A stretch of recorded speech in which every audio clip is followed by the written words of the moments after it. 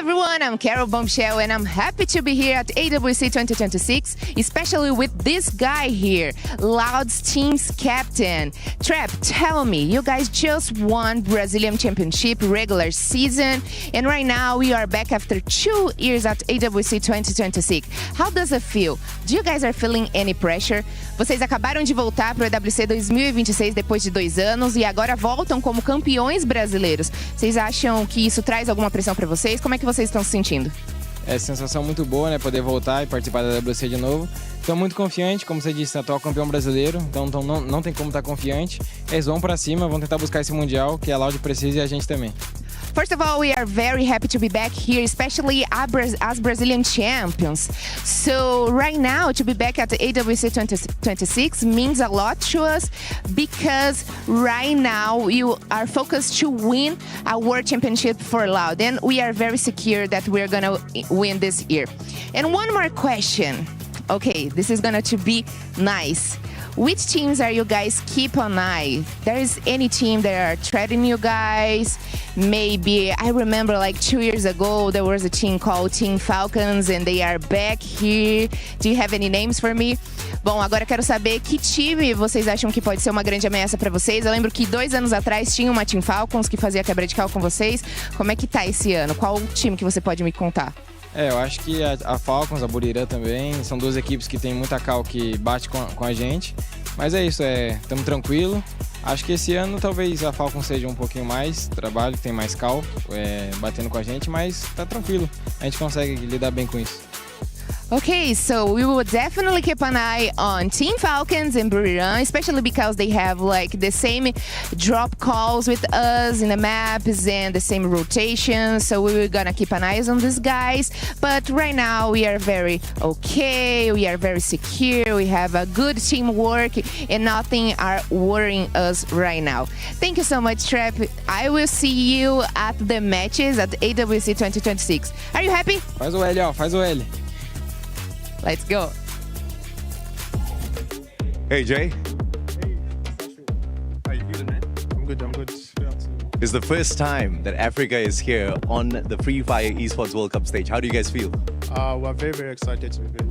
We're very excited to be here. It's a great opportunity for us in the African server to be in this grand stage. I'm still overwhelmed up to now, to be honest. So, yeah. I'm excited to have you guys here. What's the confidence level like for you guys to go out there, get to the finals first off? Because obviously the groupings are looking really tough.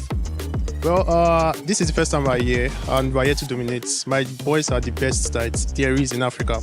Yeah. And of course, all the other teams don't know our play style, so they haven't seen us coming. So this is our time to like show that we are the best in Africa and that we deserve the spots in the EWC. All right. Awesome, man. Good luck. Looking forward to seeing you out there. Look, he's here! MT7! MT7, I am so happy to talk to you right now because Brazilian fans gave you a nickname called Baby Goat. Do you really think you are a goat? And why you think you can help your team to win EWC this year? MT7, os fãs brasileiros te deram o apelido de Baby Goat. Você realmente acha que você é um GOAT? E como é que você acha que você pode ajudar o seu time a vencer o EWC 2026? Trabalhei muito, hoje eu me considero um GOAT aí do Free Fire, né? E, mano, pra ajudar meu time é naquela funçãozinha minha, né? Dar o suporte, derrubar o primeiro, o segundo, o terceiro, o quarto, fazer uns highlights maneiro. E é isso, é básico. Of course, I consider myself a GOAT because I have worked really hard through all these years. And of course, I'm gonna have a good performance to help my team to win EWC 2026, doing what I do better, being a sniper. Thanks so much, MT7, and I'm gonna see you during the match at EWC 2026. High five. High five. Bye. And I'm here with Butzin from Fluxo team. Butzin, you have many titles in your career. You have won Brazilian titles, Free Fire World Series. What makes EWC so hard to win?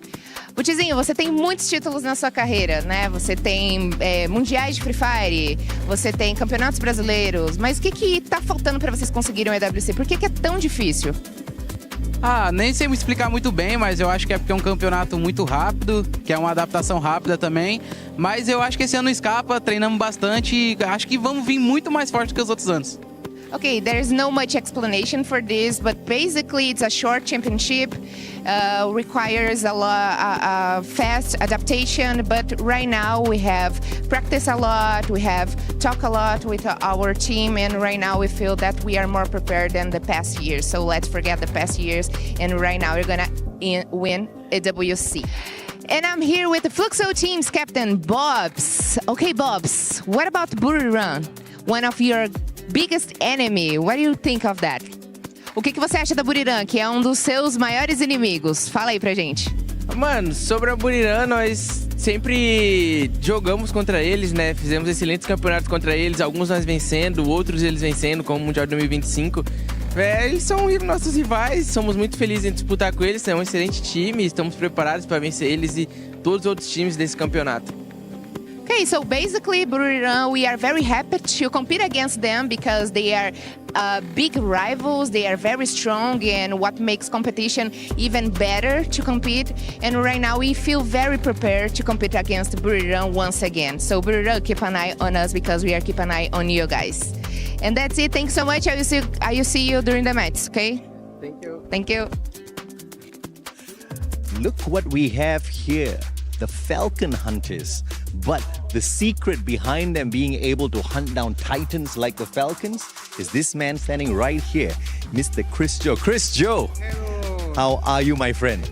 I'm good, very well. Chris Joe, you have created a monster out of this squad so far. Tell us, what is your secret? Basically, yeah, I'm focusing on the discipline for the training. Yeah, because on my experience, I cannot coaching on the match day. Yeah, so I'm focusing building the good method on the training. Yeah. That's fantastic. Do you have a lot of problems building discipline in the squad so far? Yeah, I feel a bit. Yeah, just for like a discipline like wake up time, something like that, and the communication that they should do on the training. So I don't know if you'll be honest with me, but I hope you are, okay? Who do you find to be the biggest threat for Vitality out there? Ooh, it's a really tough question. Yeah, let me thinking first. I think for the group stage first, I focus on the group stage. We have nearby or the closest group zone with the Fluxo team. So yeah, I'm a little bit worried for them. I hear he's worried for them, not worried about them. So I like that, Chris Joe. I'll take it as an intentional one. Good luck, my friend. I wish you guys the best. Yes. And we are back here, and right now I'm with RRQ Kazoo, Abai, and the coach Adi, who's gonna translate for us. Okay, so last year you guys were really close to the title. You finished in the second on standings. What have changed from last year to this year? Kita kemarin ada di posisi kedua. Chance apa yang mau kita bawa kemarin sampai sekarang? Maksudnya apa yang mau kita lakuin dari yang kemarin untuk hari ini? Yang kita lakuin ya kita pasti lebih disiplin aja sih dari yang kemarin. We must try to more discipline before last season. Perfect. Okay, we all know Indonesia is a powerful region, and you guys are defending the title. I mean, not your team, but Indonesia in general. Do you think you guys are favored to win this year since you finished last year in the second in the standings?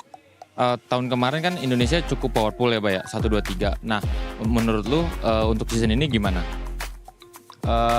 Gue yakin 3 tim Indonesia bakal 1, 2, 3 lagi. Tapi yang pertama tetap tim RRQ. Yeah, we trust in this season. It seems like last season Indonesia still powerful, and we hope in this year team from Indonesia they still stay on top 3. Awesome. Thank you so much for the interview. We wish you a good luck during the matches, and I will see you there in the arena, right? Thank you so much, guys. Guys, we've got one of the best teams out of India. We know they are going to be able to make some noise, but let's check out what Shanky has to say. Mr. Shanky, how are you doing? I'm fine. What about you? I am doing fine, sir. Thank you for asking. You're the first one to ask me how I'm doing today. Bro, I want to ask you a question. There's FFMIC. You guys were champions last year. This time round, 3rd place. How confident are you to take it all the way here at EWC? We are really confident. Our team is doing good. We are practicing hard. We are grinding too much. So yes, we are confident. We'll do good. You're confident. Okay, fine. I'm quite confident as well. I have watched your gameplay. I'm a big fan, to be honest. But I want to ask you, which team do you think out of India will pose the biggest threat? Because they obviously know your strats, your rotations a little bit more. And who do you want to take out of the race first before you step into the finals? I would say Fluxo. Fluxo have the same rotations. They have the same, one drop point is also same. So yeah. Okay, I mean, you are aiming for the giant straight up. I like the confidence. Okay, brother, do you have a shout out for all of your fans? Because obviously the whole of India is excited that you guys have made it to this stage. So should I say them in Hindi? Yes, of course. Go ahead. So guys, please keep supporting us. और हम अच्छा करेंगे और बहुत अच्छा करेंगे. Sorry, I fumbled. Can I do it again? Of course. Thank you for your love and support, guys. We'll do good. हम अच्छा करेंगे और हम अपने इंडिया का नाम प्राउड करेंगे. जय हिंद, जय Bharat. All right, thank you very much. There you go, Shanky, the one and only. SHUL eSports is in the house. I feel like I'm in a safari and we have got so many of these creatures to catch one after the other. This guy is one of the top predators. His name is Troll. Mr. Troll, how are you, man? I'm fine. How about you?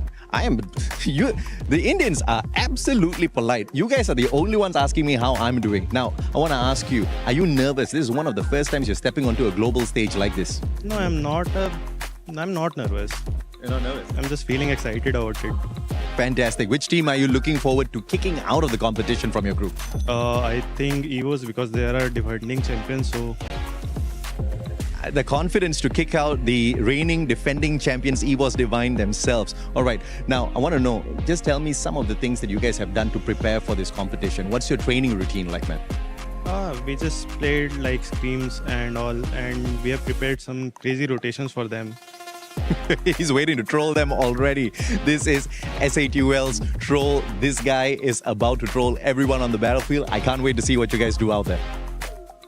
Thank you.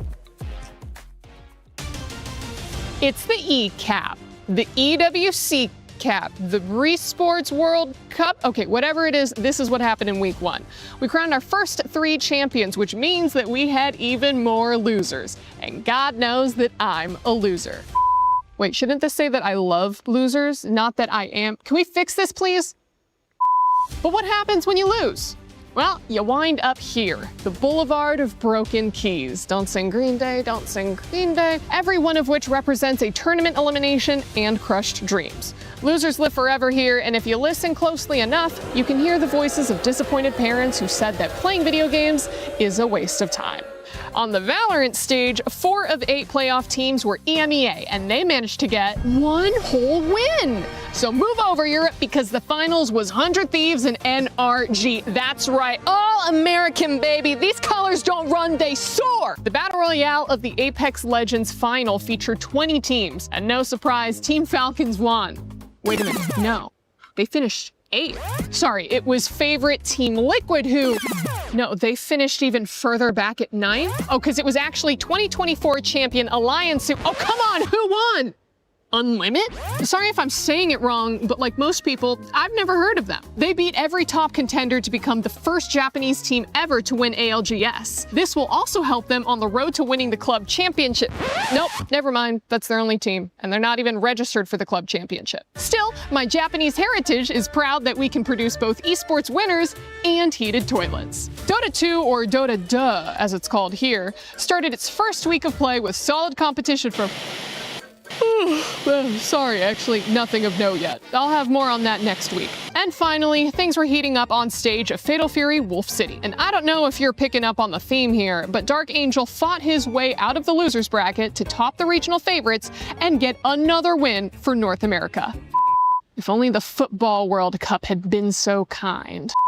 Well, guys, what is happening? 3 tournaments and 3 new champions, no title defense, no favorites able to compete, and all underdogs at the top? I'll tell you what it is, because I've said it before and I will say it again. This tournament is about the losers. See you next week.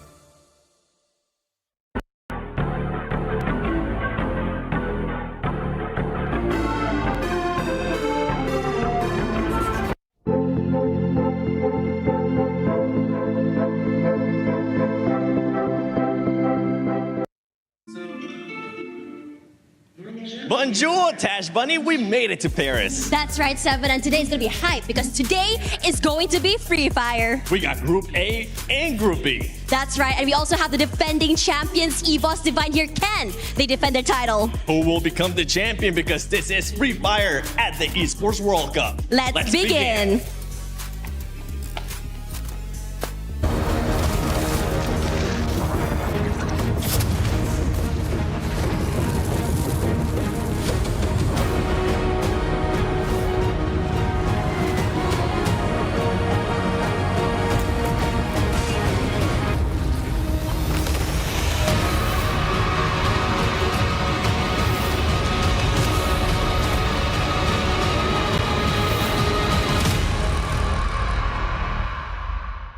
Welcome to Paris, where we are here for Free Fire at the Esports World Cup 2026. It's hot outside, but the competition inside is even hotter. I'm Lace. And I'm Conchita Caroline. But before we go into this year's competition, let us take you back to 2025, where EVOS Divine were the first team to activate a Champion Rush, doing so on Game 6, winning 2 games, placing top 4 5 times before finally cinching the title on Game 10. Now, the competition is so much different this year, and I think there's a lot of obstacles that EVOS Divine are going to have to face first. Exactly right, and that's another 24 teams, 2 groups of 12, over 12 different maps, and the top 4 team from each group stage will head through to the finals. Now, the 5th and 10th are going straight to the survival stage, and unfortunately, we're going to have to say goodbye to the bottom 2 because they are going to be eliminated. 12 maps is a lot, but I think it's so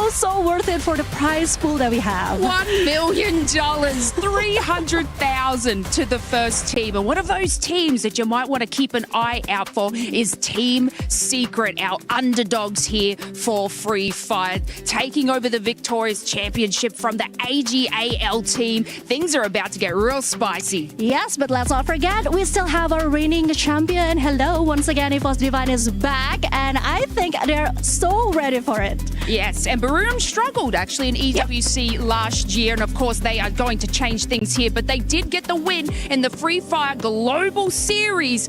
So yeah, I feel like they've got a little bit of a vengeance. Yes, I had a chance to chit-chat a lot with Wasana before, and he did say that they came in good spirit. I think this might be it for them. Yes, and if that doesn't help you guys, we have a tournament format explainer video for you guys to have a look at.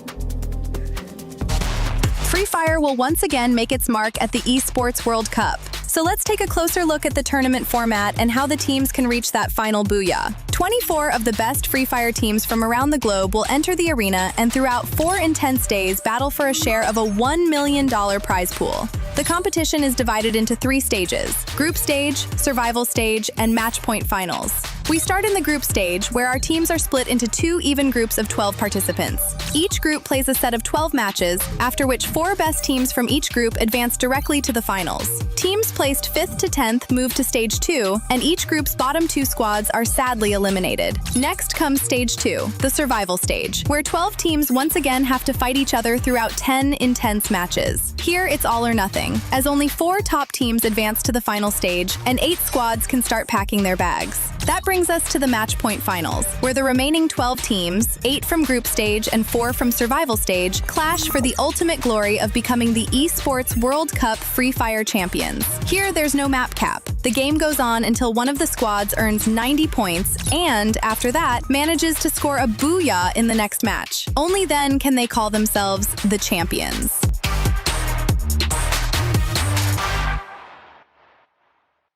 Here at the Totem, and I am joined by the reporters of the Club Championship. So every single one of you is going to give us a little bit of a rundown. We got Chris, Trav, and Glitter. I'm going to start off with you, Chris. How are things going, and what can we expect from your stage? Well, Dota, to be honest, has kind of been business as usual, been going through the motions, getting through the group stage. Today is when we have actually started the survival stage.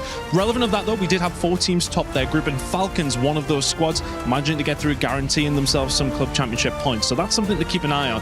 Another notion, though, today, we got the first 2 two teams coming up in this survival stage. Team Liquid, currently down in their series, not looking too great for them. And Virtus Pro, they're 1-1 in their series. So both those two teams could go out today. Considering where they're at in club championship status, that is a massive, massive result if they go home today. Absolutely. And then from you, Trav? Yeah, so we had Fatal Fury last week, City of the Wolves, which was a big, big thing for Na'Vi in general. So it was Dark Angel who managed to take the 1,000 points home, which is huge for them as well, because they're one of the competing teams in the club championship. Second place as well, Virtus Pro have got a large array of teams across it as well. So them getting those 750 points was huge for them. And then Reject as well, coming in fourth, getting 300. So they had a week for those organizations. We're on to Mobile Legends Bang Bang this week, the Women's Invitational, and that has kind of thrown a bit of a spanner in the works. Falcons back again with a couple of rosters. No surprise there. They're investing heavily in Stage 4 this year. And Team Vitality off to a flying start. Yeah, they're the title defenders. I know that for sure. They only managed to get 250 points over in Valorant, so we'll see how that's going to play out for them. But Apex is a very interesting one, Glitter. Yeah, very different from what you guys have kind of been seeing on your stages when it comes to Apex. It's obviously done, and the winner was Unlimit. Now, that's important because Unlimit is not participating in the club championship, so those points gone out the window. But the teams we are paying attention to are Team Vision and Sentinels in second and third, who did manage to get some points on the board for their club. However, now we're going into week 2, and looking forward to that, we have Free Fire, right? Now, this is kind of where my stage ties into your stages a little bit more, because this year the teams that we're looking at are Team Falcons and Vitality, funny enough. Now, Falcons won Free Fire in 2024, however, they did not last year around. And Vitality even outplaced Falcons last year in Free Fire. So now those are the teams we're going to be looking at, and Falcons actually are a team that are expected to do very well this week. So we'll have to see what that means in the end for our club championship, but it's going to be exciting. It sounds like the teams that we are keeping our eyes on this week is going to be Sentinels. They're also competing on the League of Legends stage for us. We also got to keep our eyes out for Vitality because, of course, they are in the running. Virtus Pro with a lot of teams across a lot of different titles. And for us on the league stage, AGAL. This is their debut here at EWC. They have a lot of teams competing. We're going to see how this week pans out. Thank you so much for watching. We're going to be back to you guys. $75 million, 25 tournaments, over 200 clubs, only one club champion. The club championship is the beating heart of the Esports World Cup. Over 7 weeks, esports clubs send their players to compete. Every placement, every win, every podium earns points for their club. At the end of 7 weeks, every point counts. The club at the top walks away with $7 million and the title of Best Esports Club in the world. It's not about being the best at one game. It's about being the best across all of them. Depth, versatility, consistency under pressure. One championship trophy, one title. Who will take it? Watch history unfold in Paris at the Esports World Cup 2026.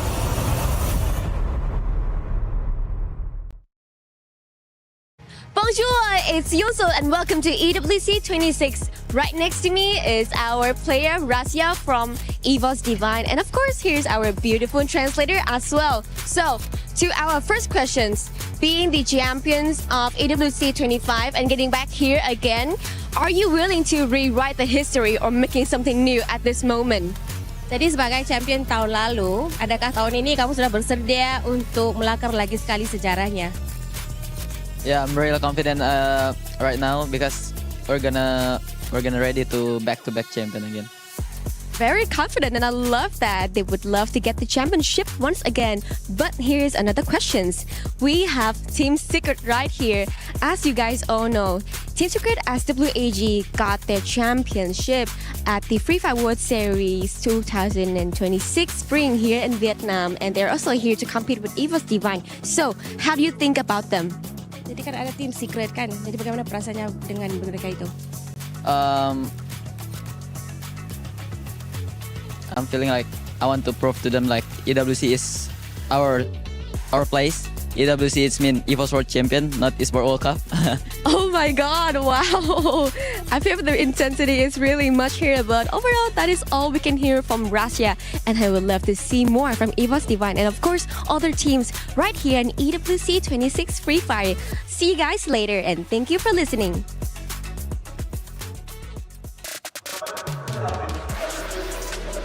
Welcome, ladies and gentlemen, to the Free Fire at Esports World Cup 2026 live from Paris. We're finally here. By the way, my name is FFWS. I'm going to be your studio host, and I'm joined by some amazing talent, none other than Conchita and Neptune. Neptune, I'm going to start with you. How are you enjoying Paris so far? Oh, it's quite different. This is the first time in Paris. I'm really loving it right now, especially the energy that we have right now. I mean, yeah, we're next to some other stages, and boy, we can definitely feel the crowd energy. How about you, Conchita? How are you enjoying Paris? It's also my first time in Paris, and it's been amazing. I just can't wait to see how the competition goes this year, and yeah, having a great time so far. I mean, you know what? Let's just dive right into the competition, because we have Evos returning. Ooh. And they could be back-to-back champions here at EWC, Neptune.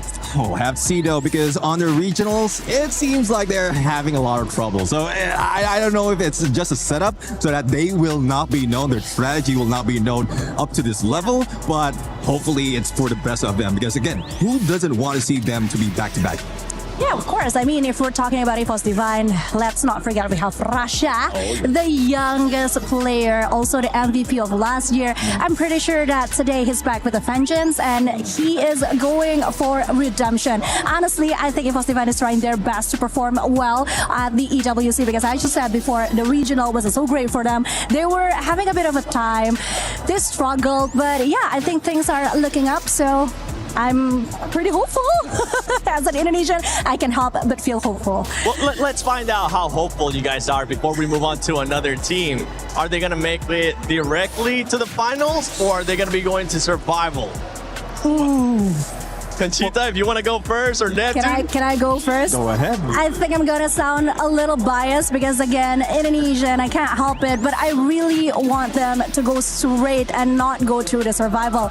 Not because I have that much confidence, but also I'm a little worried, actually. I'm a little worried for them to go into the survival stage. So it might as well be, you know, do it quick, do it better, do it perfect, and then go straight to the next stage. I don't know, though, because even I think they're confident enough, despite of the record of not having performed from regionals, they're confident enough that if they are being thrown into survival, they know exactly what needs to be done to get into the grand finals. That has been the storyline that they have even in Southeast Asia, and that's one reason as well. When it comes to the numbers, that looks like they're struggling, but now that I'm thinking about it, how well they are recovering after those instances, so I guess they might be able to do it again even in EWC. I mean, sometimes some teams actually benefit. I know this sounds crazy, but sometimes teams benefit if they end up getting that little extra oomph in survival. But the thing is, as you said, it is scary in survival because only the top 4 will be moving on to the grand final. So I don't know if they want to put themselves in that position. True, but especially as the reigning champion.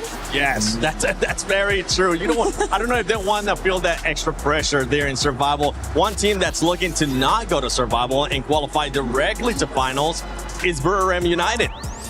Yes, I'm very proud of Buriram United. I think winning the global finals in 2025 really gave them the confidence they much needed. And EWC is something they've been looking forward to finally have in their store, you know, because it's something that they don't have yet. And Wasana, I think Wasana has been showing a bit more maturity in the way that he's playing, the role that he's taking. I hope that he can be one of the best players that we can see at the EWC 2026. Yeah, I do agree. I mean, Misana being consistent, being the best rusher out of the team, and also the chemistry out of the team right here has been built for so many years. Even if they haven't grabbed any title or has failed in EWC, we've seen how well they recovered on the global finals. And it's not as if they made a lot of change. The strategy is pretty much the same. Slow in the beginning, mid-game towards the end game. That's there where they get all those elimination.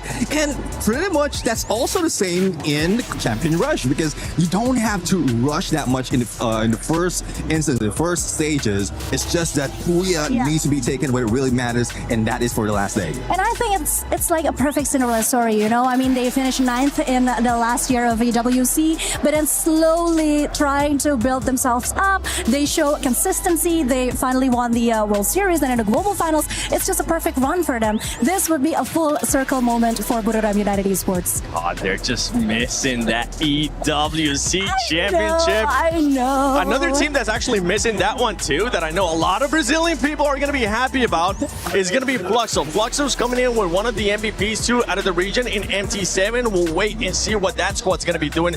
But out of Group A, when we're looking at it, we also also have Falcons in there, right? And that's an org that has won before here at EWC Free Fire. They only have just one player from when they won, though, and that was On Fire. Okay, I think Neptune's gonna take this one because speaking of Falcons, I can hear your voice in my head already. Well, it's one thing though. I mean, Team Falcons, at some point after not like losing a few of their players, they lost their identity. We are not seeing that consistency anymore. There is some fire similar to what we've seen from Buriram United, but it's not that aggressive. It's not that much we're in. It's a sure win for them. So it's really difficult to tell if they're just playing with us, just pulling our leg right now, that they're not that strong, and then later that's when they bring in those booyahs in the champion rush. Because again, it's one of the things that I noticed from some of the teams, they choose some stages or some tournament wherein they really want to pop off because they don't want to give out that much of strategy on their regionals. So I think it's a bit of an unpredictable situation when you talk about Falcons. So yeah, we might have to just wait and see. Okay, talking about unpredictable, I mean, we got India coming finally to EWC. That could be an unpredictable and a big question mark to a lot of people, as in Group A, we're going to have tag, Apex Gaming. I know a lot of fans are going to be tag on top. We'll see if they're actually going to end up there. The thing is, these groups are going to be playing 12 matches. Yes. Can tag maybe end up surprising us in these first 6 matches that they'll be playing today? Yeah, I do think that's quite possible because then again, it's a long game that they're playing. It's a game of endurance basically because 12 maps is quite a lot. I mean, from the 6 that we have last year, it's a bit of a jump. But yeah, consistency is something that the teams need to show. And I think they've had it down because this isn't their first time coming. They know exactly what they're facing. So yeah, it's just quite interesting to see how they maintain the stamina that they have, the endurance that they're going to have to show. Yeah, I do agree because like even in on LAN event, their qualifiers is coming from a LAN event, so they have that experience already. But I'm pretty sure that they have a little bit of their back pocket that they can bring in because this is some of the teams, the aggressive teams coming from India, and it's tough to say if what they've shown already is what we're going to expect because they have been preparing for this after a lot of rest out of esports scene from India. I'm really looking forward to what they're going to bring to the table. Yeah, and once again, it's the EWC. Of course, it's going to be different. The spirit is also very different. So yeah, looking forward to see how they are performing this year. Yeah, Southeast Asia's used to dominating EWC. I know a lot of the other regions, once again, Brazil wants to see if they can finally get that championship, Fluxo especially. And then we have other regions as well, right? We got Pakistan, we got some of the other ones. And I'm looking at the teams from Group A, and I'm going to go with you, Neptune, on this one. Which team do you think can surprise us? We just heard Conchita talk about consistency, right? We want to look at consistency from some of these squads. Is there any squad that you're like, okay, hey, that one might end up surprising us with consistency? Well, there's a lot of things, teams really that hasn't shown that much from the previous competition. I think AJAL is one of the teams that has that confidence right now, especially having that Clash Squad. So it's a different game mode overall, but the team, after getting that championship, they have been in good chemistry up to this point. Yeah, I have to agree with Neptune on this one because AGAL, they have been showing amazing performance, and I think Do is in the right place, right space, and yeah, it's always beautiful how he and Saifa would do a teamwork and play so well alongside each other. So I'm just really looking forward to see what AGAL will bring to the game this year. Oh man, all right, you agree with it too, okay, okay. Now, I'm gonna put you guys on the spot because I just want to be able to say this word, and it's none other than Booyah! Who's gonna be taking the first Booyah of the day? Oh my God! You really have to ask. It's just one of those like close your eyes and we have starts. we literally just started the show. Okay, I think I'm gonna go Buriram United Esports. Come on. I don't know. I mean, some of the teams, the best teams, I would say, doesn't show up that much. So I'm going for Aurora Gaming at this point from Group A. Coming from Malaysia, also a first contender in here. I think they will be on fire right now. I thought you were gonna go with Evos. I'm not gonna lie. She stayed with Buriram. I was like, for sure he's gonna go with Evos. But let us know in the comments below for everybody watching, who do you think is gonna be taking the first Booyah? Because this is day 1 of Free Fire at Esports World Cup. You know what? Let's get started.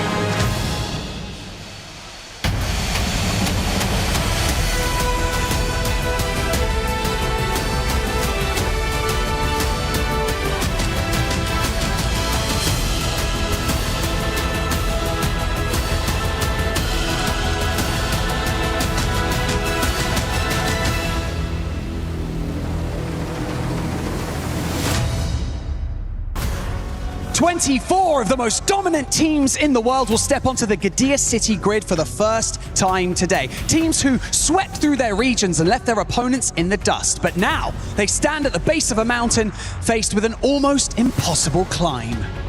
150 million players for this 2026. 33 million players play these games every day. But today we will have the 96 best players coming from all around the world. That's right, from all corners of the world, ready to go toe-to-toe until they are the last team standing. My name is Barney Banks and I'm your host alongside the incredible Luti. And without any further delay, it's time to introduce your first 12 teams to the main stage. Yeah, there is a lot of pressure, of course. Like, there is so many young players and they are coming from all around the world. And you know what? Like, I think for a lot of them, it's the first time in Europe, the first time in Paris. So they are far away from home. Hopefully they're gonna make it right for this first day here at EWC Paris. However, it's time, ladies and gentlemen, to introduce our first 12 teams, starting with Demon's Pride!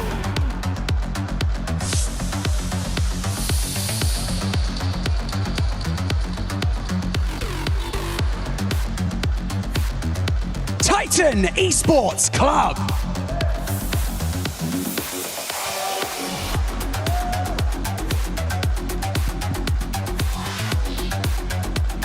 Loud Sneakers.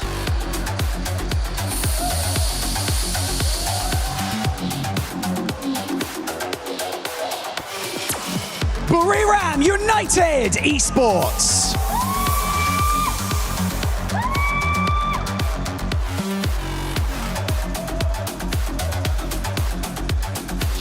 AGAL.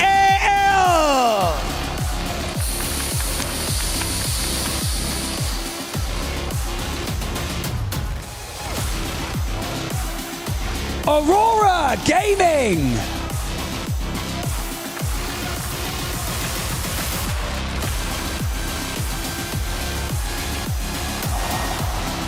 Paradox Gaming.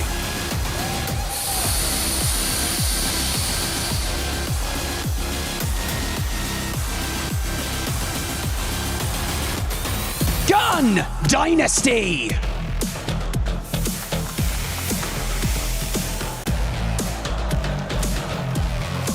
DRS Gaming.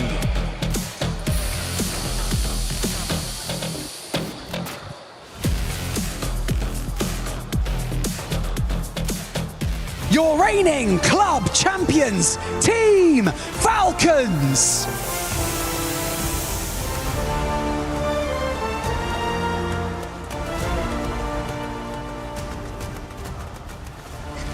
Team Apex Gaming.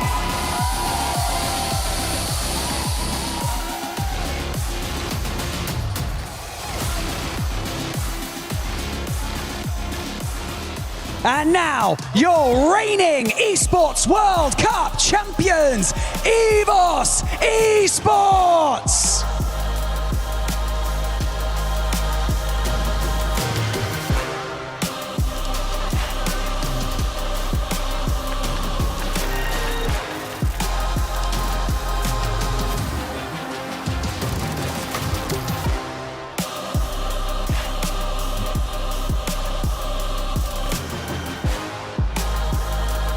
We've got $1 million on the line, a legacy to forge, and a champion to crown. So today is your only chance to make a first impression. Make it count. The first day of Free Fire in EWC Paris begin now!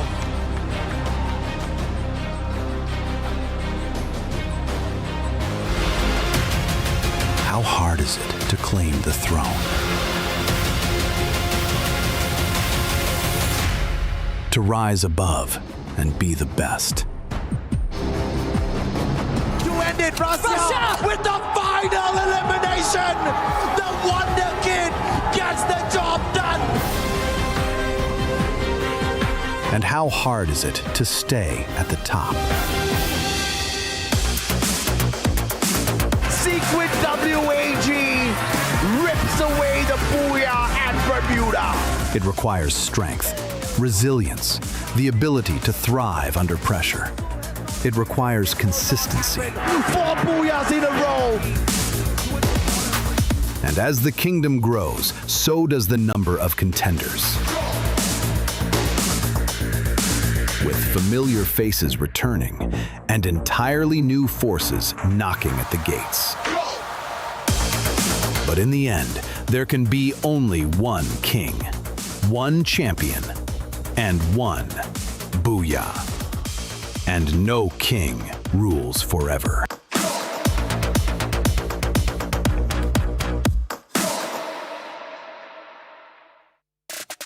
Ladies and gentlemen, boys and girls, survivors of all ages, welcome to the most awaited event for at least the first half of the year. This is Free Fire at the Esports World Cup 2026. We are in Paris, and I expected a heat wave. It was quite cold here, but now with the game starting, Tash, I think we're going to just bump the heat up a tad bit higher. It's going to be intense. It's going to be mad hot. We saw the reigning champions walk in and question marks on whether or not they can defend that crown. Oh yeah, and you know, for the first part of the competition, it's all about survival. We are in the group stage, and for the first time ever, we have got 24 teams from around the world hopping on into a global battle. Never before. This is the first time we've got so many of them, which means there are going to be a tad bit more heartbreaks out there. The first day, you got early qualifiers, but you definitely want to avoid the bottom of the leaderboard. For real. Now, as you go into that as well, eliminations are coming through. And as we go through this, we after eliminations, only top 4 will be going straight to the finals. Oh, yeah. And the rest into survival stage. Yeah, absolutely. But today is just day 1. Both groups, A and B, will only play the first 6 matches, right? So it's a little bit of a prelude. It's a little bit of a preview. And thank God we have that preview, because some of the teams here are absolutely clueless about the regions who have not really shown up on a stage where you're able to go in and really check out what their drop spots are like, exactly what their rotations are like. So they're left in the dark. And these underdogs could just be exactly what surprises even the big dogs, right? Because we know for a fact, when you go on to the Free Fire Global Finals, the gameplay there is just very different. The Titans will rule as always. But here at the Esports World Cup, we actually have the capability of underdogs having a dream, right? So far, the winners that have been able to run away with it are winners who haven't been able to achieve much on the global final stage. Yeah, it's really exciting when you think about that, because it's such a different moment, right? It's a different pond. Yeah. It's a different capability. And again, there are also, whispers about these new teams coming online. The differences in regional styles of play, whether or not you can adapt to that. That day 1, trying to figure out, like you mentioned, right, the drop spots. Are we going to be taking the early fights, or are we going to be avoiding these teams? So those are the questions these teams are going to be asking themselves. Are you brave enough to take that gamble, or are you going to be playing safe all the way till the end? Absolutely. We just saw a little peek of AGAL. They have already shown their prowess in Clash Squad thus far, global finals champions, and recently at the Southeast Asian Clash Masters as well. But that's Clash Squad. In Battle Royale, they have been doing absolutely fine for themselves as well, right? Just very quickly climbing up the ladder, but they have not achieved a championship in BR for themselves just yet. Second at Sea Spring 26, second at even the Free Fire Max Asia Invitational, where we threw in a bunch of super teams from Southeast Asia up against the South Asian teams, where they also found dominance at. Yeah, and I think that when you are in that situation, you are trying to think, okay, how exactly am I going to be matching up with these other players? Some of them are very, very new. I would say, sometimes people say, right, the younger players have a little bit more drive. They're hot-headed, they're hot-blooded. They want to go for these early fights. But in this situation, when you go high risk, the high reward moment, if you lose it, you lose it all. And in this situation, you want to avoid being at the very bottom of that ladder. What can we do to make sure that we don't go super high risk and not overheat? Well, if you do end up at the bottom today, the risk is there, but fairly low. Tomorrow, you definitely have to avoid it at all costs. But obviously, not every single team can do that. At the end of the day, you're going to have some winners. You're going to have some teams down at the bottom who are going to be at risk of relegation. But I'm looking at the rise of the underdogs here, mainly at the Esports World Cup, right? Because this is where dreams are made. And again, this guy, he dreamt for many, many years. I'm not so sure exactly what he's trying to do right now, but he's dreamt for many, many years. He's trying to think of a hand sign that he wants to flash flash on the screen Yeah. the moment he gets a booyah. And AJL's just the kind of squad who's capable of walking with a booyah. And Yeah. speaking of which, this is Group A. Many have termed this group the Group of Death Yeah. because of the number of Titans that are in this group. Right. And I think that when you think about Group of Death, there are so many situations that, for me personally, I think last year we had this conversation, right? We were saying, hey, it's going to be the rise of the Brazilians this year. And we were knocked out of the park and we were surprised. And Yeah. it wasn't at all our expectations. Now, for Yeah. this year, the capability of that happening again, and the favorites getting knocked out, is going to be happening. I would say is because there are so many teams that we haven't delved yet, we haven't seen quite yet on the bigger stages. Yeah. Maybe regionally, we haven't seen their prowess because maybe regionally wise, maybe they're not the best there.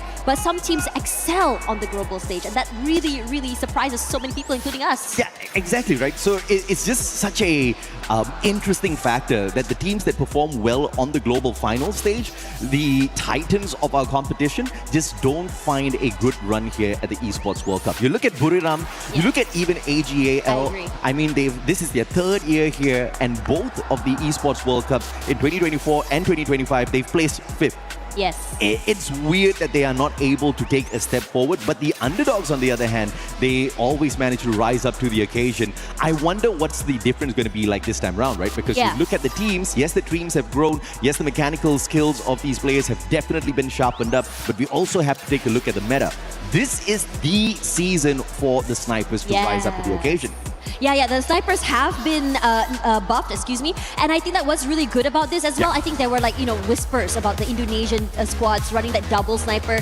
Seeing that is going to be fun, but again, as we go into this first game, I am curious to see what exactly is going to be happening. Is it going to be double snipers? Is it going to be a different kind of meta? What do you think, AJ? Well, I think everybody's going to be aiming for peak this time around because of the high tier loot zone, or it could also be a potential avoidance of these high tier loot zones for the underdogs of the competition, just so that they avoid early annihilation from these lobbies. But one thing's for sure, we're gonna spot quite a number of hot drops because of the fact where we haven't built dominance on these compounds just yet. Day one is gonna be a very messy day, and I think we already see a couple of hot drops out there. Yeah, and I'm seeing a very interesting moment here, where we are looking at Mars, Electra, and Pochino just completely full of players. Circle coming up toward the middle central side there. So the rotations coming in from southern side is going to be fun to see, especially AGL from Sentosa. Yeah, absolutely. So Gun Dynasty up against Aurora. And this is going to be a little tough for Gun Dynasty if they don't manage to overwhelm the Malaysian squad, who has been performing extremely well in the recent past. And you've also got the team of Team Apex Gaming from India. Now, speaking of Aurora and the players of GD, let's see if or not they'll be able to knock each other out or very safely avoid each other after picking off a couple of points. Azrael Mac 10 in hand for medkits. No glue walls. Getting stuck in a battle could be deadly. But he does have the time turner on him, keeping the active skill alive. Let's see if or not they'll be able to engage well. Vega, on the other hand, already has the M82B in hand. Two players from the side of GD actually holding back. And David 444 moving on in, bringing the full squad for the attack. Jun's about to be in trouble here. David has the P90 as well, quickly avoids the engagement. And Aurora does not want a straightforward fight. A little mistake here from Azrael as he hops on into the battle. David won't find him. Zuez for the backup. And the Mag 7 shines for the side of Aurora, but they've already lost 3 players down on the ground. It's a chaotic moment here right now as Jun also gets knocked down quickly. Shumi comes through and somehow steals it away. Aurora Gaming eliminated too soon. Weren't able to tie down the last few moments. As we walk over on this side, TAG crossing over. GD will be waiting on the other side here, but they haven't been spotted out quite yet. If the rotation is good, I think that they may be able to come on to the screen right now as DRS is just completely annihilating PDX right now. Yeah, Paradox up against DRS. 3 eliminations in hand. They started off really hot, but it looks like Paradox will have to back away from this equation here. Snipe with the VSS is going to be standing by to distract the players of the Rail Soldiers. Was his buddy makes it away from the compound, looking for the revival on the rest of the Paradox squad. Alu and Pratik making sure they don't make a mistake here. The Valiant Dash takes down Snipe's defenses. They pick up their 4th point. A great start for DRS. Yeah, DRS just walk up and just took the area like it's nobody's business. Snipe back into the game as Madara does get knocked down here. EVOS, they does try to make a move onto the enemy team on the other side here, but they weren't able to find an opening toward them since DP does have the upper hand, drops down, but Abax knocked out of the game already, and the rest of the team completely collapsed as EVOS run away into the other compound here. They're trying to just crunch them from different areas. Ray cannot hold on here. Rasha does get a pickup of his own, but DP doing a great job of just annihilating EVOS. Oh, it was a great start here from Demon's Pride, taking on the reigning defending champions in EVOS Divine, trying to take them out of the equation, but it's not gonna be that easy. The White Tigers of Indonesia rising to the occasion, instant pickups from their side, and they turn the tables on Demon's Pride, showing them who the true demons of this competition are. It's honestly insane because the start off was just so in favor of DP as Rasha gets picked off by Falcons. Limit, a big pickup here already. Right timing to just catch him off guard before EVOS was even able to reposition. Yeah, great positioning from Russia as far as the battle up against Demon's Pride was, but they did not expect Beckle to drop by. And here comes Gun Dynasty yet again in another battle, but their prime play with David 444 down on the ground. But Team Apex Gaming needs a very early and up against the LATAM Giants. Man, we already have two teams already out of the game and EVOS in trouble as Falcons just clean up house, eliminated so quickly. Demon's Pride as well out of the game fairly soon. And these are the big hitting numbers. We talked about this in the pre-show, about what we were sort of expecting to see from the big names. Yeah, I mean, very messy game one on day one as expected here. Most of the teams just do not know what to expect from the others in terms of drop spot, in terms of rotation. They'll have to stay on their tippy toes and sneak around these compounds as best possible. And if that fails, well, just go all out with their gunfights, just like what EVOS did earlier. But I'll have to say, Demon's Pride was not as big a threat as Falcons. Pina with the Car 98 takes down Aim God. Kutush out of nowhere. TEC joining the party as well. Two teams beating down the players on the side of EVOS Divine. The reigning defending champions might get taken out a tad bit too early here. It's honestly insane. EVOS come back into the game, immediately gets completely annihilated. And now over on this side here, Falcons on a rampage. Limit doing the damage onto the player of TEC. The pressure is on, and TEC can't do anything about it. Titans Esports Club, what do you have in you? Have your wings been clipped? The Red Hawks of the past have not been able to fly very far, but this time around, picking up some crucial early points. They do have the vending machine beside the final surviving player, but it looks like it's going to be a rough one as TEC bows out as well.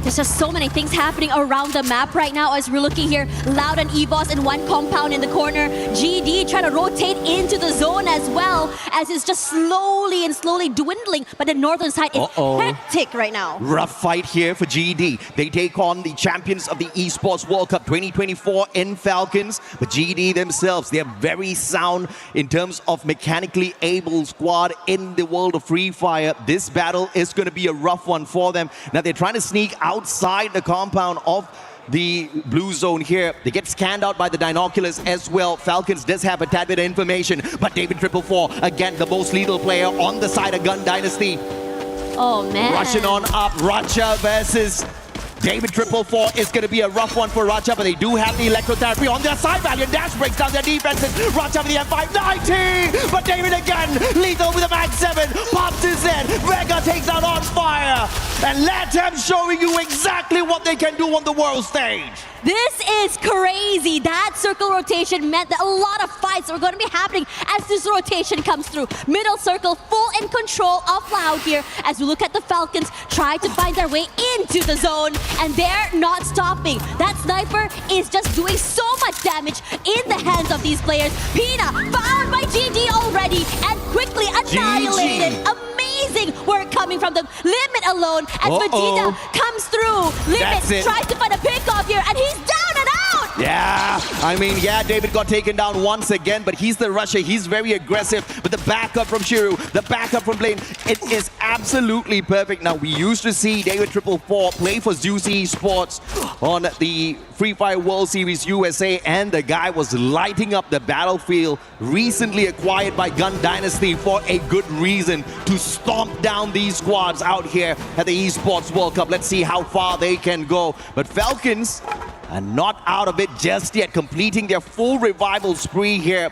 Back to a full squad, but can they loot up and be battle ready before the next circle? Speaking of that as well, I mean, EVOS had so many close calls throughout this entire game. I think it was two times that they nearly got knocked out and somehow survived middle of the circle already. As On Fire runs for his life. Cypher going in for that chase. Gonna try to stay alive, but he's crunched here as eventually gets taken down. AGL, one more to their name. Yeah, On Fire just had no chance there in that situation. AGL just swooping on and spotting a little prey and showing that they can be a prime predator. But of course, that was a 2v1. A little bit of an unfair fight. Now, a team that has been keeping very quiet is Buriram. They've managed to build a lot of respect for these other squads, especially here on the Esports World Cup stage.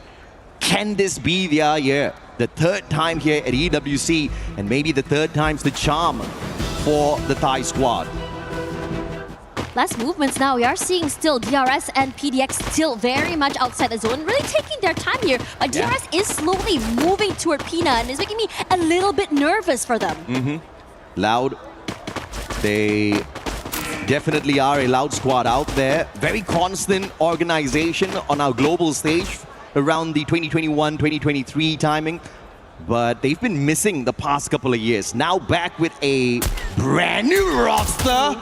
And On Fire, man, Falcons just can't catch a break, can they? Gun Dynasty showing them exactly who's going to be ruling these lobbies from the get-go. On Fire again, just outnumbered the players on the side of Falcons. Yes, they did manage to run around getting those revives, but the team just spread out too thin on the battlefield. Yeah, they weren't able to play together in these situations. You know, you're seeing a lot of respect. Oh, that's it! As immediately Takuri finds limit. And Falcons, that's it for them, not able to come back into the game. Yeah, now, unfortunately, he was just too broke. Even if he got to a vending machine, which is quite far in that situation, wouldn't have been able to bring anyone back. He was looking for those coins, and Takuri found some coins out of him instead. Yeah. Now, the southern side here is very interesting, AJ. Look at the amount of teams here. You have EVOS hanging out, PDX as well. I wouldn't be surprised if a big fight were to happen around here, and it's going to be fire, because GD right now is so comfortable northern side and alone. Yeah, absolutely. 5 teams out of the equation already. Paradox still alive and kicking alongside the Rail Soldiers. Speaking of the Rail Soldiers, they drop into some hot soup and they're about to get cooked here if they don't walk away with some good elimination. Stroex won't find Jiru. Vega taken out as well. David shut down by Guaka, and Loud interfering in this battle. Can they walk away as the best third party for day 1, game 1? Gun Dynasty with your final survivor. It's been a great run so far, but the vending machine a tad bit too far away from him. Hard to really do anything in this situation. Buriram also coming into the zone as well. But in this situation here, DRS with the upper hand. Just because they have a bit more of a second. Can he do it? Area. Nice. Tried to run away. Had the vehicle.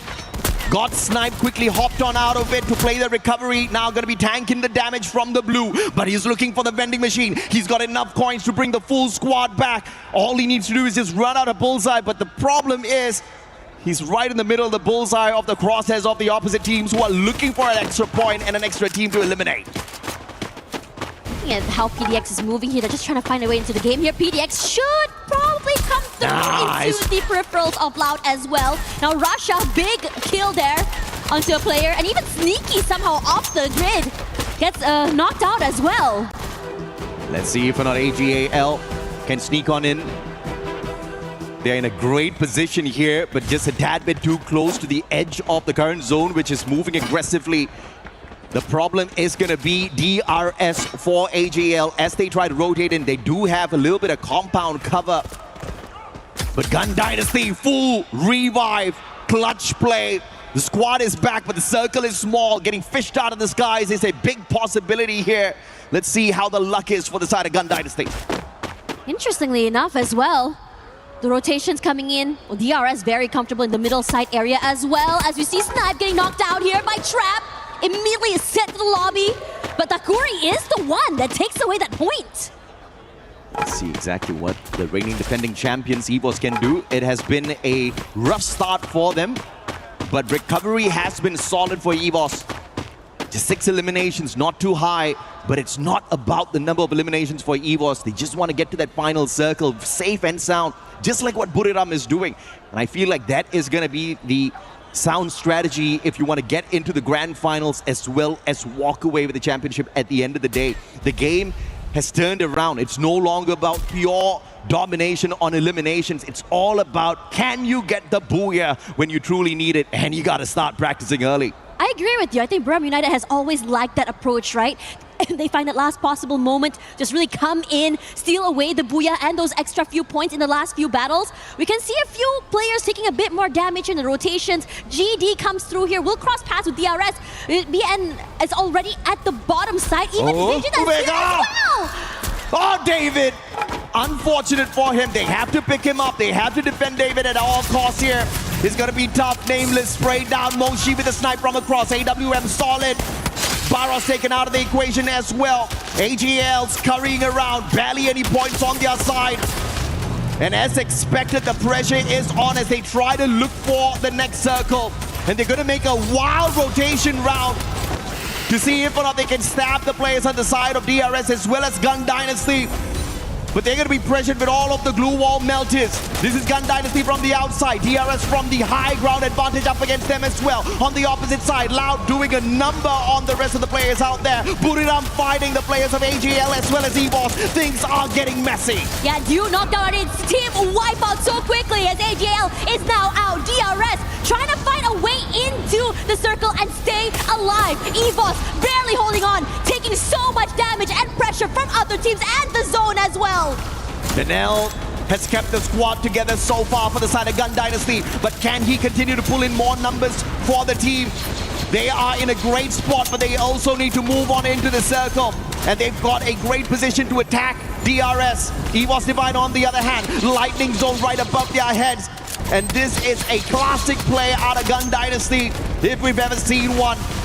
And through the lightning zone, there is a big advantage here. Loud, on the other hand, just not stepping on out too much. They will take a little bit of hit from the lightning zone, but nothing that they want to worry about so far. Moshi with the snipe. He was still once again under pressure. But the pickups are instantaneous. They've got the haystack for the extra defense as well. But the angles from the rest of the squad just putting EVOS in a pinch and eliminating them from the lobby. Yeah, EVOS is now out and down for the count as DRS rushes through into the safer zone here. Trying to find a way to stay alive and stay healthy. They do. As Loud trying to find a way to just really find an angle onto Buriram United. We see some utilities coming out here, just really zone them away. But no one's making a move quite yet. Not yet. Buriram, cool, calm, collected. Just taking advantage of any extra points they can find out there. Not getting too aggressive just yet. But now up against Gun Dynasty. Can we see Buriram shine, or will Gun Dynasty continue to stomp every single squad they come across? David 444 still alive and kicking. But now their super savior still alive and kicking.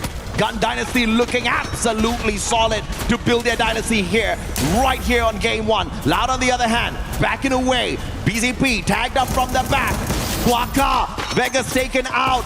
It's DRS striking up against Gun Dynasty, and they've got 13 eliminations in the Nepali squad. Absolute wonder run so far on game one. Yeah, and Loud has made a huge, I would say, tactical retreat. A lot of space held, a lot of cover as well built, but it doesn't stop the damage. Trying their way in the best to stay alive right now as BRU tries to put in the pressure onto their team. They can't do more than that. They do steal away the players of GD. One player knocked out already, and BRU already on a rampage on 2-5. Loud, 6 eliminations, putting the pressure onto Buriram United. Not happening, staying alive despite the chunk of damage coming through for the util. Yeah, Trap just playing true to his name, man. Bringing in the thrill of battle with the A124, trapping in Buriram. They could not use their active skills, and they actually had to wait that out. Quite a number of seconds lost already, but Buriram quickly recovering. from that thrill of battle attack. Loud played the timing well, but Buriram had the extra layer of defense with those fences. And now here comes Takuri. God nades. Guaka finds Moshi. The sniper of Buriram's out of the equation, and Takuri can do a number on them. Can he nade out the full squad of Buriram? It goes wide a tad big. Now Takuri needs to become the doctor for the squad. David 444, the final player on the side of Gun Dynasty that's alive and kicking, but they've done well enough in this game. 17 eliminations strong. Final 4 teams, 4 regions in the final circle, and Gun Dynasty is the first one to tap out. Yeah, it's insane now. With Brum United waiting in the wings. Strokes trying to find a way to chunk down the damage from Brum United, but they have built a fortress. Wasana repositions, rushes through, trying to find a pickup, but he's not able to do so. As BTP finds the members of Brum United. They're all knocked down. DRS in trouble. It's all about the timing, and Loud knows that well. They move on in. They've already taken advantage with the initial knock. Takuri has got the quad in hand. Rate of fire up close and personal is going to be deadly. But if Loud continues to close down the distance, those M590s are going to be popping some heads for sure. Trap once again. Thrill of battle locked in. And you cannot use your active skills to take them on. But that knock buys them a little bit of extra time. What can Strowex do? It's a 1v3. He's got a sniper in hand. M590s loaded up on the side of Loud. It's a 3v1 easy play here. As Strowex jumps on back. Loud says absolutely not. They take away the first win. And Brazil showing that they are going to be making a lot of noise here on the stage. They're loud, they're dominant, and they know exactly what they're doing, knowing exactly when to attack and when to go for those tactical retreats. They built a massive wall for safety and kept the distance from them and the other teams. Amazing work. Loud 6th at the Esports World Cup 2024, but technically as Team Solid. A majority of the Team Solid players on Loud right now, and they are here to run circles around these teams. Again, Tash, I mentioned during the game, it's not about how many eliminations you get. It's all about strategizing your way towards that final circle, surviving long enough, and taking advantage of the right situations. And that was executed perfectly by this Brazilian squad. Yeah, it's really exciting to see them as well. They weren't too flashy super early. Yeah. When we saw toward that mid-game, they made so much noise. They started to get really active. They started to really move around that map. And they're tactical on which fights they wanted to take and which fights they decided to just leave alone. And I have to say, it's Trap that was the mastermind of that battle, constantly pulling the timing perfectly for the side of Loud. If it wasn't for them, I think Buriram would have had an easier rotation in that final circle to avoid the battle. But the thrill of battle, and again, even in the final battle up against these players from the side of DRS, it was the thrill of battle that made the biggest of difference. And this guy is not just the support player who activates the thrill of battle from the back and then allows the rest of his team members to get the job done. He hops on into the fight as well with the M590. Phenomenal mechanical skills, phenomenal timing. Everything went well here for Loud, but I have to say that was a really messy lobby, because again, that's exactly what we expect here. Day one, game one, you barely know where your opponents are going to be dropping. I mean, you can go in and do a little bit of research, but it's really a toss of a coin at the end of the day, and I think Loud handled the situations out there really fine. Yeah, and I think what's really exciting as well for me personally, I thought that today we're going to be seeing the rise of the underdogs, right? The more quieter teams that never really made that big splash quite yet, because that's usually how day one goes, because everyone's a little bit more cautious. Regardless, after this, we'll be seeing more of the Free Fire at EWC, so do not go anywhere, we'll be right back. Play is in our DNA. Whenever we let it out, it becomes our superpower. Now imagine an entire city being built to supercharge it. Kadir City, powered by Play. Hello guys, welcome to EWC 2026 Paris. I'm Conchita, and right next to me is Wasana from Buriram United Esports. We're gonna have a bit of a chit chat. Of course, we have Kay here to help translate us as well. Okay, Wasana, welcome back to EWC 2026. It's so great to have you back. How does it feel to be back, and how is the preparation leading up to the World Cup? ก็ก่อนอื่นเลยนะครับขอยินดีต้อนรับน้องวัฒนาฮะแล้วก็ทีมบุรีรัมย์นะครับเข้าสู่การแข่งขัน EWC 2026 ณ กรุงปารีสนะฮะอยากสอบถามว่ารู้สึกยังไงบ้างที่ได้กลับมาเล่นในรายการนี้แล้วก็พร้อมขนาดไหนฮะก็รู้สึกดีใจมากครับที่ได้มาเล่นในรายการนี้ก็เป็น หนึ่งในรายการที่พวกผมอยากคว้าแชมป์ไม่ได้ครับแล้วก็การเตรียมตัวพวกผมก็เตรียมตัวมาพร้อมครับเต็มที่เลย 100% ครับ Yep, I'm very happy and excited to be back on EWC stage, and we are so ready. Our preparation is like so. Can't wait to be back on the stage. Ooh, okay. So speaking of preparation, we all know that the other teams are also going for the title, obviously. This is the one title that Buriram United really wanted to have. What do you think is the biggest obstacle that you're going to have to face on the stage this year? ก็เมื่อกี้เราพูดถึงว่าเราเตรียมตัวมาอย่างดีเลยใช่ไหมฮะอยากสอบถามว่าทุกทีมเขาก็เตรียมตัวมาพร้อมมากที่จะได้ขึ้นเป็นแชมป์ในรายการ EWC 2026 เนี่ยฮะอยากสอบถามว่าเรามีอุปสรรคอะไรไหมในช่วงการเตรียมตัวการแข่งขันครั้งนี้ครับก็น่าจะเป็นเรื่องสำหรับผมว่าน่าจะเป็นเรื่องสุขภาพครับเรื่องแบบปัญหาของตัวเรามากกว่าก็คือตอนนี้ก็พร้อม 100% แล้วครับYeah, for me, I think like it's gonna be like our health issue, like our health condition, because like we have to fly over to like from Bangkok directly to Paris, and the weather is like it's very hot right now, but right now we are good to go. Good to go, well adjusted, even though, yeah, of course, it takes a lot and a while to get here. But speaking of contenders, who do you think is the biggest rival that you have on the World Cup right now? Because if we're talking about EFOS Divine, yes, they are the reigning champions, but it hasn't really been a great year for them. ก็อยากสอบถามว่าคิดว่าทีมไหนฮะที่จะเป็นว่าแบบเป็นอุปสรรคหรือว่าเป็นตัวที่แบบว่าเป็นทีมที่ทำให้เราเข้าถึงจุดที่เรียกว่าเราได้แชมป์ได้ยากที่สุดครับสำหรับผมก็ไม่มีนะครับเพราะว่าส่วนตัวก็คือน่าจะคิดว่าเป็นที่ตัวเองมากกว่าถ้าตัวเองในวันนั้นเล่นได้กันทุกคนก็น่าจะไม่มีปัญหาอะไรครับ I think that there's none of the team that gonna play against us gonna be like the obstacle for us to claim the champion titles, but the biggest obstacle gonna be like ourselves and our players in the team. Like if we can play on the level that we practice, everything gonna be fine for us. Ooh, that is a great answer. I love your answer, by the way. Love the confidence. Is there anything you'd like to say to the other team that are also competing against you today? มีอะไรอยากจะฝากถึงทีมอื่นๆที่จะเล่นกับเราในวันนี้บ้างไหมฮะก็วันนี้ผมขอจองท็อป1ไว้ก่อนนะครับ Well, top 1 is mine. Ooh, my God, I'm so excited. I can feel the competition already. Thank you so much, Wasana. Thank you for having this interview, and thank you for watching us. Welcome back, everyone. We start off our first match today hot and loud as Booyah is the one to get that first Booyah of the day. It's nice to see the top 4 teams within the first game in itself be from 4 different regions out here. Everybody's hungry. But what has been shocking the world is how Gun Dynasty is running the game out there. Eliminations-wise, they absolutely knocked the ball out of the park, right? You have to respect the absolute tenacity. They bumped into many squads and barely anyone was able to keep up with them.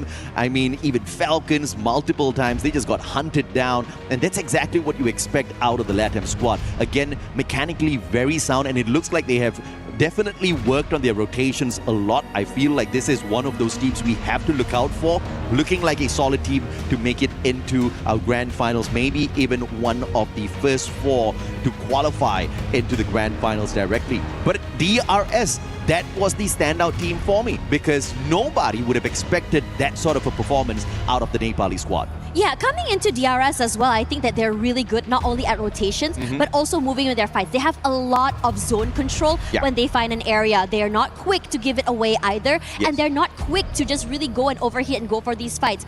I'm seeing a lot of respect they're giving to other teams to make sure that in terms of survivability, they can survive all the way to the later stages of the map.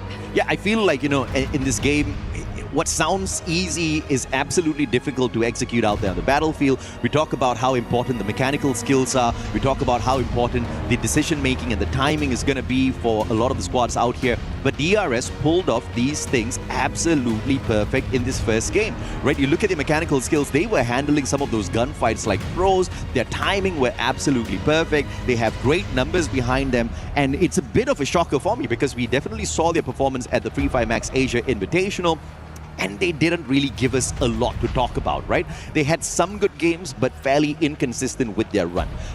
But a game this explosive up against a lineup of squads that's, you know, global level, superstars, multiple-time world champions, it's insane. And you got to respect that out of Nepal. Now, the big question is, of course, going to be whether or not we're going to see the consistent plays out of them.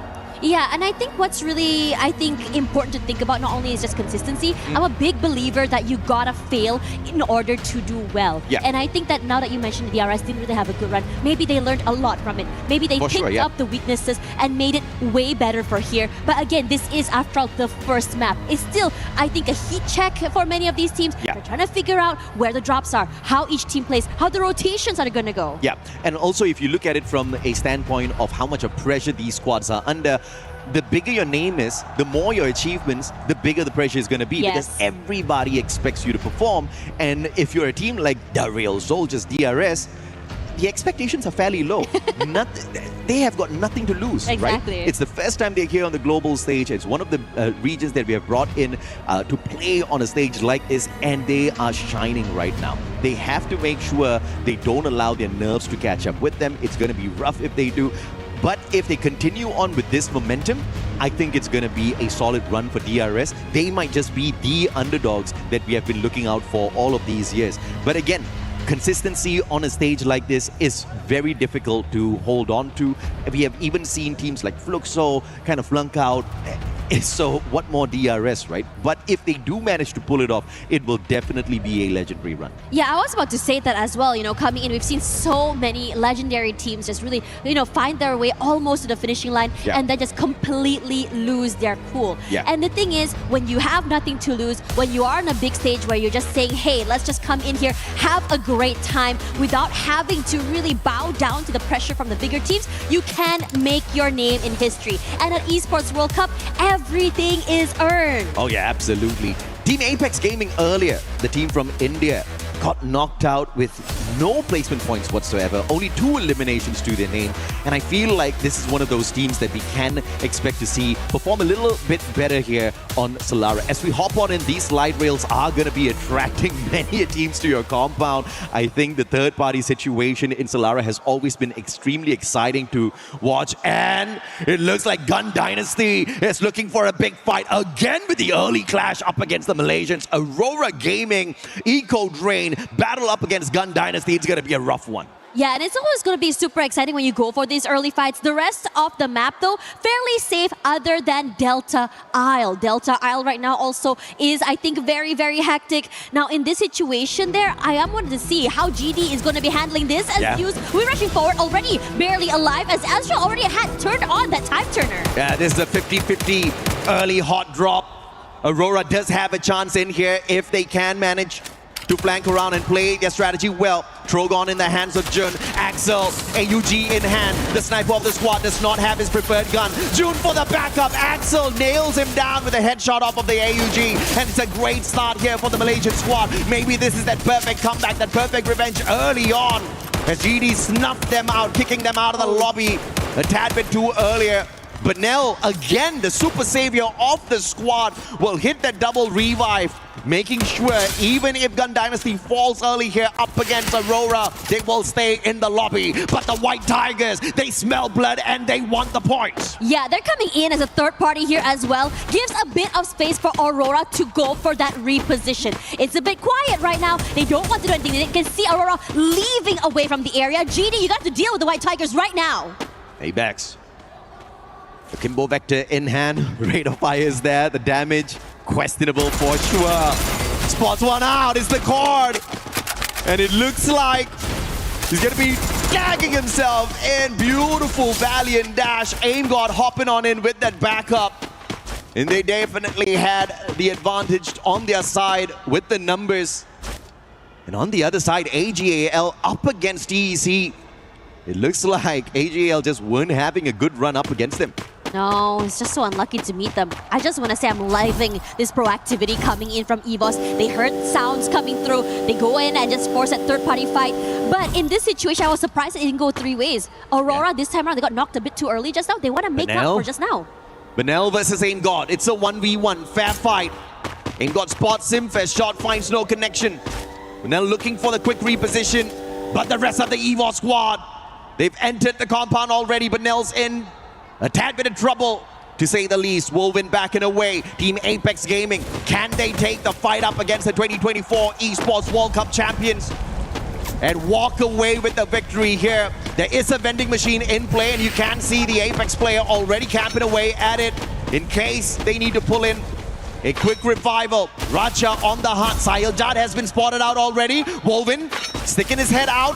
That is a bait on fire, flanking around from the right-hand side. Max 7, his own glue wall keeps him in a way, and Wolvin with a timely time turner to keep himself in the run. Oh man, and here comes the firepower from the Falcons, knocking a majority of the DAG players down here. 2 eliminations already done and out here, and now they go for more. DAG is stuck in a corner. 3 players crunching him all alone. The wave from On Fire is here. A 2v1 swing out means that he cannot survive. Man, Katie God, I don't know where he is, but he was in a fantastic spot to punish the players on the side of Falcons. Managed to get a double knock, but the recovery from your 2024 EWC champions absolutely swift. But Katie God in trouble now. Team Apex Gaming, they've already hit the revive, and they're holding on. Riptide rhythm from Katie God just to put a little bit of extra pressure on them. The nade is in his hands. Pina on the chase. Katie God will stay safe still. And now he has an advantage as he hops off of the slide rails, takes another shot straight to the back. And Pina with the mini Uzi looking to see if or not he can take him out of the equation. Vending machine right beside. It's a 1v1. Katie God has the better gun in this situation, but Pina absolutely sneaky, just hopping on from the back of the glue wall, taking the shots, quickly hiding away. And from having a disadvantage with the gun, Pina turns things around. Oh my gosh, that was a hot chase from the other side of the map all the way till here. Movement was insane coming from this guy. Oh yeah. Gotta respect Falcons this time, hungry for those points. They obviously wanted a better run in the earlier game, did not find it for themselves. Got kicked out of the lobby with just 10 points on their side. Very aggressive game 1 for Falcons. 7 eliminations, but only 3 placement points. You just have to make sure the same mistake is not made here on Solara. But so far, so good. You see the coins on their side absolutely stacked up. And TEC, one of the favorites from Bangladesh, alive and kicking with a ton of elimination points already on their side in the Solara game. Oh man, Barrow's putting that damage onto top 16. GG. That's Takes it. a lot of damage, almost getting knocked down here, but moves around the area, cannot survive, and knocked out as well. Yeah, Barros, great play on that 1v1. Thrill of Battle popped in a timely manner, locking him down. And a swift elimination right after. AGL on the prowl, looking for some extra points. But Cypher's gonna get caught out here. Jazzy Aswad and the smooth criminal Cypher quickly getting away. Barros looking for the backup and the bait and switch. Barros now holding back. Jazzy taken out of the equation. Barros, you monster! Oh, it's the biggest nope I've ever seen in my life, and Cypher is the one to turn things around there. Aswap down and out. Gonna try and see where exactly he can go in this situation. Coming in terms of rotations here, a lot of players already inside of the zone. Mid-side area, I'm really curious. I'm seeing AGL and Loud there. AGAL, again, this is their 3rd EWC. Just like Buriram, perhaps 3rd time's the charm. David 444 taken out early here. This is one of the prime players out of Gun Dynasty. And Buriram hunting them down one after the other. You messed around with us in the previous game. We could not get to the Booyah. And this time, we will take you out of the lobby early. Buriram says, but can we see a recovery again? Benel, the super savior of Gun Dynasty, keeping them in the race. Honestly, getting that pickup right as the glue wall goes down is just diabolical. Now, the zone has shifted a little bit more here. And in this situation, most players are already coming back into the game. Man, but now, what in the world? This guy... He has most revivals. Yeah, he's definitely got the most revivals so far. And it is absolutely brilliant to see him pull off these amazing saves in such an insane lobby on a stage like this. I wonder how is he managing to get things done, and how is he having so many coins on his side? We got to check that out later. He was divine though. 3 eliminations. Aggressive start this time around, but they want more. DRS up against Falcons. They had a phenomenal run in game 1. And Falcons are trying to deny them of that in this game 2. Pina down already. Strowex, fantastic shot. He eliminates Pina from the equation. No glue wall, but the time turner on his side allows him a quick recovery. Kar 98 in hand. Anybody that takes the slide rails up against Alu might be in a tad bit of trouble, but Falcons not gonna make that mistake just yet. Doing a due diligence here, dotting their I, crossing their T's as well. And I think DRS is doing, fairly wise to just really back away from this fight. Yeah. Now for Falcons, they brought back Pina into the game. That's more firepower once again on their side here. The southern side here, DP and AGL looks very interesting right now. Falcons understanding that Alu would probably pop their heads if they took the slide rail, trying to just cut the distance down with the vehicles. On the other side, Demon's Pride, top 16, tagged up already, that Moko giving away his position, and it's too easy for Dew to go in for the follow-up. Super Sniper turned Russia in the situation, connected with the electrotherapy. This is the result of too many Clash squads. And in this situation as well, I think everyone is just sort of like kind of moving away on that western side here, just trying to find a way into the zone, making sure that they don't get sniped out as they take that slide rails. We saw so many of that happening way too soon. Well, it is fun for us viewers to see it, but for them, it's probably a very, I would say, high-stakes, heart-attack situation. The Clash Masters competitions have forced the snipers to play a closer range battle, which means more shotguns, more SMGs, and it is having its results shown beautifully on the Battle Royale scene. And that's just going to be making these snipers so much more deadlier. Long range, short range. They're now becoming all-rounders. But this next circle, though, looking deadly. Falcon scanning out the area of Team Apex. Sahil Jad gets caught in the binocular scan. Pina Racha not waiting. They sustain some shots, but they're going straight in for the elimination. And a 4-man scan here, potentially by the White Tigers. EWOS Divine and a double scan. Probably Aurora as well as Loud. EWOS in trouble, as two teams have got the information on them. Team Apex Gaming, on the other hand, already scanned out by the Falcon squad earlier on, but Falcons are the ones who are in a tad bit more trouble. Ooh, nice shot. Sahyajat looking for the revival, pulls Shoto back into the race, but he sacrifices himself in the same run. I mean, what can you do to just really survive longer here? That's it. Katie God in trouble. Out of the pan, into the fire.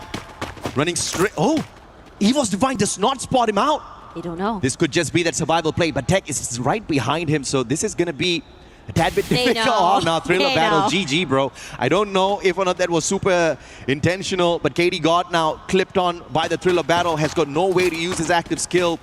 But EWOS Divine not making the mistake of looking for one extra point and potentially sacrificing two of their players. They know the players of TEC is right there beside them.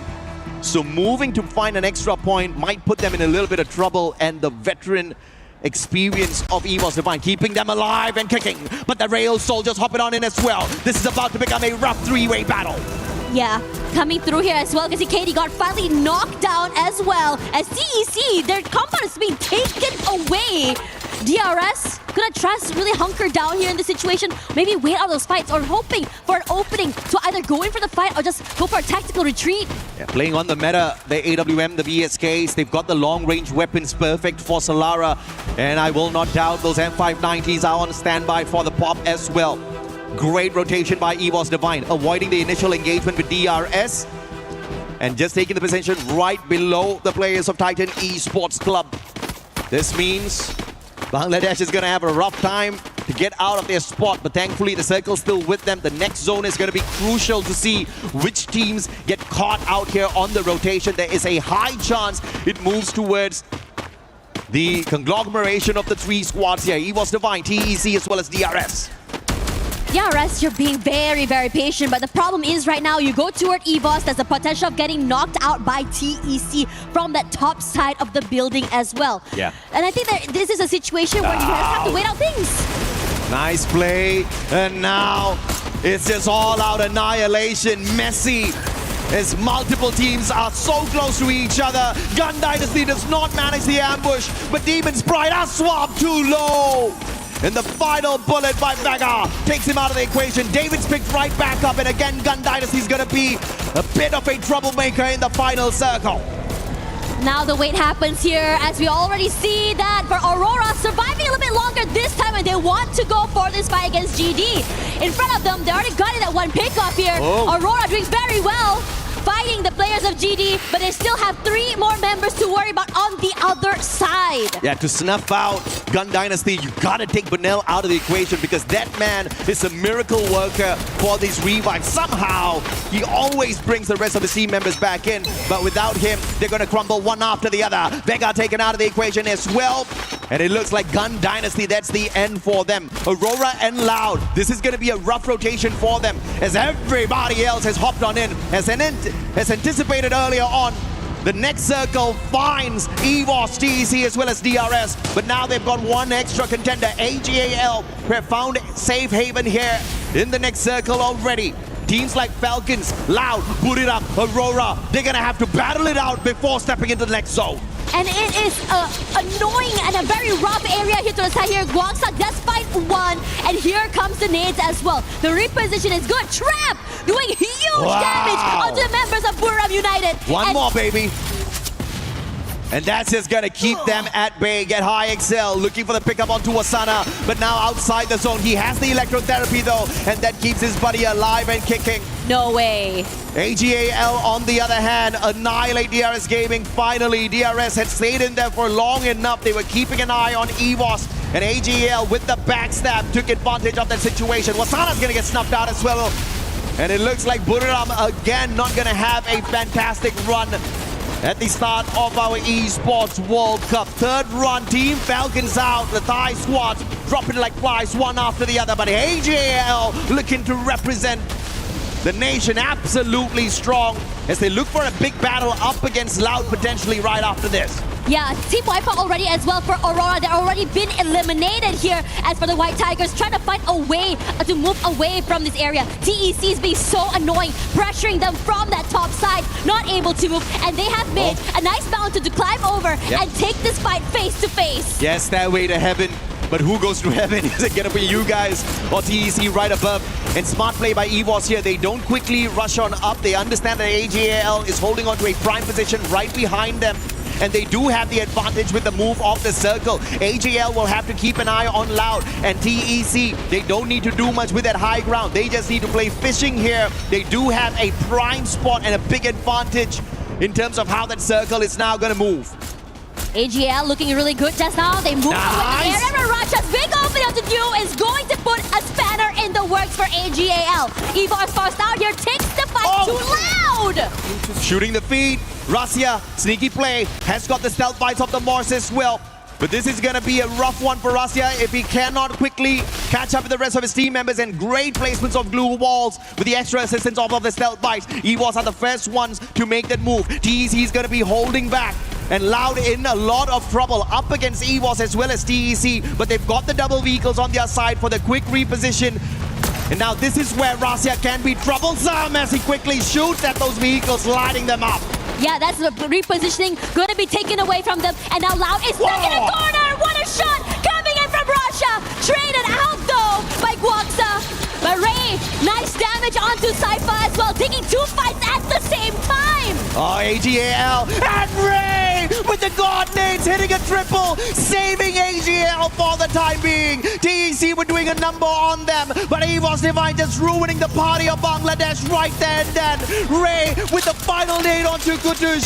The pickups were solid, and now the battle between EVOS and Loud. They take the fight straight up. They understand that they are going to be a problem. Aim gone to the M590. Valiant Dash already used up, and he finds BZP from around the glue wall, looking for another. Annihilates BZP first, and EVOS Divine looking strong for the booyah. He's looking so good right now. Have 15 eliminations already. Guangsa and Nix already knocked out of the game. Loud with only one member still alive. What are you going to do here as AGL Nameless still managing to steal away one more Elim? Titan Esports Club now down for the count. As EVOS, they know exactly where Nameless is. Where are you going to go? What are you going to do here? A triple man push, but there's still one more player Cloud to worry about. Amazing run from Titan Esports Club. But Aim God now looking to clean up house. Nameless found, Thriller battle pop. Nameless has no chance, and they all gank up upon him. Playing the game of numbers, looking for the final Loud player out there. No back-to-back booyah for Brazil. EVOS Divine, the reigning defending champions will say. And the Wonder Kid Russia does it again with a final elimination. Russia putting in the damage and pressure to every single one of these teams. EVOS have been so proactive with these early fights, maintaining the aggression all the way till that last final fight. This is what you want to see from your reigning defending champs, not taking it lying down, but rising up to the occasion and showing everyone not just rotations, but mechanically they're still sound. And yes, questions have been asked.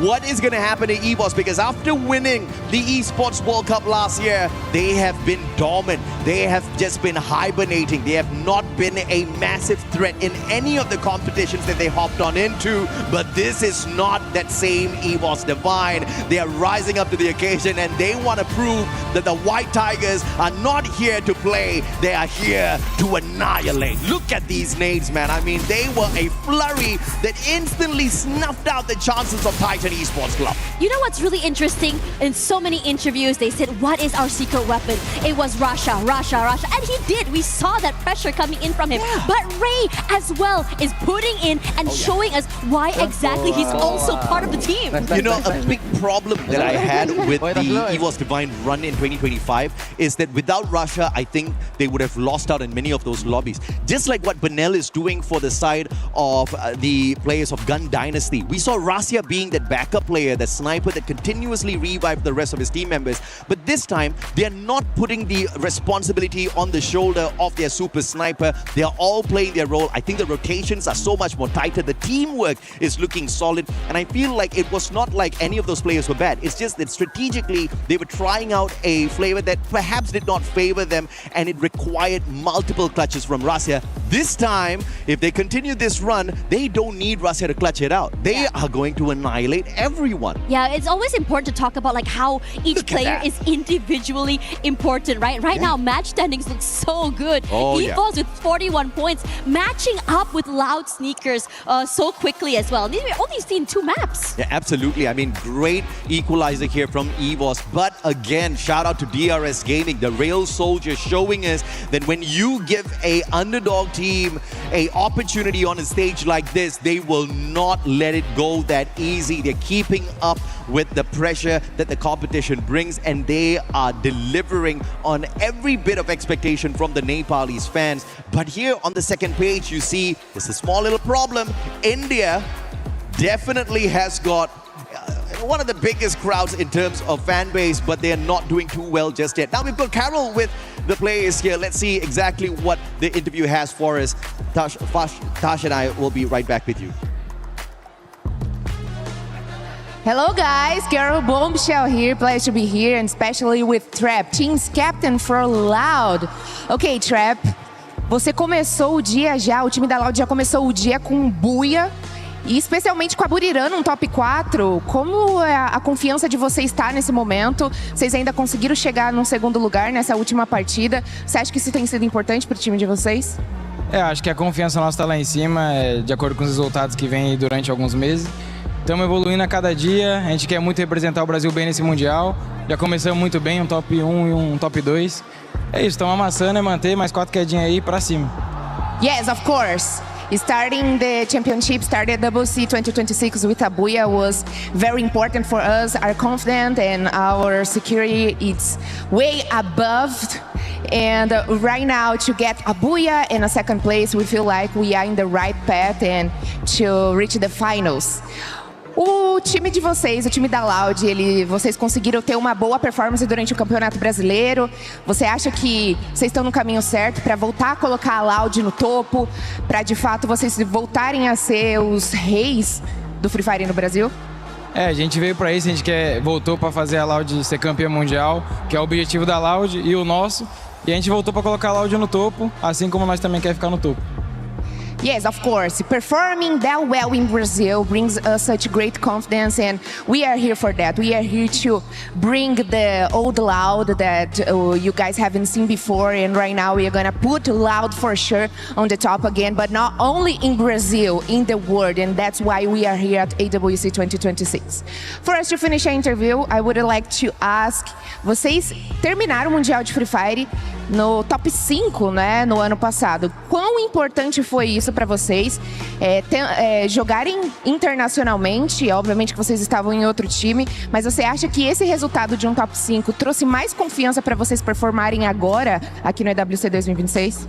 Com certeza, assim como no Campeonato Brasileiro que a gente sempre joga um campeonato e quando ele acaba e o desempenho não é tão bom, eu sempre solto uma frase que eu falo com o Joker, eu falo: mano, aqui nós aprendemos a jogar esse campeonato. A partir de agora, nós só vai desempenhar bem. E eu acho que foi o que aconteceu no último Mundial. Quando ele acabou, em vez de mim ficar triste e de cabeça baixa, eu falei: a partir de agora, nosso time aprendeu como jogar um Mundial.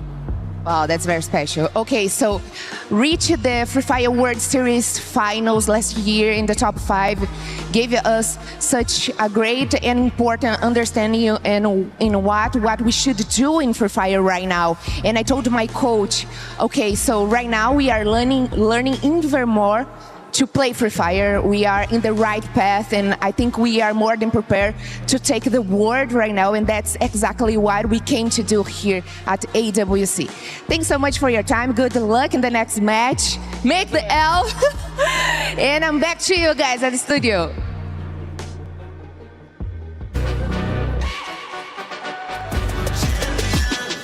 This ain't no regular thing. Came for the ring, you know what I mean. You see my name in the lights. Better get right, I'm champion.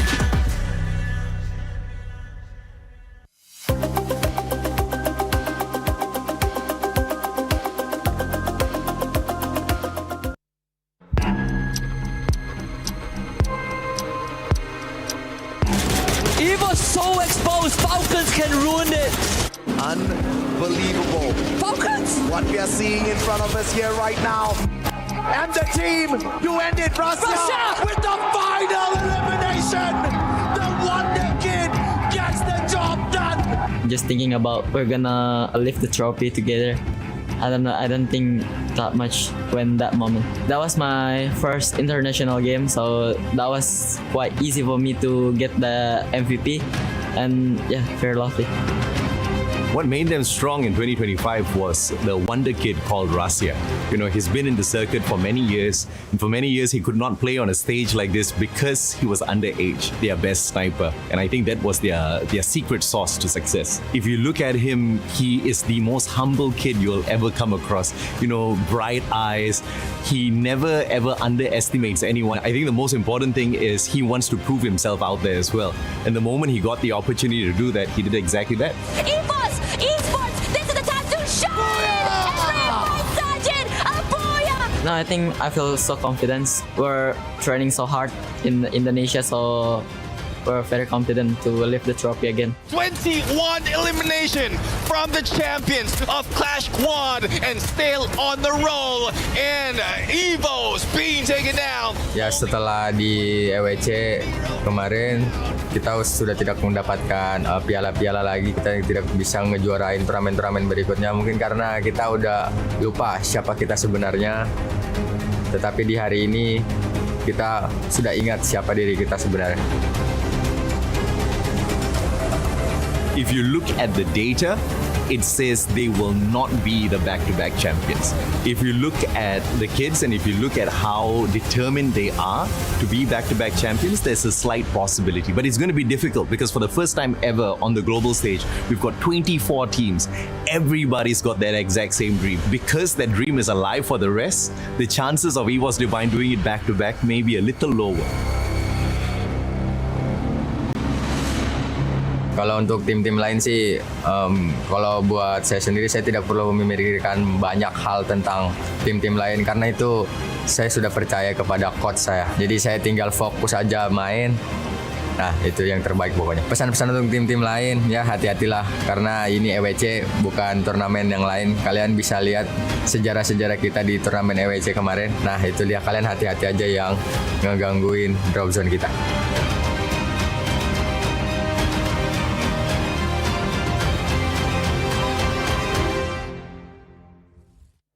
For anybody that was wondering how EVO's Divine was gonna start Free Fire at EWC 26, boy did we get an answer because they came in hot. By the way, yes, you saw one more person added to this amazing panel that we have, and it's none other than Lace. But Lace, I'm actually not gonna start with you just yet. I just want to talk to me. Sorry, because I want to talk standing about at the end, EVO. And you were wondering how they were gonna be doing. All of us were wondering how they were gonna be doing.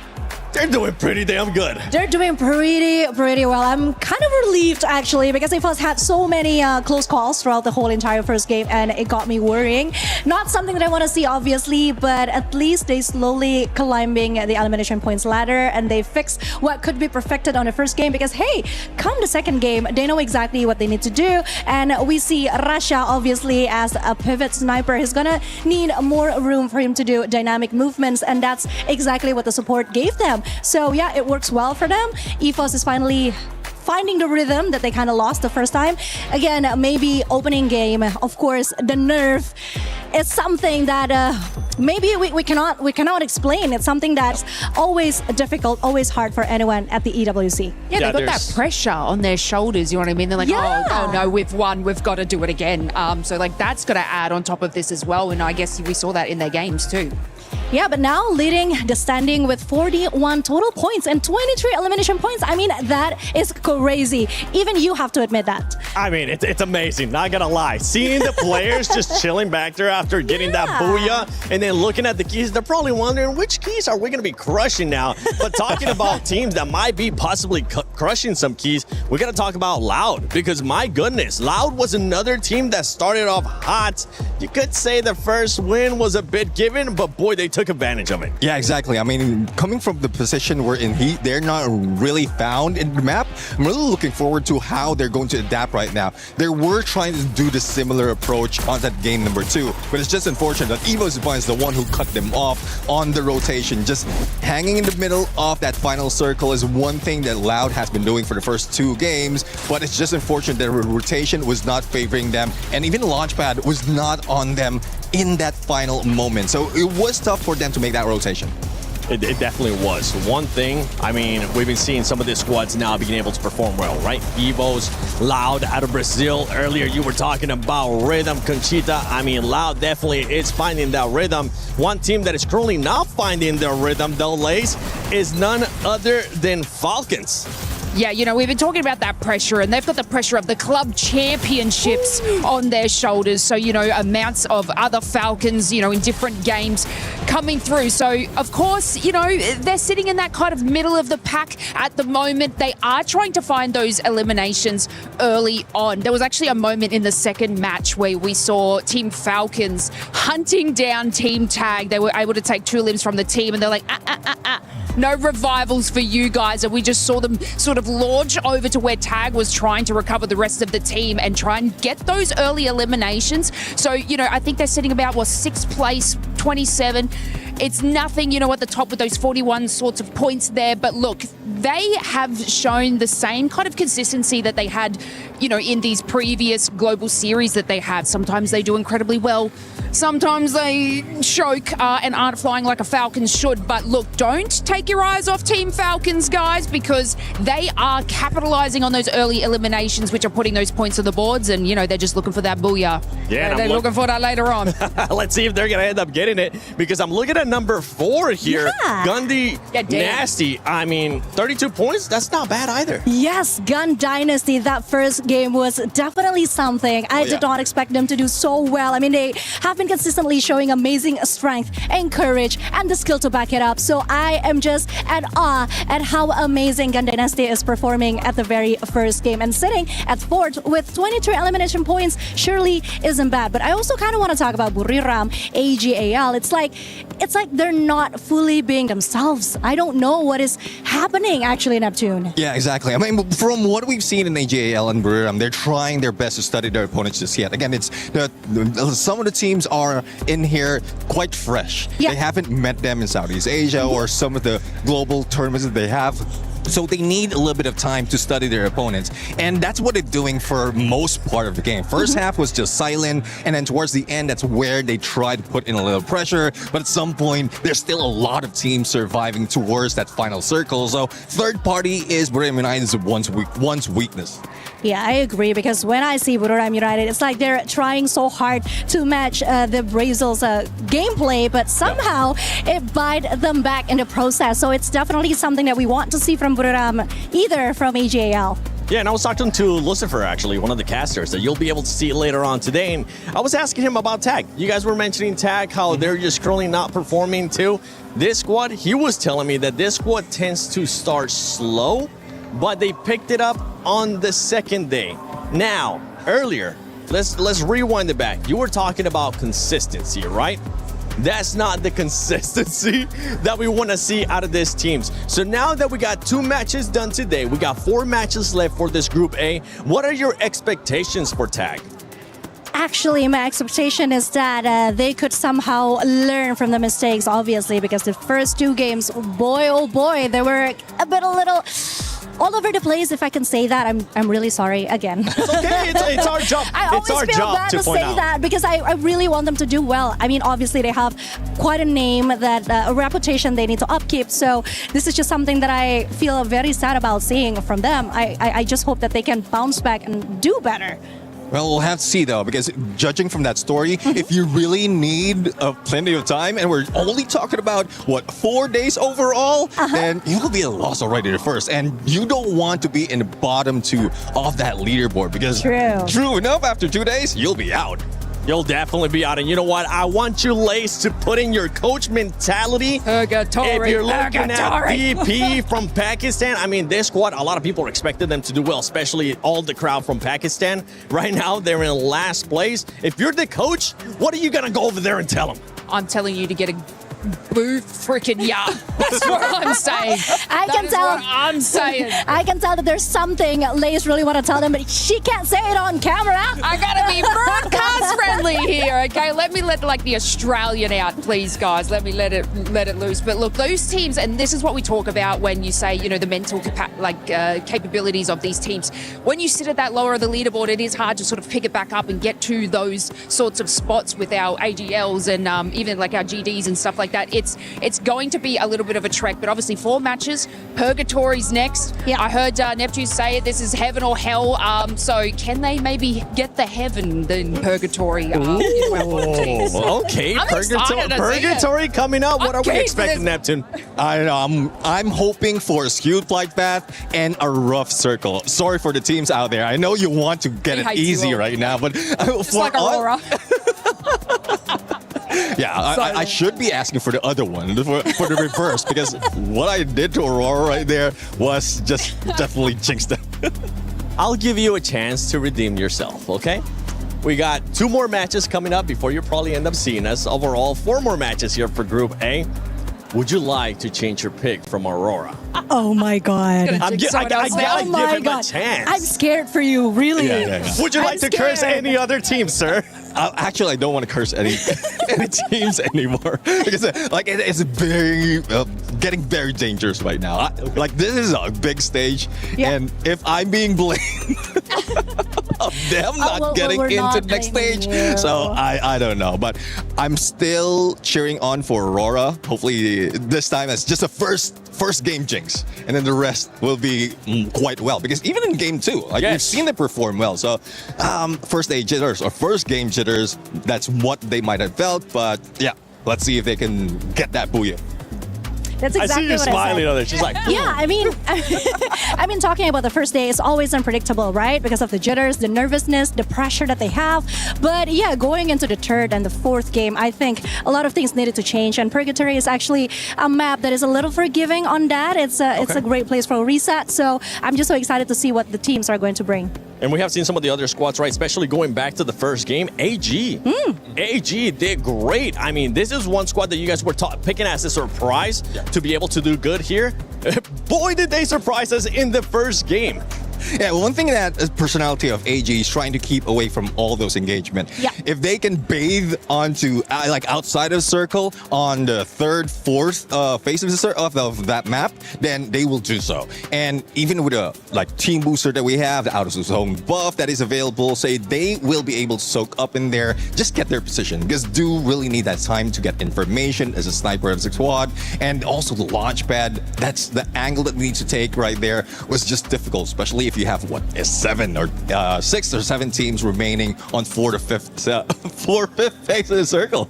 So what you're saying, we're seeing AGL probably follow their same format coming out of match 1 because, like, you know, they did land uncontested in like our first map. And then they, you know, GD that we saw, who was just an absolute heavy hitter, they were kind of like sneaking on down to AGL, and AGL's like, no, we need a little bit of space. So that's what you're saying. Match number 3, they're going to need their space, and then that's where they fly. Okay, you know what? You got lucky because I was going to have you pick a team, and I was going to see if you would end up cursing the team. But I'm being told Game 3 is ready, so why not? Let's send it to AJ and Tash, and maybe they'll be willing to curse a team or encourage them. Yeah, thanks, Seven. You know what? I don't think we're going to be cursing any squads. In fact, we are going to be blessing them with a little bit of extra luck out there. You know, in the first 2 games, we did see consistency from the reigning defending champions, EVOS Divine, as well as the Brazilian squad, Loud. But there are a couple of teams down at the bottom. I'm hoping to see more from this time round. I think that the panel called them out earlier. Tag, Team Apex Gaming. The Indian squad hasn't really been having a smooth run out there. But Purgatory is a huge map. Tons of compounds out there. You can play avoidance of majority of these initial engagements. And this could just be the kind of break the Tag needs.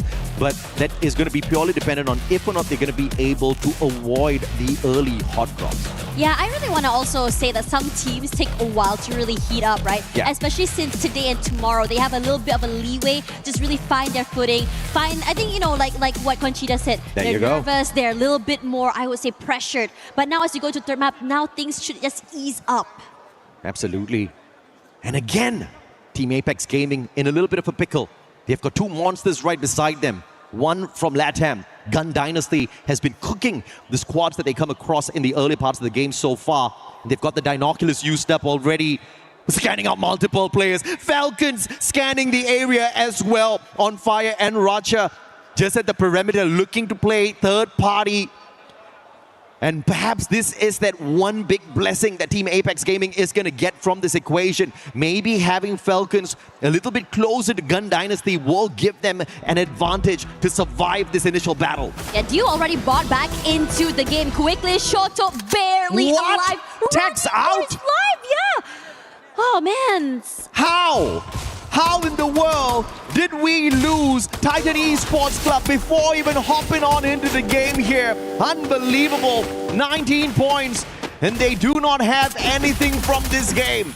But Gun Dynasty, on the other hand, they're going to go in here for the annihilation. But now punishing KD God and the Super Survivor, Super Reviver of the Gun Dynasty squad, looking for more. Well, Miss Shoto, who cracks it on in with the Valiant Dash, catching up with him, taking Banal out for the Max 7. Yeah, and he was the guy just, you know, responsible to bring the team back into the game, and now he has to be brought in here. Now Tag has an idea where exactly everyone is. Revoz decides to join in on the fight as well. Still waiting in the wings for the right, I think, opening, just really join in, but now on fire, finding Wolvin already, and this off angle by Rasha could be nasty for the Falcons players.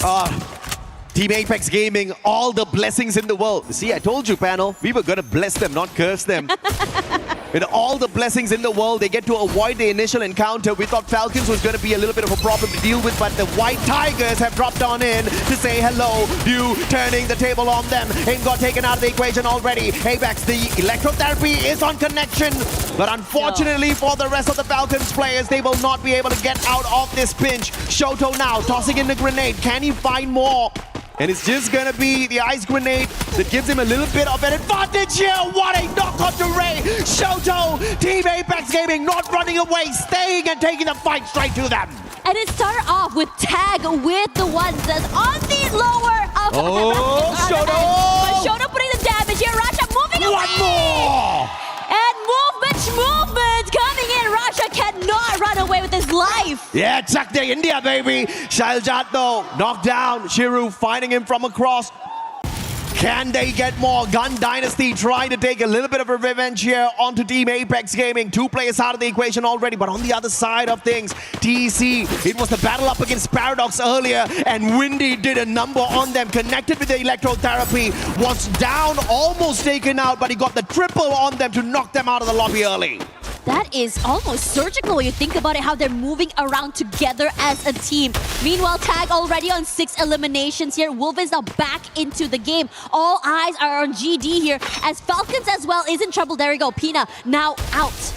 Shout out to production. I love the fact that they caught us up with what happened to TEC in the earlier parts of the game, and it's great to see Africa stepping up their gameplay out there. But Team Apex Gaming, talk a little bit about some step up out there, baby. 7 eliminations already, and they're looking for more. Buriram finding the players on the side of DP. Madara straight down to the ground, taken out of the equation already. Get High and Moshi looking for more. Top 16 though has got the vending machine right behind him, but does he have the coins to bring back his buddies? Now in this situation here, Jonah is just barely alive, trying to stay here. But even then, look at his rotations. I dig that for DP, the easiest way to move around this is just really stay alive and move away from the area. Okay, to answer my own question, he did not have enough coins. Madara's not going to be brought right back in. But the stealth bites helps him to reposition, catching up with Aswab. The players now looking to find a little bit of a reset. You will find Paradox, sniping down, snipe himself. Pun not intended. Windy gonna get the wind knocked out of him. Pun definitely intended. And AGAL getting a number down on them. Paradox, can he continue to survive? And Benel is up to it again, continuously reviving the rest of his team members. He's pulling a Russia on the rest of the world here for the LATAM squad. You know, I really am curious, like toward the end of this tournament, how many Benel would have, revived, and would it be a world record to see how many he would be able to do so? Now, the rest of GD also back into the game as well. Look at this middle side of the map here. There's like, what, 4 teams hanging around there? Buriram United, PDX, Aurora, even DRS somewhere close by, DP, AGAL. It's a cluster of fights. Man, Azrael, wrong move there, but that was desperation for sure. Up against 2 players. Jumped on into the vehicle, but the VSK snaps him right out of it. And Aurora in a pinch, but maybe the interference of Buriram can help the Malaysian squad here. Alu now focusing on the players on the side of Buriram. Electrotherapy connected to the rest of his buddies, but if Alu gets taken out early here, DRS is going to be in a little bit of a pinch without their support player. But Prateek is in a great position with the Car 98, should be able to have a tad bit of an advantage here, but the angle's just not working out for them. DRS wants to reposition. And thankfully, Buriram is actually not going in for the hunt. They're looking to reposition and find a safer haven for themselves instead. Yeah, Buriram United always like to prioritize surviving super early as well. AGL Cypher does get 1 over on the other end. Got me a bit nervous for Buriram United when I saw some shots coming toward them. I think Loud was really hot at their heels right then. But Buriram United, if they do move forward there, they will be running up against DP. Loud on the other end, just putting in damage toward the PDX and AGL players. Again, shout out to the team in the back. The observers have been on fire. Thank you very much for making sure you guys catch all of the action out there, because it is hot on the lobby today. And like you said, we've got too many squads in this next circle, and that's exactly what Purgatory has been able to give us for quite a bit. Stroex and Rasya leading the eliminations, and Benel actually keeping up with them. With the damage out there, I mean, Benel, what a superstar. Super survivor, super rescuer, reviving the squad multiple times. Also one of the rushers of the squad, bringing in the numbers through eliminations for the LATAM squad. This is the best that we have seen out of them, and I feel like they're giving us the consistency that we usually look for. But Team Apex Gaming, great start. Can they continue against the champions of 2024? Falcons right in front of them, but Falcons are spread out. This is a big advantage for Team Apex Gaming. Yeah, this is really great at just really finding its openings. And you can tell they're very hungry. They've been hot on the Falcons' tails for quite some time here. Even Shoto on fire right now. And the rest of TAG wants to collapse onto this fight. They've taken away the space, but Falcons has a little bit more space to prepare. They gotta be careful here. They don't have information. They're rushing straight in. Team Apex Gaming needs to slow down the pacing here, get that info, and then play their positions well, because the flank on the side of Falcons might just be exactly what gives them the victory over Team Apex Gaming. And as requested, Team Apex Gaming says hasta la vista, putting a little bit of a distance between themselves and Falcons. Pina, a sliver of health on him, but no finisher just yet. The Voco tagging them up, and India, they do give away their positions, but will win. Perfect Thompson play, knocking down on fire. Raja with the M590, looking for the revenge, but those glue walls played perfectly by India. It kept him away. He wasn't able to follow. He cannot come in. And now the rest of TAG wants to go this fight. Here Racha is alone. Shoto. Right in the corner. On Fire's back in the game already. Rushes forward. Racha Boom, baby. in the corner and taken down and out. Eliminated already here, but Falcons brings him back in quickly. Yeah, boy, Shoto's on fire. And Team Apex Gaming right back in it. But they gotta make sure they finish what they started. Karora right out there. Pina with the support play. Wolvin knocked down already. And this is still trouble time. Team Apex Gaming, they've got the vending machine out here outside the circle. They need to clean up their act right here, right now. The eliminations are looking good, but Falcons are not gonna get taken down that easy. Shoto with the flank. What a headshot! Shoto's on fire! And Team Apex Gaming will survive. I love Shoto, how aggressive, how confident he was in taking up that space, knowing how exactly to play with the information and position he has. What a recovery. The revives are on point as well. And Team Apex Gaming on purgatory. We talked about them having a little bit of extra room to breathe. And with that extra bit of oxygen in their system, they are on fire. And Falcons now on the revival spree, but with 1,300 in his pockets. Double revival, no problems at all. Falcons, though, on a little bit of a reset. Buriram close to their compound. But I don't think the World Jams will be looking to take the fight up against them. Falcons scanning out their area with the Dinoculus, a counter Dinocular used here, potentially by either EWOS or Buriram. As the players on the side, the DP slowly makes their way in. AGAL looking for that backstab. Not intentionally, they're gonna find one, but they're not gonna second guess their movements at all. They want to take DP out of the equation here before they take away their defensive spot as well. I am curious to see how exactly the rotation is going to come in for TAG. They're so far away from everyone else, but this late rotation could potentially benefit them. Letting everyone take this fight early. Benno quick to find Alu here as well. One knockdown. Top 16 also almost following suit here. And AGL knowing this, quick reposition forward, and DRS Takuri now knocked down. Oh, Gun Dynasty coming across DRS. Wrong timing here for the Rail Soldiers, but Pratik and Stroex turning things around. And 590 takes down Swap, and this is AGL interfering, perfect timing, and DRS in a little bit of a pickle. Stroex, can you get away? Even if you do, can you get enough coins to play recovery?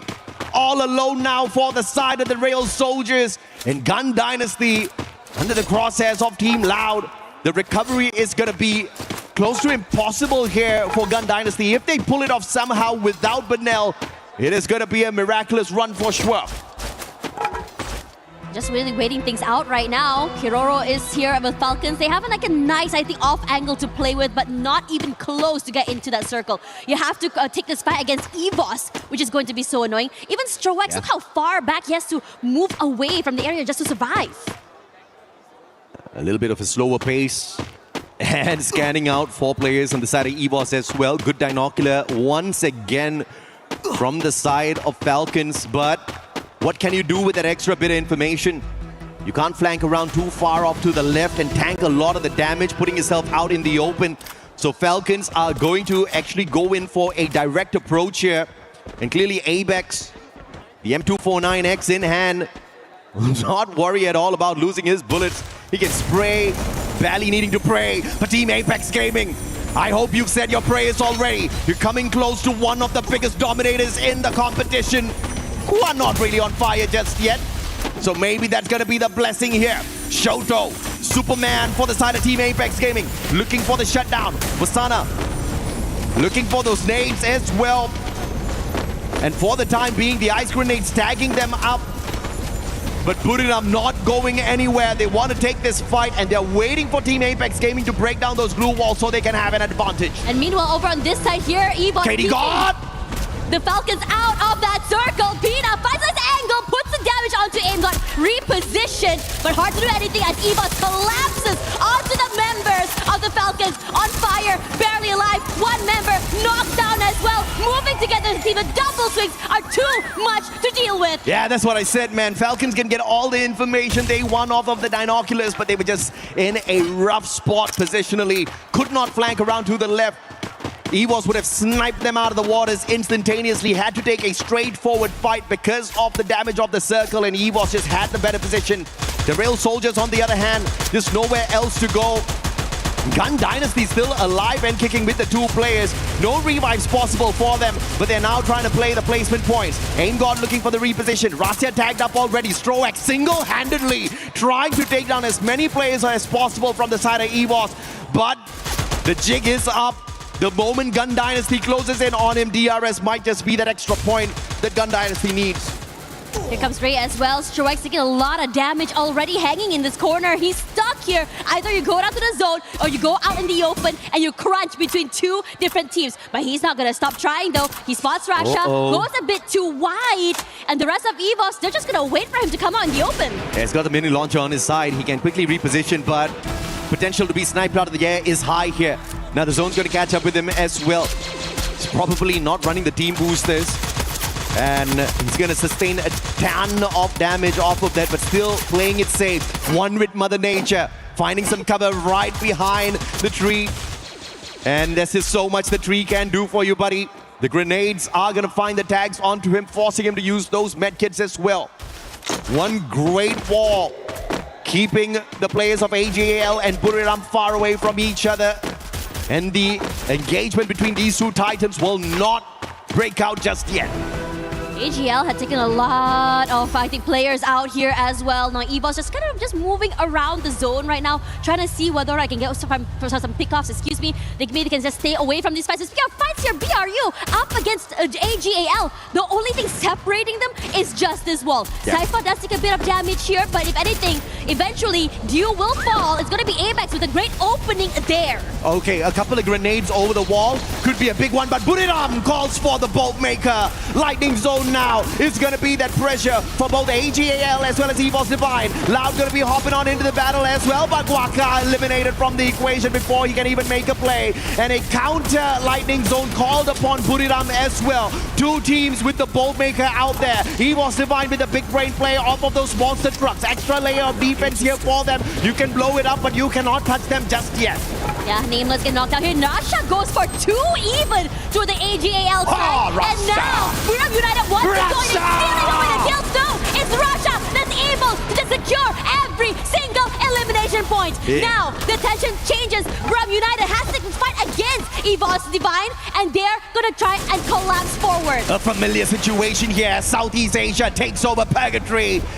And EVOS Divine up against Buriram United Esports. Can they go for a back-to-back booyah? Or will Buriram ruin the party here for EVOS? Either way, EVOS will still stay at the top of the leaderboard. Looking at their consistency so far. Valiant Dash breaking down their own defenses, but Wasana doesn't pull away too much from that. Moshi with the M82B gets the knock. Ray still standing up close and personal up against Jonah, who gets the hop up off of the glue wall and finds Aim God right behind it. And Buriram looking for the finisher up against EVOS. Yeah, Wasana just rushing forward here. Rasha here all alone. The shots going a bit too hard, but Moshi going huge here. And there we go. Buriram United getting that booyah. Amazing work. Jonah, movement god. Never before the champion here at the Esports World Cup. Could this be the year for Buriram United Esports?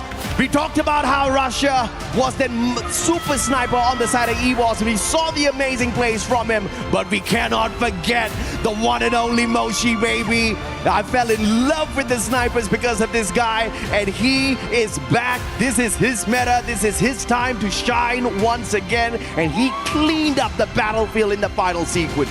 Honestly, every single one of these members for the teams, I think really stood out to me as well. But that final few picks coming from Moshi that's completely cleaned up house and turned the tides for this team. Personally, for me, I saw the pressure coming in toward EVOS Divine, and I thought they have high capabilities of turning around the tides. Yeah. But Buriram United, knowing this, did not give them that chance this time and completely decided to just completely collapse at the right timing. Absolutely. 3-time world champs right there for a good reason. Mainly Jonah who I think is the most decorated player on that stage as far as his career here in Free Fire Esports is concerned.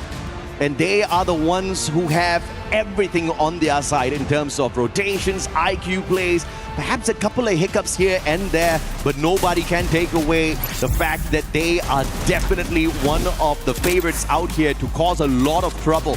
But can they get all the way to the end? Because EWC hasn't really been very kind to the squad so far. No, I completely agree with you. There are just so many times that I think the Southeast Asian talent, they always say Buram United is going to be the one at the very, very top. They always start off very, very hot, I believe. Yeah. But then after a while, you start to see them waver a little bit. I'm wondering how this year would change for them. Yeah, absolutely. And of course, towards the end, it was more of a hunting game. The players just looking for those shots.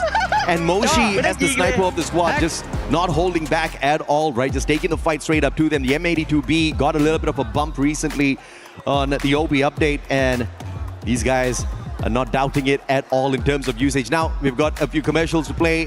Tash and I will be right back with you after the panel catches up with you guys.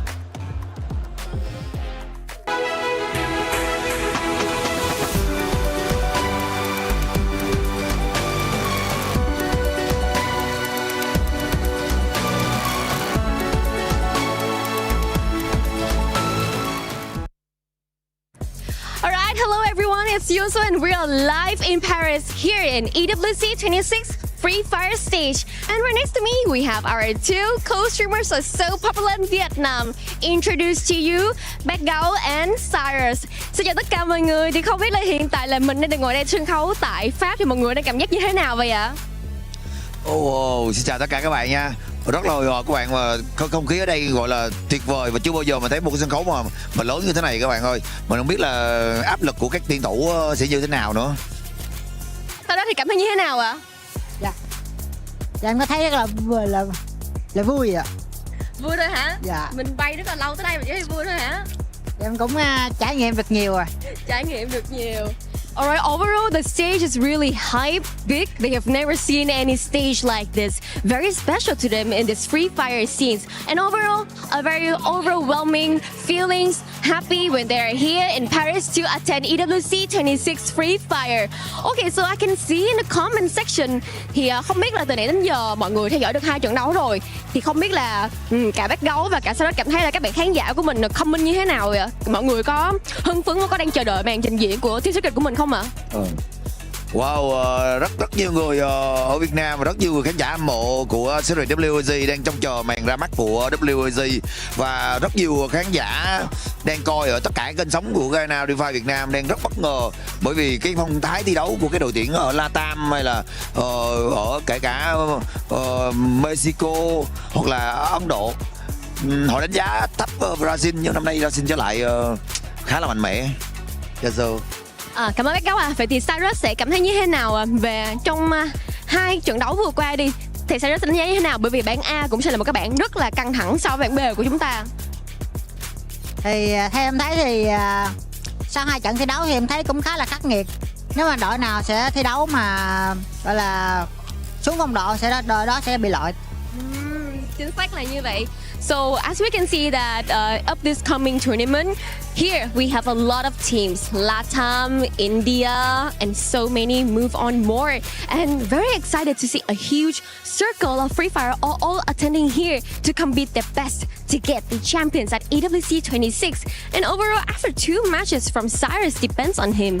Well, who got the weakness has to go down, obviously. And of course, I can see that everyone is really hyped, especially for Team Secret, as known as WAG from Vietnam, are also here to attend EWC 26. We'll attend the match in the Group B after this Group A end. Well, this is the end, and I love the energy of everyone here. Everyone looks so happy and very hyped for their favorite team, and I do hope you guys are also like that. Please continue to support your team. Boy, we had to make sure we got away from some of our other analysts because I know they were hyped that Buriram has finally showed up. They got that booyah, and this is what we were expecting out of the 3-time world champs. Yeah, exactly. I mean, it's champions against champions right now. One taking the global finals, one taking the EWC. So you would expect really fire gameplay out of that final game, out of the final match, final circle. AJL though, I mean, I think like we just looked away, and then the moment that we look back, they were out. So the final two teams, the 4v4, it was just phenomenal. But I'm also looking forward to how Lao is going to recover right now, because I think they were pushed down a little bit too hard this time. And Buriram United, after getting that booyah, they just catapulted themselves up. Do you think they're going to be, especially for Loud, right? Do you think this is the next game? It's time for them to bounce back because we're seeing consistency once again out of EVOs. Yeah, I mean, EVOs being a top 3 in 2 games or 3 games already is enough. Like, if you want to be in there, just an easier ticket to stage 3, then that's what they need right now. Compared to their Southeast Asia, right? And they always go for the longer route, the longer days, like even not skipping a day, because they're there at the bottom, going into elimination before the grand finals, before point rush. So I'm loving this version of EVO's Divine right now. Probably it's because of the crowd giving them more energy. True, and this is the halfway point as well for Group A on day 1 of Free Fire at Esports World Cup 26. Now, out of all the squads, right, we're hyping up the squads that are doing good. Let's talk about some of the other squads that needed to improve on that third game. And one of them that ended up improving, at least for my liking, had to be TAG. Boy, this squad was finally able to start putting up some eliminations on the board, and this is what we're expecting them. I know Lucifer in the back is expecting even more out of them. Yeah, exactly. I mean, we were just talking about that earlier before the game started, and then we saw them perform. So it's a good thing as well that it only took them a couple of games before for their warm-up, before they will bring it on, because being at the bottom 2 or almost at bottom 2, that's not a place that you want to be, even if you still have another day to play. So you don't want to risk it. At least bring yourself halfway to what is intended, and then that's when you play. If you don't like, that's when you gauge. If you really don't want to show that much performance, just go in there in the skirts of what is needed to get to the next stage. Yeah, and the good thing too, like going in regards to EVOs, in regards to Buriram United, now that are starting to get all these points, right? One thing that is going good for this squad, yeah, they're performing well, they're being consistent, but they're just sponging up all those points at the top. And don't forget, once we finish tomorrow from Group A, the top 4 will be going to Champion Rush Finals. And the last 2 will be going home, and in between they'll be going to survival. But that sponge of points there from the top is kind of just making everything even tighter. Yeah, exactly. I mean, it's difficult for them to really catch up. Like, because of the huge lead that you have right there, it's making it hard for the teams to really catch up, and it's also demeaning at some point. Like, you will see your team at the bottom trying and struggling that much to bring in the numbers, and then you see the top wherein you, even if you still have one day, but everyone is competitive at this point. You want to get closer and closer to where you're intended to be, to skip one day and just watch everyone play. Yeah, and from this map that we just saw, Purgatory, remember, this is one that you were looking to see some crazy stuff. I gotta ask you, were you happy with what we saw there out of Purgatory, or do you want to see more madness? Well, definitely more madness, more chaos with a K. Because Purgatory, like, I'm not giving that most of the opportunity for a skewed flight path, the like ruining for final circle, but at least the teams are treating it as if it's a skewed flight path. The early engagement that's happening, a lot of teams trying to go in and out for battle, and that's what makes it exciting, because they're just playing it with the spirit of the map itself. Yeah, and now going to the last 3 games here of Group A, right? Earlier we were talking about TAG. We wanted to see them being able to step up. I know we have a team from Pakistan as well that, I mean, we want them to see step it up because they just have such a passionate fan base back at home.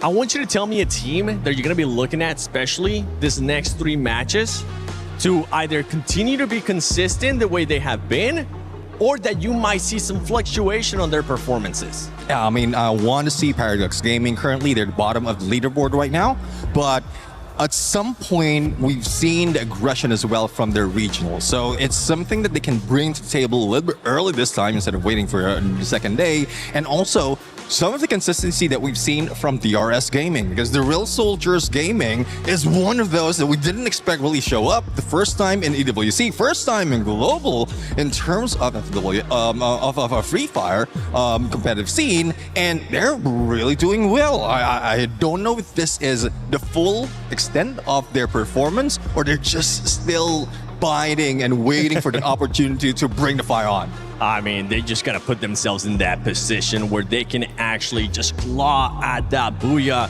like Burram United Esports was able to do on that last one. Wasana was one of the players that I know Conchita really wanted to see them being able to step up in their performance and actually perform for their squad. Is there any player or any two players that in the next 3 matches you're gonna be keeping a close eye on because you want them to impact the game in a positive way for their team? Yeah, one thing I'm really looking at, especially if Wasana is involved, you have Get High in there. Get High with a combination of Wasana would be really aggressive on their tip-top shape. And also Moshi in there, like staying in the back lines. Depending on the map though, if we go into a map wherein it's like favoring the snipers, we might see Moshi and Jonah pull away, try double sniper, or just get information in the early parts of the game, and then just leave the opportunity for Wasana as well as Get High to go for those elimination. And one signature that I keep seeing from Garena United is once they get that knock, they pull out the launch pad and jump straight into the battle. We have a lot of viewers that might be watching Free Fire for their first time. If you are one of those viewers, please let us know on social media. Use that hashtag EWC. Use that hashtag EWC26. I want you to explain to the new viewers that are watching Free Fire for the first time about that launch pad, because I absolutely love it, as we're just being absolutely sidetracked here by a dancing... Is that a dancing bull or a dancing cow? Dancing bull. And I love the energy. Yes. I really love the energy on the stage right now. And Is that Fluxo? I can't tell. Yeah, it is. It is, right? I'm like, I have glasses on and I can't tell if it's like, you guys playing like three more games, okay? Your group is gonna be coming up. Hopefully you guys brought the drums, you brought that Brazilian energy, because we've seen it so far with Loud, but I know once we go into Group B, we wanna see Fluxo bring it. Oh yeah, I mean, great potential for the team right now. And a great revenge storyline coming from them, because from what we've said, from what we've seen as well, there's a lot of disappointing run, and it was caused by these couple of champions that we have in front of us right now. So I love to see. It's a good thing as well that they're in a different group, because they won't have to meet them on the get-go. They're just waiting to see each other on the finals or survival, which honestly, if you're Evos, if you're Burram, it's not going to be looking like you're going to be going to survival. If they keep playing like this, consistency, you might as well just put it in their middle name, because these squads have been very consistent. But I think it's time we start the second half of Group A. Let's send it over to AJ Tash Bunny. Honestly, insane seeing what's going on ground. We have so many people here. We have mascots on the ground as well. And we're already halfway through the first group. Absolutely. I mean, at the end of the day, I'm very sure that the fans out there are excited to see their teams perform out here on the battles. But it is definitely a big question mark for some of the squads, right? You look at Paradox Gaming, you look at how they're doing out there so far. I feel like the gunfights in Purgatory were so much better, but they're still having their first day jitters full on. I want to see a little bit of an improvement as we head on into this game number 4. Yeah, I mean, we talked a little bit about, you know, you have how much space to really just warm up that engine, get yourself into the groove of the game. But as we go into the day, yes, 2 days, but already for Group A, we're halfway through. 3 more maps to go before they go on a break for the rest of the day and then come back tomorrow. But then again, playing catch-up against these teams is not going to be easy. Locally, for Paradox, this is one of their better maps. So this could just be exactly what turns their fate around here on day 1. You don't really want to be depending on day 2 to find that recovery back into the competition. And you sure as hell don't want to be at the bottom 2 spots, because that is straight up relegation tomorrow if that is where you're going to end the day on. But as we head on into game number 4, it's time for some Next Terra. Nextera is interesting. There's just so many different bits and bobs parts of this maps. Oh, how he's gonna go. And on top of that as well, we are still seeing, I think, somewhat of a hot drop here. Looking here, we have PDX, I think, toward the Deca square with another team. I'm not too sure. I can't really see who exactly is that. I believe it's DRS. Russia leading the leaderboard right now with elimination. 16 points personally delivered by the super sniper, the Wonder Kid. Still the Wonder Kid. And I think nobody else is going to be taking away the title from him. No one else has shown the kind of determination, the kind of hunger, as well as the performance that Russia has shown us ever since he stepped onto a stage like this. But Loud, once again, looking to do exactly that as they play a little bit of Clash Squad up against Falcons. There's a lot of things going on over there as well. You see On Fire reposition himself a little bit more further forward, keeping his head down here because there's a lot of pressure that they're putting onto him as well. His teammates aren't super close as well. So if anything, he's just buying a bit of time, but his teammates, I think, shouldn't be a problem to bring him back into the game if he does go down fairly early. But if anything, the best case scenario for Falcons, well, you steal away one more kill before you get knocked down here. But BCP is tracking him right now. Yeah, absolutely. And I guess it's not a full-on Clash Squad battle because Falcons, most of them out of this rush down area. The rotations are coming on through, and it looks like Loud wants that big flank to find the extra point off of the Falcon player. We'll catch up with them later on as Buriram spots out Demon's Pride, top 16, about to be tagged up. Jonah has got the M24 in hand, just no angles to work off of it just yet. Gun Dynasty, on the other hand, with a very early reset, at least pulling back one player back in here, and with a phenomenal flank. On Fire finally taken out of position there. AGAL, one player down on the ground. The battle between them and Gun Dynasty does not end well here for Gun Dynasty. The recovery definitely needed once again, and Benel is on the case. Yeah, in this situation here in AGL, they've always been so proactive with these early fights as well. Already 5 eliminations here. Saifa once more. Rahat is on the other end waiting as TEC already in such a precarious position, but his teammates able to be brought back into the game, but Nejat goes down to PDX. Oh, Team Apex Gaming. Extra point for them, baby, if they can pick this up. Thrill of Battle popped perfectly, and a timely Thrill of Battle leads to Wolven picking up that extra point. But here comes Demon's Pride. They want the fight. They take this jump straight to the vending machine. Instant revival, but Madara sacrifices himself for that pick. Jazzy comes in for the save, picking up his buddy. No extra revivals needed. TAG, Team Apex Gaming, didn't finish those players off just yet. Catch a quick replay here in the middle of a very important battle for Team Apex Gaming. But it looks like they'll call for a little bit of a truce for the time being. Yeah, just now, I think a lot of things are going on in that situation. I think they got cornered, if you ask me. Now, as we look at the main fight that's currently going here, TAG is still chasing the heck out of GP. Have Jazzy already knocked down as well. And I have to say, TAG doing a great job just cornering their prey, making sure that they can't reposition. Almost got a little bit messy there. And obviously, the recovery was going to be important, and that's exactly what Team Apex Gaming finds for themselves. Buriram, they saw a player step into the compound of the Indian squad just moments ago. And as I say that, Wolven takes him right off the board. Get IXL is there though, and it looks like Buriram's taking a full-on fight up against the Indian squad. Team Apex Gaming might be in a little bit of a trouble here. Katie God brings Wolven right back in off screen, and Loud spotting out Gun Dynasty, who is looking for the recovery in this game. I don't know if or not they're ready for the battle. One player from the side of TEC is going to be stuck in this compound as well. It's going to get messy for them if they can't find the recovery for themselves. Yeah, UAV is out as well. Should give away the position. Waka tried to get that. I think he tried to just jump and see if he can get some info, but he got tagged. If anything in this situation here, Kutush might be in trouble next. And I have to say, Benel doing a great job of marking every single enemy around the area. Nothing gets away from this guy. Yeah, absolutely. They play the Moko really well. And he had the M82B and the SKS as well. Great attention from that long range and the advantage taken. And Katie God keeping the Indian squad still in the game with the double revive. Buriram trickled in one after the other, finding Team Apex Gaming. But the Indian squad could not take these giants out. 3-time world champs for a good reason. They're just ramping up very slowly here, not showing their aggressive side just yet, Buriram. You can see it, how active the map is right now. Loud's getting a few pickoffs as well. I'm sure DRS as well, while everything has been going on here. In this situation, I think... No, Katie God, just a wrong spot.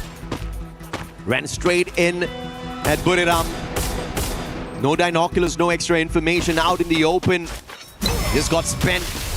And now Falcons fighting the players of Gun Dynasty. Gun Dynasty's just had a rough run in this lobby this time round. Nextera's just not their place. Limit will find one from afar. David 444 found as well. The players of Gun Dynasty flanked all around, and it's the Falcons swooping on in. The birds of prey looking for a meal. And Gun Dynasty is just that fill.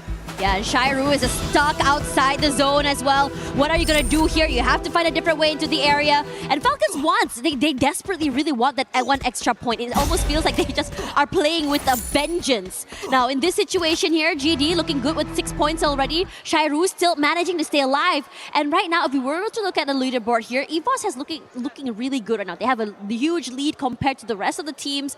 And in terms of, I would say, positioning right now, they're looking, I think, fairly alive. If anything, throughout the entirety of this day, EVOS has been doing well in terms of positioning, in terms of looking for pickoffs, in terms of looking for fights as well. And I don't think this is going to change anytime soon. Of course, Nextera has always given us a lot of eliminations thanks to the number of vending machines, compounds that you can use for cover, not having to use up all of your glue walls too early in the matchup.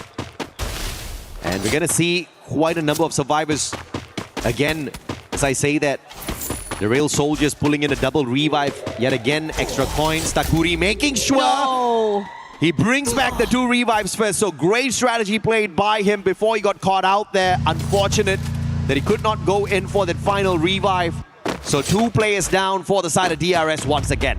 AGL is really scary. If you think you managed to shake them off, there's just really a false sense of security before finally being taken out. He's done his due diligence though. He brought his teammates back into the game, and I think bringing them back into the game poses a big threat to so many of these teams. Now, in this particular area where the Falcons was, you could see just now they were really looking for Jazzy. He's still very much alive, but they have to be very, very aware that Loud is close by somewhere in the wing. So this could potentially be a 2-way fight. Is looking really good right now. Rough run for Demon's Pride. Yeah, Pride definitely taking a hit here on day 1. Still down at the very bottom of our leaderboard with just 10 points to their side. David 444 down on the ground. Instant pickup there, and the recovery is solid for Gun Dynasty. But they have been challenged all throughout this lobby. The only luck they have now is they're dealing with DRS, and they've got the numbers advantage in this battle as well. Really trying to find this bounty as well as really settle it down, as well as Alu tries to put a little bit of space away from GD. If he's able to maybe isolate this fight, buy a bit of time, so Stroix will be able to give him a bit of, I would think, support. That'll be really good. Now, the Falcons finally ran toe-to-toe against Loud. BZP forced to move away here as the Falcons finally rally back. They have a nice high ground to play with. Over on the other side here, gonna cook up that nade, throw it forward, but I'm gonna think it's gonna be going a little bit too wide as BZP is just so quick on that reposition. Yeah, that was a blind nade there. No Moko for the advantage. Good time turner for BZP. Has got the double barrel, but the Valiant Dash is bursting through him. Extra bit of confidence off of the electrotherapy that Cassie provided them. Limit those straight down to the ground. Recovery is not going to be impossible here, but they're going up against one of the best Brazilian squads. Loud can shut them down, and that's exactly what Nyx does. M10-14 perfection on fire taken down. Karoro shut down as well. Loud making a lot of noise, but Pina's there for the save. But the pickups have to be the focus here. And Falcons surviving this one. Guaca too far away to back up the rest of his brothers, and Falcons will survive because of that. I am loving the fact that Falcons really doubled down on this, and then Dedrick as well just stuck in the corner, trying his best to survive. But Buriram United, they're saying no. So as much as you want to survive, it's not going to happen. We will dig you out of that hole if we have to. Gets one more point to their name, and now they're going to go and find a different way into the area. This mid-side area in terms of rotations here, southern side, EVOS has control of that area. Toward the western side, you have PDX is sort of moving around the area. Northern side, Aurora, but middle side here, you have, I think, GD and AGL forward, and TAG just busting forward, looking for this fight eagerly. Just with that game 3, Buriram has jumped into the top 3 already. Now you see the Moko tagging up the players on the side of Team Apex Gaming. This is a little bit of a pinch. AGAL focus fire. But Team Apex Gaming very smartly repositioning, just staying away from the crosshairs of both AGAL as well as Gun Dynasty. A sticky situation here for the Indian squad for sure. But they're not really showing their hand either. They're just really hoping to weather down that storm, because no team can really get too close to one another for these forward fights. Pina, somewhere along the lines there, does find Sturwax eventually. Alu rushing forward. They're almost taking down on fire, but regardless of that, would have been traded. So now the blue zone comes through here. Kiroro should be brought back into the game, as Loud is slowly trying to recalibrate themselves. Recalibrate indeed. The double revive coming on through. Full squad once again for the Brazilian squad. Loud have been loud from the start. Very consistent to keep themselves in the top 4. But they have to make sure they play a little bit of recovery here. And Nyx is going to have his foot shot off. A-Backs with a sharp shot from afar. AC-80 perfection once again. And yet again, the Brazilian squad on the back foot. This is just not their lobby. Recovery seems to be really difficult. And that's exactly what Nextera is. Lots of spots to hide away at. And we have got a ton of squads. So many players still alive and kicking as we approach the 12 minutes. Yeah, Alu is not going to be able to hit the ground there. Gonna just get knocked down so quickly. His teammate did try to give a bit of pressure there onto Buram United. Not happening though. You know, like you mentioned, Moshi just so superb on the snipers. Oh yeah. Buram showing that, yes, we were ramping it up slow, but nothing impossible for us to catch up with. Russia though, right below the bridge like a troll, up against Falcons, but gonna get caught all alone here. On fire, making the rotation. Russia, can you survive this one? What kind of trickery will you show us? It's Gun Dynasty that takes advantage of that chaos! And the follow-up is solid. EVOS with the revenge. The players on the side of Paradox taking advantage of this situation as well. Then Reek is gonna get picked right back up. And Falcons off of that rotation put themselves under the bridge, losing 2 players in that sequence. In this situation, EVOS as well, trying to take away this positioning coming in from Aurora, but cannot able to come close to them at all. And EVOS is very, very patient here, trying to find an opening, an angle, anything, but also aware that Loud is close by. One moment your head is out there in the open, it's going to be instantly popped, and that's how it is for both of these teams here. And it's sort of a momentary stalemate between these 3 teams. You have to worry about PDX as well. You also see that they're trying to rush away from the area as On Fire tries to put in the damage. See if Not On Fire can get this catch up here. Quickly repositioning right under the robo. And it gives them a little bit of cover for the time being. The launch pad, I think they were looking for a little bit of a higher angle as DRS Gaming gets taken out of the equation. Locked down by the thrill of battle. And Falcons needs to quickly reposition. They do not want to get stuck in a fight without their active skills. Riptide Rhythm from afar. EVOS will play some shots, but it's Aurora that takes the advantage with that shot. The Malaysian squad slowly sneaking their way back in here. Locked down once again by the thrill of battle. Potentially out of the Brazilian squad this time round. Grenade, what a tight angle, played perfectly there. But Loud up against EVOS, that's going to be the appointment that they have to go through first before catching up with the Malaysians. This is insane high-stakes fights as well. Just fighting for this real estate property. Saifa gets knocked down somewhere in the corner here as EVOS still saves their lives by just hunkering down in a corner and waiting out the initial onslaught. Because he trapped barely alive already, taking out so much damage. Gets a top up here, trying to break into the building. And somewhere in the corner, Team Apex Gaming does already get eliminated here. Loud waiting patiently on the outer side here. Like it or not, EVOS and Aurora are gonna have to vacate the premises. Now the glue wall's been, I think, destroyed. They're coming into the area. EVOS forced to move back as well. A smart reposition here by Loud. To put a great distance between themselves and the chaos that they almost encountered between EVOS and Aurora. Now leaving the battle between the Malaysian and the Indonesian squad. And the shots from afar, AGL putting the pressure onto both Aurora and EVOS. Riptide Rhythm breaking down the defenses. Azrael sneaky. But he saw the Riptide Rhythm and quickly stepped away from the window. Ray, on the other hand, not doing that. AGL getting a couple of tags in. Aingot, the Moko tagging him up already.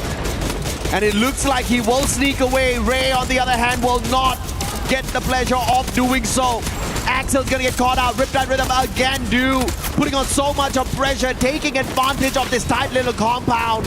And Aurora again will get snuffed out early.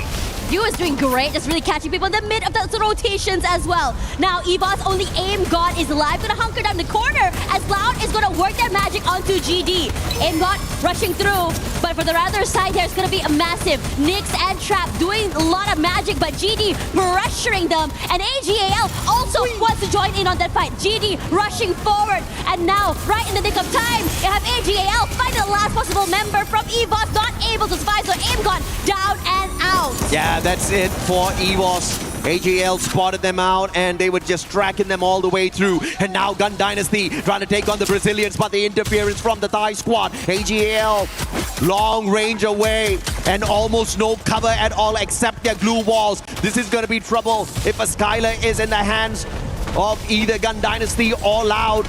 And they'll quickly take some cover behind the boulder as well as these trees. Great rotation, great defense from the Thai squad. AGL being very patient here, stuck behind a rock, but definitely not a hard place yet. But now as GD wants to take away this real estate from Loud, cannot do so. Oh, what a nade! Nice damage onto Trap, but no more than that. Beautifully played here by Latam. Understanding the angles perfectly. Trying to make use of the utilities instead of taking a straightforward fight up against Loud, who do have the positional advantage in that sequence. Shiru though, caught in hand, looking for the flank, trying to play a little bit of pressure on AGAL to take AGL out of the equation here before they have to deal with Brazil. And AGL understands the little bit of a pinch that they are in, trying to close the distance down to take the positional advantage away from GD as the circle forces them closer in. Shiro is just trying to really just come into the area, can go for this backstab. AGL does try to collapse forward, but the amount of pressure that Loud is putting on them is incredible. The glue walls are just immediately destroyed. GD cannot come close and come into the compound at all. Do fall, David, good one onto him as well. And Shiro, his position finally seen, forced to move back here. David putting in that damage to AGL, a quick reposition forward, and they are going to collapse. AGL cannot move forward. What a beautiful rotation, man. That's perfection out of Thailand, perfection out of AGAL. But now, how do you deal with this chaos? Gun Dynasty have been pushed outside. They are at a disadvantage at this point of time. But when the circle starts closing on in, it's going to be trouble. Where will the zone move? Who does it favor? And Trap, what a nade. David taken out, but the time turner is active on their side. They didn't waste it earlier on, and that allows them to pick up their rusher instantly. And it's really good. One you more. Cycling! Nice shot and a knockdown coming in from Cypher's skill. Great work coming through here. Loud still has the upper hand advantage in terms of positioning. AGL, HP chunking down. The damage comes through, and Loud, all they have to do is just rush forward, and they're completely surrounded from every single angle. And Loud, once again, a booyah! Second booyah of the day for Brazil. And they are not messing around. Got pushed down a tad bit. The performance at Purgatory, not the best. At Solara, it was decent. But this is going to get them right back in contention for the #1 spot for sure. AGL definitely going to be in the race for the top 3 here after a back-to-back performance. We saw them pick up a massive number of eliminations off of Purgatory, and they have gotten in towards that final circle here at Nextera with the exact same performance. Great play, I have to say, from both teams. You know what's really impressive about AGL? The fact that in the beginning of the game, they're all around the map. We come to them finally after seeing those initial fights. Something like, what? They already have 6 eliminations? Silent but deadly, but definitely loud toward the end as well. It felt like a bait and switch because GD was the one that had a compound, I would say, advantage in the beginning. Yeah, and this was where it all came crumbling down for AGAL. They went in They took the house as their defensive compound. What they were not expecting was the play out of Gun Dynasty. And the play out of Gun Dynasty wouldn't have been forced if it wasn't for Loud. Loud started tossing those grenades at them. Gun Dynasty had to make a decision, and the only decision they could make was take the fight up against AGAL. And they played that perfectly, rushing straight at them. And again, I've always mentioned how David 444 is one of the most lethal rushes out there. And he took the fight straight up against them with the Mag 7, demanding a lot of points in that house, and he got it for their side. But towards the end, it just wasn't enough. AGL stood their ground really well with the defense, but they had to lose 2 players in that sequence as well, and Loud with the advantage just walked away with it towards the end. It's not always about the most aggressive. Sometimes it's about who understands the final circle better.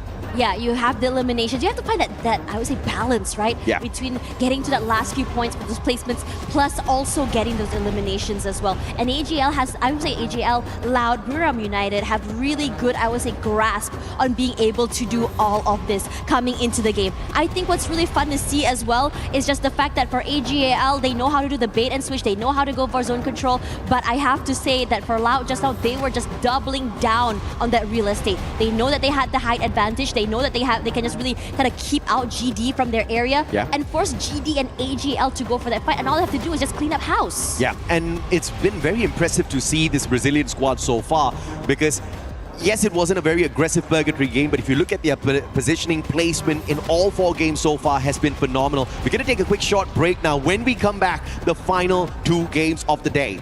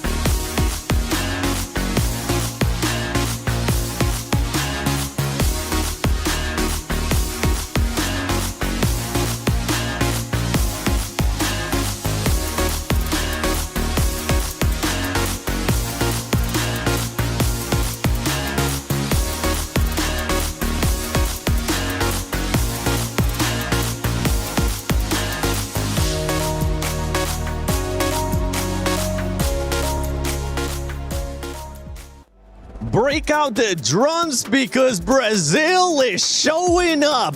2 booyahs today for Loud, and my gosh, Neptune, this squad is consistent as heck.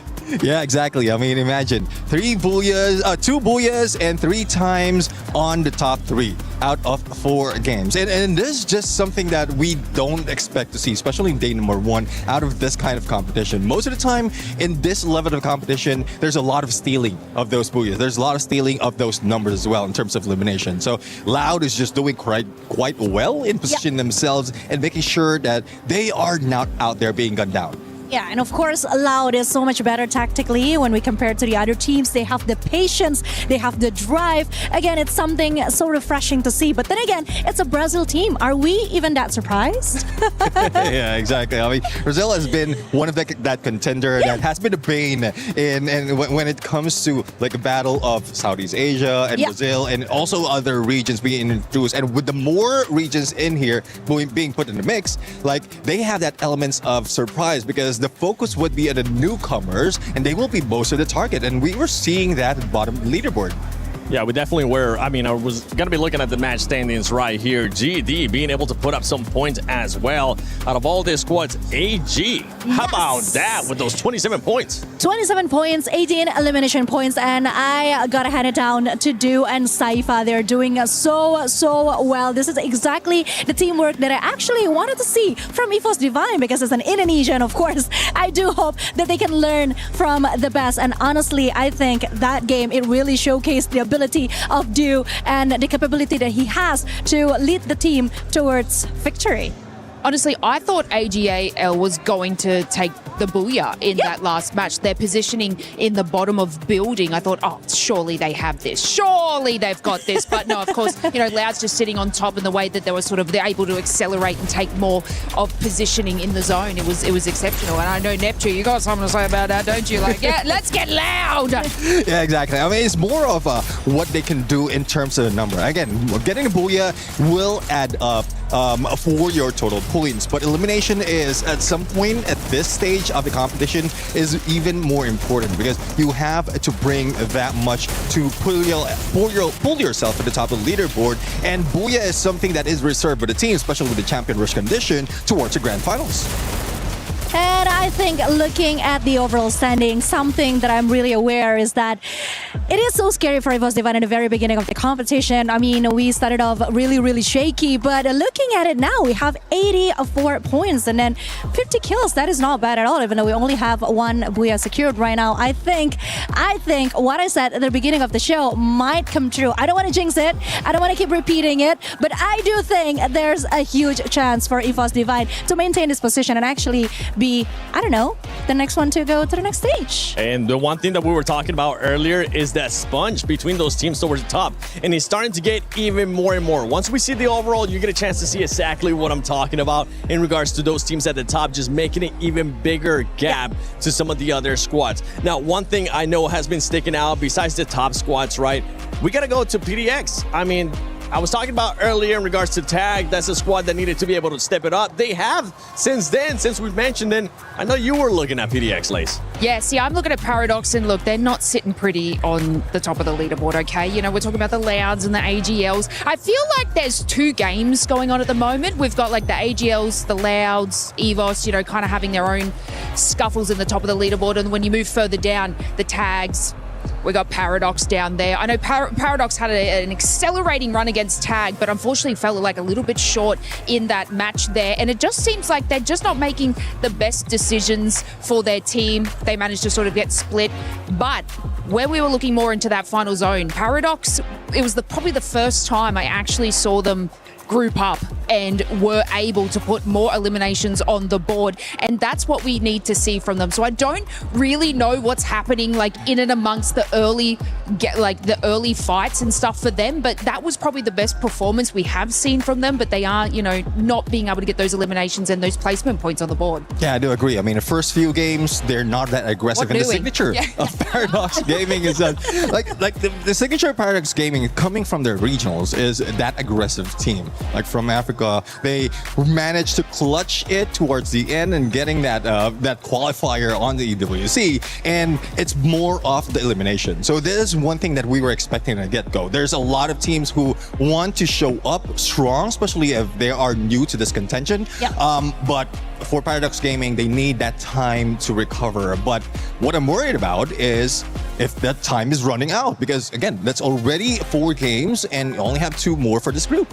Yeah, and speaking of trying to come off as strong, courageous, again, I think Thanks, girl. Then we gotta add gorgeous then, girl, because you are drop dead gorgeous. Okay, anyways, speaking of courage, of course, we have to also talk about Gun Dynasty again, because finishing at top 3, it's just so amazing. It's making me feel like I need to know more about this LATAM team. I mean, that is just crazy. They are now at the 5th position of the overall standing. 69 points, 23 plays, and then I'm seeing 46 kills. That is amazingly huge for them, Neptune. Yeah, I do agree. I mean, from the first and the last game, they managed to get 20 plus on elimination. It was a little bit slow though on that second game, and towards that third. I think it's because of the challenge they have on that game number 2 or the match number 2. Thus, they didn't get that much on the point. But I'm really looking forward to them to catapult themselves a little bit higher in this point right now because they're very close against Garena United. Yes, I'm about to say something that I might regret, but right now, I actually enjoy watching Gun Dynasty more than Buriram United Esports. Oh. I enjoy them Chat, so clip that. so much. It's crazy. Like I found a new love today. What's making you enjoy it so much? Because remember, Buriram, even though you didn't get a chance to talk about them earlier, they did end up picking up that one booyah. Yes, they did, but I think it's just about time for Gun Dynasty. I mean, you saw it on the 4th game. They were so amazing. And again, the courage that they have and the strength to back it up, it's just so amazing to see. Yeah, I guess the difference between the gameplay of Gun Dynasty is in the beginning of the game, they show up. Yes. That's where more the hype is coming from. And compared to what we've seen in Garena United Esports, again, the signature is you're invisible in the first half, then to the second half, that's where you get all those elimination. But at some point, they're surprised. I'm pretty sure they're counting how many opponents that they have in front of them towards the end. And with say 7 or 8 teams against you, you couldn't, or Garena United couldn't really bring that fire and catch up with the numbers. But it's a good thing that they did get that booyah. Yeah, and right now we're looking at their squads that they need to wake up, especially when we're going to be going into the final 2 games of Group A. Keep in mind, for everybody watching at home, you're saying, wait, final 2 games? No, we still got 6 more from Group B coming up. So make sure you stay tuned for that. But I mean, from some of the other squads that we're watching, we saw the Pakistan team, right? They're towards the bottom. They need to do something because right now, the top 4 squads, the cutoff is at 70 points. And that's not going to stop. That's just going to keep going because of the consistency, Conchita, that we're currently seeing out of their squads. What can we see out of those bottom squads in the last 2 matches? Because they need to wake up. Yes, they do need to wake up. Unfortunately, I'm not really familiar with the way the Pakistani teams play, but what I see from their performance today is that there's a gap of, capability that apparently they still have against the other team. And that is something that I hope they can catch up as soon as possible because obviously being on the bottom 2 is not so ideal. Looking at it, it's still quite a climb that they need to do, but yeah, keeping my fingers crossed. And then you have Aurora. Aurora is currently 40 points. I'm sorry I have to do it to you. I won't mention their name anymore. You can talk about them, but just don't mention their name. From that squad, I mean, you were talking about having eliminations earlier on. They only have 19 eliminations so far. We've seen squads being able to get almost that in just 1 match. I think what Aurora game is finding right now is a balance of, because they failed in the first game. It's okay. I'm thinking it's my fault, but they failed in the first few games. But since they couldn't bring the elimination, they couldn't bring the fire, so they're going back to the basic. Go for survivability, trying to balance it out, elimination and placement point. And that's why they're trying something different. Because just go and try to catch up, or go for catch up on the placement point. Once they get the groove of how to find the final circle, then they can get those elimination. Yeah, what I've been noticing is that every time they go into an altercation or try to take a fight, they come out as the losing team. It's down to one player, then they're going to have to make that revive and try and do that. So I do believe that, if they can continue that survivability, because eliminations will come in the end, okay? As long as you can make your rotation, you get to that final zone, the elims will come. So hopefully we can see that sort of progress into the next games, because they slightly started doing it in that final match, but the first couple of matches, every time I saw Aurora fight, it was them out, and it's not working for them. So they definitely need to adapt and change, because mechanically they're gifted, but they're not making these decisions correctly. Yeah, I so agree, because individually they're great players, but somehow when it comes to the teamwork, something just isn't working. There is something that they need to change. I mean, it's like someone needs to step up, I guess, and be the role model for them. Yeah. No. I might step out. I'm sorry, man. I'm going to target you for this one. Yeah. No need to do that. I mean, in regards to eliminations, one squad that has been stepping up is Team Apex Gaming. They have been able to put up those elims. At the beginning of the day, they were struggling a lot. Even Lucifer, one of our casters, is going to be coming for Group B. He was saying they're slow starters. He was actually expecting them to do better in the second day. Yeah. But you can't be mad. Honestly, Neptune, you cannot be mad at the way that this squad has now been able to put up those eliminations. Yeah, exactly. I mean, it's more of elimination geared. Apex It's the Gaming. complete opposite, right? Complete opposite of what we're going for earlier. Like placement point, they like no regards of placement point. All they have to do is early on the get-go, they want to get all those eliminations in, and at some point for teams, they're treating it as a 50-50. Like it's a double-edged sword. But for Team Apex Gaming, they want to bring down the sword against the opponent. Whether they lose, I think they can carry over those eliminations in the following round. The risk is they're losing the balance of finding the final circle. And again, there's still importance of that booyah. Probably not this page, this point of this stage. But if you're really catching up in numbers, you have to do well in both. Yeah, because 29 elimination points is not bad at all. I mean, from what we see out of the 4 games that we have just watched, Apex really is trying to fix the mistake they have on the first game. And yeah, I think things are quite looking up for them right now. You can see they got fans right now here in the arena live from Paris. This is Free Fire at EWC. Ladies and gentlemen, we're going to be going into the last 2 matches of Group A. Can those bottom squads step it up like we've been wanting to see? Or is it just going to be too little, too late in this last 2 matches before we go into tomorrow? AJ, Tash Bunny, take it away. Thank you very much, Seven. Man, it has been an exciting one here for sure. We expected Nextera to deliver, and Nextera did exactly that. 121 eliminations in that lobby. It was explosive end to end. But now we head on into Kalahari. We head on into the map where the snipers usually rule. Let's see exactly which sniper stands tall by the end of this. It's always very fun, right? I think we've already kind of pinpointed which players we want to see. Yeah. We saw it coming in from Moshi. We saw it coming in from Rasha as well. Some of the 2 hard hitters for this particular game. And now that this is actually our first Kalahari of the day, I'm wondering if it's going to be a slower start, or will the momentum of that fast, aggressive starts keep going all the way till the very end of this Group A day? Demon's Pride currently at the very bottom of our leaderboard. Not in the right spot, if you ask me. Taking the fight up early at Refinery against Loud. AGL Cypher being cheeky as well to check out exactly what's going on at Refinery. So that shows a potential intention of AGL wanting to rotate in towards this high platform later on. DRS, Team Apex Gaming, Tech. This is going to be a tad bit crowded. Command post only usually has 1 team commanding it. This time you've got 3 vying for that spot. You know, looking at the most damage and also most elims as well, right? You're seeing a majority of the players coming in for, I think, most eliminations. I think on top of Rasha, you also have both Dew and Cypher as well, which actually sets a precedent on how aggressive and how much, I think, AGL prioritizes these eliminations. Sahil Jat is in a tricky position here. He does have the flank, but he cannot back up the rest of his team members just yet. Shoto gonna get caught out here by Blade. The caught up close and personal, plus the electrotherapy, giving Blade the extra advantage in that battle. Sahil Jat's finally gonna show up, and that's just the wrong timing. He drops a little bit of a present here for Tech as he quickly tries to back away, but a quick recap here as well for Demon's Pride up against Loud earlier on.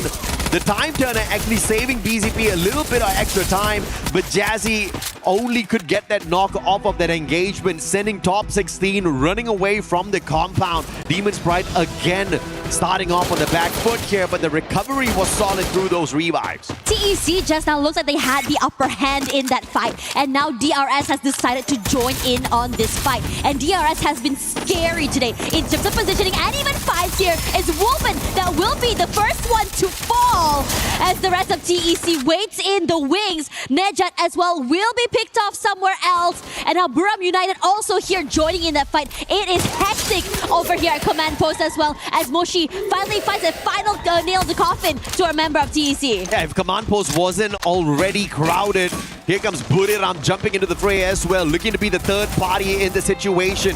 DRS gonna shut down the remaining players on the side of TEC, one after the other, but Buriram, as mentioned, is still in here. Locked down by the thrill of battle now.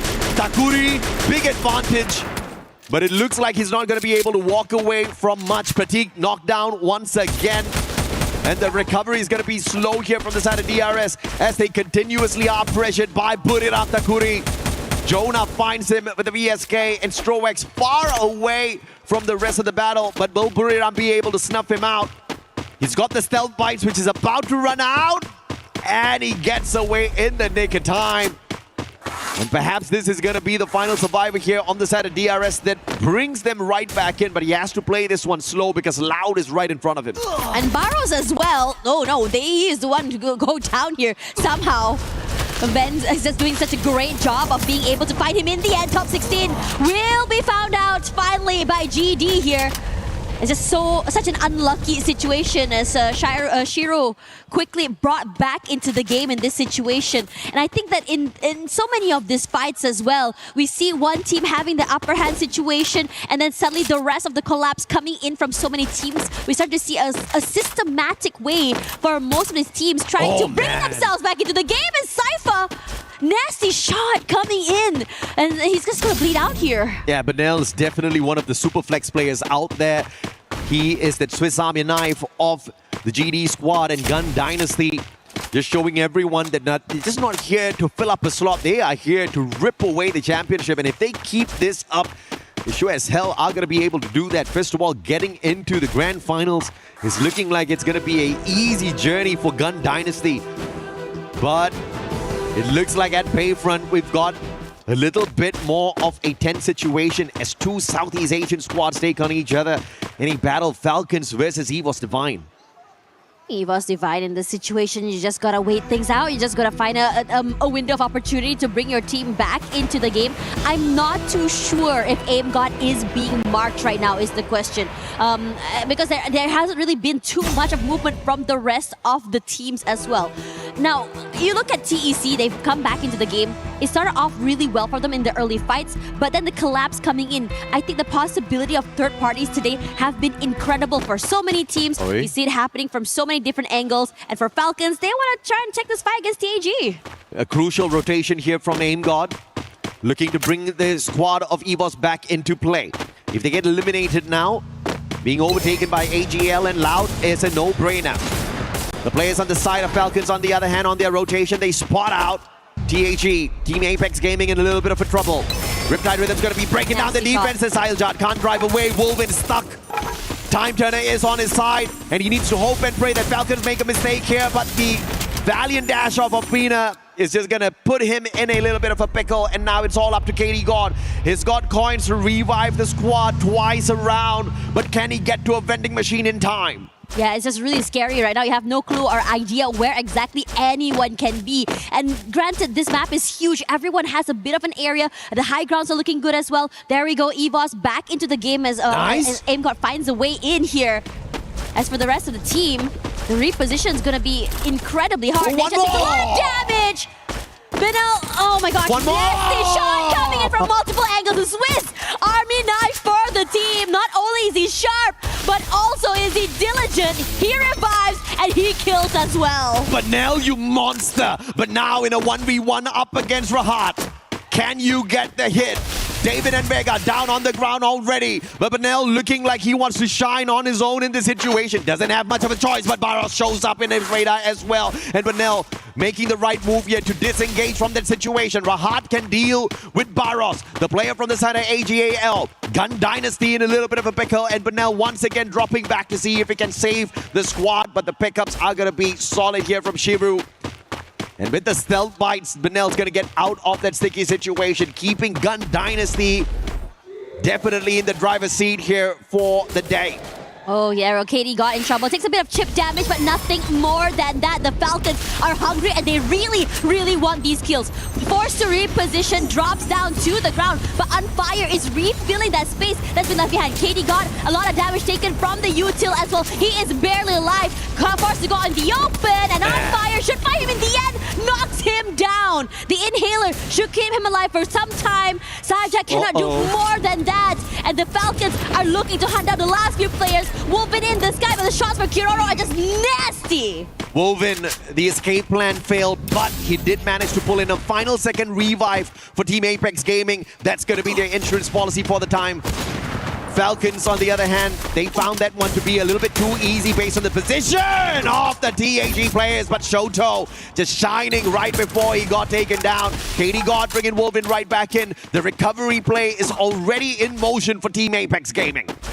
Falcons doing great in terms of reposition. How they collapse is just so scary to see, especially if you're caught out here alone here. Now, Falcons, nice position here, fairly safe away from the rest of the teams, but they have to rotate eventually as TEC, despite losing so many players early, they are also very slippery, still very much in the game. Knockdown, Rahat does find Jonah in exchange, but Wasana wants to avenge his teammates. And he'll be able to do that with a valiant dash. Phenomenally done. Timed perfectly. Captain Jonas out of the equation, but Buriram have got the vending machine on their side. Get high once again as usual on the recovery plays. Moshi, M82B looking for Nejad. Can he pull the final strike to take TEC out of the lobby early here? He focuses towards the right instead as AGAL shows up on the radar of Buriram, and that is the saving grace for TEC, who managed to pull in at least one revive to stay in play. Yeah, Kutush gets knocked down somewhere in that process as well here. As the Falcons come through, I think there should be fairly clear to go into that until they hit Bayfront, because TAG is waiting there right now. And I have to say, TAG had so many close calls today. Shoto got knocked out, I think, twice already, but they're slippery. Big advantage on the airdrop here. No other teams aiming for it. Falcons get a free B advantage, rotating towards it, finding nobody there. So great in terms of decision making, as well as a little bit of luck on the side of the EWC 24 champs. And it's only Apex in their way as they will try to get into Bayfront in a little. Can the Indian squad punish the champions of EWC 24, or will they get punished instead? The battle between Buriram and AGAL still continues as both squads need to get into the next zone. And Jonah on the revive with the Car 98 punishing Baros, which means the front liner out of the equation. A little bit of an extra advantage for the side of Buriram, and AGAL does not want to stay and play. They use the launcher to get themselves out of that sticky situation far away from Buriram. Yeah, and I think it's a really good tactical decision as well. You're taking up too much damage already. Buriram United was in a great position, just really overwhelmed them as well. And I think if anything, if AGL can find a good position, they are the type of team that if they are prepared for it, they can take these fights and just completely dominate so many different areas. Now, Buriram United will follow suit here, coming into the safer zone as well. The southern side underneath the circle is looking scary. Loud is there, EVOS is there, TEC coming through, DP on the wings as well. And it's going to be really nasty. I love where Loud has put himself. Look at this sniper. Buriram United don't know. The trigger discipline there, making sure he doesn't give away his position, which is a prime one. He wants to maintain the bird's eye view, stay out of trouble, and then strike when it's truly needed. But for how long are you going to stay undetected up there? Loud definitely has a big advantage for this next circle. And Southeast Asia battling each other to find the next circle for themselves. This time it's going to be Falcons versus AGAL. The shot is there. Aurora versus Gun Dynasty. Aurora, you cannot take this fight. Team Apex Gaming interfering as well. Car 98 perfect for Katie God. As he'll spray down to the ground. Jun looking for the recovery here. Will be the distraction as he gets clipped down by the thrill of battle as well. Nothing much that Aurora can do in this situation, up against EVOS as well as Gun Dynasty. Ezreal is barely alive right now, and I think the rest of the teams here know that, so they want to try and go in for this collapse. GD is close by as well. Aim got marking them, making sure they don't come close. Both teams are being so cautious of one another, but Loud decides to jump in here. Aurora might be crunched. Close to 13 minutes, 11 squads still alive and kicking. Things are about to get very messy. Pandemonium about to break out here on the battlefield if we don't start thinning down these numbers. Loud with a phenomenal rotation has been able to keep themselves safe for the time being. Good glue walls pulled out, timely manner. Not having to waste a lot of those medkits on unnecessary recoveries. EVOS, Loud, Aurora in a tight little spot, but they've got the advantage for the next circle. They can keep an eye on the rest of the competition.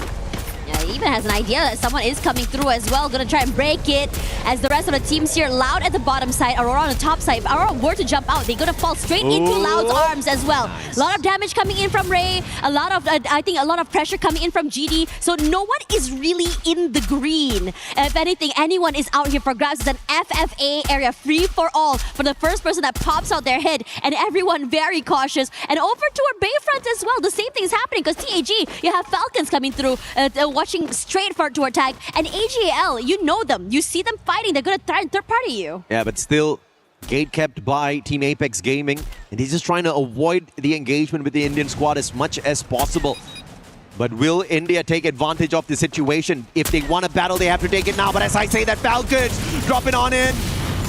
Team Apex Gaming holding their fort strong here. Pina trying to break down the defenses, finds an opening, and with the Punisher takes down Shoto. A deadly shot, but the follow-up is slow. Team Apex Gaming again, barricading all of those windows, trying to keep Pina out of their way.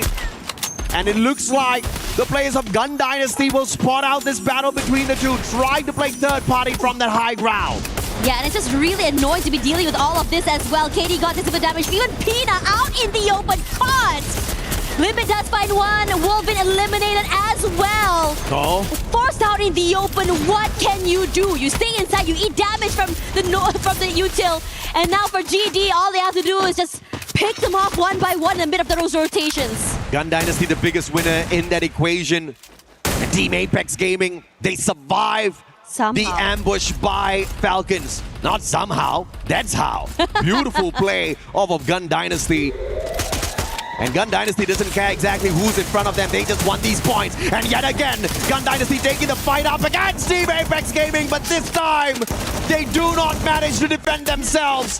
LATAM just too strong. And Gun Dynasty, from being the third party to the Predators in that equation, and Team Apex Gaming had nothing left in the gas tank. They have such good timing and such insane awareness. Now AGAL, because they're at the lower side here, they have to wait through for this first fight to happen. And finally, the stalemate is broken. DP now in the open out and just fighting. PDX as well in the same situation. Paradox. Top 16, taken one already.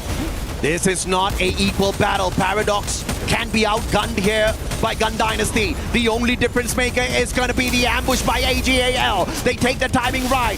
Benel, super low. It's the lightning zone that gives them the extra bit of advantage as well. And EVOS has showed up out of nowhere. And Gun Dynasty, like the third party equation that they pulled off, they get shut down. Aurora makes their way out of the lobby a little bit too early once again.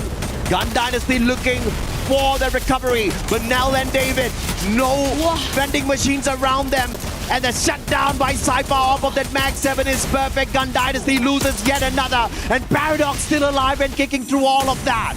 And it is hectic here as Burma United completely want to crunch down Loud, and they do just that. Moshi knocked down already. Wasana coming close, keeping the team fairly alive and healthy. Here's PDX coming close, trying to take a little bit more space, but the high ground Burma United has gives so much vantage. This is the most eliminations we've seen out of Buriram so far, and AGAL is on fire as usual. The most they picked up was 18 eliminations at Nextera, and they want to break their own record here on day one's run. What a phenomenal day AGL is having for themselves, and two Thai squads in this final circle up against Gun Dynasty that stands no chance because of their numbers. Yeah, GD only one player alive, not for long, but now will go down next year. And AGL on fire, crushes through here, kept away by those blue walls. Moshi almost getting clipped, finally does, goes down to Baros, and he's not done quite yet. Cypher finding great angles and positions here as Jonah puts in the damage from far away. It's hectic. Wasana jumping, trying to find a way against Cypher, but cannot do more than that.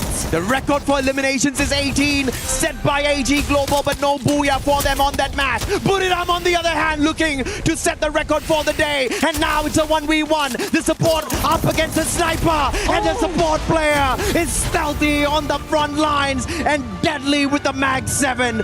Buriram late to the party, but biggest on the numbers as they break the record set by AGAL. record-breaking and second booyah of the day. This team feels unstoppable. There's just so many things happening right now, but they're so, I would say, aware on how the positions are going to go, how the movement is going to be, and somehow they managed to find that last crucial kill at the very, very last possible timing.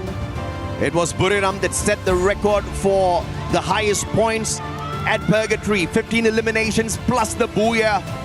But they got matched up with that. Problem was at Nextera, AGAL just could not walk away with the booyah. It was Loud that ruined the uplands, walking away with the second booyah of the day for Brazil, and kept them from breaking the record of Buriram, and Buriram showing exactly why they are 3-time world champs. Phenomenal play. Let's check out these replays as well, as Buriram pulled off that final battle sequence.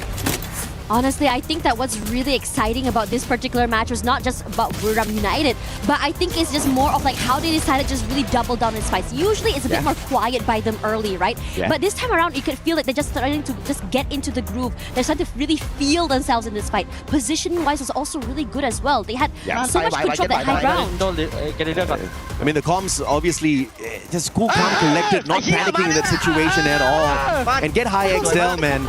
This guy is one of the most lethal supports out there on the battlefield, hands down. And when you've got a support player who can annihilate the squads, you really don't need to worry in a situation like that. A good reason why Buriram sets the record is because they are no strangers to it.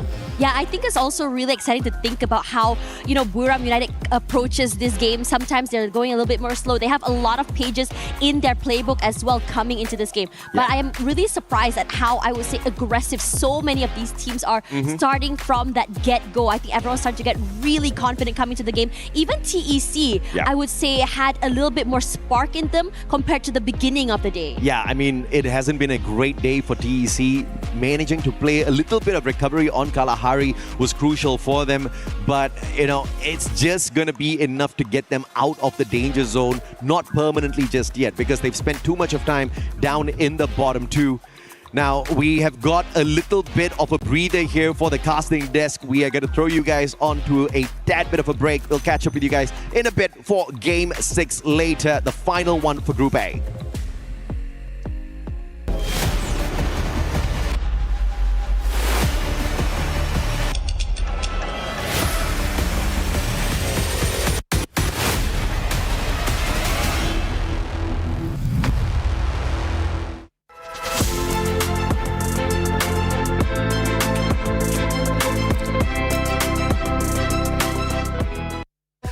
What's up, everyone? Carol Bombshell here. I know you guys are having so much fun watching Free Fire, but there is a lot more going on here at EWC 2026 in Paris. So come with me, let's check this out. Let's go!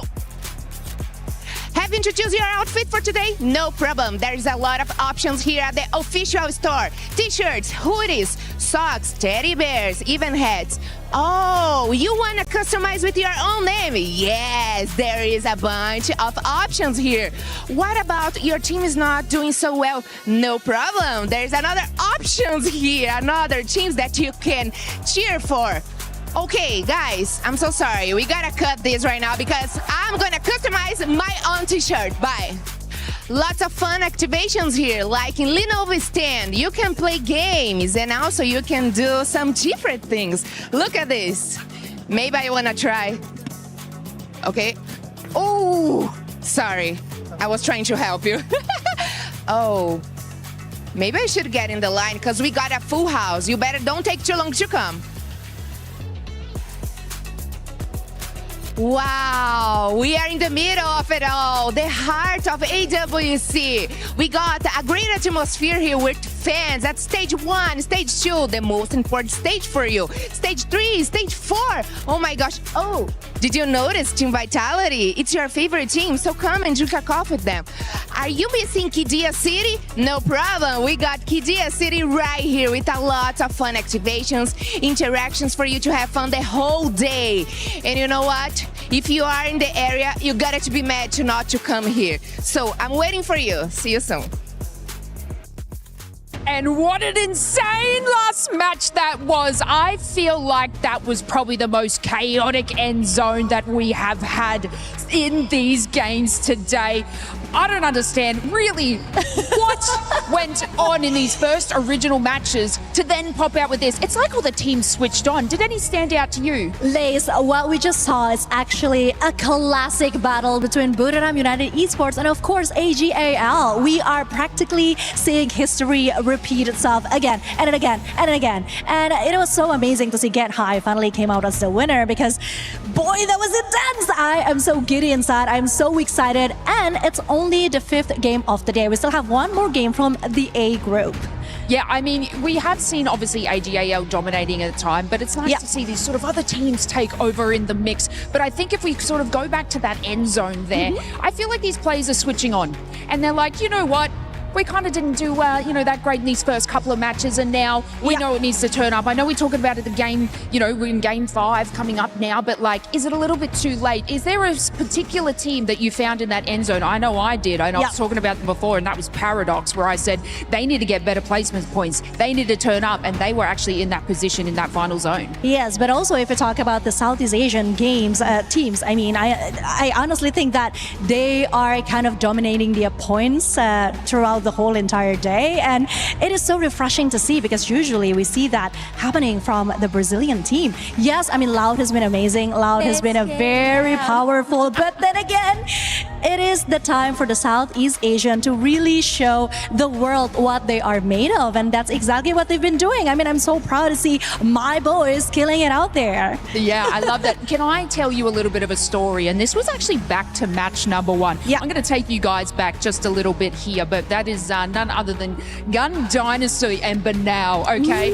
I don't know if you saw me get out of my seat for this part, but they were making sort of a swift recovery, and then Banal pulls out the monster truck, and you kind of think that all fails and it's going to end there, but no, they sort of take that smooth transition to make that recovery, and the mechanical skill that Banal has for his team and the adaptation is simply exceptional. And if y'all missed that, obviously we got the replay, but they took this opportunity early to sort of maximize their eliminations, and I think they actually pulled up 17 elims in that first match. And what that obviously does for this team, and it sets them in a standard that is above and beyond the rest. Currently sitting more in the middle of the leaderboard, against our Louds and our AGLs, but that first match is something that I feel like these other teams need to follow suit because, consider me and color me impressed because I'm a Banal fan now. I don't know about you. Well, same here because you know what they say, right? The first match usually sets the tone, and that's exactly what they did. It was so amazing to see and so refreshing to see Banal. I mean,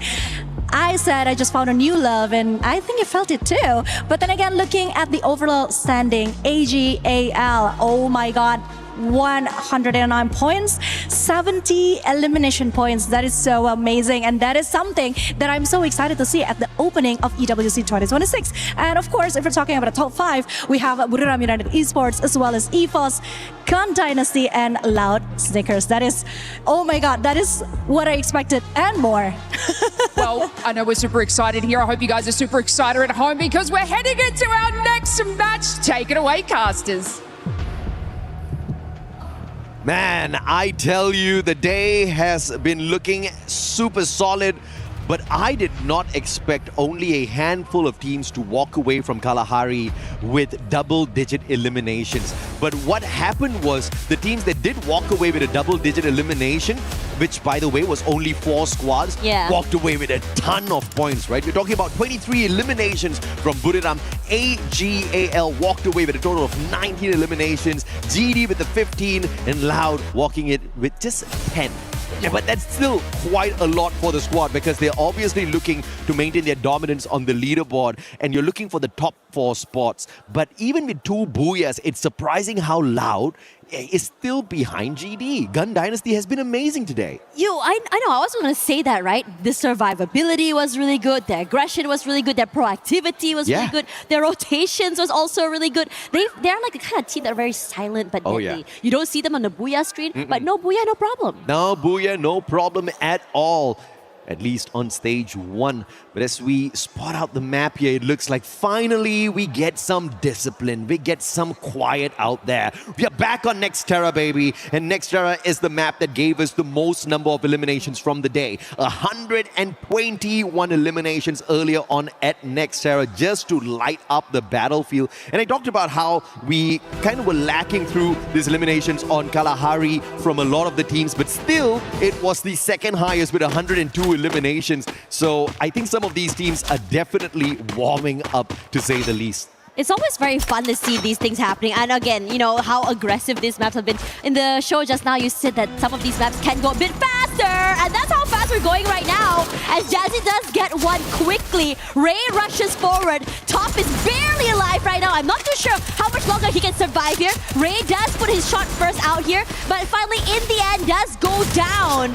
And the points being stolen away by EVOS here, starting off real hot as Jazzy crosses the peripherals of the rest of EVOS, and you cannot get away by trying to play like that against them. Demon's Pride, getting their pride crushed out there, but they were not too arrogant to begin with.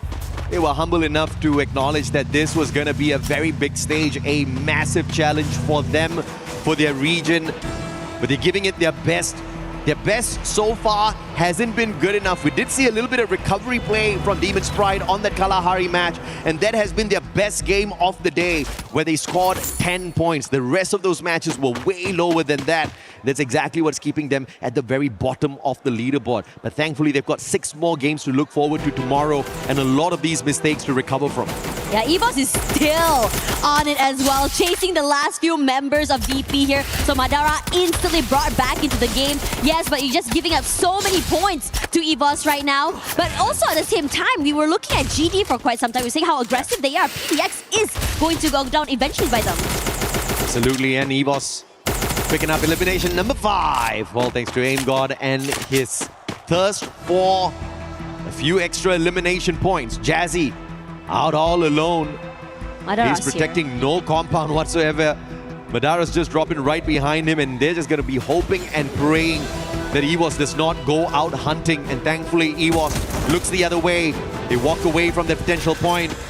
But DRS out early, though. This is not what I was expecting, but Aurora picking off the solid 4 points from the Nepali squad. Yeah, I think that feels like DRS has started to slow down just a little bit as well. They didn't get the deeper run that we saw in the beginning of the day from this team. Aurora, though, looking into playing a different tune here. They want to try and catch up with Kiroro. They can crunch him from multiple angles. Kiroro in trouble. The CQC, he tries to keep him alive. He does, but not for long here as Zeus finally chunks him down eventually. Yeah, Kiroro just trying his best to get away the stealth bites, but Zeus was just way too close. And he had the Valiant Dash as well to just break down those defenses instantly to get another point for Aurora, who's definitely having a much better game here. But Team Apex Gaming up against your reigning defending champions of the Esports World Cup, Free Fire. Can we see India take down one of the most lethal squads out there? Aim God, the shield gun in hand. Won't be able to get aggressive just yet, waiting for the rest of the team members to catch up as well. Woven going in for the tags, but instead the reversal and the backup from the rest of the EVOS members puts him on the ground. Shoto's gonna get caught out here as well. It's a 2v1. Valiant Dash still keeping Shoto alive, but the numbers play will catch up, and a disadvantage for Team Apex Gaming here. Slowly, the team crumbling with the vending machine inside Sahiljat. Can he pull off some sort of a miracle here for the squad? Yeah, but he's being marked by Rasha, who just desperately wants to take him down. Takes a little bit more damage here. It goes down. Rasha coming through as well. Not able to do so. Sahiljat finally wins it out in the end. Perfect positioning, but still has to deal with the rest of EVOS. I'll take that, man. I'll take that. Good enough from Team Apex Gaming. Sahiljat giving us some exciting tightrope walking survival plays off of the glue wall, just at the very edge of that platform there. But of course, EVOS Divine still with the advantage on the numbers. But what's important is the recovery play off of the Indian squad. He bought enough time for the survivors to scurry on away, pull in those revives. And we're going to get to see if or not Team Apex Gaming finds that full recovery later on. Aurora, on the other hand, on one of their better runs so far. The most number of eliminations Aurora has pulled from a lobby today has been 9. They're already at 8, and this game is still fairly early. Can they continue their run or will they fizzle out? Demon's Pride again, still no way whatsoever to recover their gameplay here as they're scrambled on the battlefield. Jazzy taking a lot of damage as well. Limit putting in the damage. And there we go. Falcons clean up house there as well. Another point in the back for DP. Brought back into the game quickly. Somehow I'm surprised the AGL with only one player left. I wonder what happened there. Madara, Aswab, too close to Aurora. Easy picking here for the Aurora players. I see Tech in there as well. Potential 10-pointer, best elimination game run here for Aurora on this next era map. Thanks to the players here from South Asia. The Dinocular will scan out the Demon's Pride players. Aurora's definitely on the hunt as they rotate around into Twin Bridge looking for Intellect Center. And it's actually Demon's Pride being the first team to make it into the next circle. Good on them, but scrambled from the very start. Holy mama! Gosh! Rassia brought it to AGAL. That deadly shot. He did it twice! Unmoved, undeterred, cool, and collected. Look at his reaction. I mean, that's the best way to take the #1 spot. Take the guys out of the #1 spot and move on into where they stand. But EVOS Divine, obviously, they need a few more points to climb the leaderboard. They were behind Buriram before the start of this match. Not by too many, of course. Catching up isn't going to be too impossible. And Demon's Pride again, all their revives are just giving some extra bonus points to anyone that comes across them. Yeah, TAG now in trouble as well. Buram United bringing his teammates back into the game. Katie got to stay alive, but this shot from Moshi, nothing crosses this guy. Gonna be able to confirm that elimination fairly cleanly. Shoto's close by, Sahil Jet and Wolvin around as well. And for Buram United, I'm wondering what the next steps are going to be. Are they gonna go clean up house, get the last few eliminations, or are they gonna go and prioritize the positionings instead? And from the rotations, they're gonna try and go northern side here because the circle did hard shift north side. Damn, Moshi, you're good. The follow-up off of the Riptide Rhythm is too perfect. Timely. But now, Gun Dynasty scrambling for safety as Falcons go out on the hunt. Vega's gonna get tagged up and Peanuts therefore the finisher on the front lines backed up by Limit. And the Riptide Rhythm causing a lot of chaos out here in the lobby. Just not from one team, multiple squads depending on that Skylar. And we saw the perfection out of Moshi. Limit showing us that he can murk magic off of that as well. Shiru, Benel too far away from the vending machine. Shiru's going to be chased off of it as well. But Benel from afar with the strike of the VSK, finding the headshot. Deadly play from this guy. Knocks down Pina as well. And Benel single-handedly taking the fight up to Falcons. And that should be enough to contain the champions of EWC 24. Should be able to bring back his teammate into the game as well. He kill, he heal, and he also eliminates players in this game. TAG once again brought back the teammates into the game once more as well. GG gonna launch themselves forward. Okay, this is gonna be interesting to be chased by EVOS here. Abax does find Shiru there somehow, knocked down. Man, I mean, EVOS got into position at the perfect timing, but Benel survives, which means Gun Dynasty gets to survive a little bit longer because the Super Survivor, Super Reviver will be on to his mission once again. FGL shot out. I've not seen a single narrow play after the nerf. That bit unfortunate we don't get to see those clutches. They're coming through here. Aim got jump shots forward here, puts in that damage. But it's Abax that gets caught out by Pina first in the end. Falcons now 9 eliminations already. AimGot will be found as well. EVOS may have bitten more than they can chew. Ray barely alive right now, feeling the pressure coming in from the players from the other side there. Does find Pina in the end, but I don't think they can do more than that. Falcons looking to make this their game of the day. Definitely their best run they've had in here so far.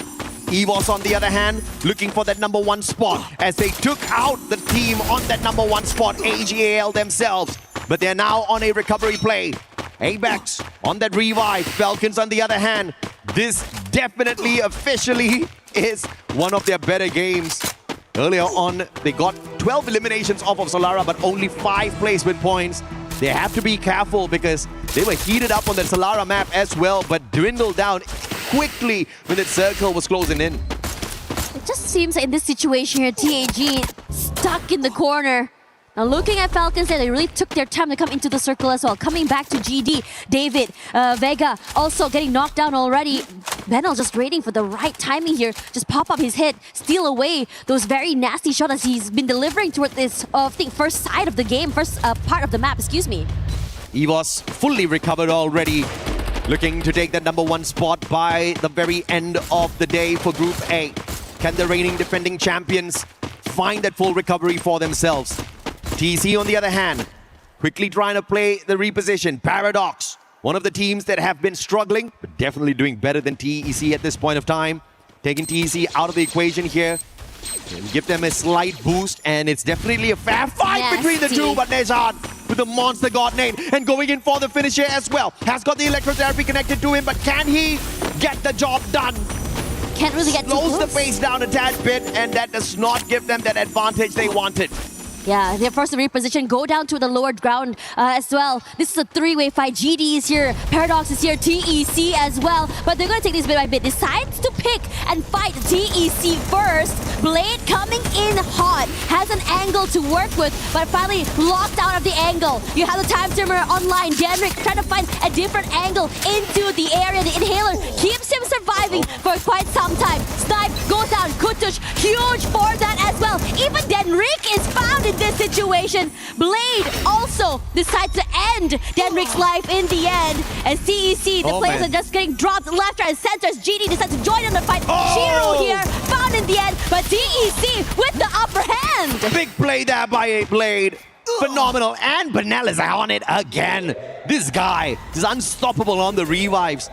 Yeah, definitely not the right kind of record to be holding on to because you know your team's getting tortured out there, but they're also picking up some big points. TEC's out after that fantastic play. Shiru shut down by Moshi as he got revived, shot out of the air. And this is getting fairly dicey. Lightning Zone called out and Aurora in a pickle out in the open. Forced to reposition, rushes away with their lives. Look at the amount of pressure they are feeling right now. Finally, in the green for the time being, no. Has to wait this out. And if they do come in here, not too far of a jump, but it's okay. Gives a bit of space between them and the rest of the teams. Holy mama. Gun Dynasty, bloody impressive. So many times tortured, so many times losing their players. But the recovery as well as the dominance with the mechanical plays have been unbelievable. They sure as hell are on fire and even literally out there right now within the lobby. Can they pick up more for themselves? 15 eliminations and still going with 3 players still alive. Here comes the wait. Jonah putting a bit of space between him and the rest of the team. Now gonna rush forward here. Aurora gonna take this fight, I think, head on against Buram United. They're so aware that they're very close by. They're, I think, pressuring them with the nades. Azrael, a lot of damage taken. Zeus is barely alive right now. The rush forward is good. Get high, does find Azrael here somewhere. And Wasana, the jump shots are just nasty. Zones them away, chasing the rest of the team, but still not able to completely wipe them out of the map. Yeah, big mistake there from the Malaysian squad. Trickling in one after the other up against your world champs. That's just not gonna work out. This ain't no Bollywood movie. And the heroes, regardless whether or not it is a Bollywood movie, will always win out. And Buriram just that hero. Now the numbers disadvantage for Aurora. Buriram goes in for the finisher. Falling shot, Wasana M590. Perfection, get high with a backup. And Wasana cleans up the house. Pulling away. 13 eliminations in totality, but now they're going to be pressured from the back. Gun Dynasty spotting them out. Loud's in the vicinity as well. And Demon Sprite surviving somehow and finding their way in here. This is a really great round for them as well, surviving this long. And it's really exciting to see someone as aggressive as Jonah just really get up close and personal and just clean up the area. Shiru will be the one to go down next year. Falcons still putting in that pressure. The rotations are going to be very, very intense. Falcons does have a bit of a zone control to play with, but we are seeing GD come close. It's Thailand versus Latam. Who's gonna get that number 1 spot? Both Gun Dynasty and Buriram, full squad. But Gun Dynasty on that high ground, this can turn into a disadvantage. What is a massive advantage for them right now with a bird's eye view can turn it around instantly if someone gets the God nade. It's going to be Benel taking Jazzy out of the side of Demon Sprite. A valiant run here for Demon Sprite is not going to be good enough to break them out of the 12th spot just yet. As we're left with 4 squads in the final circle. Loud, still Loud out there looking for their 3rd booyah of the day. Doesn't it feel like deja vu how they have been able to hold on to this top side of this compound once again? Now Buriram United forced to just wait this out, taking a lot of damage from the players from the other side here. But Falcons want to go for this fight against GD. Can't do just that. So the most they can do right now is just wait out the utility, wait out the onslaught of bullets coming at them from different areas. Buriram United are going to cross by, taking a lot of damage from the other teams. Yeah, big brain play, man. 3-time world champs for a good reason. Good call by Captain Jonah. The rotation is solid. They've got the compound cover and they will not get tagged up. And now they stand a good chance of walking away with the booyah here. It's all about positioning supremacy. And now the circle is going to be pressuring 2 teams. It's Falcons as well as Gun Dynasty. Gun Dynasty still on fire with the most number of eliminations in this lobby. Can they break the record set here by Buriram on Kalahari? 23 eliminations plus the booyah for 35 cracker points. Yeah, they're forced out into the open where Falcons decide to take advantage of this situation. If you won't come to us, you will cross into our crosshairs. Falcons, clean up house. Gun Dynasty out of the game. We're down to only 3. Falcons not even giving us a lot of time to think about what the answer for that question was going to be. They say, hell no, Mustachio. We take them out of the equation. Buriram, though, still alive and kicking. But Loud, can they withstand this ambush now? Buriram taking the fight straight up to them. Valindash still active on the side of Osana. M590 looking for the connection, and he's also got the AWM. Takes the high ground advantage first, and Loud now left right behind them. What a rotation by Buriram. Yeah, Buriram United is just so aware of how exactly things are going to go. Now, they have a lot of space to work with. They're aware of where the players are going to be here, but Pina jumps through, lands the shot, not able to, and now they want to take the fight too Loud. They're stuck, trapped, very, very low HP. Jumps away, the damage is there on fire. State is just so good. Trap, gone down already, and Quokka as well. What are you going to do when you crush from so many different angles? Taken out of the equation. Falcons, that was the Moco gameplay right there, giving them all the information they needed. And now, it's gonna be your Global Finals champions taking on the EWC 2024 champs. And Buriram, Jonah shutting down Pina with the AWM up close and personal. Looking for the final player, Kororo, looking for that recovery. And they will be denied as Buriram pulls away the 3rd booyah of the day to take the number 1 spot on the leaderboard. It is incredible looking at Buriram United. Not only are they so confident playing with that playbook play, they don't have to really worry about anything. Positioning is key, and from that, the rest of the eliminations and the fights just flow to them as well. Patient as hell and okay with giving away that space. I didn't even look at the YouTube chat today, but I am damn sure, I am 300% sure everybody would have been saying, washout squad, Buriram can't do well, blah, blah, blah. We've heard that rhetoric so many times because they've started off the day with 13 points in game 1 at Bermuda, 12 points at Solara, but what a way to wrap up their 6 games. They broke their own record of 27 points at Kalahari. The match that we just saw ended on game 5, and then here at Nextera, they cleaned up house as well for a back-to-back 3 booyah day to just show everyone that this time EWC, the championship, is going their way. But it's not done just yet. It's just day 1. This is just a preview of the first stage. Yeah, and it's really exciting because you do this well on day 1, you're gonna ride that high into day 2. And most importantly, you are going to put a big gap between you and your team, which allows you a bit more space to make some mistakes. And you have to also acknowledge the fact that this was the group that was dubbed the group of death. We have so many Titans in here, and to clean up a lobby full of Titans, I mean, mad respect to the 3-time world champs, man. 2 times they've been here already on the Esports World Cup stage. But maybe the previous time, the heat at Riyadh was just a tad bit too high. They did complain about the heat in Paris as well, but I'll have to say it's nothing compared to the desert sands of Riyadh. Yeah, for real. As we come into this game as well, I think what's really exciting to see about them is the fact that not only are they the type of team that really took their time in map number 1, but you can start to see really amp and get more comfortable as most of these maps come by. You start to see Moshi, you start to see Jonah, you start to see Wasana just really step up, able to take up space. And most important, there's a lot of support and trust with each other for them to really go all in on these fights. Yeah, but I have to say, Falcons, man, what a game here on the final one at Nextera to pull away 22 eliminations. This was by far their best game of the day. I mean, prior to this match, the most number of points they pulled away was at Solara with 17 points, and their second best was just 13 points. But they just finished Nextera with a 31 bomber. So if you are a Falcons fan, this is exactly what you want for yourself, right? For them to show everyone that they're still alive and kicking. But I mean, am I sad for EVOS? Not really, right? Because at the end of the day, I think they still will be able to hold on to their top 4 spot. They didn't manage to wrap the day up with the Booyah. As a matter of fact, it's only the one that they pulled away at Solara that they looked the strongest on. Purgatory, I thought they were about to pull away a back-to-back, but it just wasn't their day. We're gonna have a little interview here with the Buriram Esports player, so we'll throw you guys onto that. Tash and I will catch you guys tomorrow.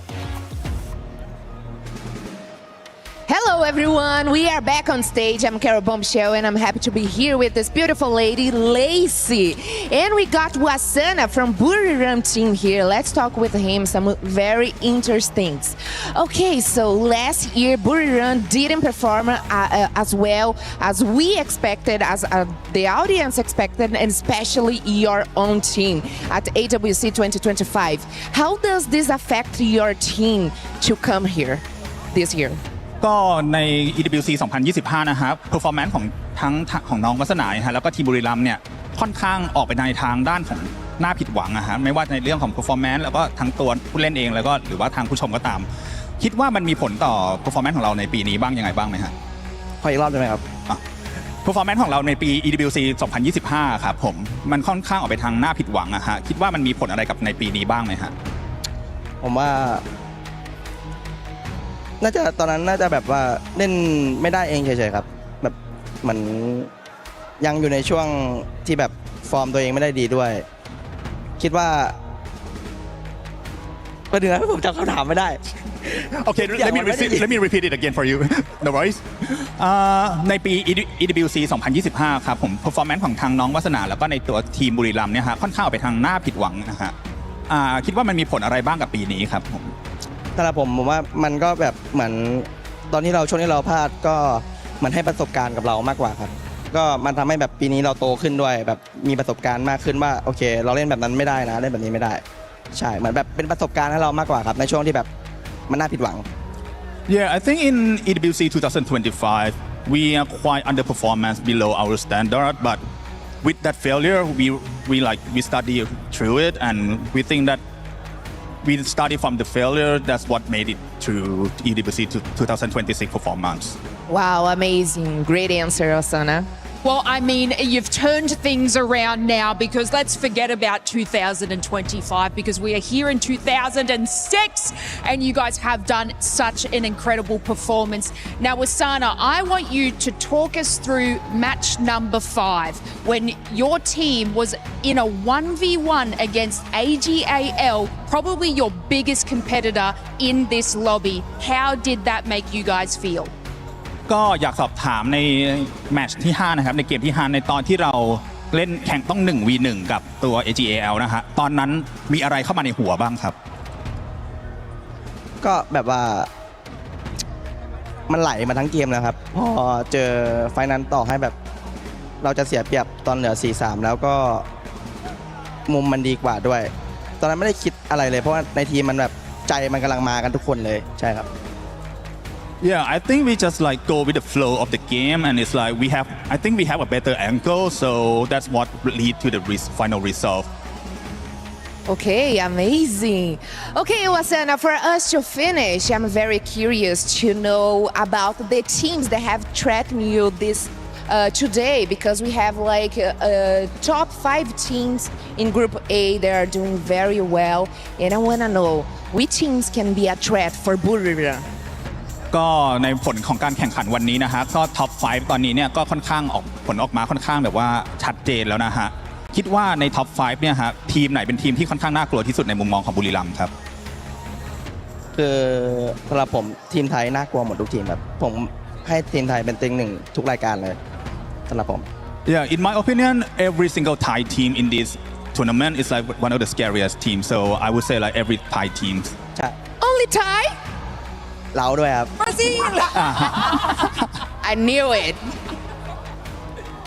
Well, I mean, look, all of these teams have had an exceptional day today, but of course, you know, Buriram United, and we are here with Wasana, and you have showcased absolute brilliance throughout this entire match, and I feel like other teams should be scared. You should not be scared of any Brazil teams at this moment, you know, especially Loud. I know she's going to hate me after this one, but congratulations again on today's performance, and especially in that last match where you've just completely taken over, you know, the top of the leaderboard there. But I think, you know, we're going to get things off running. We're going to take a short little moment and, of course, be back with some more exciting Free Fire.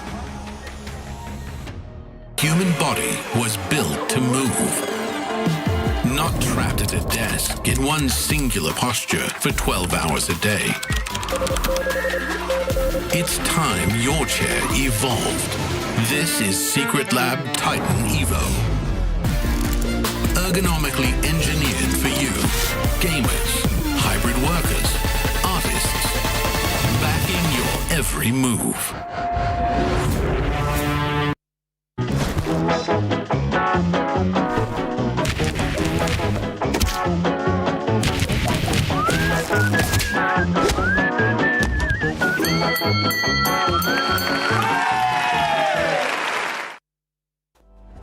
If there was any question, the reigning champions of the Free Fire World Series Global Finals 25 showed up today because they got 3 booyahs. Not just 1, not just 2, 3. Honestly, we were talking about consistency early on, right, Neptune? I don't think we were expecting this type of consistency. I do agree. I mean, it's at some point, even in Southeast Asia, Garena doesn't show up this much in the first day. But I think with the failure they have, and it was mentioned in the interview as well, they failed so many times before, and they don't want to risk it. They just want to bring the numbers. So that's 3 out of 6, and a back-to-back to boot. I mean, Husky, how are you feeling about this squad? I think, you know, BRU, like Neptune has said, right, usually on day one, they are the slower team. They're the team that goes into the science lab, they do a bit of litmus test, figure out the variables, come up with a hypothesis, and then they figure out how to win from the day 2 onwards. But maybe because we only have 2 days of group stage, they decide to come in, you know, nitro charge, kick in the gear 5, and just take over the lobby, which brings me back to BRU back in 2022 at their prime, where every single round, they are always going all out. And I'm going to go with you this one, Lucifer, because Team Falcons, I mean, this squad didn't look like they were going to show up today. And on the final game, they definitely showed up. I think it took some time for them to recover in the earlier games while we ended up seeing Gun Dynasty. They picked up big time. I think out of the box of a surprise, Gun Dynasty and especially Penel, he went all out. We saw his amazing hits coming through. He was the storm today that nobody was prepared for. And I'm looking at 5th place, Loud Snickers. I mean, they ended up with 2 booyahs, but being that many points away from Buriram, yeah, you are kind of close and you are outside of the top 4. Remember, the top 4 after tomorrow will be going directly to the Champions Rush Finals. How are we feeling about this squad? I don't know. I mean, for Loud Stickers, I think they have the numbers. They brought in the consistency. They can get, 3, if not 4 out of 6 games that they can get in top 12. It's more of the elimination that they're not getting. They are still playing it slow. And I was expecting in the beginning, yes, that was strategy. But even towards the end, because of how aggressive everyone is right now, the warm-up is over. Like, first 2 games, the warm-up is over. over, and they was just stunned. They don't know what to do because there's a lot of teams waiting for them to the final circle. I mean, teams that needed to warm up but weren't really warming up how we expected them to are currently on the second page. Lucifer, we're looking at Team Epix Gaming. You're 43 points. Right now, I think they're going to have to start changing their mentality from going directly to the grand finals to now just wanting to go to survival. I agree completely on that. I think Team Apex Gaming, they need that little momentum shift, which is not seen yet. But one thing did happen. There was a little surge that we ended up seeing where Shoto went on a head-on with Falcons, got that win. I think that has to happen a lot more frequent, and that is the reason when you asked me earlier, I was mentioning that Tag will pick it up, but doubtful of today because it is not an environment that they're used to. So now that they've finally had a taste of the Esports World Cup stage, they might pick it up tomorrow and might have a small challenge towards the top 4. Oh, I know. India, especially Tag fans. Tag on top would love that. And I mean, we're looking at EVOS, the reigning champions at EWC. Husky, they started off hot and they were consistent, but they just weren't able to meet what Buriram was able to do. Yeah, but I think, for a lot of EVOS fans, this is considered better than what we've seen in the past almost 1 full year since 2025. After they won Riyadh, they had quite the slump. They went through a lot of challenges, and we even heard them talking during the interviews that they are just trying to figure things out. They're trying out different styles. So we came into today not expecting EVOS to do it that well. We were expecting them maybe to finish the top 6, and then maybe tomorrow they turn it up. But to finish in 4th place and have consistent booyahs, or at least getting one booyah, just one booyah, is already above beyond the expectations we have. And it's kind of scary too, I mean, for some of the squads that are performing the way that they currently are, because we talked about it earlier too, right? We talked about how some of the squads are just compacting and making sure that the top is very top heavy in regards to points, sponging a lot of those points from the bottom teams. And somebody needs to do something tomorrow to make sure they stop them. We had one team with 3 booyahs, one team with 2 booyahs, and another one with 1. I mean, you need to find a way to get those booyahs. I think though, despite of not getting booyahs, we're looking at Gun Dynasty as well as AGAL. I mean, no booyahs, no problem for the moment, for this stage, because they have been consistent in getting all those eliminations, especially with Gun Dynasty. They have been proactive every time, every match, and even if there's a risk, they have already stacked up a lot of those eliminations already and all those points. Although this first 6 games that I think they're risking, like they can risk at least 1 game to go down, and then following, they will still have that top. Yeah, I think even coming into this, right, the meta has shifted more towards prioritizing sniper players. We've seen the ability Skylar and Morse being more of the popular ones, and we have some great standout sniper players today. Benel from Gun Dynasty, Liminx7 from Team Falcons, Moshi, of course, from BRU. Rasha is on his game today, and a lot of these highlight clips actually came from these sniper players. I know you've been wanting to talk about this squads, and I'm so glad you guys joined me, especially you too, Lucifer. By the way, for everybody paying attention, we are changing people around, and don't worry, Lucifer and Husky will still be around because they're actually going to get to cast on the 2nd series that's going to be coming up. Make sure you stay tuned. We're currently just wrapping up here Group Series 1, which was none other than Group A. Any surprises, right? You talk about AG. We've talked about maybe Falcons being able to step it up, and we talk about Tag not really being able to wake up. Whether it's good or bad, I want you to tell me one team that surprised you, and it's okay if it's bad.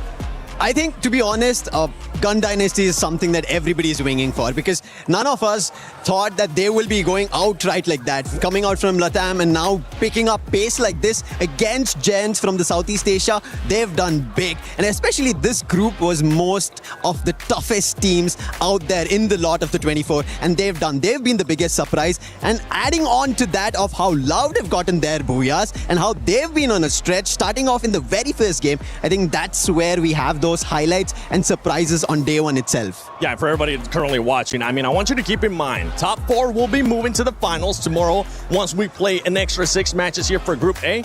But this is what I'm talking about. That group heavy. How that top is just going to be sponging up those points. You can start seeing now a bit of the discrepancy, even though we'll have 6 more games. Now, one team from you that you were kind of surprised whether it was good or bad, Neptune. Well, I would say Team Falcon because I was not expecting them to slowly build it up. Again, similar to what we've seen EWC Define. We talk about EWC Define. They're and Buried United. They're one of the team who doesn't want to show their full potential. But I guess they're trying to shift in second, third gear. Not the fifth gear as you mentioned for Buried United, Husky, but just as third gear, just enough to stay afloat for another day.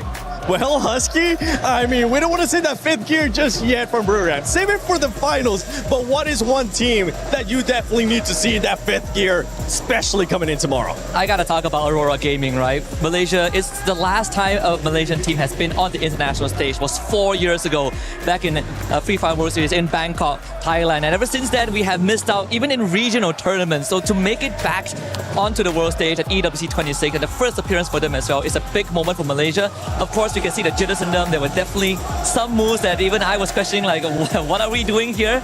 But I believe in them, right? I think Aurora is a team that even if they don't make it to the finals by tomorrow, they will have a decent chance in survival. Okay, well, hey, tomorrow, if you want to be able to even go to survivals, make sure you wake up. You could see it. You could hear it in the background. And those are the loud fans starting to get ready because that's right, ladies and gentlemen, Group B is going to be coming up. So stay tuned because you're actually seeing as your casters. And thank you so much, boys, for joining us. I appreciate it. Lucifer, Neptune, you gotta be stuck with me the whole time. And right. Husky, make sure you stay tuned. We'll be right back.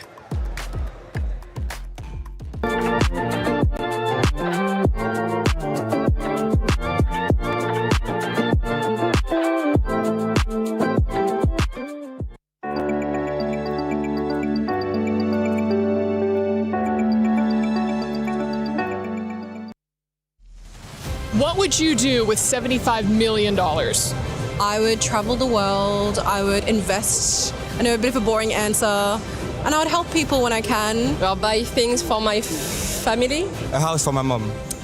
Yeah. Invest so I keep some money for the future. Everyone's just out here saying, oh, I'd spend it on my family, I would invest it smartly in smart enterprises. We need Americans, because Americans will come out here and be like, I'd buy 10 Ferraris, bruh. What if I say that I think you're lying? I don't know. Do you think I'm lying? Yes. The first thing that you're gonna do is buy all of the jerseys from your favorite players. I think you're gonna buy 10 fancy cars and go crazy. Okay, I'm lying. I would invest it into probably a retirement account. Why are you such a liar? I'm a finance major. I just graduated with a finance degree, so. So don't lie, you're gonna pay off your student loans first. No, actually I wouldn't, because I have an interest-free loan from my parents. Oh, so he came from money. Let's go to someone who doesn't have a silver spoon in their mouth. That's right. What would you do with $75 million? I'd buy an esports team. Hell yeah, this is what we're talking about. Why are you wearing a Teemo hat watching Dota? Do you think that maybe this is, you're a traitor? Yeah, this is my trader, yeah. A big PC. Like a nerd, like a real nerd. Lakeside mansion, you know, a good little Lamborghini here and there. Ooh, what color? Ooh, has to be red. Super Asian looking Teemo, what would you do with $75 million? 2, 3, 4. Sick. Buy my first PlayStation and Forza 6. That's it. Yeah, PlayStations are expensive right now, so a lot of that $75 million is going towards that. Okay, rejection. It's just like high school all over again. I'm all alone. I'd buy this arena, honestly. I would name it after myself, and everybody would have to play at my arena. This would just be mine now. You think that this is $75 million? A little delulu. Okay. You could buy the parking lot. Parking lot, I'll name it after myself. Perfect. Yes! Okay, now shoot. Ooh, maybe he can use the $75 million to buy some skills.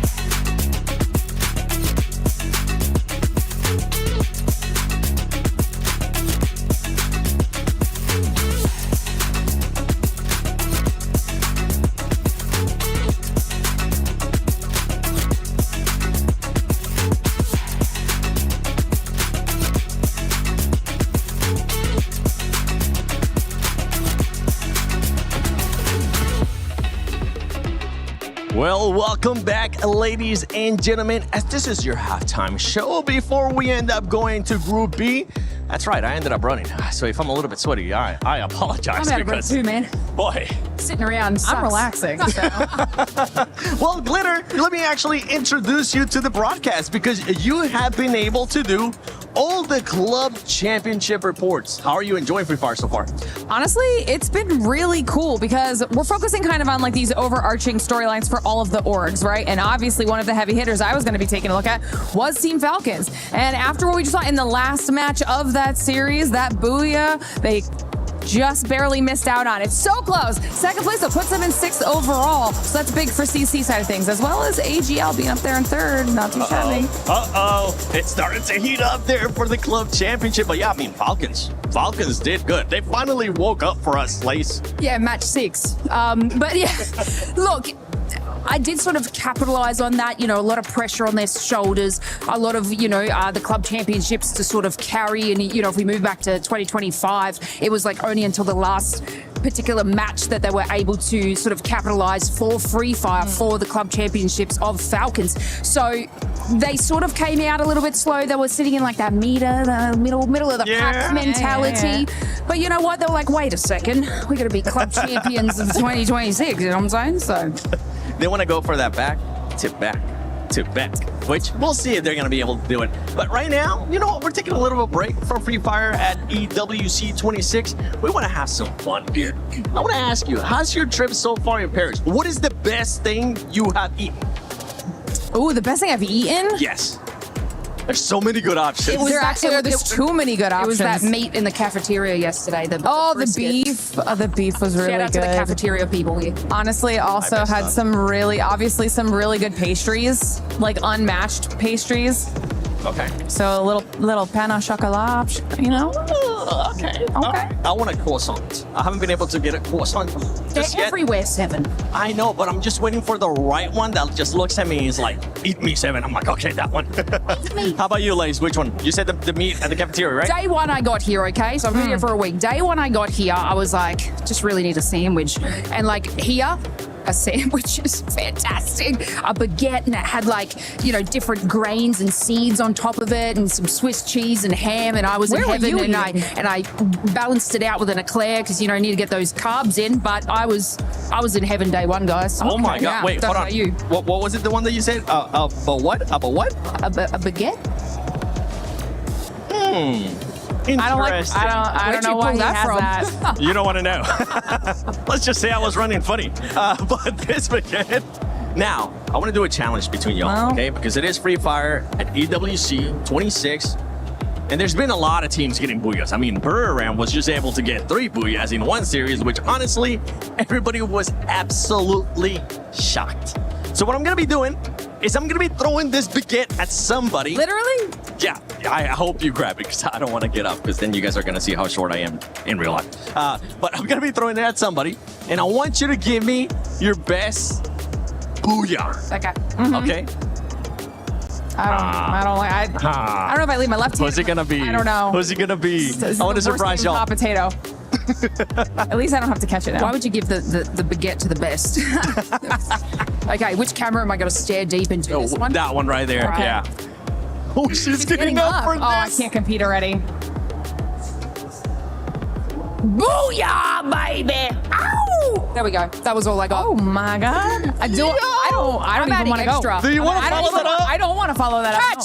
I don't. Well. Okay. Well, you know what? I think we're just gonna leave it there because we will be getting ready for Group B. Get up, 7. I'm not gonna pick it up. Hello, booyah. I'm getting hungry just looking at that baguette. So hopefully Group B is getting ready. We'll be getting started soon. We'll be breaking it down. We'll be talking about all the awesome teams that are there and see if there's anybody out there that might be able to get through booyahs. And we might end up using that booyah at some point. Because Lace, that was something. That was from Stay tuned. That was from my chest. Stay tuned for Group B. Oh, hold on. Wait. No, not quite. We were there. For every click, every clutch, every respawn. We were there for the years of grind. And we're here. Now. The proud founding partner of EWC. Powering the biggest event in gaming. Shoulder to shoulder with the world's best. making history. Greatness deserves a stage. Lenovo Legion. Reach your impossible.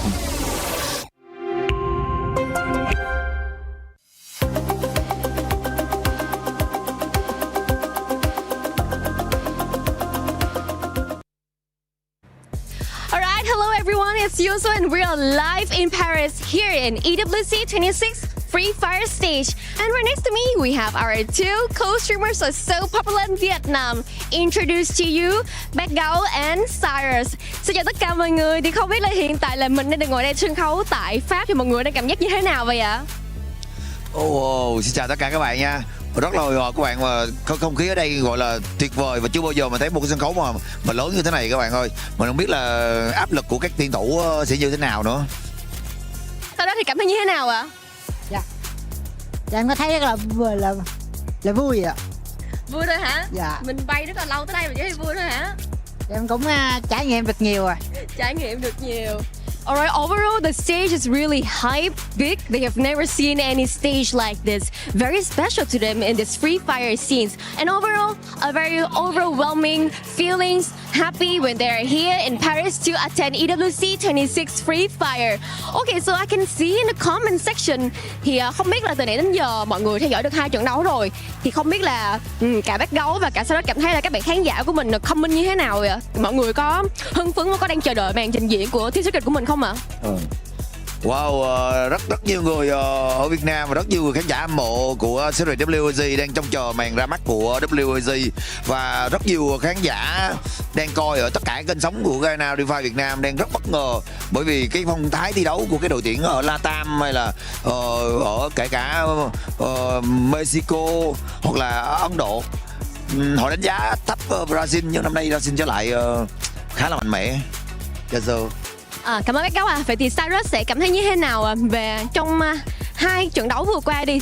Thì Cyrus sẽ đánh giá như thế nào? Bởi vì bảng A cũng sẽ là một cái bảng rất là căng thẳng so với bảng B của chúng ta. Thì theo em thấy thì sau 2 trận thi đấu thì em thấy cũng khá là khắc nghiệt. Nếu mà đội nào sẽ thi đấu mà gọi là xuống phong độ sẽ đội đó sẽ bị loại. Chính xác là như vậy. So as we can see that of this coming tournament, here we have a lot of teams, Latam, India, and so many move on more. And very excited to see a huge circle of Free Fire all attending here to compete their best to get the champions at EWC 26. And overall, after 2 matches from Cyrus depends on him. Well, who got the weakness has to go down, obviously. And of course, I can see that everyone is really hyped, especially for Team Secret, as known as WAG from Vietnam, are also here to attend EWC 26. We'll attend the match in the Group B after this Group A end. Well, this is the end, and I love the energy of everyone here. Everyone looks so happy and very hyped for their favorite team, and I do hope you guys are also like that. Please continue to support. Have you introduced your outfit for today? No problem. There's a lot of options here at the official store. T-shirts, hoodies, socks, teddy bears, even hats. Oh, you want to customize with your own name? Yes, there is a bunch of options here. What about your team is not doing so well? No problem. There's another options here, another teams that you can cheer for. Okay, guys, I'm so sorry. We gotta cut this right now because I'm gonna customize my own t-shirt. Bye. Lots of fun activations here, like in Lenovo stand. You can play games and also you can do some different things. Look at this. Maybe I wanna try. Okay. Oh, sorry. I was trying to help you. Oh, maybe I should get in the line because we got a full house. You better don't take too long to come. Wow, we are in the middle of it all, the heart of AWC. We got a great atmosphere here with fans at stage 1, stage 2, the most important stage for you. Stage 3, stage 4. Oh my gosh. Oh, did you notice Team Vitality? It's your favorite team, so come and drink a coffee with them. Are you missing Kidia City? No problem. We got Kidia City right here with a lot of fun activations, interactions for you to have fun the whole day. And you know what? If you are in the area, you gotta be mad to not to come here. So I'm waiting for you. See you soon. What's up, everyone? Carol Bombshell here. I know you guys are having so much fun watching Free Fire, but there is a lot more going on here at EWC 2026 in Paris. So come with me, let's check this out. Let's go! Welcome to EWC 26 Free Fire. I'm Yoso, and right next to me is PLS1 from Team Secret, as known as your favorite team WEG in Vietnam.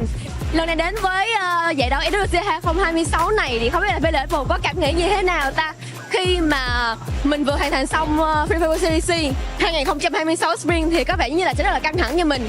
Liệu rằng là mình có thể lặp lại cái chức vô địch đó một lần nữa ở đây không ta? Dạ thì nói chung là bọn em cảm thấy rất là hào hứng khi mà chuẩn bị bước vào thi đấu. Tất nhiên là bọn em sẽ cố gắng hết sức để giành được chức vô địch lần này. Alright, so we will try our best to get that championship once again, just like we did in Free Fire World Series C 2026 Spring. Alright, one more question.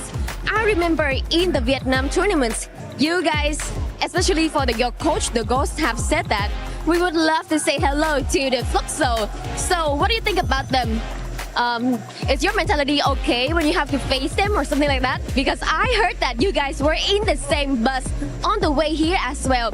Thì ở giải đấu Vietnam League vừa rồi của chúng ta thì Yusun nhớ rằng là huấn luyện viên The Ghost có nói rằng là chúng mình gửi lời chào đến Fluxo. Thì mình cũng nghe nói là hồi nãy mọi người đi chung xe với Fluxo đến đây luôn. Không biết là mọi người có tương tác gì với nhau không? Có chào hỏi gì, có thân thiện với nhau không ta? Thì nói chung ở ngoài đời thì tụi em là bạn bè nhưng mà vô game thì là kẻ thù. Một mất một còn. Một mất một còn. Vậy thì bây giờ một nghĩ như thế nào về Fluxo giải đấu hiện tại? Em nghĩ Fluxo họ rất là mạnh về khoảng teamwork, nhưng mà nếu mà bọn em bắn đúng phong độ thì có lẽ cũng sẽ không thua kém gì họ.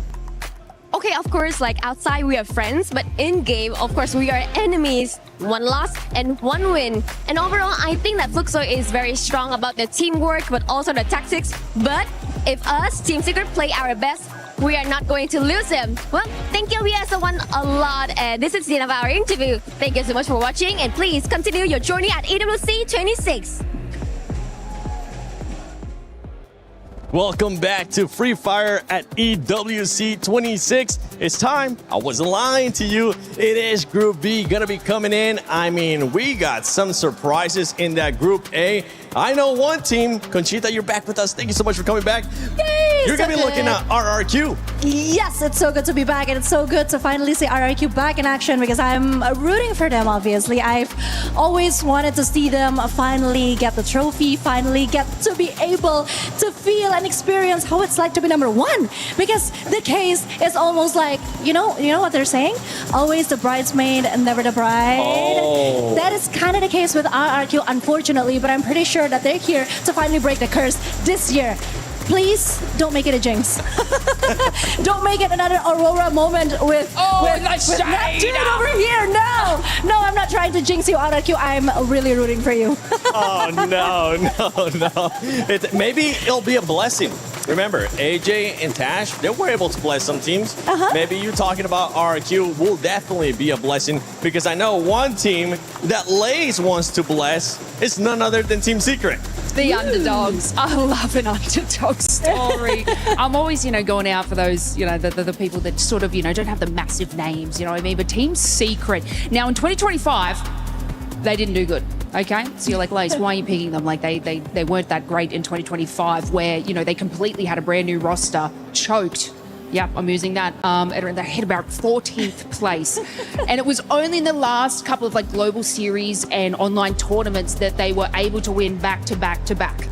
So talk about on the rise and the come up. Team Secret are going to be the ones you have to keep an eye out on because although in earlier performances not that good, but it seems like something has come into the drawing board which is making this team definitely one to watch. Okay, well, hey, we'll have to wait and see No if jinxes. that's going to be a jinx or if it's a good call out and they'll be like, you know what, we really don't want to choke. One team that's going to be looking not to choke here on day one of Free Fire at EWC 26 is going to be Fluxo because this is that one championship that they're currently missing, and I'm pretty sure they're going to be looking to be like Buram, come in and get 3 booyahs. Oh yeah, I mean expecting that as well, especially when the top dogs is not part of this. Right? We've seen the group of death from Group A. Group B right now is I couldn't say that they don't have that fire compared to what we've witnessed earlier, but it's a similar story from what we witnessed from RQ, Fluxo, especially after they were they were stolen of that global finals championship by Brim United. Everything was just going downhill. Well, not too much of downhill. They're just short out of being champions once again. So I'm really looking forward to that turnaround being brought in by Fluxo right now. And let's see though, because they still have the usual fire in them. And we were talking about snipers. MT7 will be in there. So I would love to see him really perform. I mean, the reigning MVP out of Brazil too, right? And if we're going to be talking about players, once one player, whether he's from RQ, Conchita, or from some other squad, because I know we're not biased to RQ here whatsoever on this desk. We are not. We are not. I clearly just said that there's always time for them to be champions because, come on guys, number 2 is not good enough. And I think it is time for you guys to step it up. But yeah, speaking of players, I really want to appreciate how Dutz is doing so well as the captain of RRQ, but also something that really caught my attention is actually what the Fatality team is doing this year, because they are trying a new meta. 2 snipers, 2 rushers. That is something out of this world. And they are the strongest that they've been with this new formation and movement that they're trying to do. And it's just so amazing what a small change can do to a team. Okay, Neptune, I see you itching over there. You're like, you're getting happy feet. You're like, yes. He's trying to push me off the camera. He's moving so much. Pretty sure you want to talk about this one too, huh? Yeah, I mean, like I've watched this team from when they were introduced to Southeast Asia in FFWS, and it was just a Falcon Hunters. And then they switched from Falcon Hunters to a Giant Hunters because they're just going against all the giants like Brim United, AJAL, and now bringing that into the conversation, double snipers. Back then they were just the ones trying to catch up. Now they're ones leading the teams to a different meta. And I don't know if someone will copy them. I know if someone will copy them quite well to counter them. But we know that Chris Jaw, the coach, has a plan in there. I tried to squeeze it out of him, but he's a lock. Well, let's do a bit of a prediction, right? With what we've seen so far out of Group A and how you have seen the lobby play out, what do you expect from that kind of new meta, from that kind of formation? Do you expect it to maybe perform quite well in surprises here, like some of the other squads were able to? Or what are you expecting from having 2 snipers? Well, there's a lot of aggression that you can put in.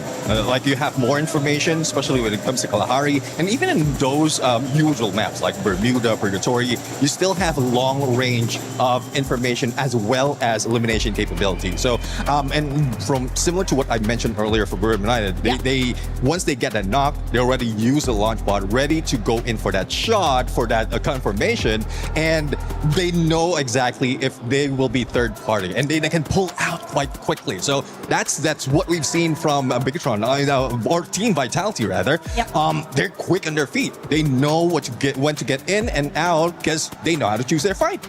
Yeah, and seeing how the train goes from the Group A, I think the lobby looks quite similar to what we usually see at the Southeast Asia games, right? That is exactly what I was going to ask. I was like, that lobby was stacked. What are we in for? It is so familiar. And the thing that I'm also noticing is that all the passive team are not doing so well in the Group A. So yeah, I think it's finally the chance for teams like Fatality, who are trying new things with 2 snipers, to actually perform really well and become, take the center of the stage.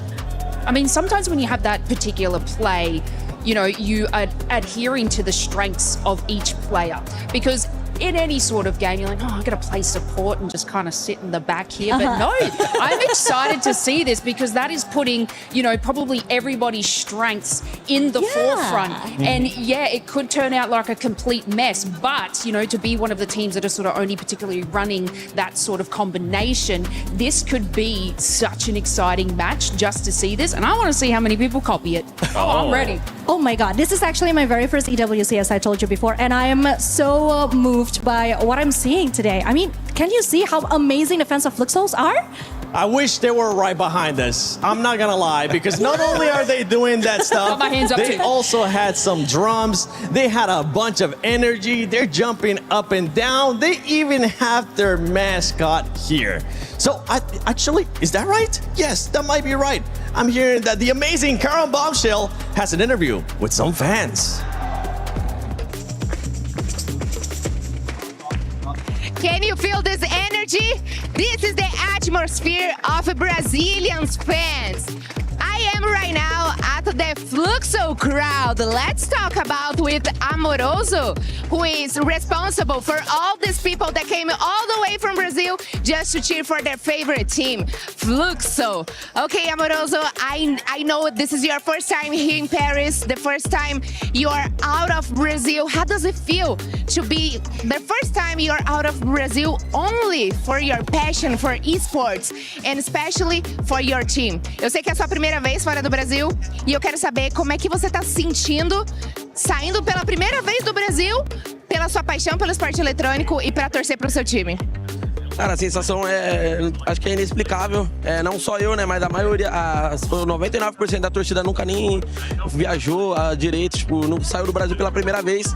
E tá todo mundo muito feliz, principalmente que a gente é uma torcida muito apaixonada. A gente nunca imaginou, né, porque tipo, a gente ia pra WB, né, pra FFWS Brasil de metrô, resenhando. Eu nunca imaginava que um dia a gente ia de avião assistir o nosso time em outro país, né, principalmente Paris, cidade maravilhosa. Então, nós estamos muito orgulhosos do que a gente já construiu e eu garanto que a gente vai fazer história aqui, vai sair com esse título.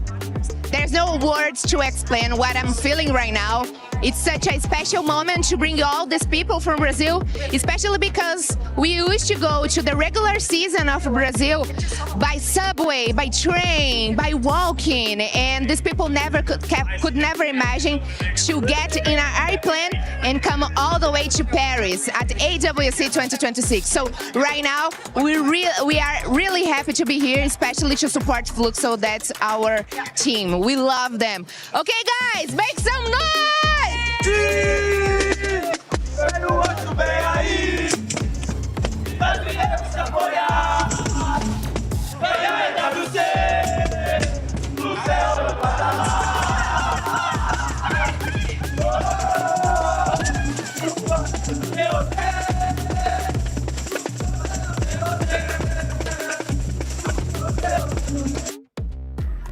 I swear, I have better dance moves than this, but I'm not supposed to move that much. That's dad dance. I have one question actually. Carol, can I be adopted by you?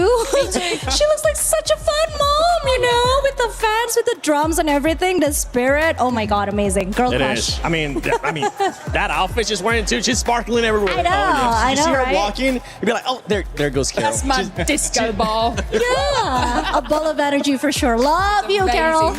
She's gonna.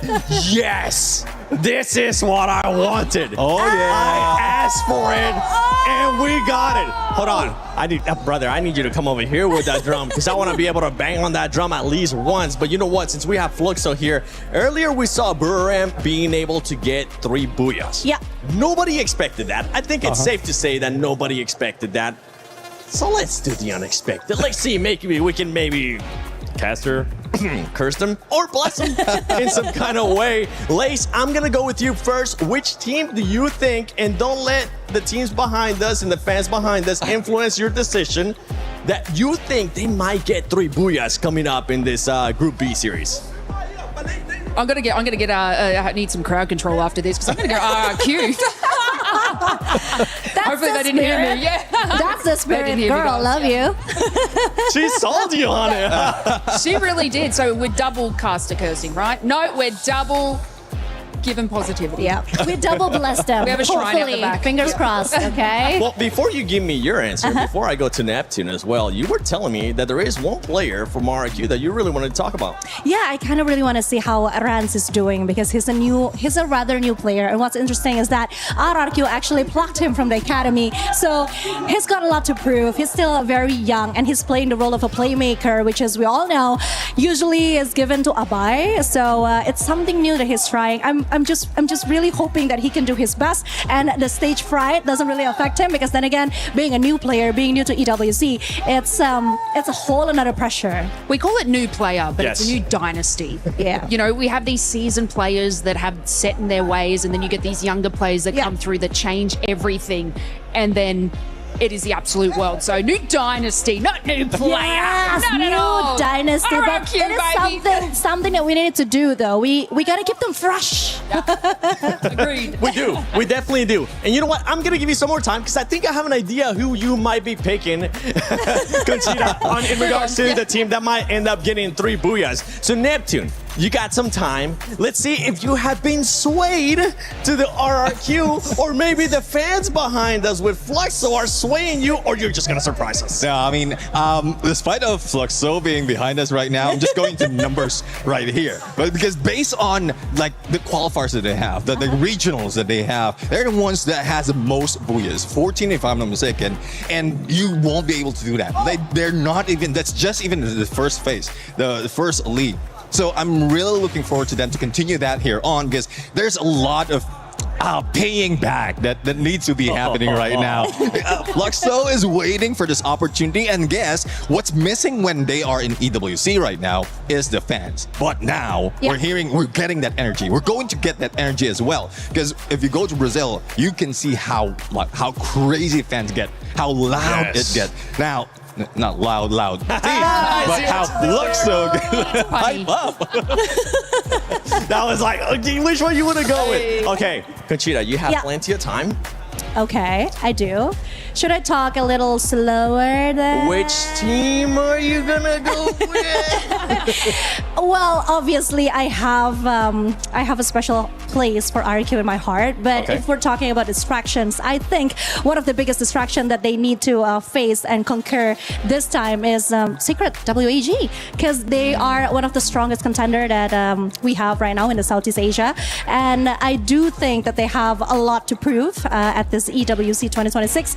But again, if you ask me which team are most likely to replicate what Buriram United Esports has just done, 3 booyahs, I think I'm gonna have to go with RRQ. They just deserve it, you know. It's just, I really wanted this to happen for them. I genuinely do. That's a crazy long way to say it.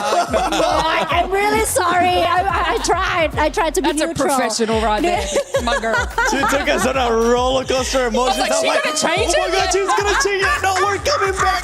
Okay, it's actually but all I'm saying is that it's not without distractions, it's not without challenges, because I know that RRQ, it hurts me to say this, it pains me to say this, but a lot of people has been saying that they have this choke that they haven't really found how to be rid of that yet, you know, the stage fright, I don't know, something. Yeah, well, let's just call it a curse, okay? Just, they need to break the curse right away. It happens, honestly. We've seen many teams in different battle royales. We've seen teams being able to do it here at Free Fire too, where you get to this kind of position, where you get to this kind of event, and the comfort of your home is no longer there. The comfort of having close relatives to kind of support you if you have a bad day is not there, even though sometimes we do have family traveling with some of the players. It's just a completely different atmosphere, and sometimes players do tend to choke. Sometimes the pressure does get to them. What I want to know, Neptune, is if you are one of those players, let's say 3 games not really going your way, right? What can you do as a player to just snap yourself out of that mindset? Again, one thing that pressures the team is because they're not enjoying the game. And that's basically like, that's a basic when it comes to playing the games. All you have to do is enjoy it because that's where everything gets clear. Whatever you practice would be coming back to you. There's no more pressure of the opponents, no more pressure of the crowd. Just enjoy yourself. Just go back to the basics. And then that's when you go with the checklist of how are you going to go with it? Are you going passive? Are you going aggressive? Will you be like, and I'm pretty sure these teams has plans from A to Z, or probably even more. And if I was one of the players, I'd be like, but Neptune, booyahs are fun. Winning is fun. But eliminations are fun. Not really, no. Yeah, but then again, I have to agree with Neptune, because the more you let yourself go, the freely you play, the better you get. So I think it happens in every sports. The mentality of going all out and just putting it out there, the sincerity of it is actually what's going to help you to perform better. Yeah, and the one thing that we actually don't want from any of these teams, and that we tend to see quite often, as sad as it is to say this, is that they wait for the last second to just actually send it. When they got nothing to lose, that's when they're like, you Team know what? Falcons. Yeah, we got nothing to lose. Let's just send it. And luckily for Group B, I mean, you're going to have 6 matches to start off with. You saw what happened with Group A. Going into this lobby, Lace, especially in Group A, we saw so much aggressiveness.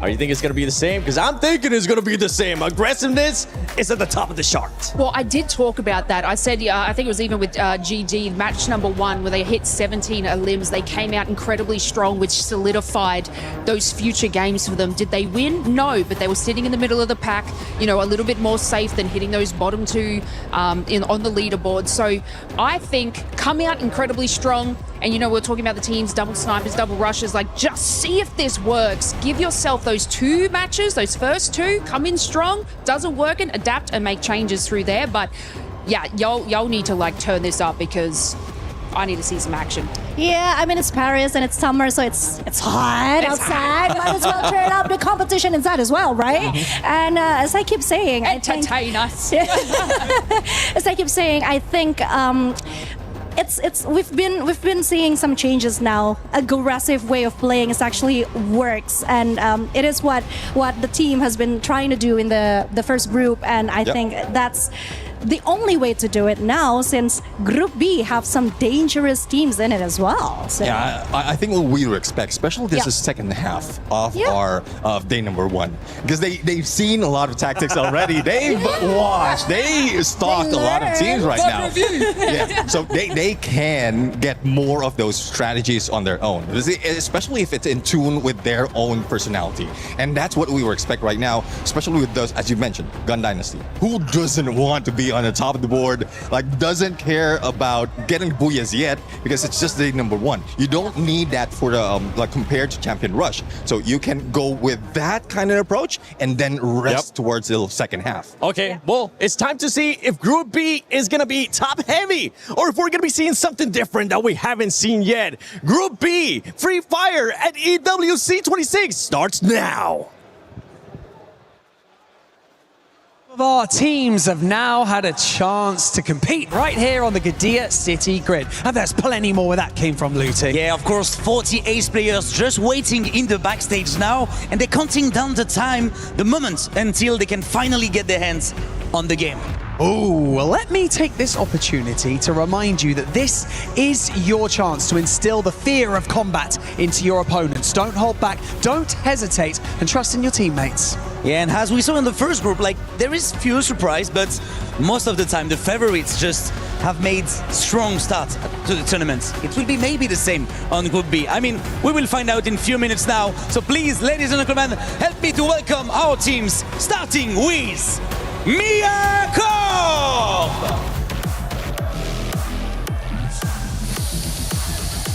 Ellie.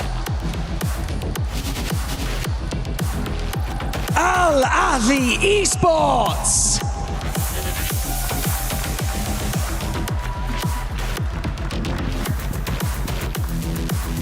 Total Gaming Esports IQ!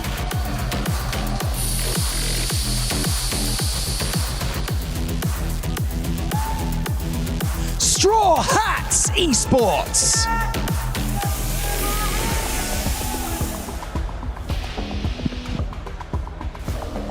Lion!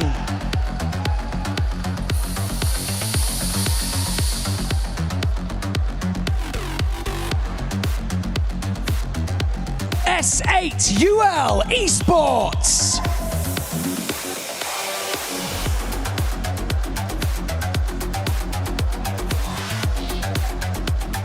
MIBR Los!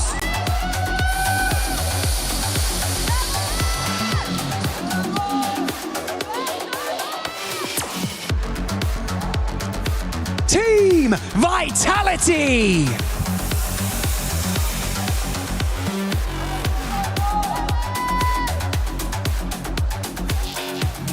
Team RRQ!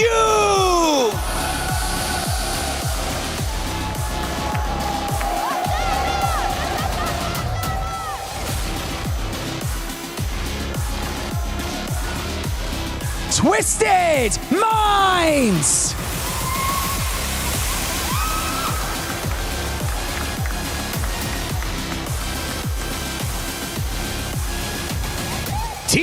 Secret.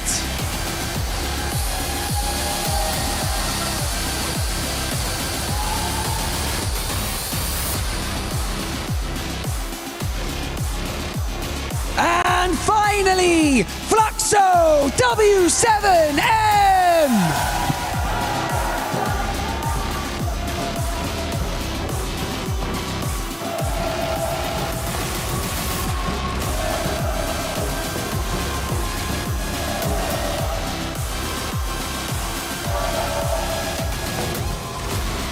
This is where your journey begins. You decide whether you dominate or whether you simply survive. This is Free Fire at the Esports World Cup. And which team will come out on top in this Group B? Hey, you know what? It's time to find out. Ladies and gentlemen, welcome to the Esports World Cup Free Fire 2026 here in Paris, France.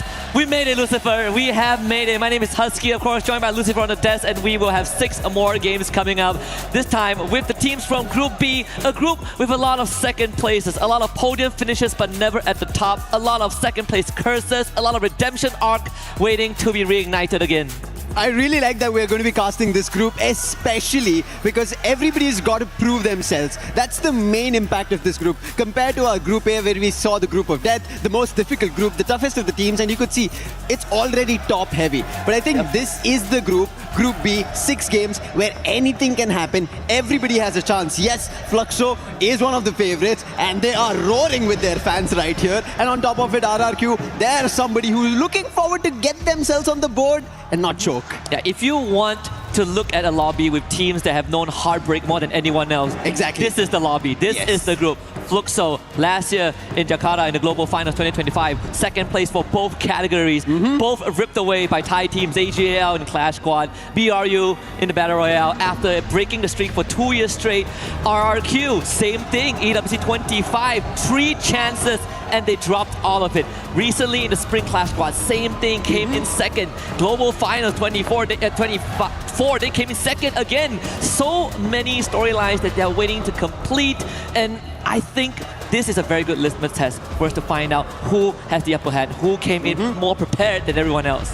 And on top of it, like, Fluxo are trying to get to their winning ways. I think what Team Secret did, just in the recent SEA finals that we ended up seeing for Spring, they took it in a storm. They became the champions, and nobody could believe what just happened. I think they are going to be looking forward to replicate that here, because this is Vietnam coming here for EWC. They missed out last year. They want to make sure that this 26th season is something that they can be able to prove, along with, as we mentioned, right, Group A already being the most difficult group. Here there's an opportunity for the South Asian team, something that we did not see a lot in Group A. They missed out their opportunities. It was a very tough lobby out there. They couldn't get out from the bottom 6, but I think here there's a wild chance for the Bangladeshi teams, for the Indian squads, all going up the ranks. Hey, we have Soul, we have Straw Hats. I think TG is in here. Total Gaming is here as well. I personally, if you ask me, I'm looking at Latin teams, right? I am looking at both MIBR Lost and Lion, especially Lion, because this is a team that has members, has players from Rainbow 7 back in FFWS 2025, and one of my favorite sniper players out there,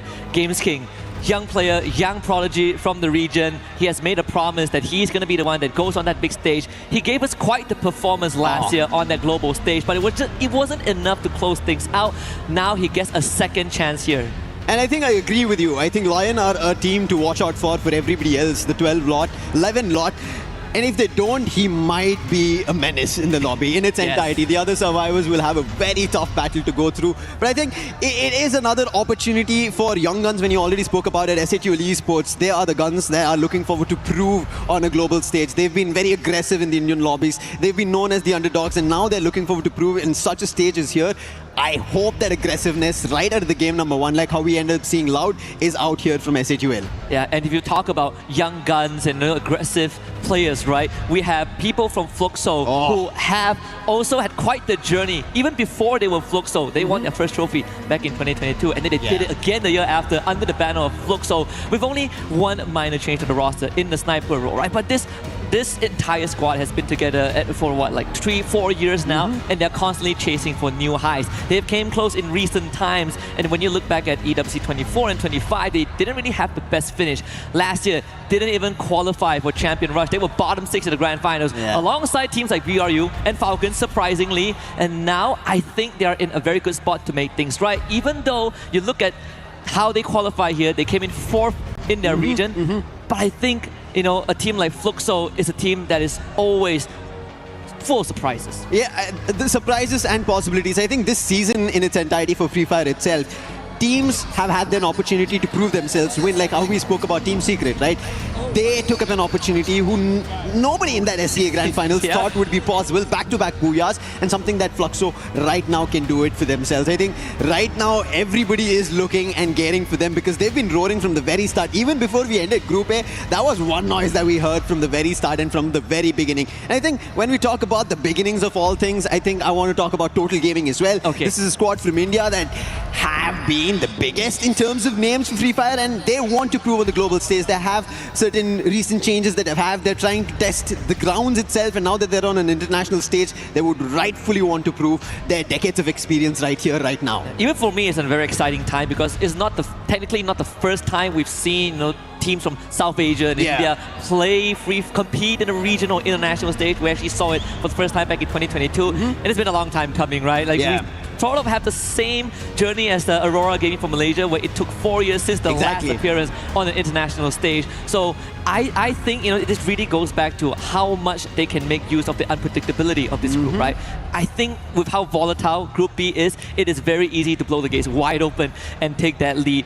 But our experts actually also talked about RRQ's young star runs, right? Conchita mentioned it earlier on. This is someone that has been on my radar for a while. In Clash Squad, phenomenal performance. I think taking over the reins of Abai in that playmaker role has really suited him very well. But like she mentioned, this is also the true test. Can he kind of deal with the pressure, right? Or will he fold? We will kind of see how it goes for the side of RRQ, mainly because even I was having a chat with Neptune yesterday, depending on what RRQ keep making changes up. They're very adaptable in their play style. And Maal, right, he's been the main man who everybody thinks is going to fight from afar, but all of a sudden he's right in front of your face. So things like that, strategies coming out, could be something that we see especially in this group, where we saw Group A had dedicated stuff that they were doing, whether it be the support players, whether it be the rushers or the snipers. They were those specific roles, but in Group B, a lot can change because we have teams who want to prove themselves. Al Ali itself, them here on this stage, they want to prove themselves from MENA, and now here on EWC 2026 Paris, they want to make sure that they are one of the ones in the top 4, especially because it's cutthroat, right? If you don't be at the top 4, you have to go to the survival stage, and if you don't stay in the top 10, you're out of the tournament tomorrow. It's insane because you look at survival stage, there's an extra 10 games you have to play, right? You play 12 in the group stage, and if you perform good enough, you skip that 10 games. You get the prep for the Grand Finals. If not, you go to another group of 10 games, and then we have an uncapped Grand Finals with a 90-point threshold to even have a chance of winning everything. I think at the end of the day, I personally want to see some of these regions, these unproven regions, give us something to smile about, right? Last year, Dragon Esports has proven that in Riyadh. Sure, there were some shortcomings we did discuss on broadcast at that point of time. They're not the best when it comes to gunfights, but one thing that they excelled in is reading the circle. They are making smarter choices, better rotations, and more crisp macro manipulations to outsmart teams like BRU, like Falcons, like Fluxo, and that's why they were even top 6 in the first place. So I think if we can find some of the talents in this pool of Group B teams, it is going to be a very, very interesting day. It is, and when you say about the smart choices, right, I want to talk about Team Vitality in the Asia Invitational that we right now had. They became the champions, right? They took it away from Team Apex Gaming. Team Apex Gaming had almost an opportunity. KD goes right up on the roof.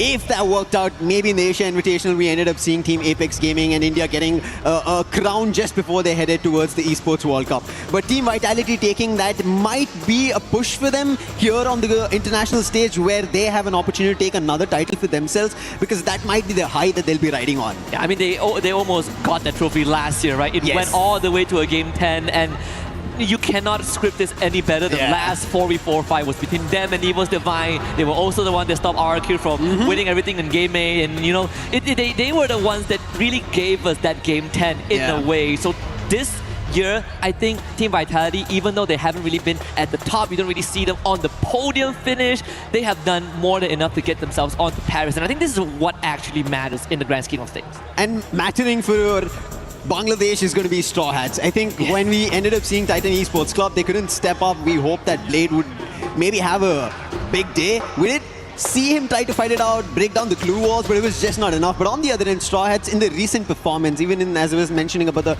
Asia Invitational where Team Vitality won, Straw Hats put up a really good performance there. So I think this could be an opportunity for them as well, because we've been talking continuously that Group B is a group of opportunity. If you're able to put yourselves ahead of everybody else, you can get to the top of the charts. You can make it to the top 4 here on day 1 of the group stages itself. And I think one of the factors that is going to affect which team have better chances is the map rotation, right? We saw it in Group A. It's going to be the same for Group B. And I think you and I had this discussion behind backstage where this feels like it favors the Indonesians. It favors RRQ, Vitality, and Fluxo to a certain degree, right? We no longer have Alpine in the map rotation. So we're looking at Bermuda. We start off good. Then we go Solara, then Curveball, then we go to Purgatory, and then Nextera, Kalahari, Nextera. I think the last 3 maps is going to be incredibly brutal for teams that are not called RQ, that are not called Team Vitality. And I like that you brought out that this is going to be a really good map rotation, matches that we are going to flow through for the Indonesian teams, especially because when you kind of trace back in time, the teams from Thailand were dominating Free Fire in general. But now Indonesia, who have such a vivid history of Free Fire, are getting back to those titles. RRQ, we were talking about them. They're getting closer. I think that finish that they need, the refining might have just happened right before the Esports World Cup. Same goes for Team Vitality. They've been on the hunt for this title, but they just missed by nick. But this time, maybe hook or crook, they make it happen.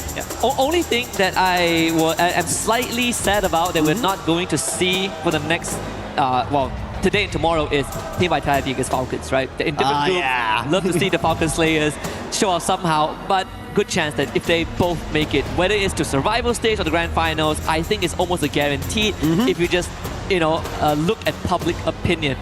But I'm a sucker for underdog stories, right? At some point, I'm willing to sacrifice some of these top dogs to get the unproven regions on that big map, right? If you want to trade okay, maybe a bit too much. If you want me to trade Aurora for Straw Hats, I would make that trade.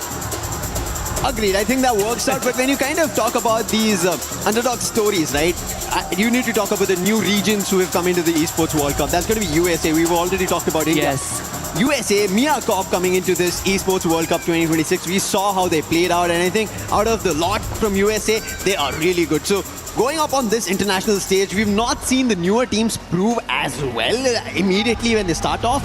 But if they can, that tells us the competition is completely changed. Actually, it's quite the breath of fresh air as well. Right? I wouldn't have dreamed of having the stakes in Free Fire as well, but here we are. And also a fun thing to point out, a fun little detail that we actually both noticed at the start of the day is that the what do you call it, the shield where you put the key in. Exactly. Right? So there's the inscription in the middle, right? And it's written everything, nothing is gained, everything is earned, and it's inscribed in the native language of the team that won last year. So if you rewind or at some point you get a clear shot of that again in the center, you can see the writings is actually in Bahasa Indo because Evo did win last year. Neat little detail. I love it a lot. And this makes that shield a lot more personal to get it. Right? You have your own inscription for the region that you're going to be representing, your own language that is going to be coming up, and you could get to the totem, which we started at the start of the day. You have seen on the stream itself, as we are going to be starting off the Group B games. That is something that these players will be thinking at the back of their mind. A long run of 12 games in total, but today they have to only worry about the first 6 games they play out, how they start off, how they change. And I think for Group B, compared to Group A, it's about adaptability, change, be on top of your heels. If you're going to be setting your foot down, it's going to be very tough. I agree. And, ironically, there's still one more team that we haven't highlighted, and it's also a team that a lot of time gets sidelined, but not for a bad reason. That's Twisted Minds, right? This is a team that they have always been doing some of the dirty work behind the scenes. They've always been putting out good numbers, but they are never sort of under the microscope. They're never in the center of the stage because it feels like when they pop off, you get an instant or two of good moments, of good plays, but afterwards, you sort of desire more from them, and it feels like it never happens. And I hope that they change it this year, right? Because this is a team that previously, when we still had one of the best snipers from Thailand, Saming on their squad, it is one of the deadliest teams. It is actually the first team to ever qualify for the Esports World Cup 24 in Riyadh. They were the first team to make it through under the banner of Reverse Grid, and then they became Twisted Minds. But ever since that, it hasn't really been the same, and we are still looking for the spark that made Twisted Minds 2 years later. Something that is same that we have seen from the very start, even before our start of the team entries, is the energy coming in from the Fluxo fans. They're looking unstoppable. I'm just loving this vibe that they've created for our arena, for the stage that we are at for Esports World Cup 2026 Paris. It looks unstoppable. The energy is just going through veins for everybody. And it feels like for us also on the desk, right? Just jump up from your seats, start dancing, vibe to those beats, and go the Fluxo way. They're enticing everybody sitting here to just root for Fluxo. It's like, how could you not want to root for Fluxo, right? Yeah. In fact, even when they lifted up the banner, there's actually like a backstory lore, right? We asked Carol about it, and it was the whole encounter between Fluxo and MIBR Los back in their regular split. And well, guess what? They are both in the same lobby again, and we actually would get a potential remake of that scenario on Kalahari if it does happen, because record has it, MIBR Los has had Fluxo's numbers back on Kalahari until Fluxo decided that they've had enough, and that's where the whole quote comes out. It translates roughly to, dang it, they had us. I can't go any further than that, but you get the idea, right? And it became a quote for the Fluxo fans that they are now flying on that banner, which is nice, right? Like sometimes people think that, oh, this is planned out. I'm telling you, no one rigged anything, right? Yeah. It falls into place. Who could have expected Team Secret to win Spring? If you ask me, I would say no way. No way! I tuned in, I saw them lift the trophy, and I'm like, okay, they won. How did they win? 4 booyahs? Hello? Yes! I was so surprised to see that happening one after another, and I think that's a similar storyline I kind of expect from RRQ when I was talking about the Asia Invitational, right? They were so close. They were closer than Vitality, even though they had activated the Champion Rush. It was supposed to be RRQ to close it because they made a similar comeback like that, back-to-back booyahs, and they activated the Champion Rush, but they missed out on closing it, and Team Vitality just did it. Yep, but we actually seen it many times. Even from a team that's actually not here, Team Onyx Esports, went back in Spring 2025. We know that, right? They won the Champion Rush when no one expected them to do so. Unfortunately, the 25 round wasn't that great for them in Riyadh. I think that is the crazy thing about Champion Rush, which we have plenty of time to mentally prepare for. But you can see some of these teams, they're holding hands, they're making sure that they were actually in a group hug before the walk-ins. A lot of these teams, especially those that are coming in for the very first time, just making sure that they dial in. Right? For the experienced ones like Fluxo, we see Bobs, he's meditating, he's ready to wreak havoc. But like again, for the unproven regions, I'm looking forward to see if they can upset the balance. I think that is the most exciting part right now. I think the weighing scale is going to be a big imbalance in this group. You cannot figure out which team's doing better. Right from game 1 to our end at game 6, you will have no clue about it. But as the fans are riling up, it's also time to start our very first game. It is Bermuda for Group B here at the Esports World Cup 2026 in Paris.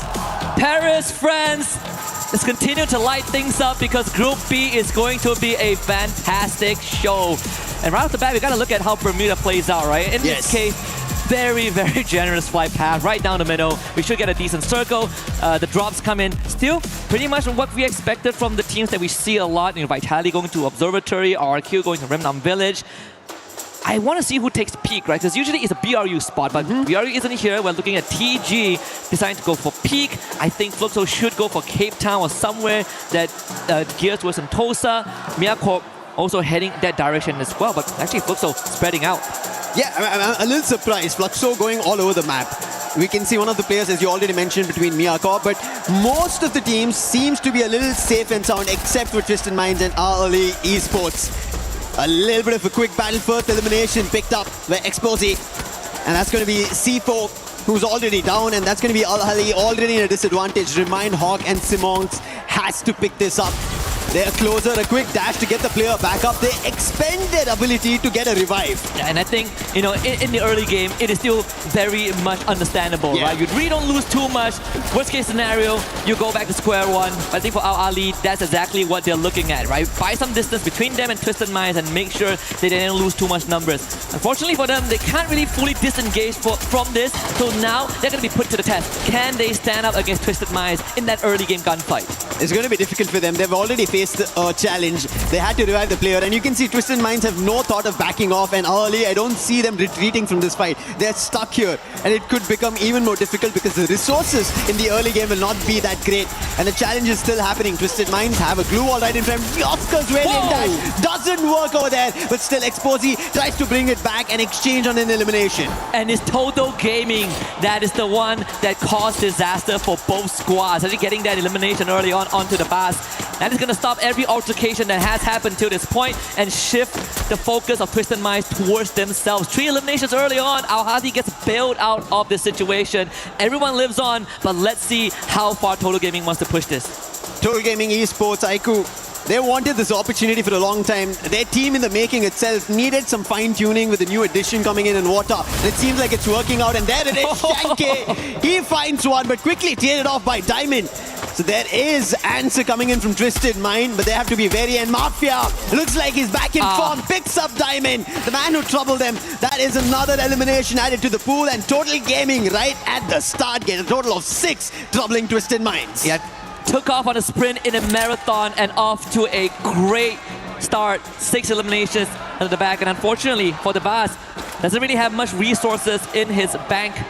So even a revive would be an impossible task as of now. To make things worse, not much resources nearby that he can go for. At least no coins. This is what I was worried about. You did say, I mean, Total Gaming, they have something in store for us. Gives me back the feeling of what we saw from Gun Dynasty earlier on, right? It could be that run. As we shift our focus over to Lion, them against Soul, Vitality as well. In their crosshairs, Sibang being forced out by the Riptide Rhythm. A couple of shots now from Lion. It's going to be Joker that finds that, but stolen away. SATL Esports, that's Noor, the newest addition for the lot. And he has to prove himself on this stage, but now he gets taken down. It's going to be a trouble. He will also be confirmed. Bunny, he couldn't do much. The glue wall in front of him, Riptide Rhythm being used. Now he's going for the jump shot, but Joker surrounded him. That's not going to work out. Once more, Lion picking up another elimination on SHL. So the start not great. Troll also down. It's all up to Jack, and he's making a quick run away from this fight entirely. Yeah, you tempt the Lion, you better be ready. And in this case, Lion were fully prepared to receive that hit. Especially when you're dealing with people like Joker, like Games Kings that we talked about, the young prodigy of Latam, Hacks as well. Sometimes forgotten in the wayside as Jack gets found, jump blast him in the back, and that's another point gone. Twisted Minds secures the second, and they get a full revive, so the boss get the job done. Thankfully, before going down, SATL were able to find a revive. Others could have been a very first elimination in this Group B Game 1. Thankfully, a little recovery, even for Twisted Minds, because of what just went down earlier. They were not prepared against Total Gaming. Now they did find an elimination that they're happy about. But the happiest so far, as we can still see, energy, not even a single beat being dropped. That's going to be for the Fluxo fans. But Straw Hats, finally, who had an early difficulty, now picking up pace. They pick a player from Al Ahly, and that's going to be Remind. And even then, we still have 45 players in the lobby, right? As if no one got taken out at all. Bit of a casualty, but nothing a couple of revives wouldn't solve. Even when you look at the radar, TG moving towards the center very soon. Launchpad being taken by Straw Hats. They're going to leave Graveyard. One of the players does lag behind a little bit, but you do have the Reconnaissance squad ahead, and they might end up running into Simox from Al Ahly. They spot him, taking the launch pad out. So Observatory now conceded over the Straw Hats. I think because this Observatory is around the edge, right? We saw Al Ahly want to get this position, but right now with a lightning bolt, make a call. It might be a loss, have a challenge. That's going to be RRQ that they want to hit on. General is down. Rigby holds the entrance, puts the player. That's going to be runs down along with a bear. And MIB loss will be able to recover the players. And this Bolt Maker works in their favor. Yeah, right off the bat, taking out the captain of RRQ and sending only the young Ma'al on the run. No vending machine in sight. A revival point that is too risky to try and capture with Team Vitality and MIB Outlaws about to square off in that area around Clock Tower. plenty of compound to work with, a lot of low grounds to hide with. But Team Vitality splitting up as well into a 1-2-1 formation. Whereas MIBR lost, they're going to settle in the compound that they just wrestled away from RRQ. I really like how Vitality is strategizing. They're waiting for an opportunity. They're like the cats who are about to pounce, and MIBR lost have no idea about it because they just pushed an opponent out of that compound. Yes. They chased out RRQ, but look at this. Slowly trailing in that same direction is even Total Gaming. There's going to be an helter-skelter breakout happening at Clock Tower now. Yeah, it's going to be pandemonium pretty soon. We got to see where this circle takes us, right? Yeah. High chance Clock Tower is going to be in the next circle. But where it kind of pivots towards going to decide where Total Gaming goes, and smack dab in the center, we are getting a very, very nice algorithm for game one. Yeah. Starting it slow and tame. Slow and steady was not how all it started. Multiple teams having casualties, but still all the 12 teams that dropped in Bermuda are still surviving.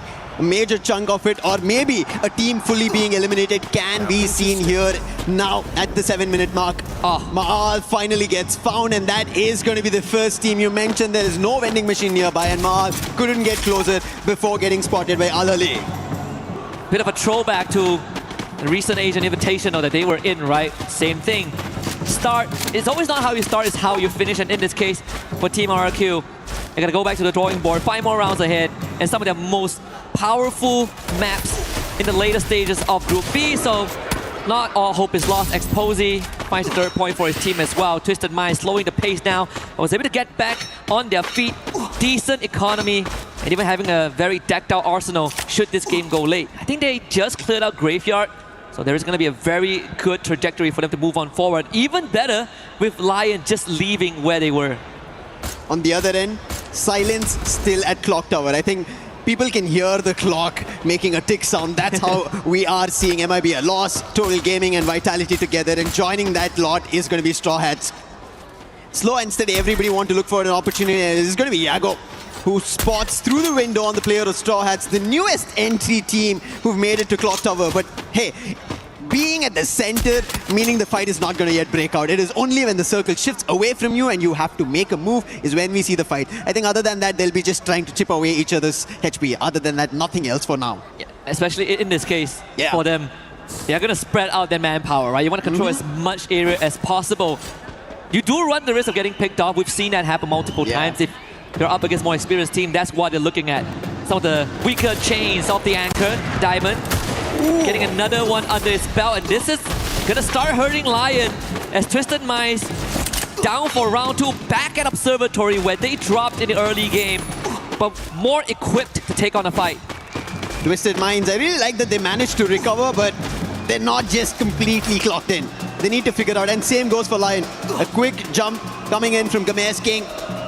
He will get still in another different direction, but not yet towards the circle. He's just moving further away. Yeah, I mean, one team that has been pretty silent the entire game is Team Secret. Oh, yeah. Surprisingly, this is a team on Bermuda. You expect them to come out swinging, get a couple of eliminations before they go off the radar. But so far, this Team Secret right now feels like Fluxo from 2024, where they play an incredibly slow game, and at that point of time, playing slow is sort of how you lose out in the late game. And in this case, Team Secret, they are taking no chances.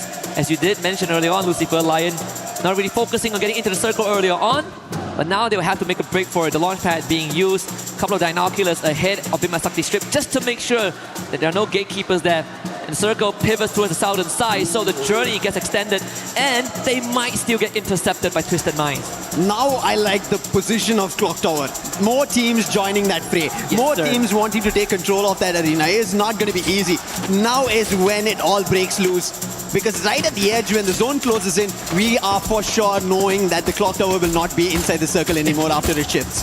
I mean, the last we checked the radar, Team Secret were at Factory, and they were completely alone, right? Completely uncontested. Maybe Fluxo comes in from the eastern side, but even then, it's a high chance that they will not cross paths. But we did say Clock Tower has a lot of areas that you can play around. High ground, low ground, building, outside, inside.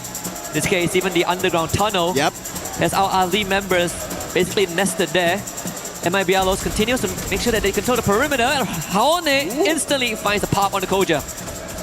That was an opening, but I think they should be able to bring the player back up because this is happening within the compounds. Nobody has clear sight of their enemy, so taking them down is not going to be quick and easy.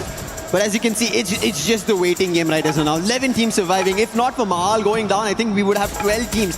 11 minutes into the game. This is Group B, game number 1. I did not expect to see all these teams still surviving. And we were literally just talking about this in the back rooms with everyone else, right? Like, it really depends on the teams that are playing in the lobby. Yeah. Sometimes if they want to play fast, they're going to play fast. Sometimes they just decide, we're not going to fight. We're getting the ladder. We're getting the teams that are going to start blowing some smoke. Maybe 30 minutes into the game when the whole lobby is still up. In this case, barring RRQ, who have been eliminated. But aside from that, it's going to get messy. And that also means this is an incredibly volatile late game. It is.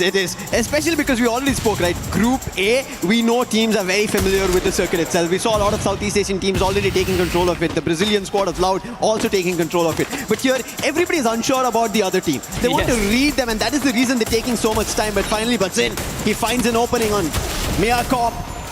That's going to be Biblik going down. Next, Joshua have to figure this out. Leon also surrounding them, so there's going to be a lot more trouble. Miyakop, they're trying to hold them off. Glue walls all across and making sure rooftop becomes their home for the time being. Leon will have to make a decision right now. The circle is going to start hurting them. They are going to be rested in this corner. But if they don't show themselves outside of the building, Miyakop has a very good idea of where they might be. Dinoculus could also solve that problem. The bigger winner now is definitely the team from the States, as Leon will have to huddle together and figure out a solution very, very quickly in the next half a minute. Fluxo making a big rotation and now running the team secret. And Exposy starts things off by taking out Josper. So Miyakop, they have another team to be worried about. They did lose a player, but they're not worried about the casualty because they have an upper hand. They are on top of the roof. But right now, having an upper hand might be Fluxo. They want to take down Team Secret because they were the ones who made a jump right in front of them. And they're trying their best, but Team Secret quickly with the chrono, the glue walls are trying to keep it going. But PLS1 is down. TQ, he also gets taken down. And now 7, he is gone down. And Fluxo, W7M, put a team out.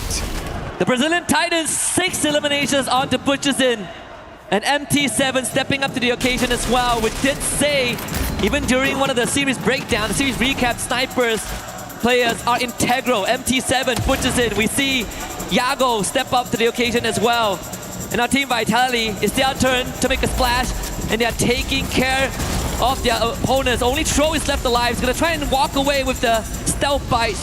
As we lose Straw Hats off screen, Lion is also out. And now the lobby is going to start shrinking.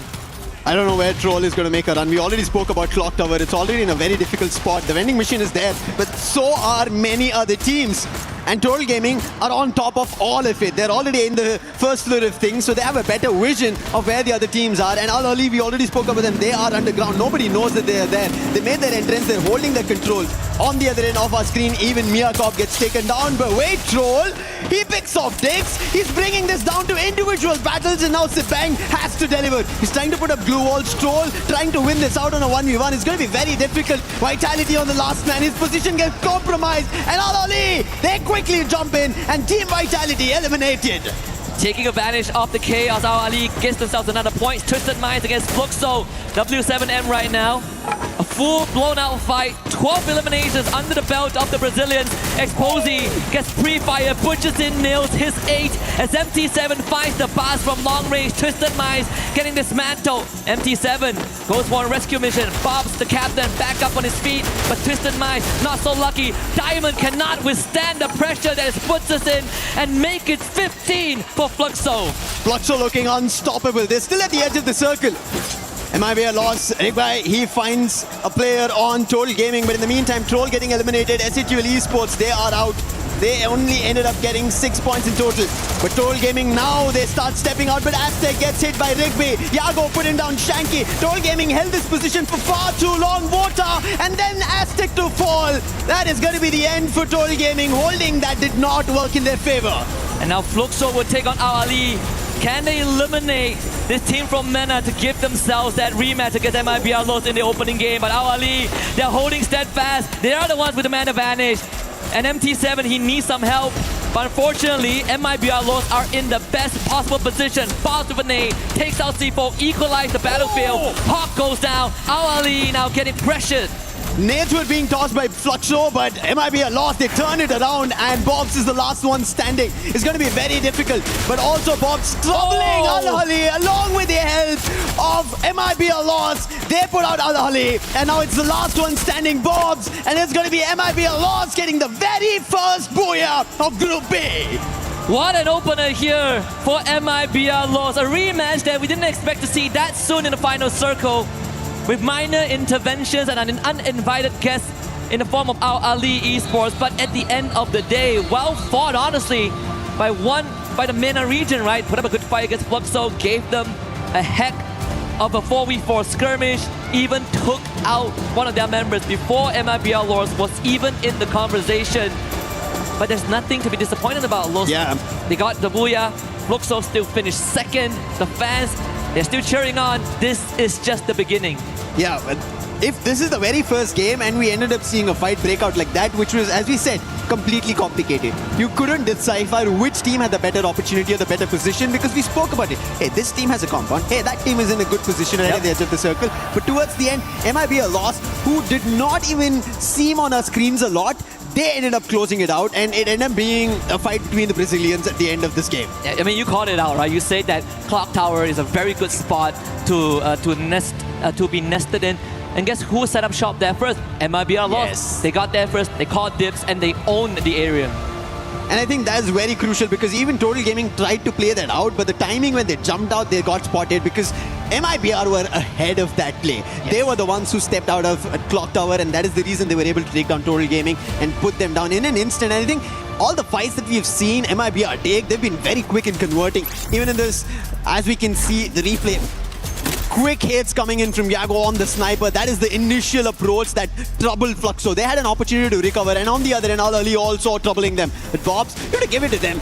Last man standing over there, looking forward to extra eliminations, ends up getting 2 more, and that's going to be a total of 18 for the lot of Fluxo. Yeah, they get 18 eliminations. MIBR Los gets 14, and in a pretty ironic way, Bobs getting gunned down in the hands of his former teammate Yago, who actually won 2023 together as well. So again, a bit of a bittersweet reunion on Bermuda. But what a start we have. I mean, of course, barring the fact that RQ got wiped out first, which is unfortunate circumstances. I'm pretty sure Conchita is losing her mind backstage. But we're going to take a moment to breathe and let these teams get back on track. So we'll be back with you guys in just a bit.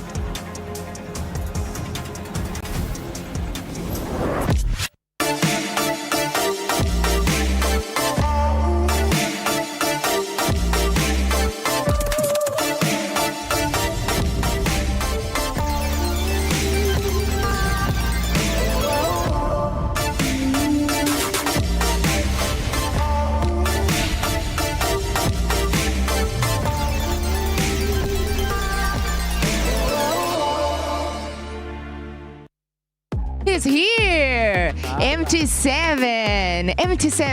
I am so happy to talk to you right now because Brazilian fans gave you a nickname called Baby Goat. Do you really think you are a goat? And why you think you can help your team to win EWC this year? MT7, os fãs brasileiros te deram o apelido de Baby Goat. Você realmente acha que você é um GOAT? E como é que você acha que você pode ajudar o seu time a vencer o EWC 2026? Trabalhei muito, hoje eu me considero um GOAT aí do Free Fire, né? E, mano, pra ajudar meu time é naquela funçãozinha minha, né? Dar o suporte, derrubar o primeiro, o segundo, o terceiro, o quarto, fazer uns highlights maneiro. E é isso, é básico. Of course, I consider myself a GOAT because I have worked really hard through all these years. And of course, I'm gonna have a good performance to help my team to win EWC 2026, doing what I do better, being a sniper. Thanks so much, MT7, and I'm gonna see you during the match at EWC 2026. High five. High five. Bye. And we are back here, and right now I'm with RRQ Kazoo, Abai, and the coach Adi, who's gonna translate for us. Okay, so last year you guys were really close to the title. You finished in the second on standings. What have changed from last year to this year? Kita kemarin ada di posisi kedua. Chance apa yang mau kita bawa kemarin sampai sekarang? Maksudnya apa yang mau kita lakuin dari yang kemarin untuk hari ini? Yang kita lakuin ya kita pasti lebih disiplin aja sih dari yang kemarin. We must try to more discipline before last season. Perfect. Okay, we all know Indonesia is a powerful region, and you guys are defending the title. I mean, not your team, but Indonesia in general. Do you think you guys are favored to win this year since you finished last year in the second in the standings? Tahun kemarin kan Indonesia cukup powerful ya, Pak ya, 1, 2, 3. Nah, menurut lu untuk season ini gimana? Gue yakin 3 tim Indonesia bakal 1, 2, 3 lagi. Tapi yang pertama tetap tim RRQ. Yeah, we trust in this season. It seems like last season, Indonesia still powerful, and we hope in this year, team from Indonesia they still stay on top 3. Awesome. Thank you so much for the interview. We wish you a good luck during the matches, and I will see you there in the arena, all right? Thank you so much, guys.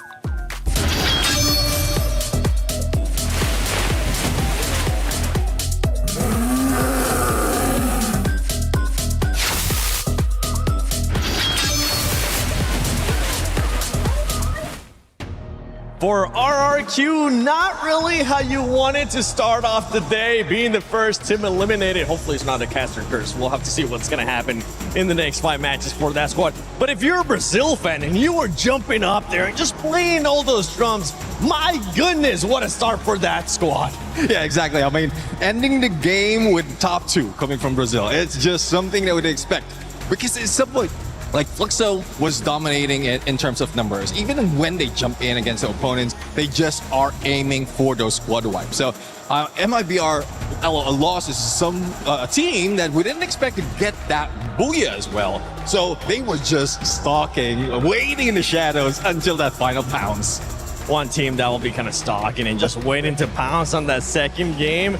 I know it's going to be some of those Indian squads, because actually one of them, Total Gaming, ended up having one of the best performances that we have seen up to this point, especially this early on, right? Out of the squads from India. But moving on from some of the other squads, one surprise squad, especially at the start, Twisted Minds. Oh, exactly. I mean, they're going back to the aggressive way. This is one thing that I was looking forward to every time I see Twisted Mind, is them to go aggressive. And even though they falter in the first view, and you did mention about Total Gaming, because Total Gaming is one of a few of those surprises.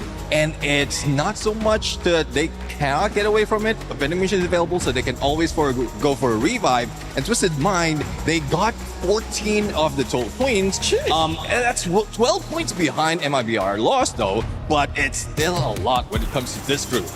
It is a lot. And one thing that I know you're going to be happy, especially talking about Twisted Minds, is those eliminations that they were able to get, right? Yep. Because they ended up getting 14 points, like you mentioned, and 9 of those points were coming from eliminations. You're big on them, but I mean, we got to go back to Fluxo, because Fluxo, even though they don't end up getting the booyah, they do end up with 18 ilms. Can they maybe bounce back and go after that booyah? Remember, we have some squads earlier on get 3 booyahs in one series. Well, I do understand the mindset of Fluxo at this point, because from what we've seen in that game, like, it is a slow pace. Not so much of chasing that is happening. And I think they felt that they're not hearing all those gunfights, so they're capitalizing on, I don't know, some of the teams just slowly warming up. And then once they see a squad, that's when they use exactly the strength they have, like MT7 as sniper, to get information or get elimination. I mean, squads that you were looking at earlier too, Leon, I know, was one of them. I know a lot of people currently watching at home is hoping that SAUL Esports does end up doing good. That squad ended up getting a total of 2 eliminations. We want to, come on, tell them that, Tim.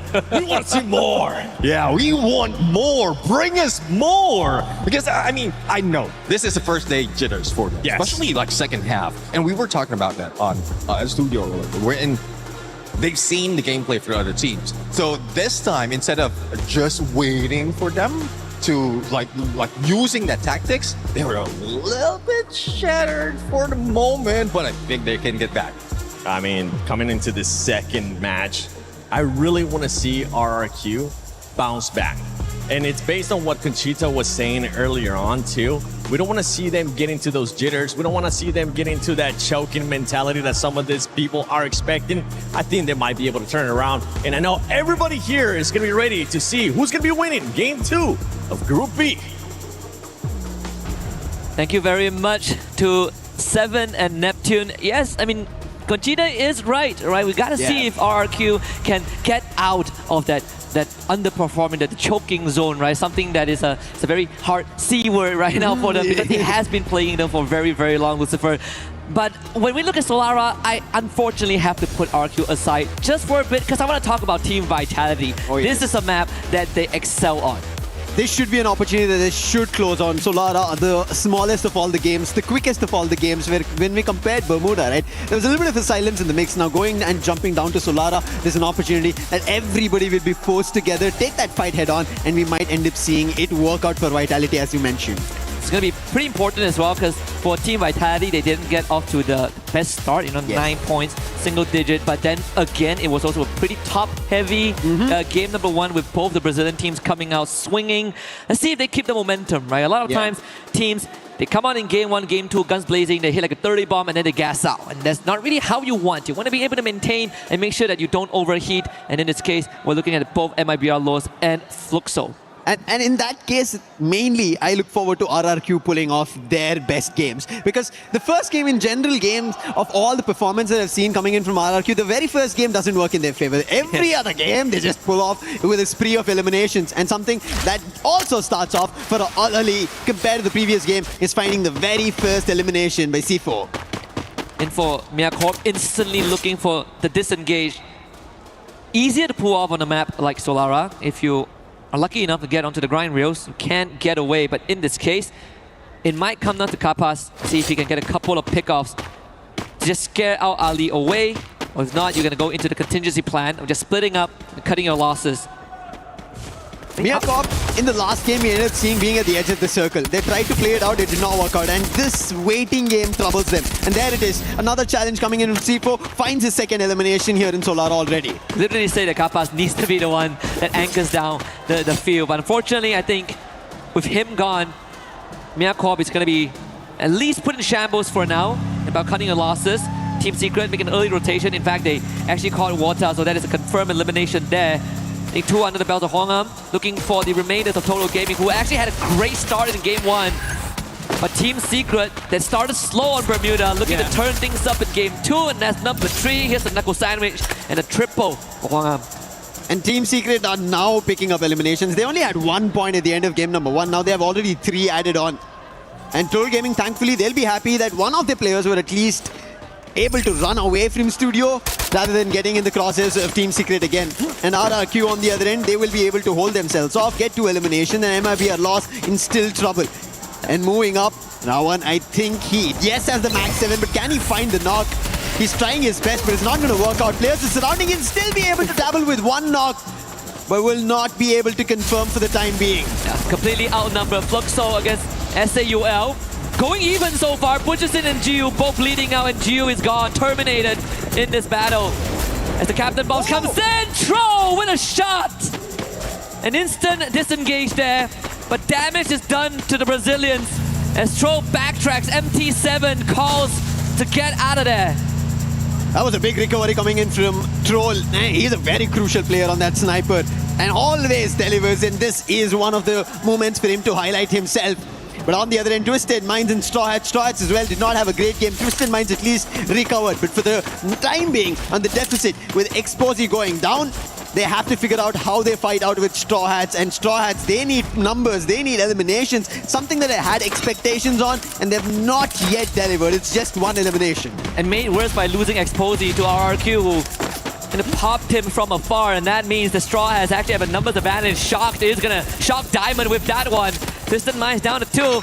And Straw Hats now have a very good chance of taking over. But with RRQ taking out Exposy early on, they're going to come in as an intervention as Jump is already out of there. So now RRQ is Straw Hats' problems. And it is happening already. RRQ with confirming eliminations, they're taking down players from Straw Hats, and Straw Hats are in trouble. How do they recover from this? He is questioning who just challenged them. And it's not going to be an easy challenge. Delivery coming in on the Mac 10 from a bear. He puts the player down, and who will look forward to a revive from one of his teammates? And the rest of Straw Hats are already poking it out of there. Very easy way to navigate from this area. They was doing just that. Straw Hats should be fine. A couple of Arsenal nearby and a revival point in the vending machine down the road. Team Vitality on the other end finds themselves Mia Corp again. Koja trying to pelt down the members of the USA team, but so far the glue walls have been nice. Team Vitality receiving some resistance from Mia Corp, and it's Biblik that takes out Joel. Not the best coming in from Team Vitality. Even the game 1 start, they were caught out in a 3v1 and they lost to Troll, ending up at a 1v1, and Ali took their last elimination. So not sure of how they play this out. When you already mentioned, we spoke about this. This should be their map, their match. They should try to get back points, get to the top of the charts.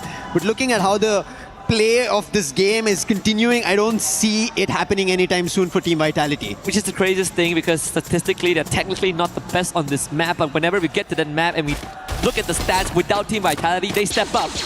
It's kind of a sick joke in a way. Yeah. RQ Kazu having their captain kept alive by a bye, but someone still needs to go retrieve him. And there it is, back up on his feet. RQ with 6 eliminations under their belt.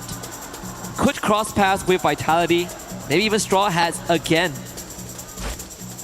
I can say to Neptune and everybody else on our expert panel, pish posh, there's no curse, you don't have to worry about. It's just the RRQ play. The very first game doesn't work in their favor, and then they manage to recover. Team Vitality would want to do the same thing as well. Straw Hats on the other end at Casavista, they managed to recover. They did pick up those early fights, they did win it out against Twisted Minds, but they would have wanted to eliminate the whole squad. Thankfully, Jump made an opportunity to run away, but he still not revived his entire squad. This is what happens when you run away from a very early on fight. You do not have enough coins or reinforcements to push ahead or even go to the vending machine and try to get your player back up. And I think that's what's affecting Jump right now. Quite an interesting development as well. As we look at the edge of the circle, plenty of teams are duking it out. You know, you have RRQ and MIBR lost, the eastern side at Delta Isle, Team Secret and Lion on the western side as well. But I think Lion are looking for a disengage. They've already sent one of the players out to a vending machine to get those revives going soon as they start dropping bodies. And I think Games King is going to be trapped in quite the predicament. Team Vitality out in the middle in Archway, and actually getting a pretty good area to hold on to. The circle shifts a little sudden, and there's an opportunity where again Total Gaming end up being at the very center. Straw Hats, who managed to also make their recovery, are heading in that direction at Bloomtown. And right above them, we already spoke about Mia Corp. And Mia Corp, just like the previous game, they don't go out all brash at right the beginning. They wait for their opportunity, which they did pick up a couple in the early game, but it's not going to continue. But right as now, RRQ, the ones who are continuing, the team who just got the Booyah trying and denying them, that's going to be a big spray coming in and picking the players off, converting eliminations, and that's how we ended up seeing them getting their 6 eliminations in total. A way better spot than what we have seen in game 1. I mean, anything that is not last right now is better for RRQ. Isolated jump right out on the edge.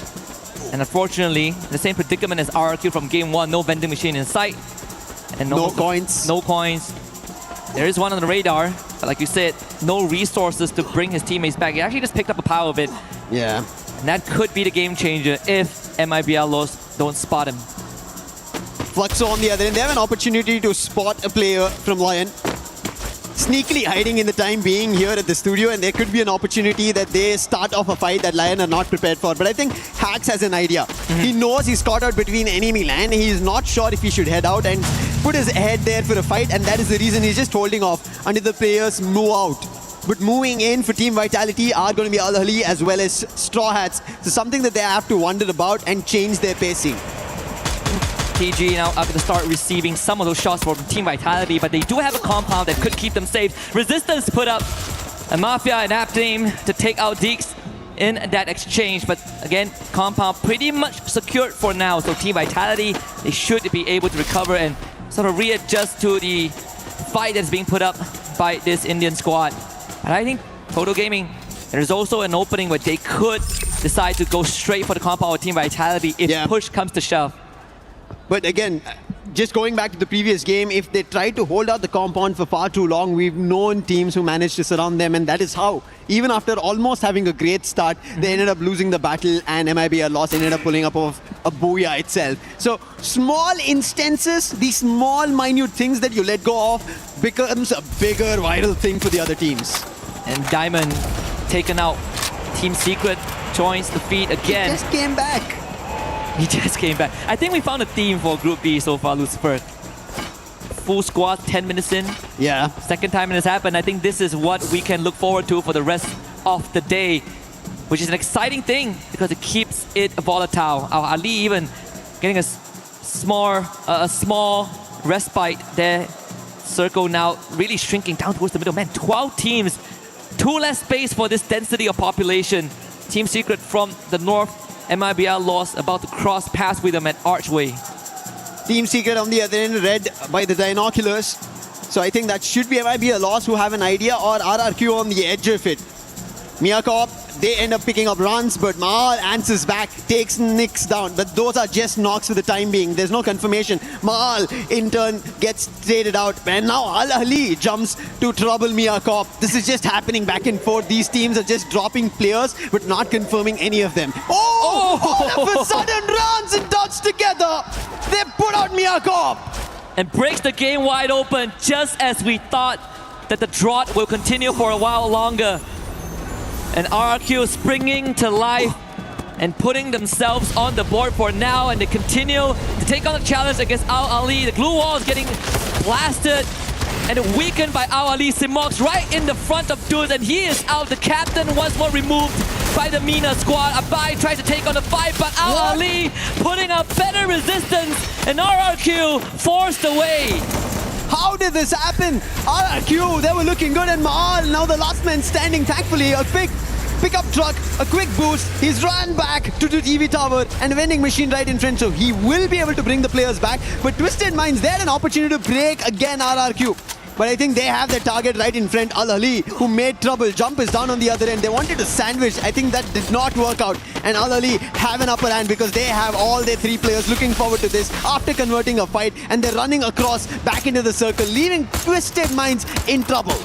And Al-Ali able to sneak past Twisted Minds as well. They poke for it. RRQ, they get the full revive, but the boss was laying in wait. Duz, he just came back and he is removed from the equation again. So RRQ playing from behind, and everything is on the shoulders of Ma'ao. He needs one more on the diamond, the AWM. Just enough to put him down so Abai can finish him off with the Mac 10. Chrono Dome is out, but the boss is Sin, and Twisted Minds continues to put on the pedal. RRQ getting trouble back and forth. They're trying their best to recover. It's not working out in their favor. It was Al-Ali first and now Twisted Minds. And Twisted Minds in this game especially are able to hold themselves off. Team Secret on the other end have been just watching this action, teams moving around. Now they have their own opportunity. Mahal, he needs to run back, but he only has 400 coins. That is not going to be a full recovery for him. He wants to look forward to a knock or an elimination, but he doesn't have enough time. And with Mahal going out, the zone doing the damage, RRQ are done for here in Solara.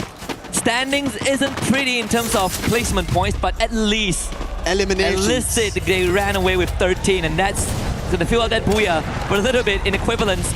As we're now tracking on Straw Hats against Fluxo W7M. Pushes in right through the window, has the therapy with him. The Cassie by his side along the Oscar, a classic combo to go up front. Up close and personal, Troll from afar actually taking out Straw. So Straw has attention being divided. They need a bit of help, but it seems like this sandwich might be too much as SAQL and Fluxo W7M are going to be the undoing. Straw have been wiped out. That was an opening for Fluxo, and they're going to be happy. They put Straw Hats completely out of the game. SAQL Esports ended up becoming a wonder of a blessing for them. That is added on eliminations. Yes, one of the players got 1 elimination on Straw Hats, but the other 3 were all taken away. Now Team Secret want to do the same thing. They have a total of 11 eliminations right at the edge of the circle. With the same position even goes for Twisted Minds. And that is the reason we can see the inclination coming in from Team Secret to take out Twisted Minds as soon as possible. And it has been working wonders for them, right? They picked up the pace. Game 1, they played slow and they fell in the hands of Fluxo, but this time they amp up the tempo a little bit, and Fluxo surprisingly doing the same. But the eliminations hasn't been reflected just yet. We're still looking at 5 for now, but with 8 teams remaining in this lobby. There's a very good opportunity for some of these teams to rack up a couple more takedowns. And SAUL is one of them. But Tro getting pinned down by PLS1. How did they get out of this predicament? The blue zone is behind. Team Secret is in front. And it seems like it will be easy pickings, like shooting fish in a barrel. Twisted Team Secret with 13. Twisted Minds, they are also in trouble. But Exposy, he wants to trouble Team Secret. While they did pick up eliminations, they're looking good. But Jump's been lost, the man who brought the players back up. Toll Gaming on the other end, they are going down to their knees. The fight against Vitality not working in their favor. But Sipeng and Dix are also down. So Team Vitality, they have another challenge. That's going to be Lion on one end and Fluxo on the other. And Lion are taking an advantage on both the teams of Vitality and Total Gaming and finally put an end to their run on Solara. But Koja, he's going aggressive. He finds MT7 over there. Will not be able to confirm yet because he had to step out of the zone. It's going to be crunch time right now. Hong Am actually takes out Jakos right before that glue wall comes out. And Team Secret might have just broken open Lion's defenses. They get the pickup still, but it means resources have been spent. And Team Secret in a very strong position to make it further. Joe now needs to poke it for safety and will do so for now, but PLS1 catches him from behind, and that's Team Vitality removed from the lobby. 5 more teams remain. Team Secret, 14 eliminations and counting. I'm seeing a lot of M60 being used. They are pummeling these bullets to their enemies, looking unstoppable. And that's what Team Secret is just rallying one after another, rounds after round. And Lion now, they make a jump. A big launcher coming in from Hacks, and he puts the side of Fluxo out. Cascading damages. Fluxo walked into a landmine, and Lion comes in with a grenade launcher. And they are the ones that get to voucher off and reap the rewards of what has been sold by their opponents. But right now, out into the open is Twisted Minds and Team Secret waiting for the easy pickings, and they are done.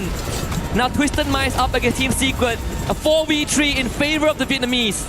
Team Secret, we're expecting for them to start off on Group and Game 1 itself here for Group B, but they figured out how the play was from every team, and now with 16 total eliminations, all their 4 players standing, they're looking forward to a booyah. What they did in the SCA Grand Final Spring, they want to start off just like how we ended up seeing Evo's Divine. It seems like Team Secret have found the secret recipe.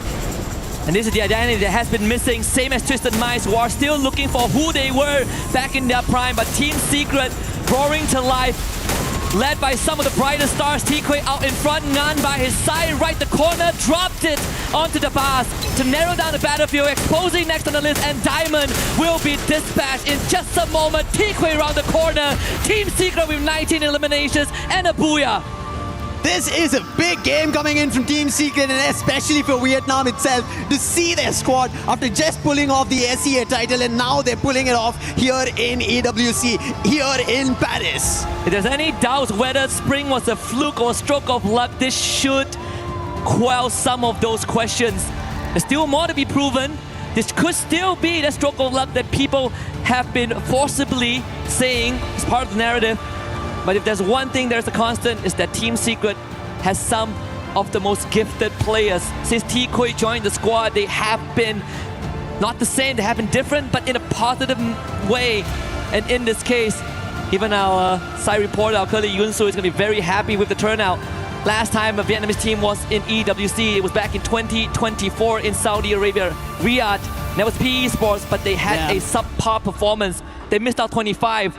Team Secret, they have a lot of weight on their shoulders, and they're starting it off good. They are indeed. I think the game itself compared to game number 1 to game number 2 quickly changes, and you could see no desperation. It was just the holding off, the consistency, the commanding play that they had, right? We spoke about them. They were already at the edge of the wall. They could have taken a fight if they wanted it, and they could have jumped the wall, gone towards Twisted Minds. They could have moved towards either the fight between MIB Loss or Fluxo happening. They did not. They held their fort. They knew where the circle was shifting, and they gave that time. They knew when they strike for a booyah. An eye for opportunity indeed, and that is perhaps the secret recipe. That's what's going to carry Team Secret all the way. But we also have fans from S8UL Esports right here in Paris, in the arena.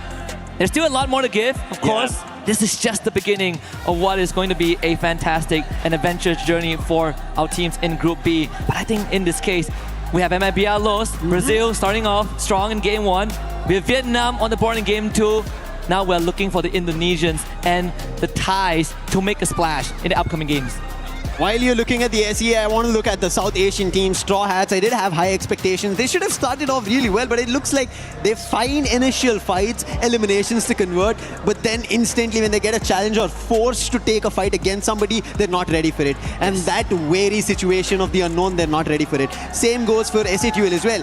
Individually, we saw Troll, the magic coming in on the sniper. He is just too sharp so far. But as a whole squad, they're just not in the position that they want to feel comfortable in. And I think it's just about getting that polish, right? Making sure that all the cogs turn in the same direction. I gotta give a special shout out to Al Ali Esports. Oh, yes. They had some great moments off screen. We might not see them on full display, but they were the ones that brought forth the downfall of Fluxo W7M in Game 2. Of course, that was instantly converted by Lion right after that, thanks to that RGS from the side of the LATAM representatives. But Al Ali, this is a team. The banner might be new, but the players have been here for quite a while. Reminds you folks, they've had a couple of attempts, so I can't wait to see what they have left to show us. But for now, we're gonna get a room of breather and we'll be right back with more Free Fire action. And we are back here on stage. I'm Carol Bombshell. Happy to be here with my friend Barney. He's the man, guys. And we are here with Iago, the sniper for Team Lowe's. Maybe our Lowe's, right, Barney? That's right. Let's do this. Carol's gonna kick things off and ask us some very interesting questions. It's gonna be good. Of course. Okay, Iago. So recent form hasn't been great. So how good does it feel to kick off at EWC with a Buia? Ok, a primeira partida, a gente sabe que vocês não performaram tão bem quanto vocês gostariam nos últimos jogos, nas últimas partidas, apesar da final do Free Fire ter sido muito boa para vocês, né? Mas ainda assim não conseguiram levar o título. Como é que é para vocês chegarem aqui e já começarem com um Buia aqui no EWC? É muito bom. Sorry. É muito bom, é claro que todo mundo fica muito ansioso para jogar, então é muito importante a gente chegar com um buia já, que já tira aquele peso, tira aquela ansiedade toda, e a gente consegue jogar bem melhor e ficar mais de boa, tirar a ansiedade do corpo. Okay, so for sure, start with a Buia, give us such a feeling of relax, and we can get more secure about our game, and we have also a good chemistry all together. So we start with a Buia at AWC, for sure. It's the best thing that we could have done today. I mean, the synergy looks great, Iago. You guys look like performing really well. Let's stay on map 1, okay, because I want to talk about the final moments. You guys went up against Fluxo in that final showdown against your regional rivals. How did it feel after that map, realizing that you went up against them and you beat them? That must have been a nice confidence boost. Basicamente, vocês chegaram no endgame junto com o Fluxo, então nós gostaríamos de saber qual que é o sentimento de chegar no endgame contra um time brasileiro também, e ainda sendo o Fluxo, que é um dos seus maiores rivais na Liga Brasileira, né? Então, qual que é o sentimento de conseguir um buia em cima deles? Bom, primeiramente é muito bom, por conta que eles estão no final, é muito bom pra gente também, pra os dois conseguir a classificação pra final. E também é muito bom, né, ter aquela rivalidadezinha, tipo, do BR. E continuar aqui também vai ser muito bom e, se Deus quiser, disputar também com eles também. For sure, it's really nice to have a Buia over Fluxo, but most because it's really nice to have Fluxo in the end game with us, because we are, in the end of the day, both of the teams are Brazilians and we do get good points together, but also we have this rivalry back in Brazil, and beat them here at the EWC feels very nice. Okay, Iago, for us to finish, you are known in Brazil as Thanos because of all the championship rings that you have won. Would you add a AWC title, take your legacy to another level? Você tá ligado que você é conhecido como Thanos no Brasil, né?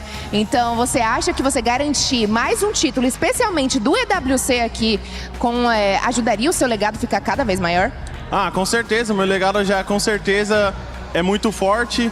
Ganhando a EWC em si fica inexplicável. Para mim já é muito inexplicável, mas é um grande sonho meu também, sonho do meu time em conquistar a EWC. Okay, so win EWC definitely would add it up at my legacy. In my legacy, of course, it will make me stronger in Brazil. I will have a stronger image in Brazil and in any another region that plays Free Fire, but this is my dream. I want to win a WC. That's definitely my dream, and I will help my team win a WC. Well, after that first map, that dream can definitely come true. And with that being said, we are going to head over to a very, very quick... Well, we're just going to head over somewhere. We're going to come back very, very soon. Thank you so much for checking us out. Thank you so much, Yaga, for joining us in this interview. We'll be back right after this.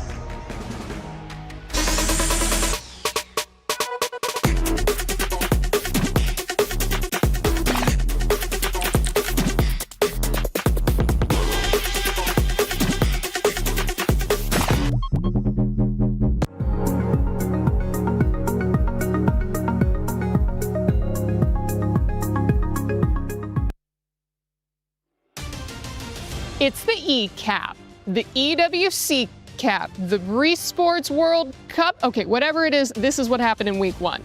We crowned our first 3 champions, which means that we had even more losers. And God knows that I'm a loser. Wait, shouldn't this say that I love losers, not that I am? Can we fix this, please? But what happens when you lose? Well, you wind up here, the Boulevard of Broken Keys. Don't sing Green Day, don't sing Green Day. Every one of which represents a tournament elimination and crushed dreams. Losers live forever here, and if you listen closely enough, you can hear the voices of disappointed parents who said that playing video games is a waste of time. On the Valorant stage, 4 of 8 playoff teams were EMEA, and they managed to get 1 whole win. So move over, Europe, because the finals was 100 Thieves and NRG. That's right, all American, baby. These colors don't run, they soar. The Battle Royale of the Apex Legends final featured 20 teams, and no surprise, Team Falcons won. Wait a minute, no, they finished 8th. Sorry, it was favorite Team Liquid who... No, they finished even further back at 9th? Oh, because it was actually 2024 champion Alliance who... Oh, come on, who won? Unlimit? Sorry if I'm saying it wrong, but like most people, I've never heard of them. They beat every top contender to become the first Japanese team ever to win ALGS. This will also help them on the road to winning the club championship. Nope, never mind. That's their only team, and they're not even registered for the club championship. Still, my Japanese heritage is proud that we can produce both esports winners and heated toilets. Dota 2, or Dota Duh, as it's called here, started its first week of play with solid competition from... Sorry, actually, nothing of note yet. I'll have more on that next week. And finally, things were heating up on stage at Fatal Fury Wolf City. And I don't know if you're picking up on the theme here, but Dark Angel fought his way out of the losers bracket to top the regional favorites and get another win for North America. If only the Football World Cup had been so kind. Well, guys, what is happening? 3 tournaments and 3 new champions, no title defense, no favorites able to compete, and all underdogs at the top? I'll tell you what it is, because I've said it before and I will say it again. This tournament is about the losers. See you next week.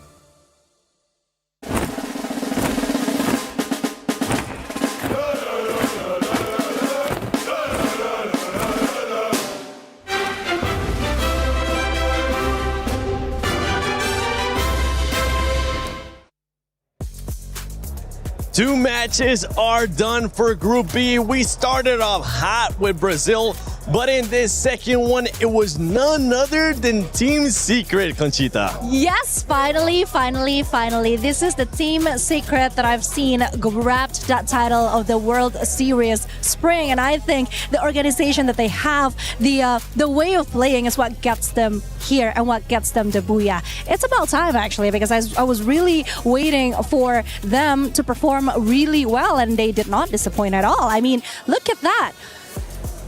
They definitely didn't disappoint. 7 eliminations there for Hong Am, and one team that I know you were keeping a close eye on, Lace, is none other than Twister Minds. I mean, this team, I guess if we take you back sort of to the online, didn't look too great. Okay, not looking too hot, but... You know, they had a roster change, bringing in Diamond and X-Posi, and this was like almost caused a 180 for this team, and they are now in contention to sit in that sort of top spot. And I know me and Neptune were kind of like fighting on this before, like, I wanted to red Twisted Minds. If you saw that match 2 that they had to go through on the eastern side, I mean, they had an early altercation with MIBR, they had to retreat and regather on the eastern side, but that was kind of only thanks to RRQ, who came in and like, oh, I'm just going to be a little bit of distraction, they were able to sort of get away. And not just get away. Did you see that zone pull once in that final circle? I mean, they were sitting pretty. I was bound to see sort of a win there, but look, they did only have 3 players out of the 4, whilst, they're going up against Team Secret with, their whole entire squad. But the ability to adapt and change from Twisted Minds, don't leave them out of the conversation, guys, because they came to play, even in match 1 with their 14 elims. They are. Neptune wants to talk, guys. I'll pass it over. He's just as excited as I am. Yeah, exactly. I mean, there's one reason why I'm excited to talk about Twisted Mind. It's because they are different this time. Back then, it was just all aggression. They want to go for elimination, and now they're playing with survivability. And even with that, like Jump was just, as you mentioned, just going into the sides until he reached Windmill, went in for a revive, and then even in the final phases of the circle, Twisted Mind is part of it. So this is not something that we often see from Twisted Minds. Yeah, but speaking of differences, I'm actually a bit disappointed because we were hoping to see something more from Team Fatality, right? They are showing that being different is actually something that you can do to achieve a better result. But unfortunately, that's not what we see in the first 2 games. Right now, they are still kind of scattered at the 7th position overall with only 8 elimination points. That's kind of sad, actually. Yeah, maybe they'll be able to turn it around. I mean, they are practicing something new. We were kind of hinting at it too. We didn't really know how it was going to go. Could have gone great, could have gone bad. But one team that did have a great performance there in that last match was Al Ali, Neptune. Mm-hmm. Yeah, exactly. I mean, they didn't really expect that kind of performance, though. They were not aiming for the Booyah yet. They are just going for elimination, making sure that they are consistent with their placement point. And there was we're seeing a similar pattern here. For those who are taking the top of the board, just stay silent, make sure that you can go for elimination, aggression from a distance. That's what I can say. Go for those elimination out of the snipers. Just capitalize on that. I mean, Solara is one of that map, though you can move fast because of slide rails, but there's also a lot of elevation that you can work with to get all those eliminations. I mean, you're talking about be aggressive from afar. Okay, all right, Vitality. I mean, you got 2 snipers. Maybe we'll start seeing that. One team that was able to actually be even more aggressive there in that second match was none other than RRQ, as we're going to be taking a look here at the overall ranking. Fluxo with 38 points. And Fluxo, honestly, Neptune, they started off hot. Yeah, exactly. I mean, they're getting back-to-back squad wipe. I would say it was still a slow lobby. I would say for the first 2 or 3 phase, but you've seen how well they hunt their opponents. They know the rotation of what will be taken or needs to be taken to choose their fight. They're not going in a little bit too careless at that point, and that has been the strategy of Fluxo right now. And given that there's not so much of the giants, the titans, I would say that's part of Group A. Group B, they are just wrecking it. Yeah, and I mean, we talked about that strong start from teams, right? Come out of the gate swinging, and that's exactly what Fluxo did. 15 eliminations, I believe, in match 1, giving them that incredible strong start, and obviously showcasing that on the leaderboard. But Lilas, how can you not be hyped with what's going on for Team Fluxo behind us? We talk about the mentality of players, right? Yep. How could you not be hyped having this whole entire crowd just playing drums and singing your song?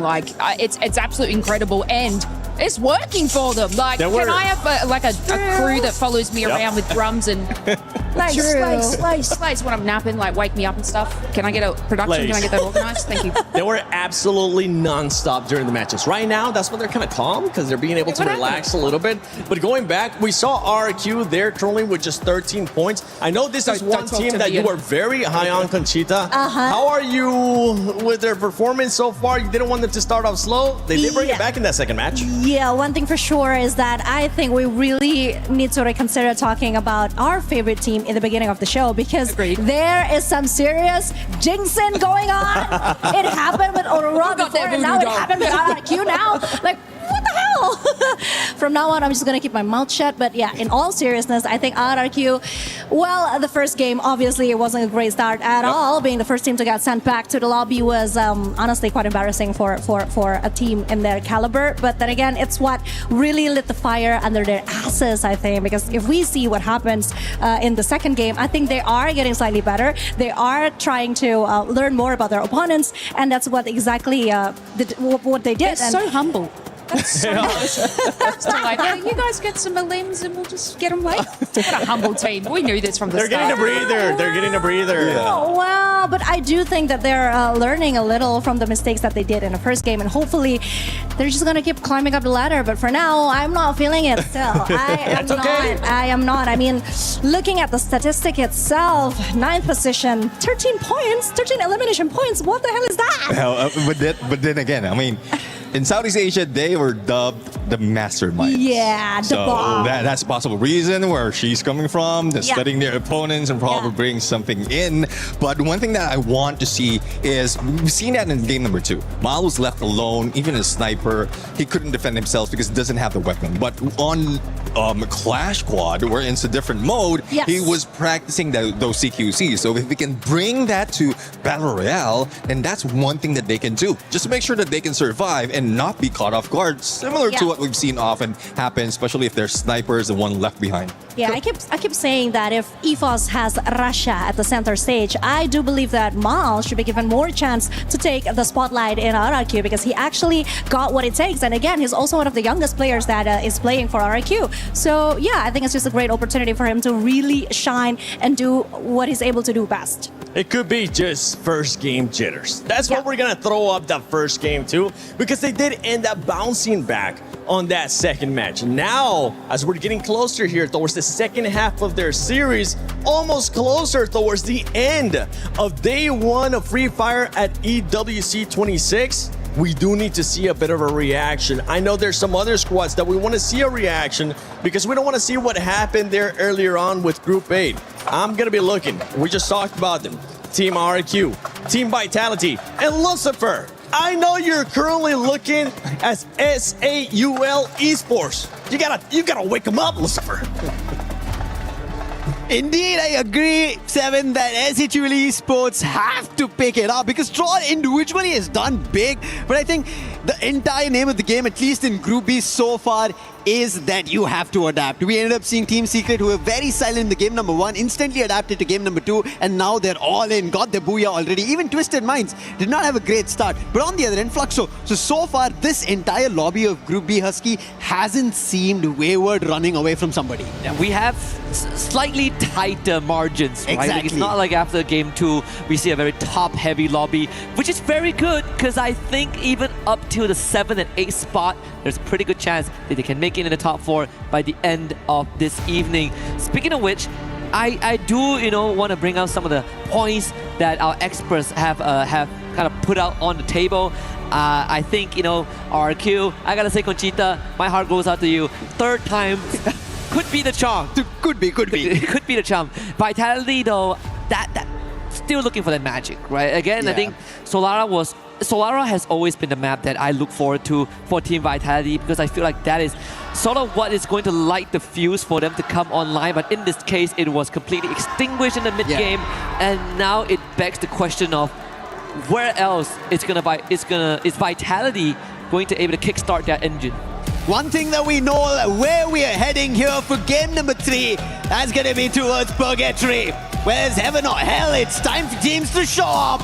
And maybe, as Seven mentioned, SHUL Esports, they rise to the occasion, picking up eliminations. Yes, like how RRQ did, it's also time for placement points. Placement points integral if you want to talk about potential tiebreakers at the end of the day. Very rare occasion, but it's always good to have some insurance policy. And in this case, I'm looking forward to see if teams are going to go to Moat House, because when we saw Group A, no teams actually like to go there. You play around the perimeter on the southern side of the Moat House, but if I remember correctly, memory serves, Twisted Minds should go north side, and in this case, they have company in the form of Mia Corp. Now, Mia Corp have not had a great start so far. They're looking at around 6 points, similar to what Straw Hats. I think these are the only 2 teams that are a little bit of an offset compared to the entire 10 lot that we have, who are looking closer, tighter, as you already mentioned, and the fight already breaking out between these 2. Looking at it, Twisted Mind should have the upper hand, and there it goes. Diamond, he already gets the opening. And that's the very first elimination. But a quick answer back by Nyx. But can he pick up the elimination? Can he confirm it? That's going to be crucial. Kappa trying to use the chrono and confirm the elimination, but it's not working in their favor. here. They're about to lose another, and Kappa also goes down. More players from Mia Corp dropping one by one in the hunt for just to pick one elimination against Twisted Minds. But finally in the opening, Diamond is down, and Nyx answering back towards the sides of Twisted Minds. This is going to be a tough one, but Jump actually gets eliminated by the AK-47 of Nyx, and he comes out prevail. Now has to take that car away. S8UL showing up to the occasion, blows up the vehicle, and unfortunately there's no escape route this time as he pays with his life, but at least there is some significant damage dealt to Twisted Minds as they are down to their last member, and we did discuss about this. They love Mode House, but in this case they are trapped at Mode House. One thing for sure, just like how we ended up seeing this fight, is you cannot be weighing the scale on just one team. It could change within the blink of an eye. Twisted Minds had the upper hand over there, but instantly turned around Mia Corp, and now SHUL Esports. And similarly, Toll Gaming have to do some magic right as now. Spotting the player, Joker from Lion, breaking the glue wall open. Not the best weapon for Aztec, but he had his teammate on the other end, and Vota pushing him into his crosshair, and they find the knock. Confirmation to follow as well. And Toll Gaming this time going a rather aggressive approach at the very start, finding the next knock as well, and that's going to be Aztec. Sets it up for Vota and confirms one himself as well. Total Gaming up to 2. Hacks the third one to get chased down with his Mafia with the Car 98. So make it 3 for the Indian team.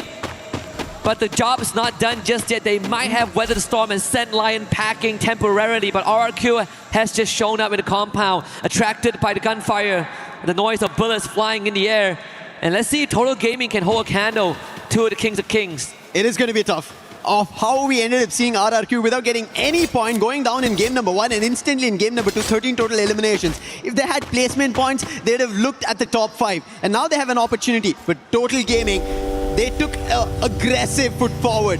Can they continue that is something that we have to wait and approach for. But Ali, this team from the very beginning have been surprising every squad, and now challenging Fluxo, taking the player but sent down. And Fluxo in trouble. MT7's also spotted. Hawk will try to take him down with his crosses, sneaking through. Can he find the hit on the Car 98? But no, so far. And somehow Fluxo will be able to make a run. And RQ has done some significant damage to Total Gaming. 2 of them go down! But Mafia responds and Kai and gives himself the third RRQ, shattered in an instant. Everybody who watches Toll Gaming in India, they know what Mafia is capable of. If he is informed, the entire squad will rally with him. And it seems like in game number 3, they've decided. And Maal, again the last man. Neptune spoke about this. Being a sniper, the last man is not at all the best way to play it. If that Suzy passive works out, he has a lot of coins. He does it at this point, but that's only 1300. Not a full squad revive, but he'll still manage to do something because it's the early game. Yep, and he's forced to backtrack as well because you have Bunny from S8UL Gaming on that low ground. No vending machines inside Ma'ao. With the weight of the entire team on his shoulders, just like the previous game. He's done it once, but there's only a limit to how much revives he can bring back before the weight crushes him. Check back with RQ in just a little bit. Straw has now showed up the compound of Mia Corp, who are just vacating that spot, but you gotta look back at this moment when Ma'ao gets the setup to his team, finds 2, but immediately the response came in from Mafia to get even more damage done. Wait, Mal? He takes the zip line. Heading back, RRQ, he did not get the revive. Yeah, this was a very risky approach. Shanky, if he knew that was happening through the zipline, he could have taken him down. But Maal making a run. Shanky has spotted him, but I think he will be able to manage. No! He gets close! Oh! Just in time. Rans and Dots get picked. And they're back in action. They'll be flying up, but almost Shanky got him. And he would have taken that knife and driven through RRQ and out of this game. Yeah, by his deathbed, he brings 2 of his teammates back and keeps the heart of RRQ beating. And for now, Ma'ao has done his duty. And it's up to both the captain and the young gun to keep that legacy going and see if RRQ can make it further down the road. We're looking at a total of 16 points for now, barring, excluding the placement points. Vitality also, another team that we're looking for magic. And I can't believe I'm saying this, Lucifer. When we came into today, and I thought that EVOS is going to be the team that struggles the most out of the 3 Indonesians, but that was not the case, right? EVOS, even though we've only won Booyah, did finish top 4 in Group A.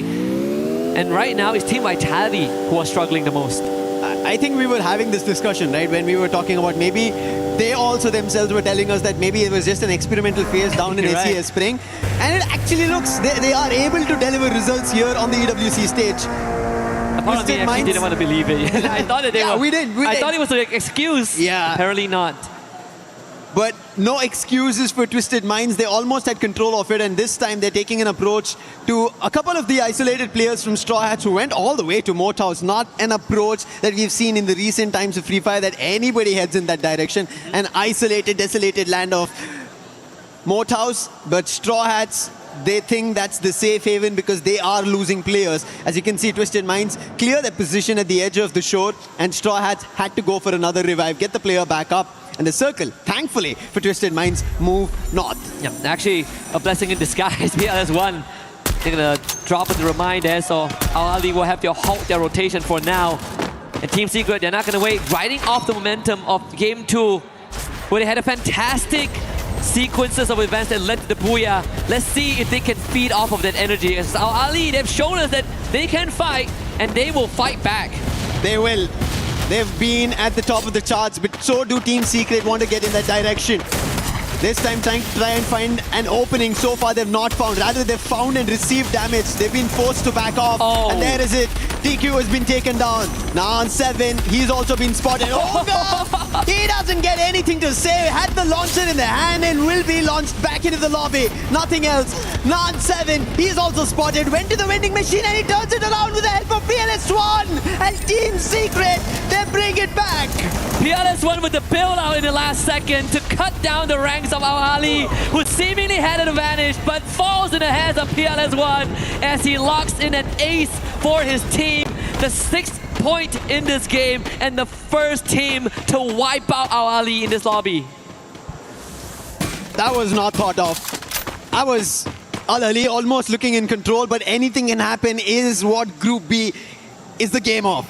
I can't believe it. PLS1 left to his own devices and was able to work magic. Exactly. 3 consecutive shots to take down 3 individual rushes, running at his teammate. That is the kind of support that we need. That is what defined this current meta, where snipers are everything. They mold the world and they shape the results. And Team Secret now in a powerful spot. And so is Lion. Rawan with that Winchester. Picking up a couple in his name. Drop the player, quick on the confirmation as well. Team Secret, after finding a full-on wipe, they have another challenge right in front of them. That's going to be Fluxo. The roaring fans right here in Paris. And now they have a challenge in front to try and push out Team Secret. It's not been easy. From game number 2, the pacing, and especially after what PLS1 did. And look at his position. I don't think they have an idea about it. And if he starts hitting, and he does, MAD to B, he puts Bobs down, and trouble already striking for Fluxo. And they cannot get closer. Bobs wants to get closer to his teammate Butson, but that's not going to happen because there's the Bolt Maker also called. Could be trouble here for Fluxo, but there might be a disguise of blessing by Twisted Minds if they decide to take a fight with Team Secret. Potential 3-way fight here. Team Secret having a bit of a compound to work with, and on top of that, a vending machine right at their doorstep. So any emergency supplies or revives can be achieved. And Fluxo now going to step on the gas. PLS1 out of there with the launch pad to reconvene with the rest of his team and complete the rendezvous. So dodging a bullet, but putting themselves in the vicinity of Twisted Minds. But fighting one team is better than 2. Fluxo could take this opportunity to get a couple of free points. That was one of the smart moves coming in from Fluxo to make sure that they go behind the sniper and not give him position. And now Twisted Minds have the advantage of it because all the players from Team Secret have been crunched. They've been forced to be together, and Twisted Minds like this. Diamond on the flank. He spots the players, but Fluxo, KO! He puts Diamond down from afar. This is the problem. When you let another team take control of a position, especially in the circle, they feel a lot more confident. Now Fluxo, that's what they're feeling. Now they're chasing the players. Bobs, the man who was knocked by Team Secret, is now wanting to revenge for that action. Yeah, Fluxo really pushing forward right now. They had control of the safe zone. They could play gatekeeping, but they wanted more. And in this case, thankfully for Team Secret, nothing of value was lost. Even the vehicle wasn't completely wrecked, so they could rotate up to the high ground. And in fact, right now, because the circle doesn't hurt as much just yet, Team Secret could set up shop on this high ground and actually scout out the area before making a future rotation. There's also a zip line that they could utilize in times of emergency. but the decision will be made to cross past the northern side of the map and get around both Twisted Minds and Fluxo. This fight has been going back and forth. Twisted Minds trying to kind of itch towards Team Secret and Team Secret as well. It happened in the previous game, but right now it has to conclude, because if Twisted Minds do not get taken down, then it's going to be Team Secret. Flash Street being used, the dash coming out from the bars, but he couldn't find an opening, and there PLS1, he turns it around. He puts the player Diamond down and he's in trouble. Jump the bars as well as Exposy need to do something, but it's only Exposy who finds PLS1, but maybe it's a little too late. A bit of a consolation prize right there for Exposy, but still the rest of Twisted Minds have already been eliminated, and Exposy joins them in the grave. And Team Secret finds another wipeout here. First starting with Al Ali and now following it up with Twisted Minds. They should have no problem bringing their teammate back. There's a vending machine right in front. Yep. And right in the safe zone as well. And they can't get there on time. Seems like everything is laid out for Team Secret to potentially make it to the final stage again. Could be a back-to-back. Not something that we've not seen. We've already seen in Group A that happened. Maybe Team Secret try to replicate the same for their own. And there is the revive. But on the other end, Fluxo, it seems like they've found players from SA2L and they're troubling them. And on top of it, RRQ find Mia Corp.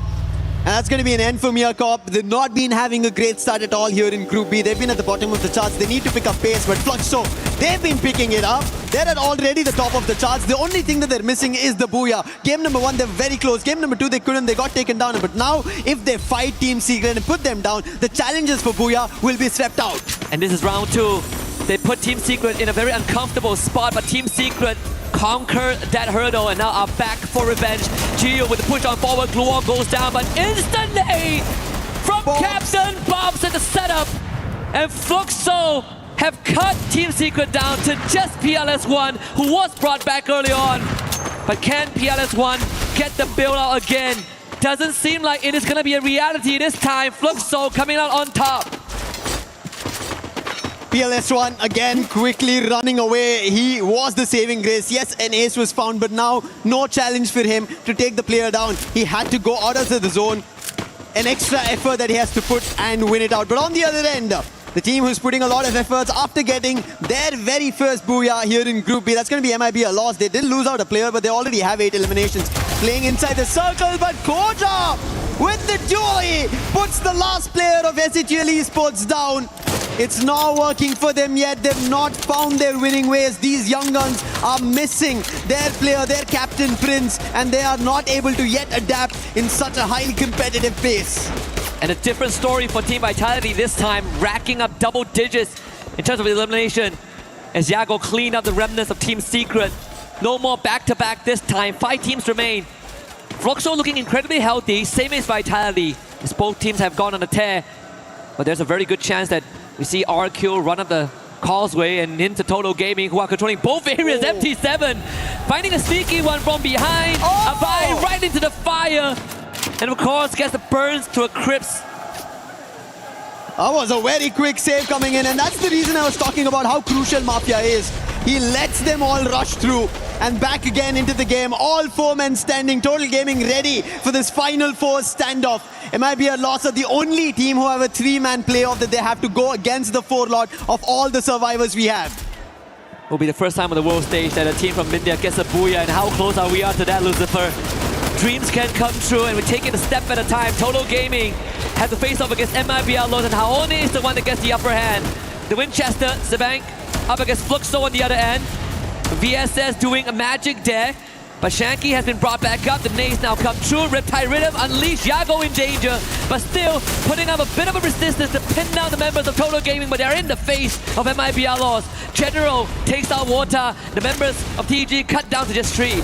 General bringing it down to a 3v3, troubling Total Gaming, and now Total Gaming with the zone closing in. They are forced out of space. MIB Outlaws are able to hold their own. Aztec gets taken down by Yago with a sniper. Confirmation coming through. Shanky a little too late to just find a knock there. And MIB Outlaws for India, who wanted to see if there could be a Booyah. They put those dreams to rest for now. And MIB Outlaws are not stopping there. Yoga again once more picks up on Budzin. That's going to be on Fluxo. And MIB Outlaws might be looking forward to another Booyah. And Yago already at 7 total eliminations. And Koja speeds up that process. The nade takes out Bobs. And unfortunately, Dace is now going to be in the crosshairs of MIBR, lost Haone with the rush as well. Team Vitality, they actually have more members. Diggs with the rush through. Getting tagged but not down just yet. Jago with the confirmation. Someone needs to stop this guy. He has won a world championship in this banner, and the Team Vitality is letting him run loose. Jago again! With Fim on the sub-bank, looking for a conversion. General leads the charge. Team Vitality getting picked apart, and everything set up by Jago. MIBR lost with the second booyah. It looks like Brazil is here in EWC for the title, taking it away from SEA, taking it from any other region because they've been looking for it. They have conquered the world stage once, but EWC is something that they've been missing for a long time. And what a game coming in from MIBR loss, especially Jago. That man to hold his own on the sniper when players are rushing. 8 total eliminations on his own. Insane performance. Last year, when Los was on the cusp of victory, they were the only team from Brazil that had a chance to win Champion Rush. They were denied. But that time, Jago wasn't with them yet. And he could be the missing piece. He was one Magic squad. That FFWS Global Finals in 2023. He was the one that showed that Skylar still has value when everyone else has forgotten about that character. 2024, he got dispatched, not a part of Fluxo.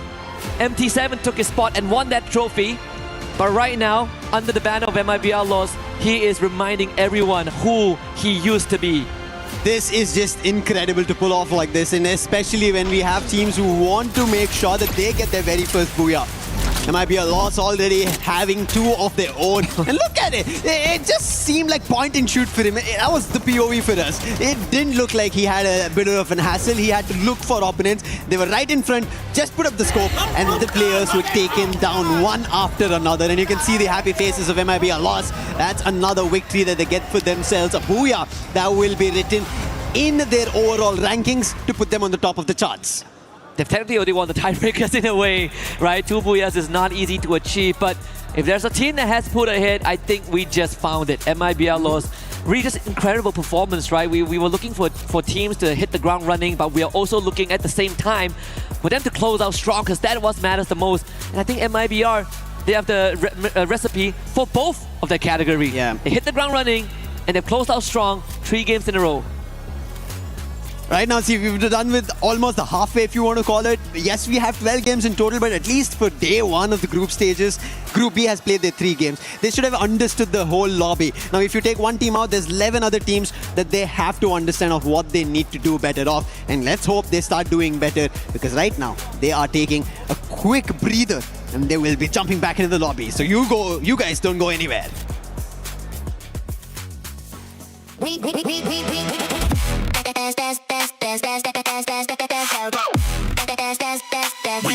Esports World Cup.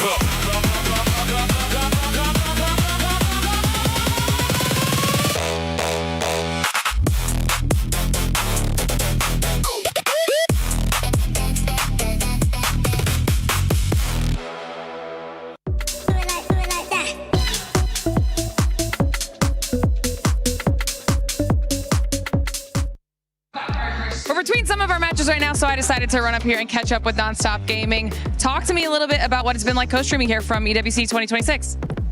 Yeah, I think the setup is literally crazy, and the vibe of the whole stadium is literally good.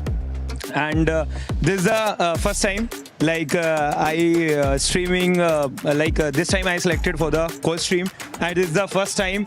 And you know, the 3 Indian teams are there, and hopefully they will do very good. We are expecting a very good matches. Let's see. All right, now tell me what it's been like being in Paris this year. Yeah, I think, I mean, might be it's about we are lucky that the Bastille Day, I think yesterday we saw the Eiffel Tower and the fireworks and the many, yeah. There is a very good show, and we have been like, we are very lucky to have the EWC and the same thing happening in the, I think, around same date. That's awesome. That's awesome. Now, you can be biased in this question, okay? Okay. Who is your favorite to win the whole thing here for Free Fire? I think for sure, I want that our team will win. So we have 3 teams: SHL, IQ Toll Gaming, and Team Apex Gaming. Yep. So I don't for Team Apex Gaming, it's not a very good start. But hopefully they will come back tomorrow, because today we score only 41 points. But let's hope for best for the SHL and IQ Toll Gaming, because I think they did a very good start. But we have 4 games remaining, so let's see. We still have not only 4 games remaining in this, but lots of gameplay left so far in Free Fire. So we'll have to see how everybody does. And I don't want to take you away from your chat for too much longer. So thank you so much for chatting with us. Thank you. Enjoy the rest of the series. Welcome. Thank you. Thank you so much. Well, it's Face and Kachita here to bring you more of the storylines from Free Fire. And I think Buriram United Esports better watch out, because MIBL just got their second booyah. Yeah, that was amazing. 3 games and 2 booyahs. That is quite something for MIBR. But also, we need to talk about Team Secret, because for a second there, I thought this was going to be their game. They wiped out Al Ahly, and then they wiped out Twisted Minds. And if I remember correctly, they won the FFWS Spring 2026 by getting consecutive booyahs, back-to-back booyahs, and I thought it was something that they would actually achieve again on the 3rd game, but unfortunately that wasn't the case, because MIBR are surely the strongest contender now. And I mean, Team Secret and Twisted Minds kind of are forming this little bit of rivalry, if you've noticed. In those first couple of matches, it was them in that final zone. Then in that previous game there, they had an altercation in kind of the northwestern side as well. But it looks like Team Secret just have that little extra secret sauce to be able to take out Twisted Minds, and they don't seem to get their footing. Yeah, but speaking of MIBR, once again, that last circle, girl, that was so intense. That was crazy intense. And to see that they're now at the 4th place with 31 points, 18 elimination points. I think you're right. Buriram United Esports better watch their back. I mean, we still got 3 games to go. Anything can still happen, right? And if we've seen it in Free Fire. So, you know what? I feel like it might be happening. Can they get a 4th? I don't know, it's going to be a little bit exciting, but to be able to achieve that sort of thing in the starting rounds, I mean, MIBL, y'all better be watching them, because 3 booyahs is coming their way. But of course, I know we're very much itching to get into those next matches. Lucifer, do you think MIBL is going to be able to achieve that 3rd booyah?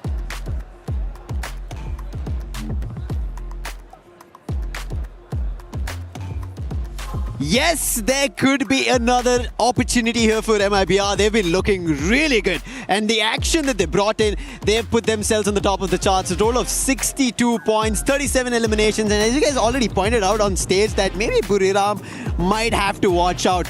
Yes, Evo's Divine do not have to be worried about, but a close competitor very soon. Yeah, very, very close. In fact, MIBR was actually a big competitor to BRU last year in Ria. Yeah, there you go. It's coming together, baby. It's coming together. That's what makes Free Fire such a competitive and fun esports title. A lot of times, and that's why it's hard to escape the allegations that, hey, we predetermine some of these things. As I gotta say, it's so intertwined right now. You can step on any part of the machine, and something will fall into place.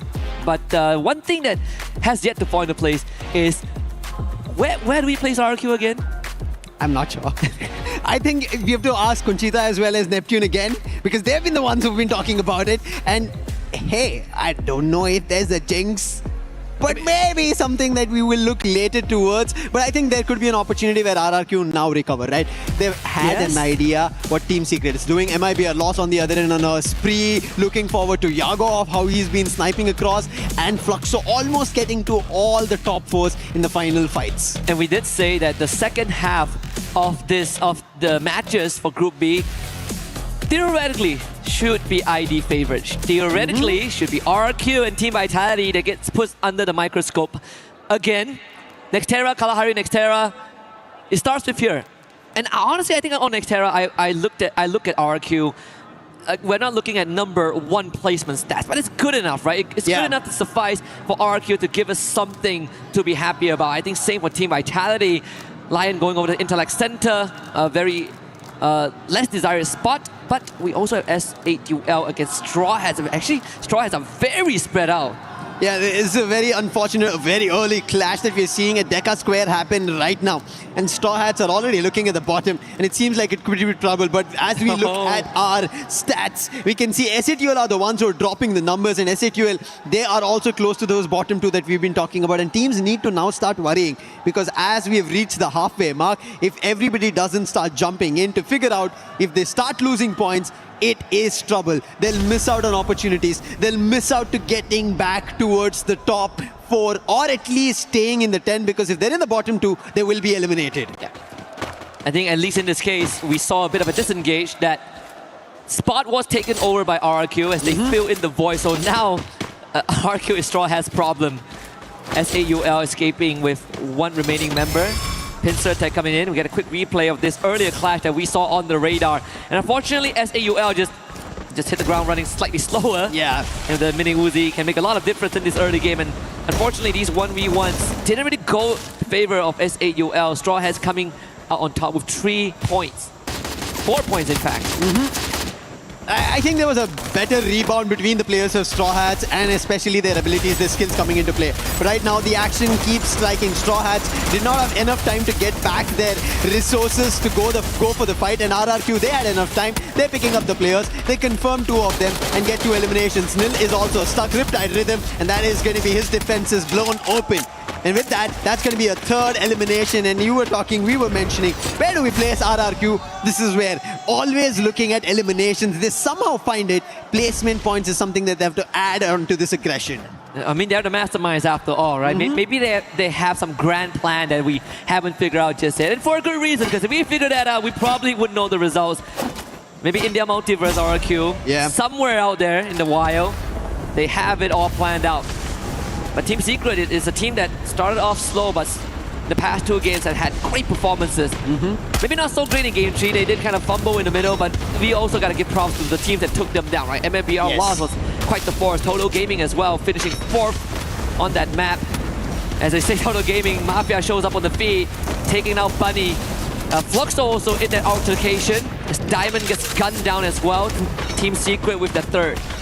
It seems like a lot of flurry eliminations are happening. Vitality also picking up on Fluxo, MT7 out of the play, but instantly Vatsin gets the player revived. So it's just back and forth for the time being, and the player who just got revived just got picked mid-air. So Fluxo have another effort to add on to go to the vending machine. But Mafia, the man who picked up the elimination, spots another opponent right in front of him. Riptide Rhythm being used, but X-Strong, he's better because he had the max 7 and his teammate as a backup. And Mafia's down. So Total Gaming having this separated approach did not work for them to get another additional elimination. However, Straw Hats seems like they're recovering. They've had 5 eliminations so far at the start of this game. And the revives keep on coming, right? We see so many bodies drop, so many points acquired by different squads, and yet we still have 43 again. It's gonna cycle. We're gonna cycle through these numbers for a while. As Jump finds a trade with him and the Team Secret. Losing our number just a little bit. In the last game, they had to rely, and they could rely on PLS1. And here comes the savior. Diamond has that location locked down. PLS1 deny the pickup. It's still gonna come in onto it. The shoulder is showing. And fully denied. Twisted Mice this time will not let Team Secret walk away scot-free.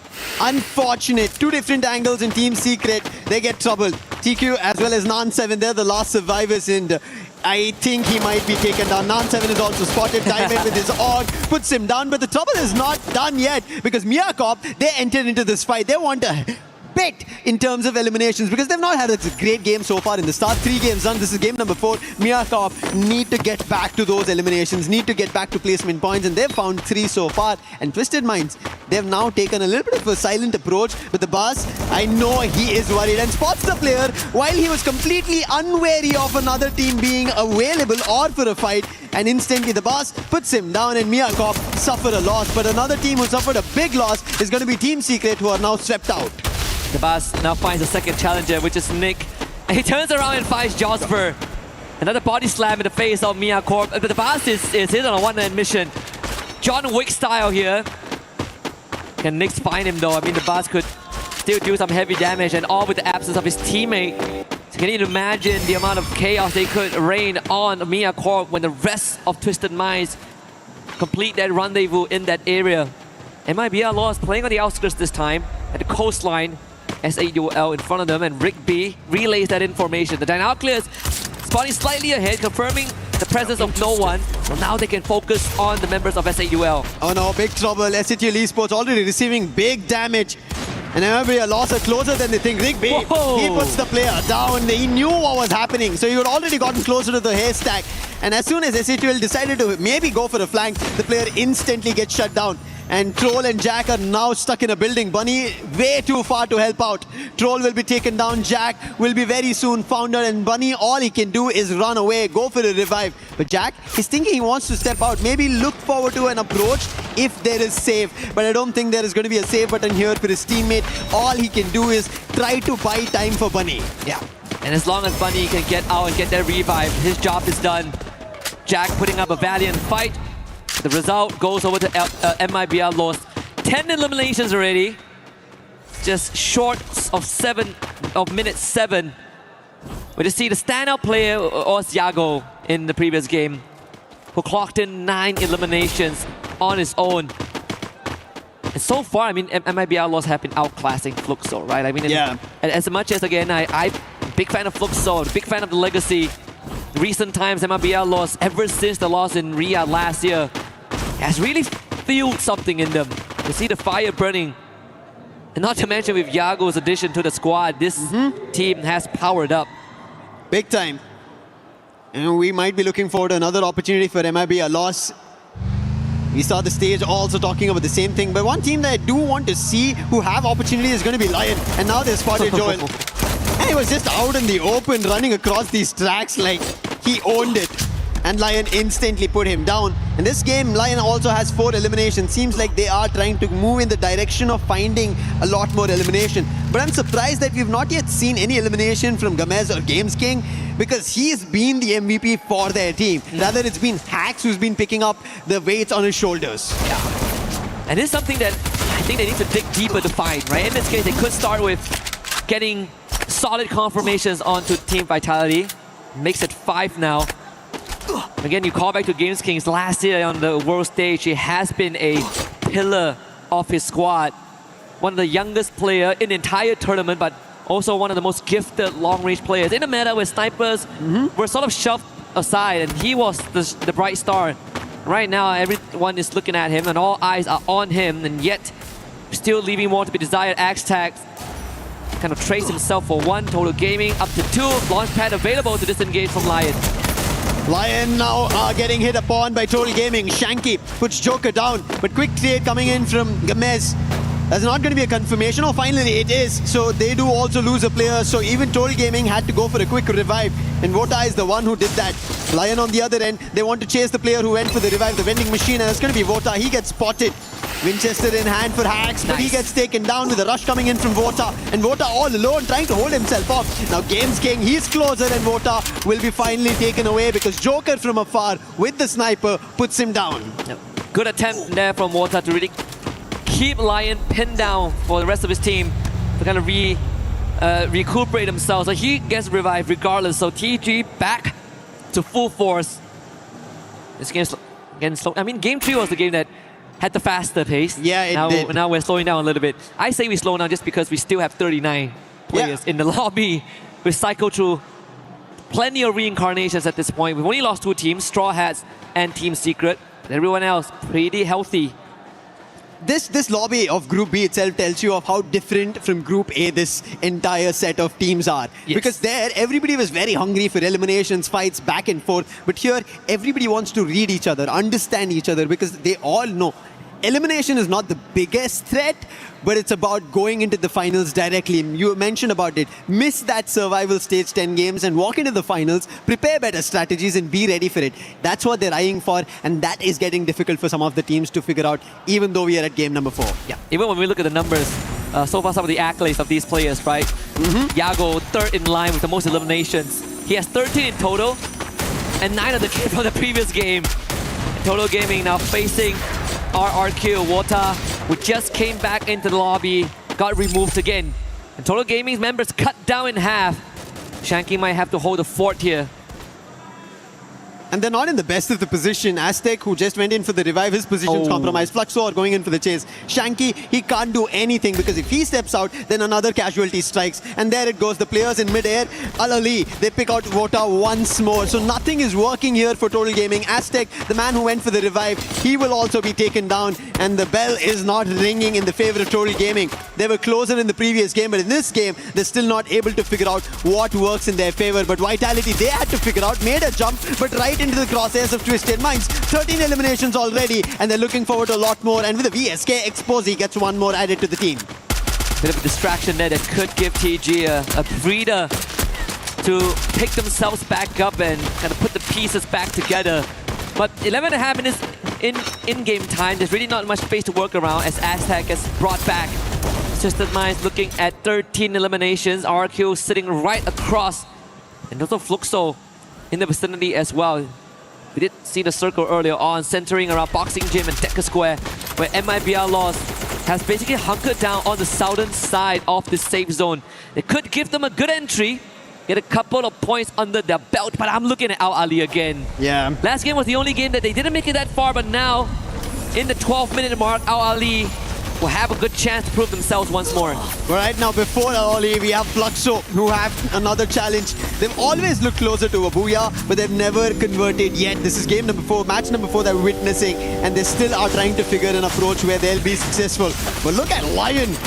They knew that the fight with Fluxo will not work out in their favor. They wanted to rather be in the circle, quickly take the vehicle. Whether it gets destroyed or not doesn't matter at this point. Get to a compound, call it a safe haven so that you can fight out here on Nextera, because as we still see 12 minutes of the game, it's about to be 13. The circle's now slowly about to close in the next 30 seconds, and every team is going to be forced to fight out, and it's getting closer to Deca Square. And if the fight goes to Deca Square, it's just open lands. Yeah, I mean, that's a gate crash if I ever seen one. But Lion keeps themselves safely tucked in a compound that will keep them afloat for just a while. But this rotation of Twisted Minds might put them in front of MIBR. Lost! Total Gaming in a fight with Lion. Oh, no. And the jaws of the Lion clams down. Total Gaming eliminated in an instant.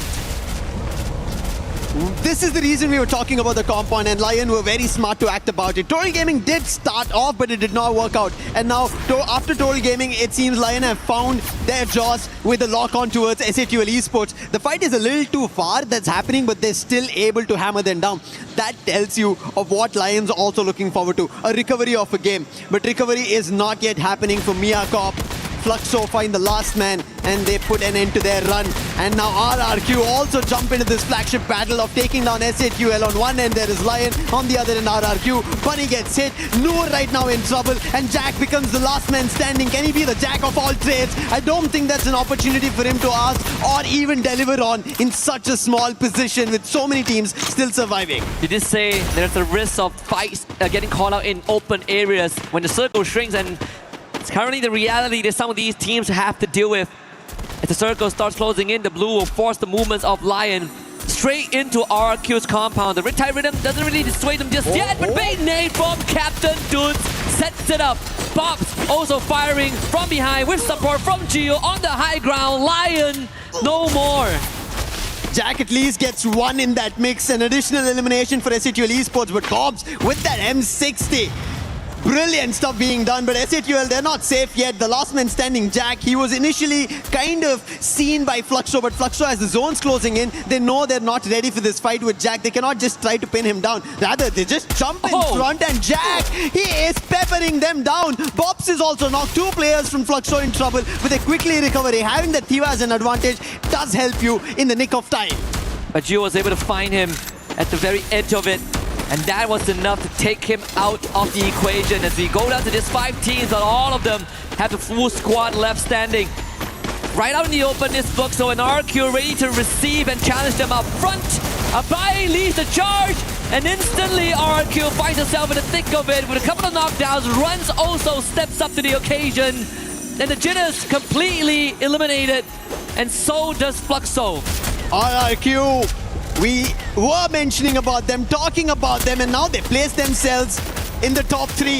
This is what they wanted. They had placement. They did not have placement on their eliminations, but Yago, stop this madman from MIBR Loss. He is just shooting players down like they're standing still targets. One more. Remind gets confirmed.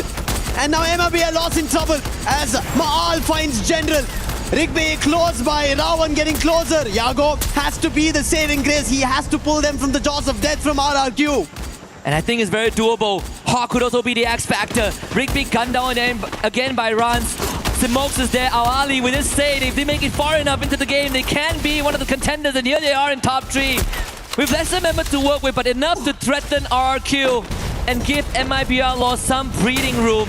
And this seems to be the reality right now. Those glue walls need to be taken care of because they need line of sight. And Hawk is making it incredibly difficult for RRQ to focus on the task at hand. So Rez gets sent in to eliminate Hawk from the equation. And now MIBR Laws makes it closer to the compound. But Ma'ao, great on his shot and right on the money, focuses down General. And MIBR Laws down to just 2. It's trouble. They tried to tread the line as fast as possible, use that distraction, but it still did not work out. There was only one knock, and Abhay and Rans are in front of the game. They're already super aggressive. Rawan has already received damage. What magic can Yago do? He's out in the open. This time his sniper doesn't sing of any songs to look forward to elimination. It's going to be RRQ, Rans and Duts finding the very first booyah for Indonesia. And the captain holds the hands of the young blood and leads him to the first booyah on the world stage. And that is the exact motivation that you need for RRQ. And unfortunately, for Ali, another heartbreaking loss in the final circle. And it's starting to show something that needs to be kept in check because we've seen them in the top 4. We've seen them at the podium, at least for the round itself. But it's about closing it out the game. We've seen the exact same performance from Dragons Esports last year. When it's not about the rotation, they're pretty smart about it, but it was about how you take those fights. And in this case, they are outgunned by their adversaries again. As you can see, it seems like the plan over there in the last fight did not go in that direction. It could have been something else. They did not have to, or they did not intend to take the fight with RRQ. I think that's where everything messed up, and that is the reason we see the player a little bit heated up. That is not what we wanted to do. RRQ were already busy with MIBR loss. We had to just time it perfectly, and if Al Ali did it, they could have another opportunity for their own booyah. But RRQ, we have to give kudos to them as well of how well they held themselves when the fight instantly turned from MIBR loss to somebody they did not even think that was so close by, and they held themselves. And instantly on one end, how Fluxo, their fans have been roaring for so long. Now instantly it turns around to RRQ fans and they're happy. Yeah, I mean, again, you say that you have to stop Yago, and Yago was stopped in a different way, right? By eliminating everyone around him. But again, when MIBR took the opportunity of a distracted RRQ to make that rotation, RRQ, they understood the urgency, right? They took care of Al Ali as fast as possible and made sure that they still have eyes on the rotation of MIBR loss, and that gave them more than enough resources and intel to get this booyah. Now, with Al Ali already performing in such caliber, right? This is not a game they have to be upset about. Yes, emotions are high because everybody understands that every game is going to be crucial. Even Seven was mentioning, right? Consistency is going to be very crucial when you're in the group stages, especially if you want to make it to the grand finals directly. And I think that's what Al Ali thinks, and that is the reason we see emotions completely high at this time, especially of a game so close to a booyah. Nobody wants to miss or mess it up, and I think it does happen. That's what RRQ, for example, the first 3 games we barely saw them. 13 eliminations with the only explanation of RRQ being in the overall ranking. But now the booyah tells that there is chances of making a comeback. You have to just reset. Yeah, I think at the end of the day is how you kind of finish the run, right? There's still chances left, and speaking of chances, we're gonna give this team some room to take a breather and readjust themselves for the upcoming game. So don't go anywhere, stay with us, we got more to come.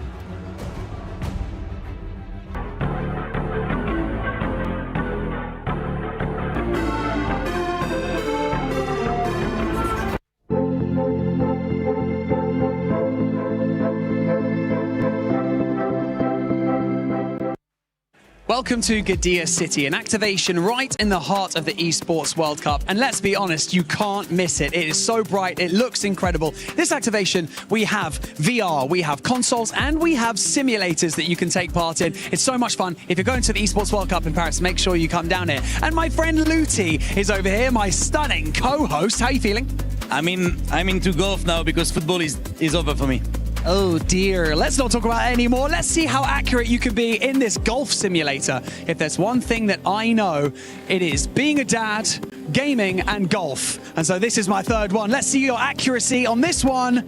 82.3%. Luti, let's see if I can beat you. I hope for you. I hope for you. Okay, Barney, basically now it's your turn. And in life you are doing two things.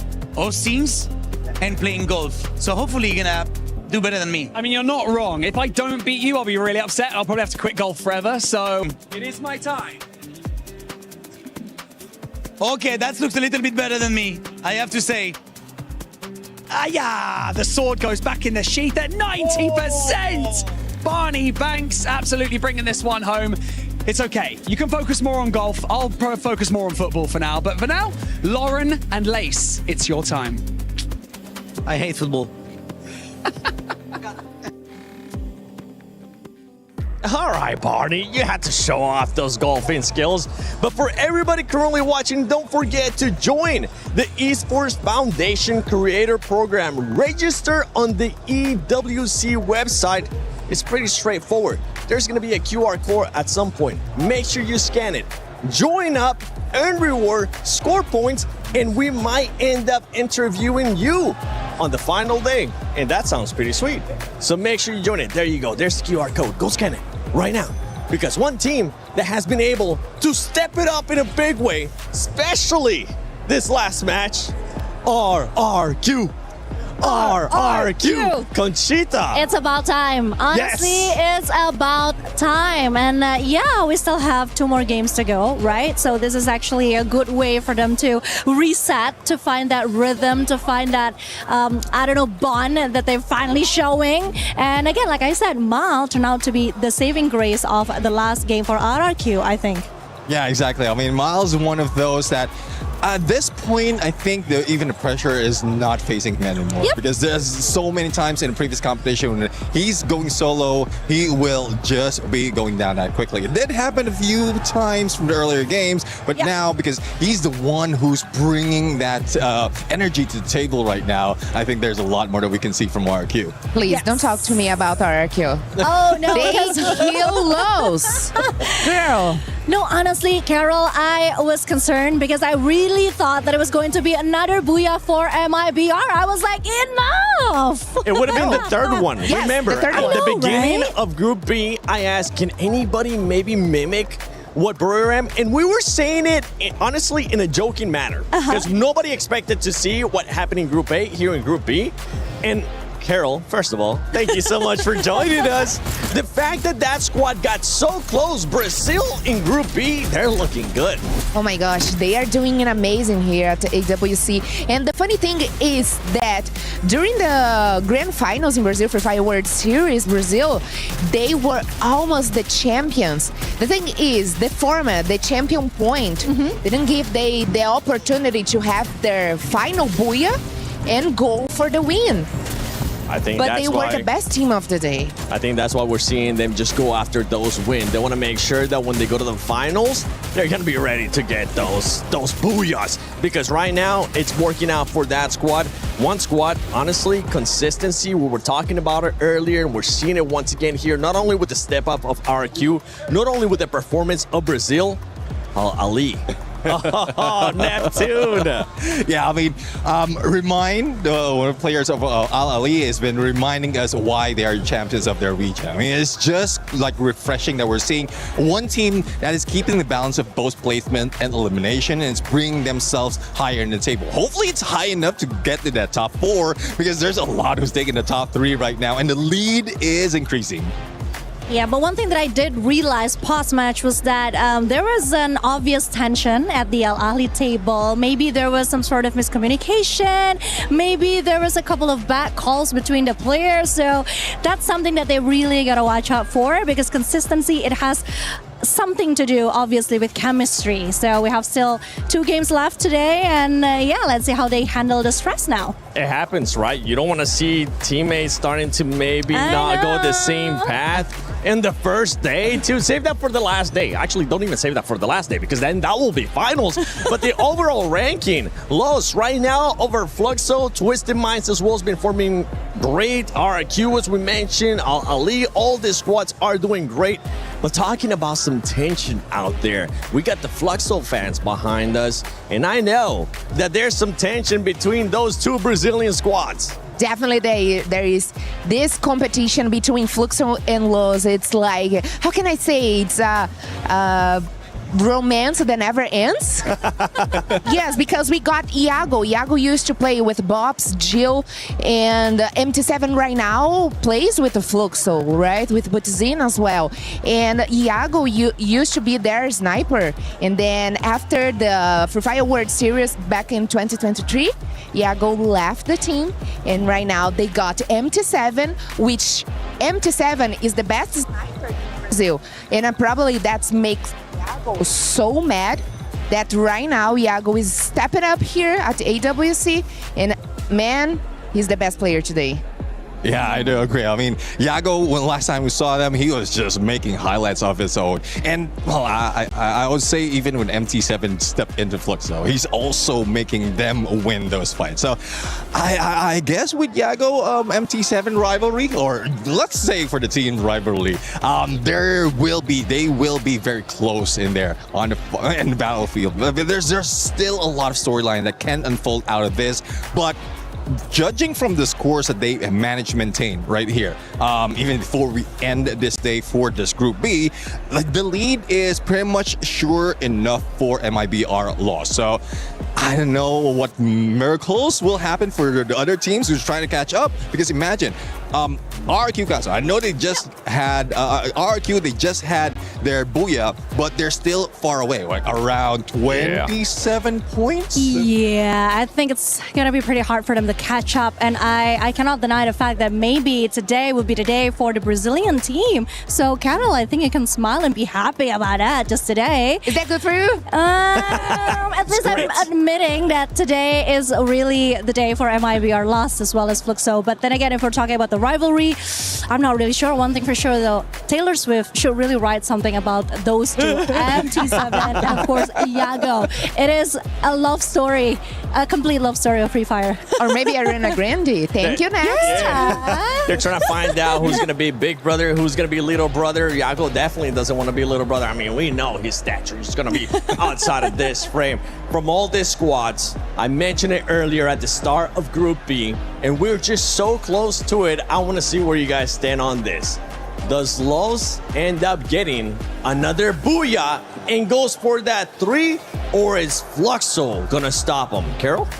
Man, I think Los is stronger today, so probably I would say they would go for definitely for the 30 Booyah. And one thing very specific about Fluxo is like they got this nickname in Brazil, the boogeyman of endgame, because they only go for endgame.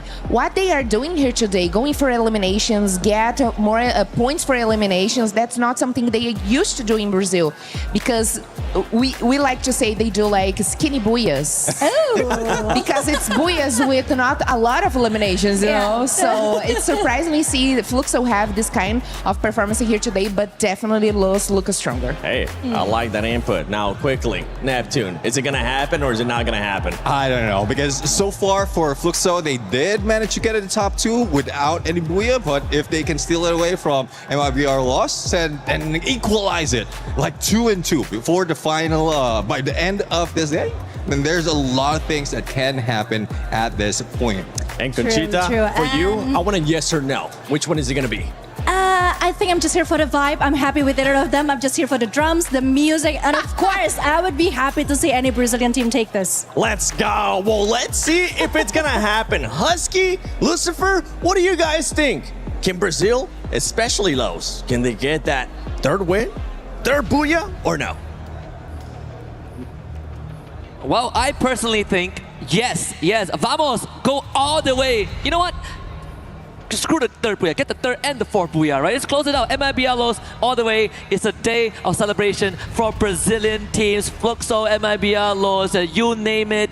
They are here to light up Group B. And now it is for every other team to prove that they are worthy of stepping up to the occasion and giving MIBR lost a worthy challenge. I think Husky's mantra in the entire day so far has been vamos. He is just rooting for every Brazilian squad out there. But I think there's a mix that RRQ just brought in the previous game number 4. And that one reason tells me that there could be a change happening in this game of Kalahari. The open lands of the Sniper's Haven and Nest that they love to target on Iago.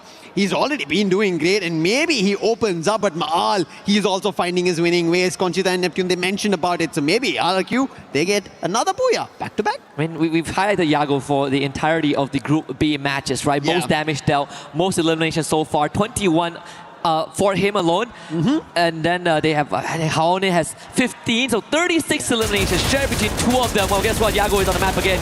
But for now, it'll be Total Gaming against Lion. Unfortunately, in the 1v3, Shanky stood no chance.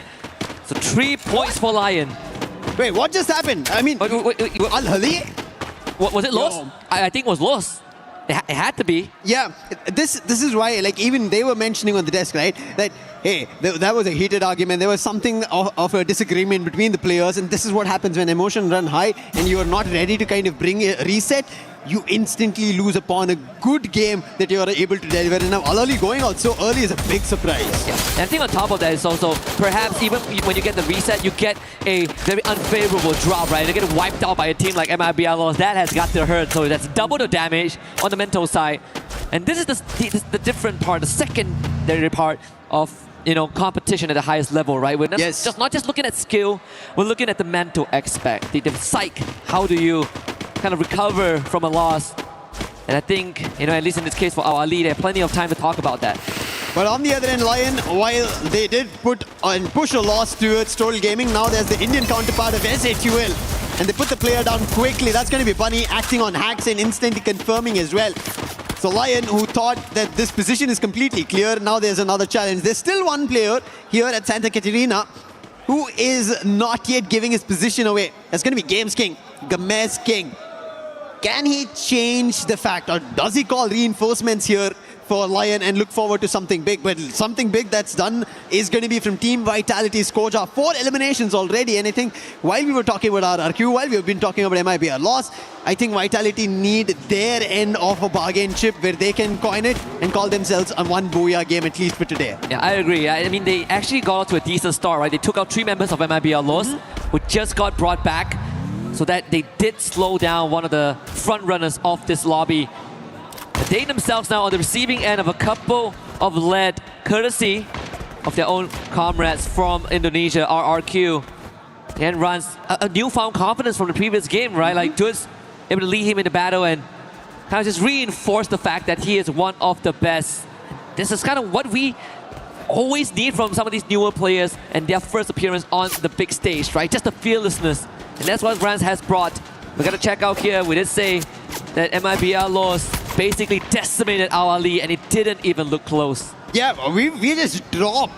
We were about to shift from the flight path, and this is what happened. Hawk, he's still trying to hold it off, but there's too many players from MIBR loss, and now too many players even swarming Lion in this fight.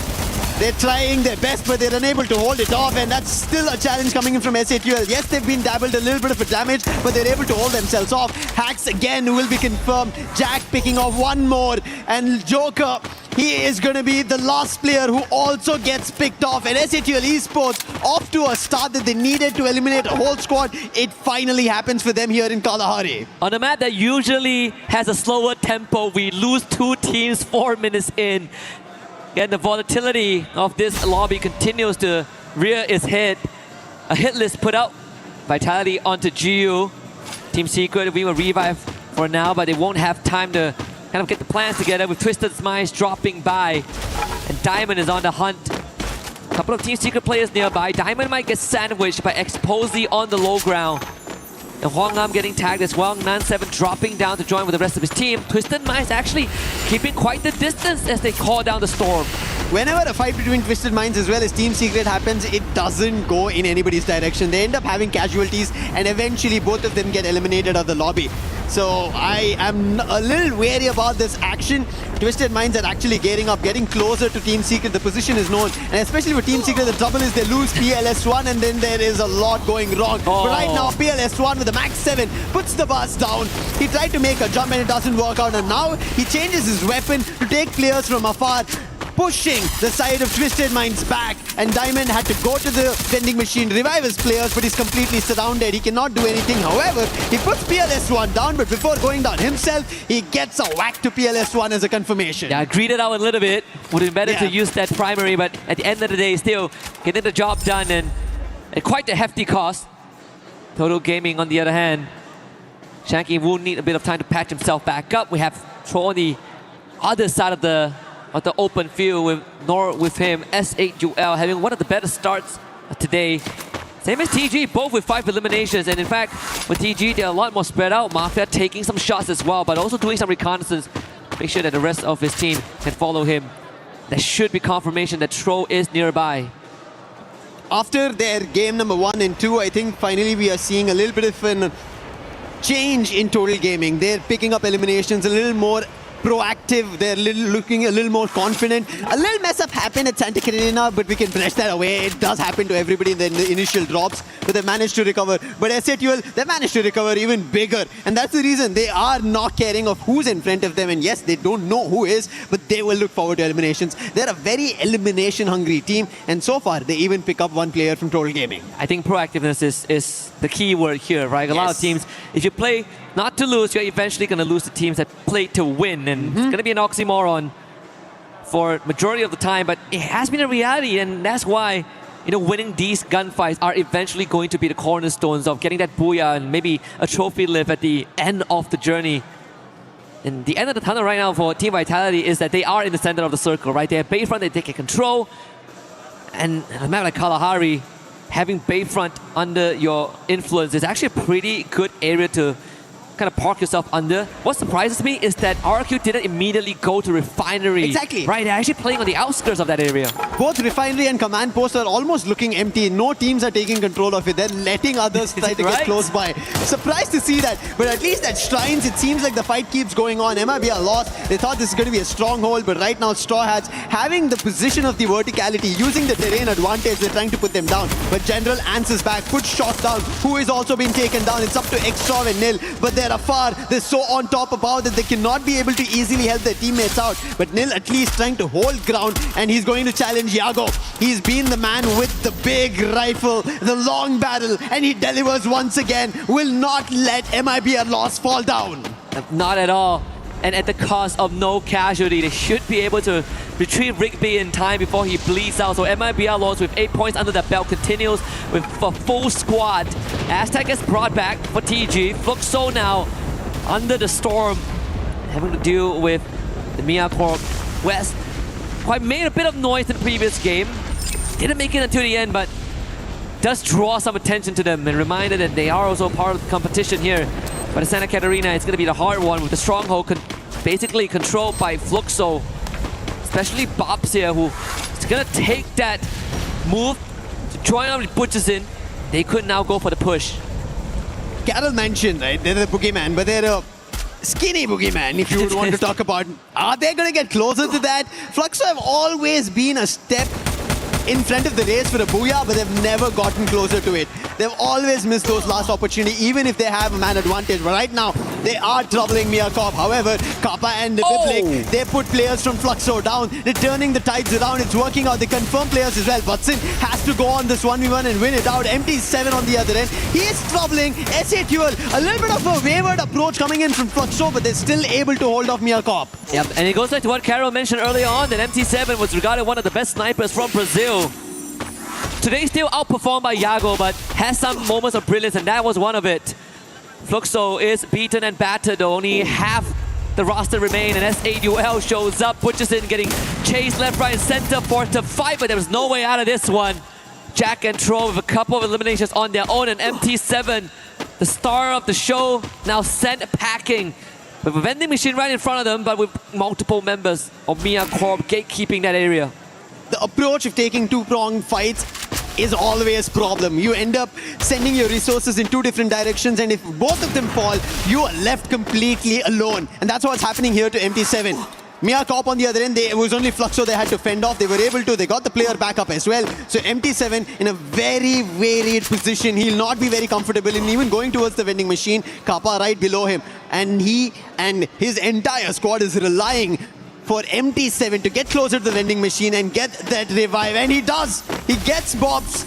Kappa could have held the vending machine, but he doesn't now. MT7 has an opportunity, runs right to the weapon of Niggs, and having, come on, an SMG in such a close range, you can't do anything against a weapon that plays the sniper role. Yeah, there was no way out of that one. I honestly thought that MT7 would just hold that spot and try to take a 1v1, right? So probably didn't have intel of where the second member of Mia Corp is, but at least the captain is brought back to lead the team, in person again on the field. Team Vitality with 5 eliminations and 4 of them from Koja. Yago able to sneak through, but that shot ringing through the eardrums of MIBR Laws. It's gonna give them a bit of intel of a secondary enemy nearby.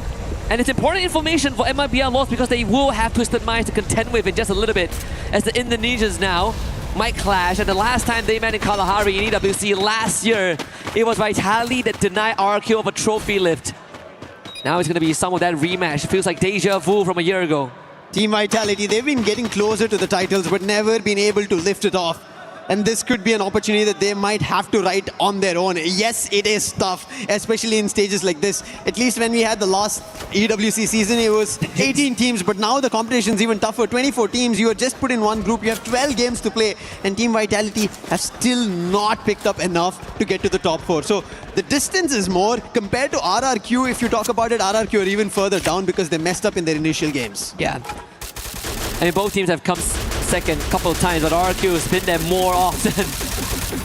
It's definitely a sour spot to be in. Mia Corp actually being in a pretty good position here in confinement. There is the blue that they are baiting in right now, but we see the binoculars used on the southern end. Gets to not just cut through the open field, but completely avoid Fluxo, who are on the lookout. This could put them in a spot.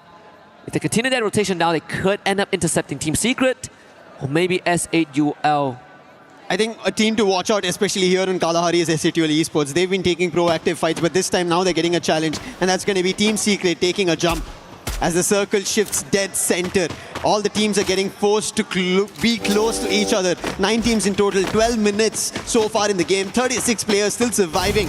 Fluxo have only 2 eliminations, but we spoke about this. Team Secret, they were the ones who tried to go in for a bang on a surprise, and TQ is able to deliver. He's trying to put the players down. He wants to look forward to another player from S8UL, but the glue wall blocks it. Jack will be able to recover the player, but can they find another knock? No! Jack and Noor say no to the players of Team Secret. Start confirming them one by one, and now Team Secret are in trouble. Team Secret funneled to a choke point and entered the shooting gallery of S8UL. Bunny does get dropped, but S8UL have more members as Tro gets called in. It's a 3-4v2 PLS1 and none. Getting cut down, Tro sliced them in the ribbons. And S8UL with a hell of a performance on Kalahari, 13 points and counting. That was big to hold off, and this is the reason I said here on Kalahari, watch for S8UL Esports, and they are now delivered. They slice and dice through Team Secrets, but now they have another challenge, is their own counterpart. That's Total Gaming. But seems like they're deciding to move in 2 different directions, and that is maybe the best for here in Kalahari. In the meantime, we spoke about it, RRQ, right? Their initial games did not work out, they messed up, but right now they've taken the lead on the overall ranking compared to Team Vitality, and Team Vitality, it feels like they've been holding far too long and not getting a lot of points, whereas RRQ, they've been delivering. I mean, if you want to talk about a team that moves faster overall, it's always going to be RRQ, right? They sort of get the engines warm out slightly faster and a bit more consistent, whereas Team Vitality, it really comes down to what the weather feels like. It gotta be a sunny day if you want Team Vitality to put out some numbers, and so far, sun still shines as Joe takes off Yago's head, but no confirmation on that just yet. The rest of MIBR lost now. And again, intel of multiple teams in front of them, and look at this bird's eye view. This is gonna be a nasty fight. waiting to implode on his own. Diamond even popping a shot onto Bunny, but again, no confirmation there for Twisted Minds. Look at how the circle moves. It's just moving center to the entire big zone itself. It's never giving an opportunity for any team to take it as an advantage. And now still RRQ and Vitality are inside the circle, so they'll be happy about it. And look at them, they're holding the teams on the eastern end from getting closer, and that's going to be Mia Corp. Already at 12 eliminations, they want more, but all of them are getting stolen by Team Vitality. The deed is being done by RRQ, but the ones who are getting the elimination is Team Vitality, along with MIBR loss. Yeah, RRQ work hard, but Vitality works smart in that exchange. And Miyako, rightfully so, written out of this game. I mean, Twisted Minds, this is a slower game for them, right? 4 eliminations and counting. You have Vitality on the second floor, and that glue wall is the separation that prevents chaos, and RRQ continues to put on the numbers, this time with help of MIBR loss, taking down the members of Fluxo. Total Gaming shows up, getting blasted mid-air, it's Aztag, loses the exchange to Bunny, and Bunny will get his third. Total Gaming, they don't have the zone. The zone's closing out. They don't have enough space to work with, whereas SHUL Esports, they've looked so confident in this very game. Fluxo, the last man standing, gets eliminated outside the zone, did not have anywhere to move. MT7 going out, the entire squad of Fluxo is done for. This is one of the first games where Fluxo do not make it to the top 4. This tells you of how cutthroat it's become right now as the zone's shrinking. Mafia also gets eliminated. Players from Total Gaming are falling, but SHUL, they're able to hold their own, and now they've gotten to the same building as RRQ. We're talking about potential of dreams. Total Gaming came close in top 3, now SAUL in the same position, 6 teams remaining, and they are ever so close to that first big step. Of course, for Total Gaming, they have lesser members to work with, so the odds are slightly lesser. Yago removed as well by a grenade from Twisted Minds. As Vitality, they're going to share the same building as Twisted Minds themselves, and now we see that clear separation. But guess what? Where the circle is moving, the Indian teams, they're going to have a good chance to rotate. They have to be quick on it because Vitality, they're already troubling MIBR, lost from getting ahead. RRQ on the other end, they'll be able to spot SHUL Esports if they're quick in their run. But Twisted Minds, I really like how they're holding the compound. So Vitality, they might be in trouble in case they decide to step out because Twisted Minds, they're already ahead of the game. They're going to be the ones who will try and defend the entry. MIBR lost. The loss is Survivors, General and Rigby. Can they do something different? Yes, they do. Ooh. They take the roof approach, make a jump, but they do get damaged a tad bit. But SHUL, while they change the building from RRQ towards Vitality, the bolt maker being called, they have the challenge of the zone shifting. They have to quickly make a move. Yeah, and for MIBR lost and Twisted Minds, they are going to be one of the cost dips on the center. Koja taking out dudes as well.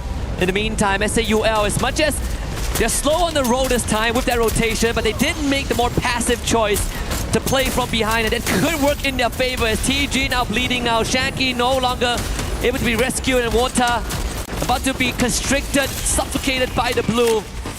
And the RRQ as well, removed from the equation. Rigby with confirmation onto Water. We're almost down to the final 3 teams with MIBR lost, barely hanging on with 2 members left. Yeah, somehow they jumped on the roof and they're still surviving. And thankfully, RRQ ended up becoming a target for everybody. Every team started shooting them down. Everybody got bits and pieces of RRQ in that fight to eliminate RRQ. But how this fight concludes is going to be very crucial. 17 seconds in the claw, and the entire zone is going to start shrinking in. No team wants to get out except for MIBR lost, but finally a challenge coming in from Vitality. General is down. Rigby is the last man standing. He doesn't have enough space. SHUL on the other end, they're moving further away. And SAUL, Exposé actually caught Tro as well, and so is Jack. Vitality now joins in on the hunt, and SAUL might just meet an early demise here unless they can wrestle their way out of this. You have Diamond to take care of. He is alone, but he's an anchor for Twisted Minds, barricading himself with the glue wall, knocked down by Jack. And even for Rigby, he still wants a piece of the pie in case he ever gets removed. But SAUL, they held strong just for now. I don't know how they did it, but they're able to for the time being. But the zone's about to close and they had to make an exit. Use the glue wall, but now it's a very small compound that they have control of. There's nothing else. Every other team is right in front of them who have a better position, a better compound. Even Rigby, who's the last man standing, has an entire compound, a window through see-through. Whereas Vitality, now it looks like they are the lords above. They're standing on the rooftops, having vision of everybody, and Sibang starts it. Bunny down, Troll down, confirmations following one through. Twisted Minds with Exposé picking up confirmations on SATL Esports, bringing down to their knees. Jack going down, the last man standing. Vitality and Twisted Minds join hands together to take SATL down. Yep. Only Nor made it to safety, but Vitality knows exactly where he is. Twisted Minds wants to beat them to it though. It's still an extra point for themselves. The bar's on the low ground. It might have been a fatal error as Nor now books it with a baseball bat in hand and a glue wall to keep himself safe. This could be a distraction there. Vitality preoccupied by Twisted Minds. Nor now found out by Joe, but Joe will have to work for that if he so wishes to. But Vitality, 4-man strong. We were looking for magic. We were looking for them to step up to the occasion. And this is that moment that Indonesia, they come in late, but better late than never, as the boss will be the only one that has a chance to take down Vitality. But the Hornets will not be denied. And Team Vitality brings themselves a booyah. What a game coming in from Team Vitality. We were talking about it, right? While Brazil is taking all the initial games away, it seems like Southeast Asia finally finding their ways to victory, especially Indonesia. RRQ to follow now with Team Vitality. Brilliant game. I think even the rotation, the position they were holding in that final fight, as we saw, we spoke about MIBR loss, right? Then taking the rooftop. But unfortunately, did not have the numbers. If they did have what Vitality did, looking like the giants about the Davidson, the Goliath fight that was happening, it could have been MIBR loss, but Vitality played it to perfection in that final fight. And we even say that this feels like that deja vu from 2025 back in Riyadh, right? Where Vitality was the one that denied the trophy leap on Kalahari, which was a map that people usually look at RRQ, usually look at EVOS, and again, it's Kalahari that delivered them their first booyah in Paris. Much needed. A lot of expectations on Team Vitality in general. Everybody is looking forward to it. We spoke about it. Asia Invitational, they took it away. That is one title, but they need the biggest of all titles. Esports World Cup 2026. They're here in Paris. They do not want to miss the opportunity. And finally, they've delivered. We were talking about the comparison between RRQ and Vitality. While Vitality were initially ahead of the race, RRQ picked up with their very own booyah. And now Vitality have gotten a step closer. We have to only take a look at the overall rankings, which will tell us, has Vitality beaten RRQ now? Yeah, I mean, this is a trophy that is the only missing piece of from the BRU cabinet, right? But for everyone else, it is the first piece of what is going to be a complete puzzle of that golden road. And for the Hornets here, they've had quite the round. I mean, even you look at the faces of the Twisted Mind members, they know they've been bested. This was a game that was incredibly hard with how Team Vitality played out that final circle. When talk about the hint about the double sniper, and we saw that play out as well when they took care of SATL. Very crucial. I mean, for SATL to hold their own in a position which is not great at all, that compound is very small. I mean, if anybody tries to hold their position there, they're bound to be taken on. Thankfully, maybe Vitality did not have launchers or anything, because yes, a lot of resources got expended there because multiple teams were present and a lot of fights took place. SATL also, you have to give it to them, they held their own in such a small spot, took down the player of Twisted Minds, and I think that was also the reason Twisted Minds did not have NS reinforcements going into that final fight with Vitality. If that reinforcement was there, maybe Twisted Minds could have gotten their own booyah. Yeah, and with that being said, we are approaching the final round, but anything before the final round deserves a bit of a breather, so don't go anywhere. We'll be right back in just a bit with another Nextera round.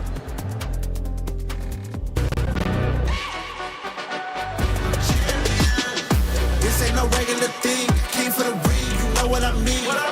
You see my name in the lights, better get right, I'm champion.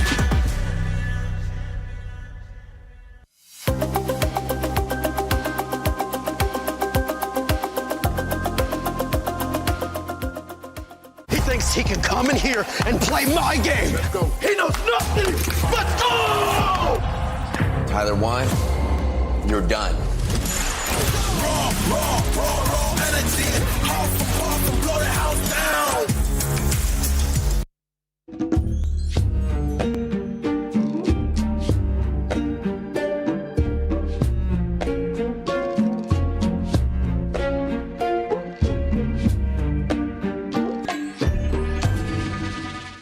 It wasn't lost, but it was Vitality. Being able to get that booyah, we were wondering when it was going to happen. It finally happened. Yeah, I mean, like it's a back-to-back for Indonesia right now. Earlier it was RRQ, now it's Team Vitality, and we were talking about how well Vitality is adapting to this gameplay. And hopefully this Booyah would motivate them, because there's only one more chance for today for them to be able to grab all those points. But again, we've seen all those adjustments, we've seen all those plays, especially in the final moment, how they isolated each player of their opponents so that they can secure this big B. And one of the teams that was able to get a top 3, we have to talk about them because the jump up that this team has been having has been great. And I'm talking about none other than SAUL. Because this squad, I gotta give you a breakdown, okay? First game, 5th place, 2 eliminations. Second, 8, 6 elims. 7th, 2 elims. 6, 8 elims. This time around, though, they got a top 3. And boy, did they back it up with eliminations. Yeah, exactly. I mean, it's like a slow slope. They are just climbing up. And I'm really loving that there's a few of those adjustments that they're doing right now so that they can secure more elimination. And again, Kalahari is one of those maps where you can get those aggression from afar. So I'm really loving that they're pulling that off. Not a lot of teams will be able to manage that. But what I'm seeing is a pattern of the team, not only for Team Vitality as well as SAUL, is it's becoming slow from beginning. Like what? 10 teams remaining towards phase 4, phase 5, even phase 6. So it's really getting tougher and tougher. But for those who are in great position, especially in high ground, they get a lot of elimination. One of those being SAUL. They ended up actually that last game with 5th in eliminations. Another team that was able to get a lot of eliminations and kind of back it up whenever they ended up getting a Booyah in the last round was none other than RRQ. The trajectory of this team, I think this is exactly what Conchita and you wanted to see. Yeah, exactly. I mean, this is their comfort map. With Mal as sniper, they know exactly how to position themselves. And most of the time, like dropping in the middle in Refinery, that gives them more view of their opponents. And not everyone is contesting that area. And for now, I guess after 4 games, they have a good chance really to understand who would be going against them, who would be chasing against them. And with Dutes in front line with the rest of the squad, I think they have a better positioning right now and won't be surprised if they can carry over onto the next map. And for Vitality, we got to go back to this Booyah that they just got. Remember, we've been talking about this squad in regards to this strategy and the meta that they've been trying, right? 2 snipers. It worked out wonders here. And I think, would you say this sends a message too, going to tomorrow with this strategy that they pulled off? Well, I think they managed to pull it off quite well in the regionals, on their own region. And there's a lot more that you can see right now, especially in global scene, and it worked right today. Right now, first place is none other than Los. Are they going to stay in first place? Are they going to go for that 3rd Booyah like some of the teams were able to do earlier in Group A? I think it's time. All these questions are answered on the final game of Group B. Yep, final game of Group B indeed. At least for day number 1 is Husky and Lucifer back on the mic for one last time this evening before we close out this opening day. I gotta say, there might not be no 4th Booyah for MIBR Los, but I'm still looking forward to a potential 3rd as we head back onto Nextera for one last time today. We've gotten our fair share of Nextera in Group A, and that has been quite the experience.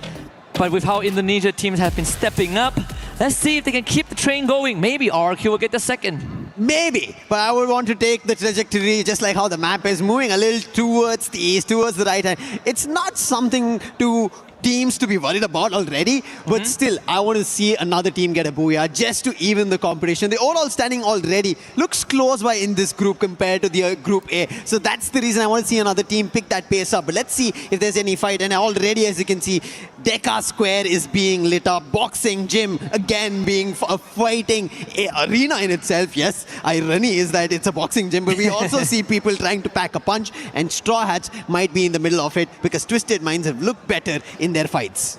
So last time in Game 4 when we saw the Intellect Center draw, it was only Lion, right? Now we see TG there as well. So it's going to be some early clashes here.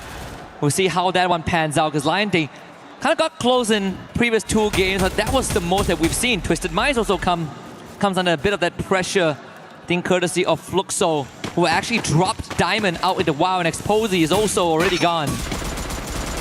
Twisted Minds, they're picking up players from Straw Hats. This was a surprise. And now Al Ali is also in the mix of it. Straw Hats don't know where they have to run in the direction of. Shock did get the revive, but will not be able to turn the corner. Sifo, he's going to be quick. Al Ali, they need to recover. Their games early on were too good, but after what happened in Kalahari, it was a big mess up. But now they would want to recover, and recovery is something even Lion want to do. It's not working because Total Gaming, they understand that day one has not been the greatest yet for them. They started well, but they're unable to close it out.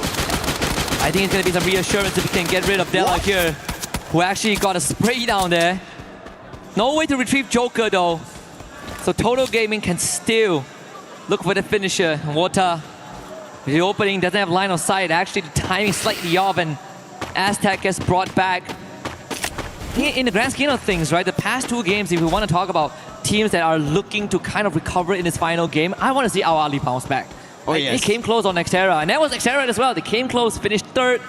The thing got a bit messy, didn't go according to plan.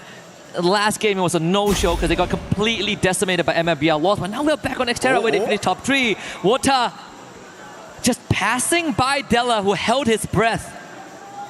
Wait. Okay. He has no idea. And Della did not take a fight. I think he was worried that maybe there might be more players from Total Gaming following Wota. But Wota, he's on a hit list. He has to be worried about it. Mia Corp are close by. He's just trying to run. Oh, it's not on Wota. It's going to be on Mafia, the hit list, and they have to protect Mafia. But Wota is nowhere close to his teammates. And there's the final revive. Shanky also brought back to life, meaning Total Gaming are a full set of 4 players, but nowhere close to each other yet. I think it's also a smart choice for Della to not take that fight, because what if you lose, right? And you're out of the lobby.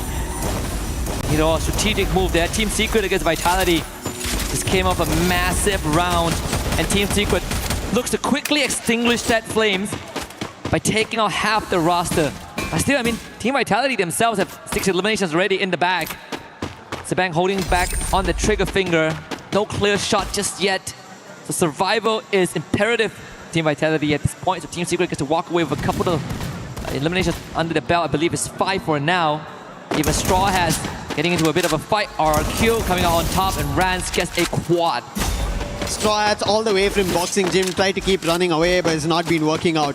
RRQ, they find them at Deca Square. So as of now, RRQ looking forward to going back to their winning ways, what they did in our game number 4, get themselves a booyah.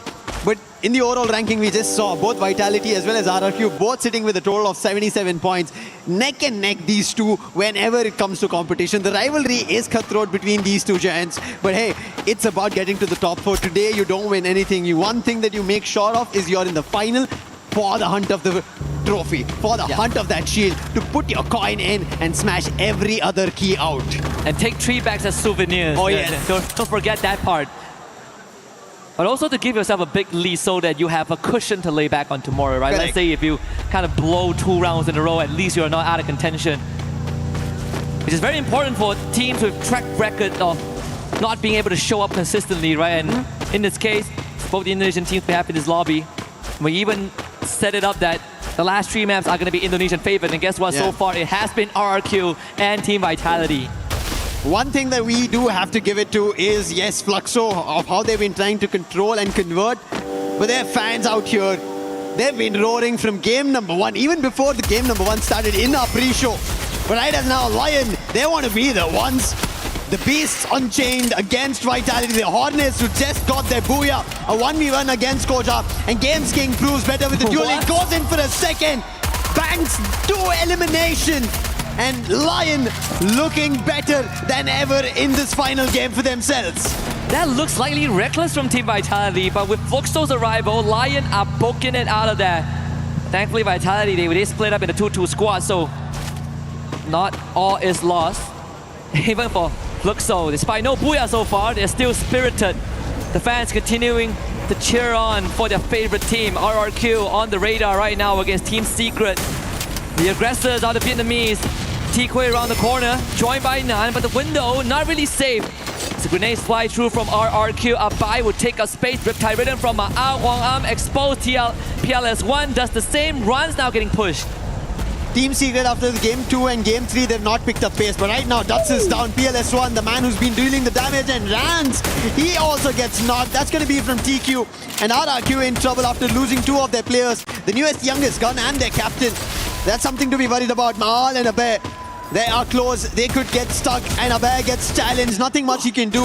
Thankfully, did buy enough time for Maal to go back to the vending machine. Revive will be back up, but so far, whenever we've seen Nextera, has been very high on elimination. Teams have been reviving their teammates back and forth, getting their teammates out, reviving again. So some of the teams are walking very happy out of Nextera once we end the game. Yeah, it's just you get some extra points, right? Some chump chains. And I think the teams, they got comfortable after the halfway point to settle in, and now they're more proactive in finding those eliminations. And Ma'ao is gonna fly out of there. Can they shoot him down from the skies? Doesn't seem to be the case. Ma'ao finds safety and a good chance of reconvening with the rest of the squad. But right here, Games King, a reckless rush from D, takes a headshot to the face. A double revolver working wonders here in CQC when you have that pre-fire advantage. Advantage here on the replay, as we did see Lion getting themselves some extras, and I think Lion is a team that we want to see a lot coming in from, especially as we've already spoken about Games King, Gamez King. It is just brilliant of what he can do, but so far we've just seen a couple of eliminations that he's been able to deliver, and here on Nextera as well. Not much in terms of aggression, but there is an eye on him if he's able to deliver for the region, for the team, and push themselves forward, because we saw what Gun Dynasty did. They are sitting at the top of the charts in Group A, in a group which is the toughest out there, and they managed to do that, and we expect nothing short of their champs. Yeah, I think in this case we're seeing the expected frontrunners to be in front, but there are some standout performers, right? I mean, we saw Team Secret had a good round or two, but even then they are now sitting in 6th place with only 60 points. And the cutoff top 4 is actually a lot further than they would have liked. I mean, even TG and SAUL have some good moments, but in this case, SAUL's run ended pretty early on as they have been wiped out. So all eyes are going to be back on Total Gaming, and maybe Al-Ali again. They can find that redemption, that recalibration from map 4. I hope a recovery even happens. There might be a loss on the other end. We were rooting for maybe 4 booyahs on a stretch, but right now they might look forward to a third. They've already gotten Game 1 and Game 3 under control. This is Game 6. And if they do, I think they're already ahead of the race in the top 4 to make it to the finals. And Brazil might end up seeing a champion. I think they've been the ones who've been waiting for the title. Except for Fluxo, there's been nobody else from Brazil who's gotten themselves a big international title. And if it happens here, it might be a loss. They're going to be the happiest. Again, it's a callback to one of the storylines, and I mean, a part of me wish that we could give multiple titles. We could share trophies to these teams. You want to talk about MIBR laws? I also want to bring up RRQ, Vitality, those that have missed on the trophy. So much. I want to complete the cabinet of BRU so we could finally close that chapter. That could take this. That could be a reality in 3 days or another year. We never know. But one thing is for sure, this competition has been getting harder and harder every year, man. Like I feel like coming to 2026, I think to myself, and I wonder, what else can these teams give? It is anybody's game out there. You cannot either predict or implicate that these teams are the ones who are going to perform. Right. That's how the stage is so far. It was divine. We came in thinking that, hey, it's not going to happen on day 1 for them. And there you go. They had 1 year of slump and they come in here and they get top 4 after day 1. I mean, 2 years ago, if you tell me BR is going to lift the trophy, I'm like, of course they're going to lift the trophy. Correct. I don't have to watch the match. I'll wake up the next day and look at the final and know it's going to beat them, right? It's going to happen in my dreams. It's going to happen in the real world. But right now, it hasn't been the case. And that's what we kind of thought for RRQ and Vitality as well. It's not been the greatest start today. Maybe a recovery that we end up seeing around game number 3 and now game number 5 that Vitality were able to secure a booyah. Now even Lion trying to do the same thing. While we are kind of drawing verticals between Group A and Group B, that's the best part of it. Eventually, both these groups of whoever managed to qualify to the finals will be fighting against each other. So a sharp eye needs to be kept. And right now in next year, I'm surprised that no teams are yet fighting. We've barely seen an elimination for at least 2 minutes, and we've been just standing and talking about different teams. Yeah, and it gives us some breathing room to really re-establish some of the narrative that has been built up over the courses of maybe a couple of seasons or even years. But now the ice will break with Team Secret's arrival at Straw Hat's mansion here. They're gonna box up the attic first, but Games King from nowhere takes out X-Trop, and that is bad news for Straw Hats. Straw Hats are not having their day at all here on day 1. They've been trying. I did have high expectations, but it seems like just like Titan Esports Club, they're not finding their foot to lay down on and or maybe even run. And Team Secret on the other end have already picked 8 elimination, have cornered Straw Hats. Same can be said between Fluxo as well as Twisted Minds. They cornered Exposee, but the Bass, he's quick. He rushes outside, puts the player down, but butts in trying to go in for a trade-off. This is going to be a 1. As MT7's been taken down, that is going to be a little bit of a worry for Fluxo, and the teammates are not close by, not together to play out. And you can see still Gyu, he picks one player off, but so close. In danger is Gyu. Puts up glue walls, but for how long is he going to defend? And was able to make it out the doorway as well, avoid the blue zone. Hugh's back up in time. There's now a second win.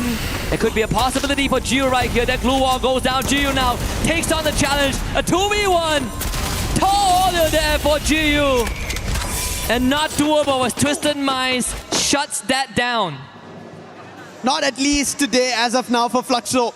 Tried their best, but they will get eliminated. Twisted Minds, they are looking forward to their booyah. I think they are kind of the underdogs, the underrated so far. They've been always been in the circuit, but they've not always gotten closer to the title from Thailand. And that's what we've sort of established at the start, right? Like they were the last team we talked about. And we went through every single team before we arrived at Twisted Minds. And you look at any official circuit, they were never the last. In fact, they were the ones that is upsetting the balance. They were the ones that when they show up big, suddenly they take away all of the spotlight, but it goes just as quickly as it comes.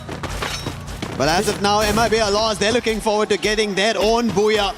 Oh, a fight completely against RRQ, and it is going to be Total Gaming who win it out, but the zone's closing in.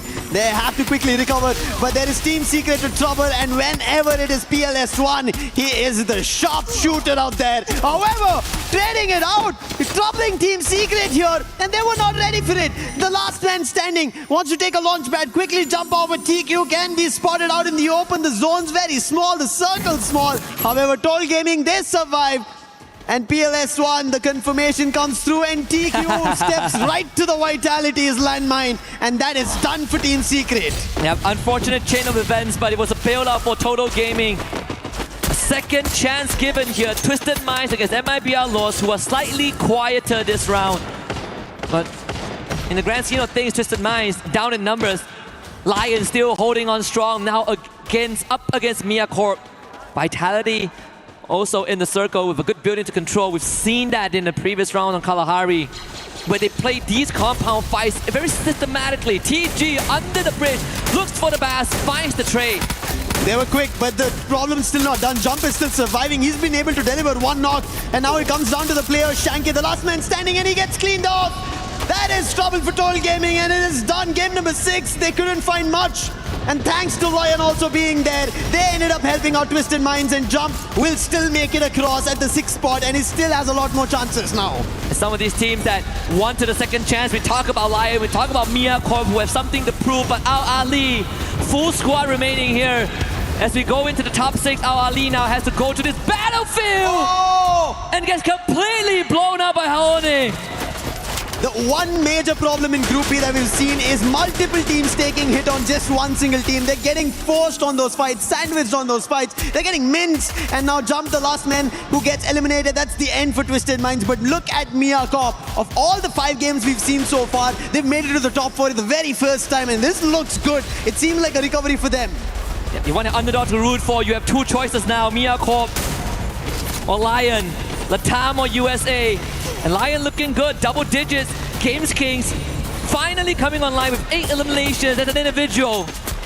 Rigby now take on the challenge. You see Lion on the high ground. MIBR Lords is going to get pushed just a little bit as Mia Corp shows up, taking down the Hornets. There's 2 bodies drops the bank, trying to fight back with whatever he has left, but you have the blue zone to contend with, and Kapas is not going to let it happen. This is Mia Corp's fight. This is theirs to take, but 2 of them still goes down. The blue zone takes all of them out, and Mia Corp ends up falling victim to the system. Unfortunate for Mia Corp. Such a brilliant battle that they were able to deliver, but now it looks like MIBR Lost might be looking forward to the 3rd booyah of Group B. Looking unstoppable so far, but Lion, can they stop them? A 1v1 duel is what they decide to take, but Yago and Rigby 1 by 1 take down Axe and Della, and Lion are losing players one after another. And as that happens, even Dix gets eliminated, and Games King was the last man standing. And it is going to be MIBR Lost getting the final booyah of Group B's Day 1. matching BRU's achievement in Group A. 3 booyahs. As and you shall receive, MIBR delivers it on a silver platter. Thailand might have dominated Group A, but Group B is their closest contender for the longest of time. And it's not Fluxo, it's MIBR.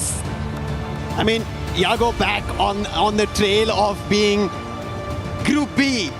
Highest in terms of sniping skills, best in terms of dealing damage, looking forward to eliminations. And MIBR lost, I think, as soon as the zone was about to shift, right?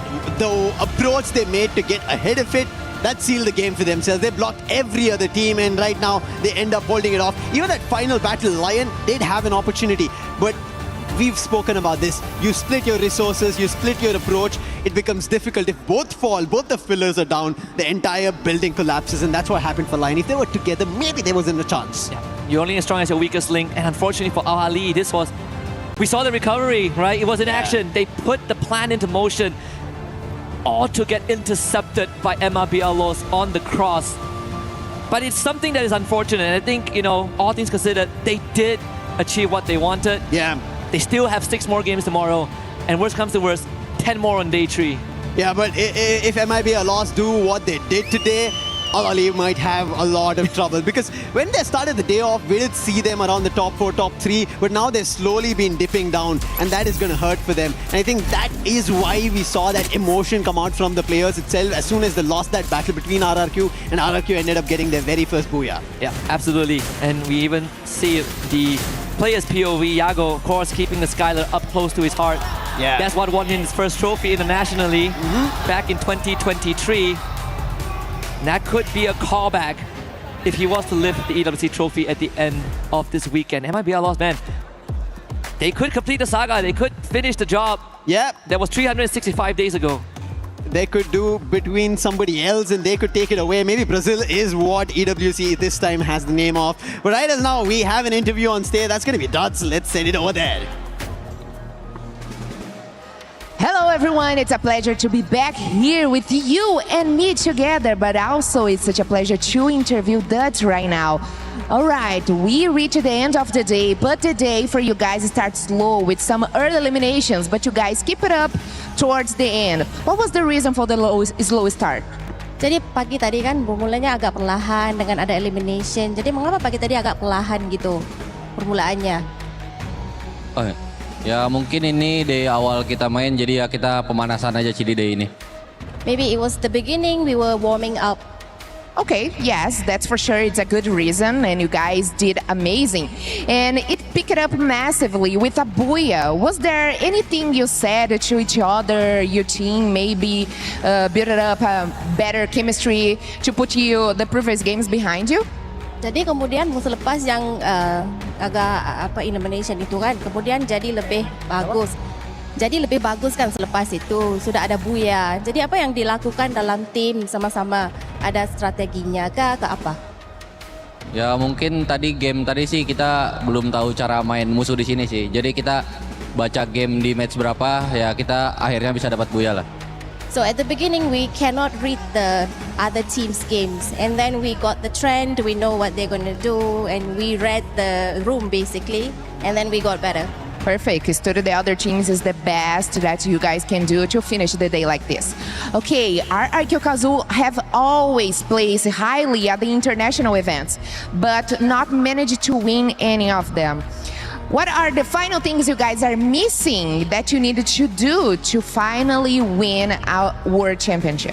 Jadi RRQ selalunya di tangga tertinggi dalam international games. Tapi kenapa masih belum di tempat tinggi dan apa yang perlu dilakukan? Ya mungkin kemarin kita belum dapat puzzle-nya lah buat jadi juara. Tapi di tahun ini ya kita pasti bisa jadi juara dunia lah. We may not have had the luck yet, but this year we are determined to win.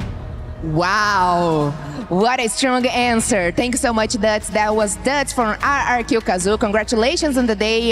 We are waiting more action from RRQ Kazoo in the next days. And you and me, guys, thank you so much. That was amazing. Back to the studio. RRQ, you started off slow, but boy, did you finish strong as well. Conchita, are you happy with their performance today? I am quite happy, even though I know that they could do so much better. I think, yeah, they could do so much better, seeing how they performed last year, and of course, the journey throughout the whole year in the regional. I do think that could be so much better than what we see today, but finishing at the 5th position with 88 points and 63 elimination points is quite okay, I guess. I mean, you've got to be happy. I'm not going to jinx it. I'm not going to say the wrong things again. So, okay, I'm just going to give a thumbs up. I mean, even after that, he was just saying, you know, we read the room, and that was exactly what you said. They were like, just give him a little bit of time to like adapt, and that's what came from RRQ. Told ya. It's like, you know. No. RRQ, that means RRQ tomorrow, she wants a first place finish out of your group, which is going to be tough considering how Loss is currently playing. Talking about Loss, it happened. It ended up happening. They ended up getting 3 booyahs. My God. Yeah, 3 booyahs. That is amazing. And of course, seeing that Buriram United Esports also achieved the same thing, I think it's like, I don't know, it's like a reality call. Like, you're not special, we can do the same thing as you know what I'm saying? But of course, if we compare the points, I think Buriram United Esports is still slightly ahead with 132 points and 80 elimination points. So yeah, Loss, this is a great start. Hopefully they can keep the consistency. Yeah, I mean, it's a good thing that they managed to pull off this 3rd booyah as well, because I was expecting that they couldn't. Because judging from the numbers that they brought in, or everyone out of this group, it was quite close to each other. Like, look at it. Compared to what we have earlier on Group A, right now it's only Loss who have a huge lead, and the rest is quite very close against each other. So I really am loving how each team is trying about this. I'm really looking forward to how when they're mixed up together. Yeah, if you're Lost coming into tomorrow, you're going to be so happy. You have a 38-point lead to 5th place team. That's exactly where you want to be. Now, if you're Vitality, what a step up from this squad as well. And before we even go into Vitality, Twisted Minds ends up finishing in that 4th place. I'm so impressed with Twisted Minds, okay? If y'all see my eyes on the screen, I've been following their entire story today, and honestly, they have been building success since match number 2, baby, and you can see it even in like their macro plays and their adjustments when they go through the trenches. And I mean, they're down to 1 player. Generally, you know, Jump's gone in and, you know, go, oh, okay, I'm down, and then you've got Diamond with the recovery, but they have been able to literally pull this together and fight for their dear life, and you see it with Exposé and Diamond. They were basically damage leaders, 2nd and 3rd. Plus, we have Exposé 2nd in elims overall for this team. So this is nothing to shy away about. No, it's not the top, but they were able to change absolutely everything through their games, and I'm loving watching this team, and I can't wait to see what they do in the future. We're talking about these amazing teams in the first page, but we got to flip that side. We got to take a look here at the 2nd page, especially those teams towards the bottom, because Neptune, coming into tomorrow, it is a healthy lead and a healthy gap that they're going to have to make sure they close. Yeah, I mean, hopefully they put in the homework today after the game and in preparation for tomorrow, because again, we have Straw Hats and Mia Corp. It's not looking good for them. I know Straw Hats has a history already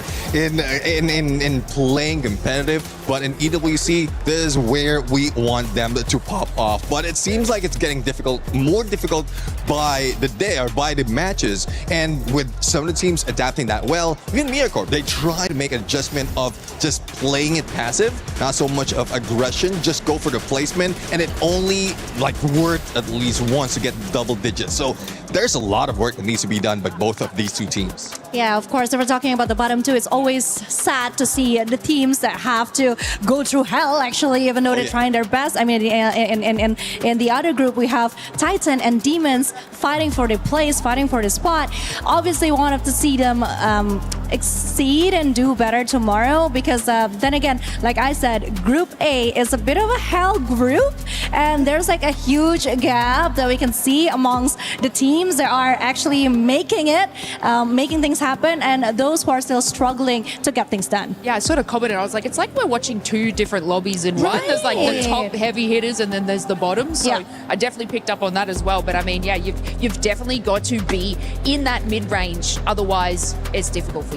And for some of these squads, it is time to make sure you make it happen tomorrow. If you don't end up making it happen tomorrow, if you end up being on those last two, as we've been talking, you're going to end up going home. If you end up being in the top 4, you get to go to grand finals. And if you end up being in 5th place to 10th place, you get a chance for survival. Stay tuned though, because tomorrow will be the second day of groups of Free Fire at EWC 26. A special shout out to this amazing crew and everybody that was casting, doing interviews, stage hosts, and production, because you guys are amazing. Stay tuned for tomorrow. Free Fire at EWC 26. Who's gonna be going? Who's gonna be going home? And we'll be going to survival. We have the answers tomorrow.